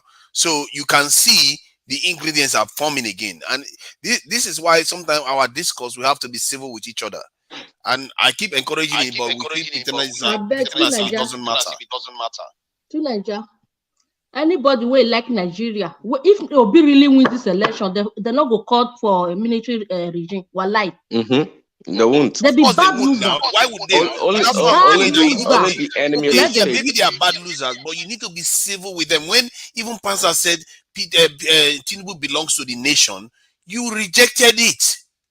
So you see that you are saying, what are you trying to say? Tinubu is Do not going to they accept Tinubu?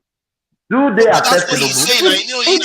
That woman for Bible, wait, brother. That woman for Bible. Wait, not get pikin, so that you get pikin. The other one say, okay, money they leave the pikin. The one will not get something they share into two. It means now the same thing they happen to Obi, so if you don't know. Oh yeah, that's exactly what I'm saying. And you don't want that kind of outcome because it's never good for anybody. Like just like in that story, it's not good for the child. They're all going to lose from it. I think the problem now is this. You said Tinubu was not celebrating because he knows he does not win the election. That is one of the reasons they were not celebrating because of you guys. Because you guys are black us. Because if he celebrated, hey, hold on. If he celebrated, you guys will do whatever. Because you never believe, you only believe. I'm sorry to say this. I think most of you guys are narrow-minded. You only fixated on your Obi, and anything that Obi did not win, then automatically the election was rigged. In fact, I was even surprised you are not telling me that all those northern states that Article 1, about 9 states, why are you not saying that it's Obi that won it? Exactly. That's what I'm waiting to hear. I don't know why you are lumping me with everybody else. I am trying to be balanced to an extent. Atiku and Obi are twins, so they be twins, eh? Obi and Atiku, they be twins.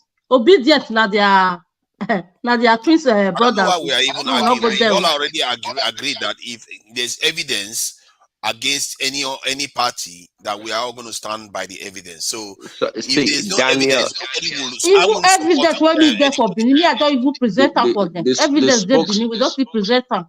The spokesperson for Atiku, Daniel Buhari, said, he was even laughing on the show, I think it was the Arise News or channel. He said that the 900 figure, that the 900,000 figure that they got in Lagos, it was the PDP that gave it to the Labour, that should have been their official number, not the 500 whatever thousand they got. So, see, these people, see, it is in the interest of Atiku camp, the PDP, to have the unrest, to make the Labour or PTB think that they won or they did better than they did. It's in their own interest to do that. See, there's no way, if you guys Tinubu didn't win, there's no way Obi will bypass Atiku. How many states did Obi win in the north? Are you guys making sense? How many states did win in the north? Question two now. Do you think that Obi will be carrying on with this just because Atiku says so?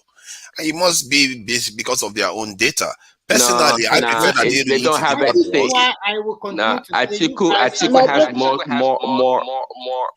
structure. If you read this the way they have to so. People get Thomas, a couple of people asked a very good question. That's a very good question. Hold on, everybody, hold on, please. If everybody is speaking, nobody is speaking. Please, let's help me, please. Okay. Let's hear from Gideon. Let's hear from Gideon. Okay, go ahead. Why you can't be saying that PDP because they tell us saying that 900 they get? They don't get their all this thing. They don't see and say they get 900. States not get that place. Yeah. If they push you for war, they not understand. They want use una take carry. Oh no, you will get to all this thing. I'm not seeing for una this thing. Now they call they see for you. That one makes sense. PDP is milking labor. See, there's no way they will declare Obi winner when Atiku is there. How does that work, though? How would that work? Can I answer? It has to be based on evidence, of course. You asked a couple of good questions there that need to be answered, right? I think Gideon asked number one. Obi is is contesting some states, but the answer to that is that he's contesting 26 states, including the ones he won. Wow. Including Lagos, including Imo State, right? So you have to deal with facts. You have to go and spend your time and look at what he's talking about. He is contesting those states. That includes PDP's votes, includes the one, because they just assigned those votes. Remember, 4 a.m, he's announcing the results. He didn't take advantage of the data that is inside the beavers. So he just he pulled all that out of his ass, right? So they assigned Atiku to put him in a second place. Is Atiku contesting any of the eastern states results? I don't know what Atiku is doing. I don't know what he's contesting, but I know he lost too. He lost.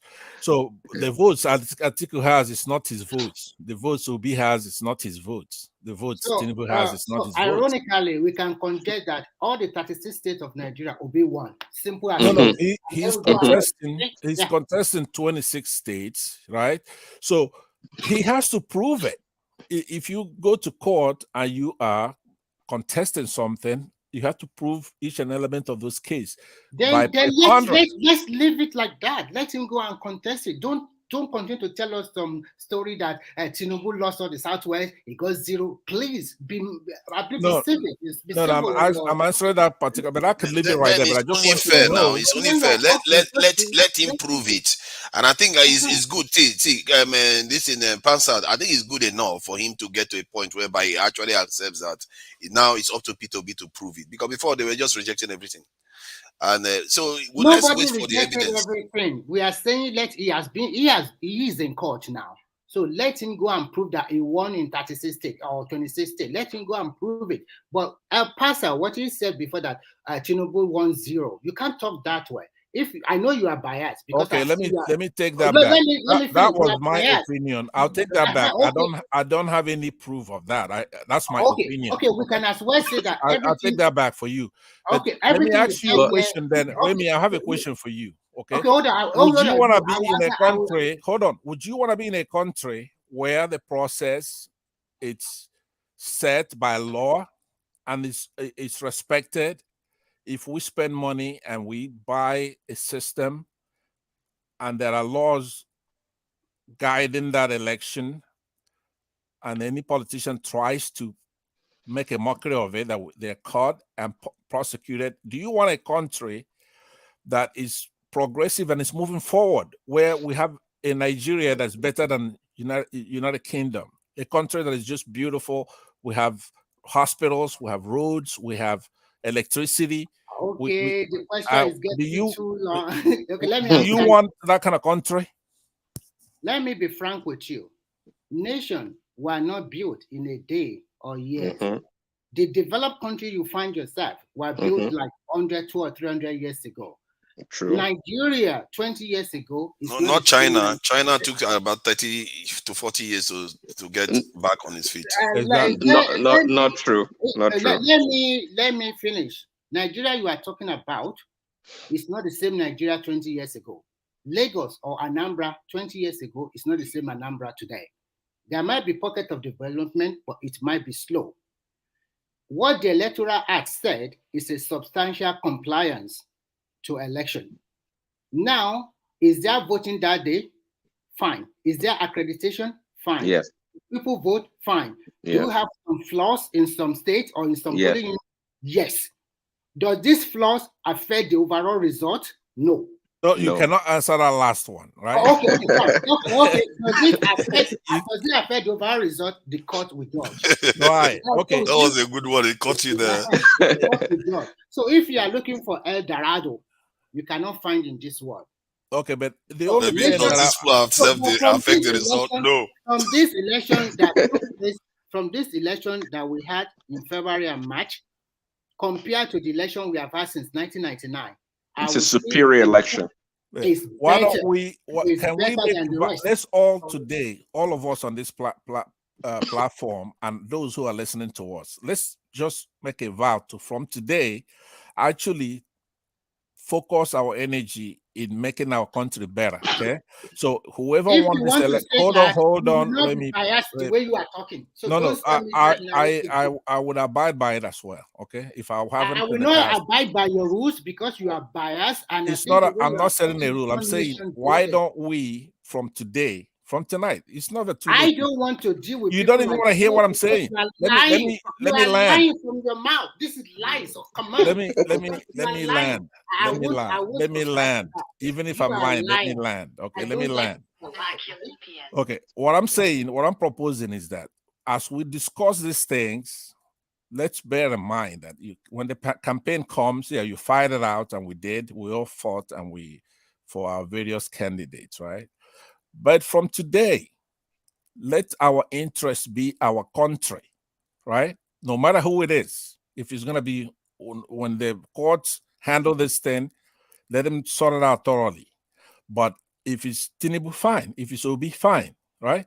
But from today, though, let's pledge to work on having a good country. That is my proposal. I'm not giving the rules. I'm just saying. I agree with that kind of pledge. All right. Me too. I mean, anybody else want to join that? I'm not going to agree with you. I'm not going to because you are a liar and you are playing on people's intelligence. So I'm not going to be part of your game. Oh my God, man. Nigeria, even that simple pledge, Nigerians, some of them still refuse. Oh my God, man. We really have a long way to go. How is that? That has nothing to do with politics or anything, though. Just let's make our country better. Hey, do Niger, do you think somebody can just change within 10 minutes or 20 minutes and coming out and coming back and telling you, come on, what is this thing? See, but the point he's making has nothing to do with the point he just said.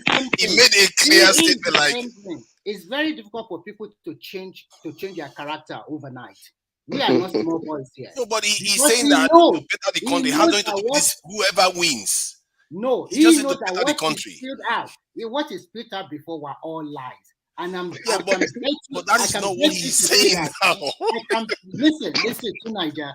I can bet you today that even when Tinubu become the president, when he will be sworn in, he will still come back here and tell us another story. Yeah, but either way, but that's the truth though. Even if Tinubu is the president, it doesn't mean you still will not work to better the country. But so that is an agnostic statement that you should generally agree with. I would prefer to Abiyo to Nigeria. Yeah, he should agree with that. It doesn't have anything to do with Tinubu. No. I'm not going to agree with this guy. I'm not going to agree. This brother will hear the same we agree. So if you come up for here today, you go see go another platform, go to talk another thing. Not the only, you not go agree for what you like. You can't just see. I would have said that Pansat was more like you, but you are proving yourself to be even more partisan. Because what he said was agnostic of party politics. I am talking objectively. Or whoever is running. Delusionally. He's talking about the nation. Are you willing to work for the betterment of your country? Are you kidding yourself? Which nation is he talking about? Your country, Nigeria. Come on, no, he's lying. Are you willing to work for the betterment of Nigeria, Remikoka? Okay, if that is for the betterment of Nigeria, not in a passive view or opinion, with generality of all Nigeria that really mean well for that country, I will work with it. But exactly that, but that's what he said. No. That is just talking out of the thinking back. Because he came from Pastor, that's why you disagree. Everybody, hold on. I have I have to round up. I'm very sorry. I have to round up. If everybody will abide by the rules and regulation, it will be better. I will round up with this. I'll give everybody 2 minutes. Don't go more than 2 minutes. Immediately I said thank you. 2 minutes is gone. Please. I'm very sorry. I have a meeting to catch up with 30 minutes time. So I will start with the people on the screen. Gideon, please, 2 minutes, please. Thank you.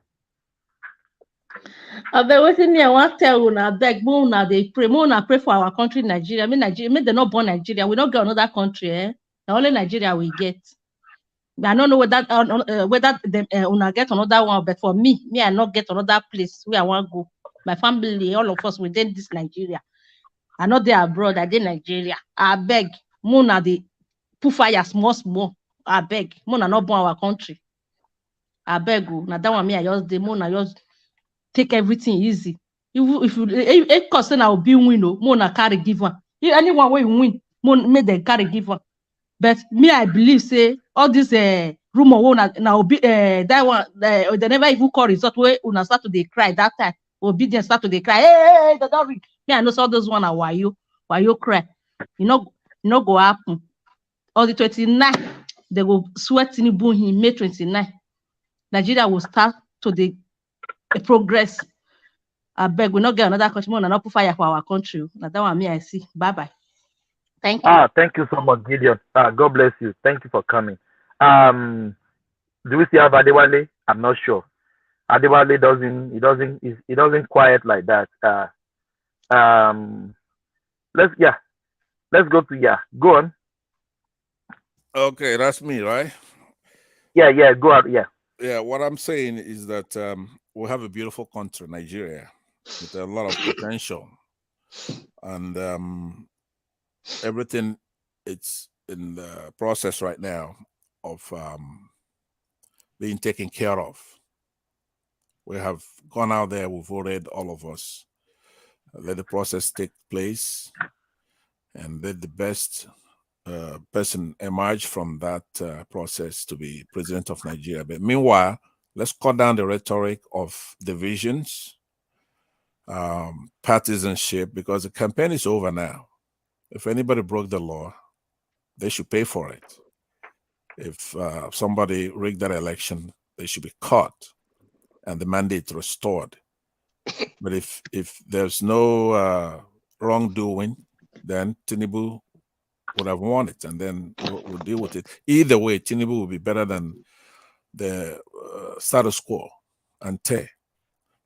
So, having said that, I know it's only 2 minutes. Remy, I don't lie. As a matter of fact, I'm very blunt. If you know who I am, I'll tell you the truth. Most people don't like the truth. Like I said earlier, a couple of things, nuggets you should take away from here today is that TINUBU, for example, Remy Osinbajo is the vice president. He's from the South, but they got him there. He can't talk. We should all be outraged by that because they're a brilliant man. But because what are you getting from Osinbajo being vice president? Nothing. Vice president is supposed to be powerful. Buhari doesn't even hand him over power when he leaves, and you don't worry about that.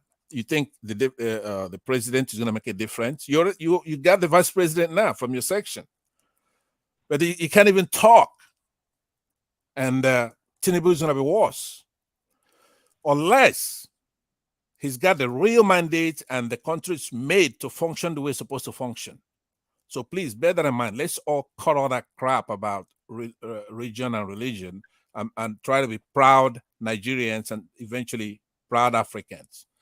Thank you, panelists, and Thomas, thank you for your fairness in hosting this show. All right, and the rest of the panel. Yeah, thank you, Pansat. Yeah, thank you so much. God bless. Thank you. Yeah. Yes. Do we have do you have Smith? Do you have Smith? No, we don't have Smith. Yeah. Thank you for coming. Prince, 2 minutes, please. Do we have Prince? We don't have Prince. Thank you for coming. Remy? I'm here. Yes, yeah. 2 minutes, please. Okay. No. Oh, hang on, please. Let me go to Naija. I want you to round it up. Yeah. To Yeah, Naija, 2 minutes. yeah. Otherwise, I will start saying that you are beginning to favor me too much now. And nobody want partisanship here. So, yeah, yeah.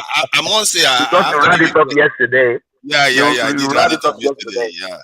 Yeah. Nobody. So, yeah, I must say you did handle this one relatively well, because I know that a lot of your listeners, and probably you will square me when Pansa was saying some of all this is.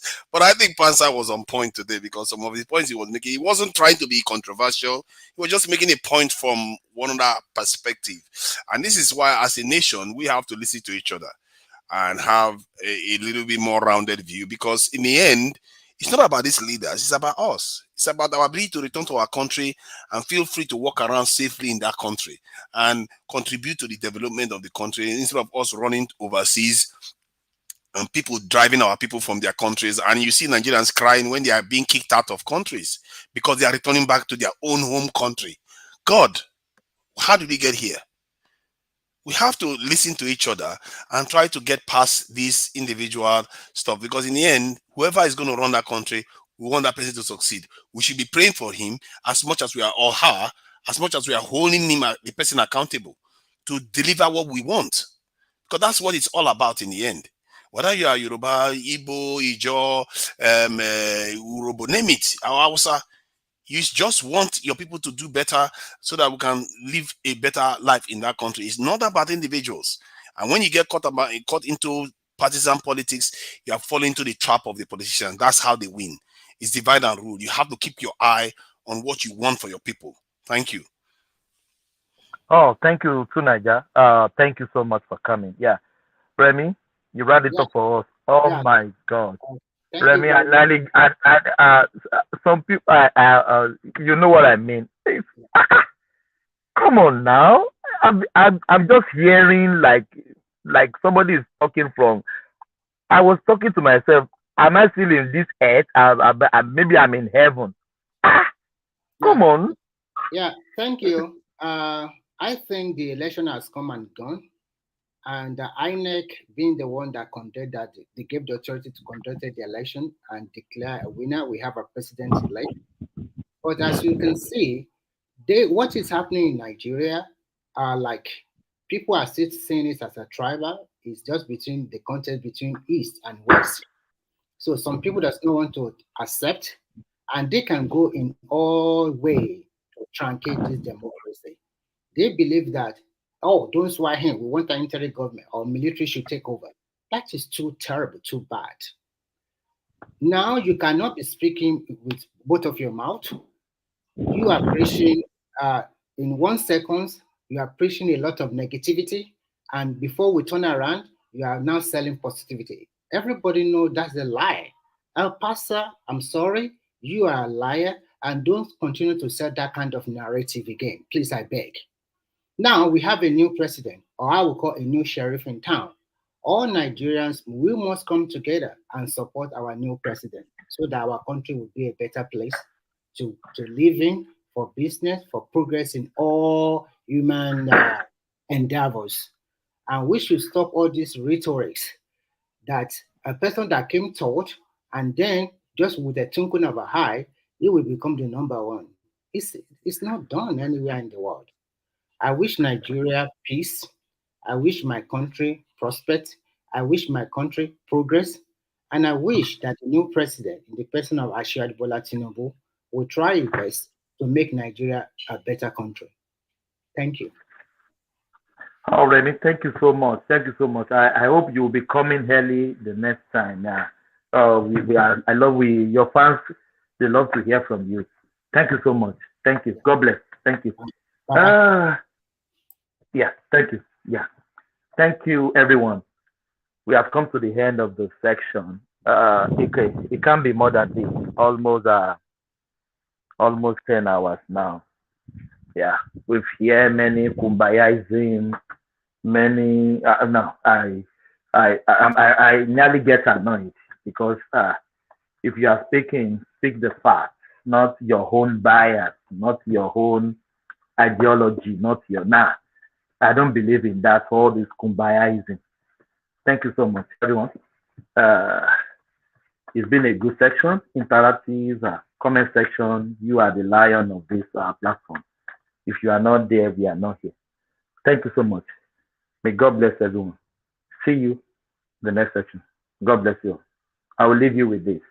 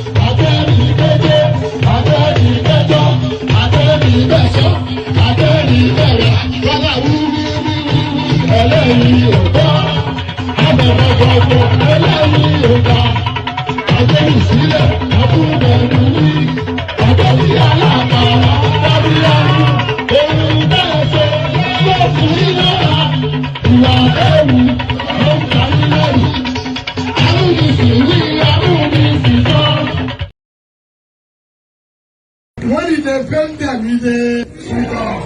When it sweet us, they never say something. As in the sweet us, you go to pay them. As in the pay them, you go to sweet us. As in the sweet us, you go to pay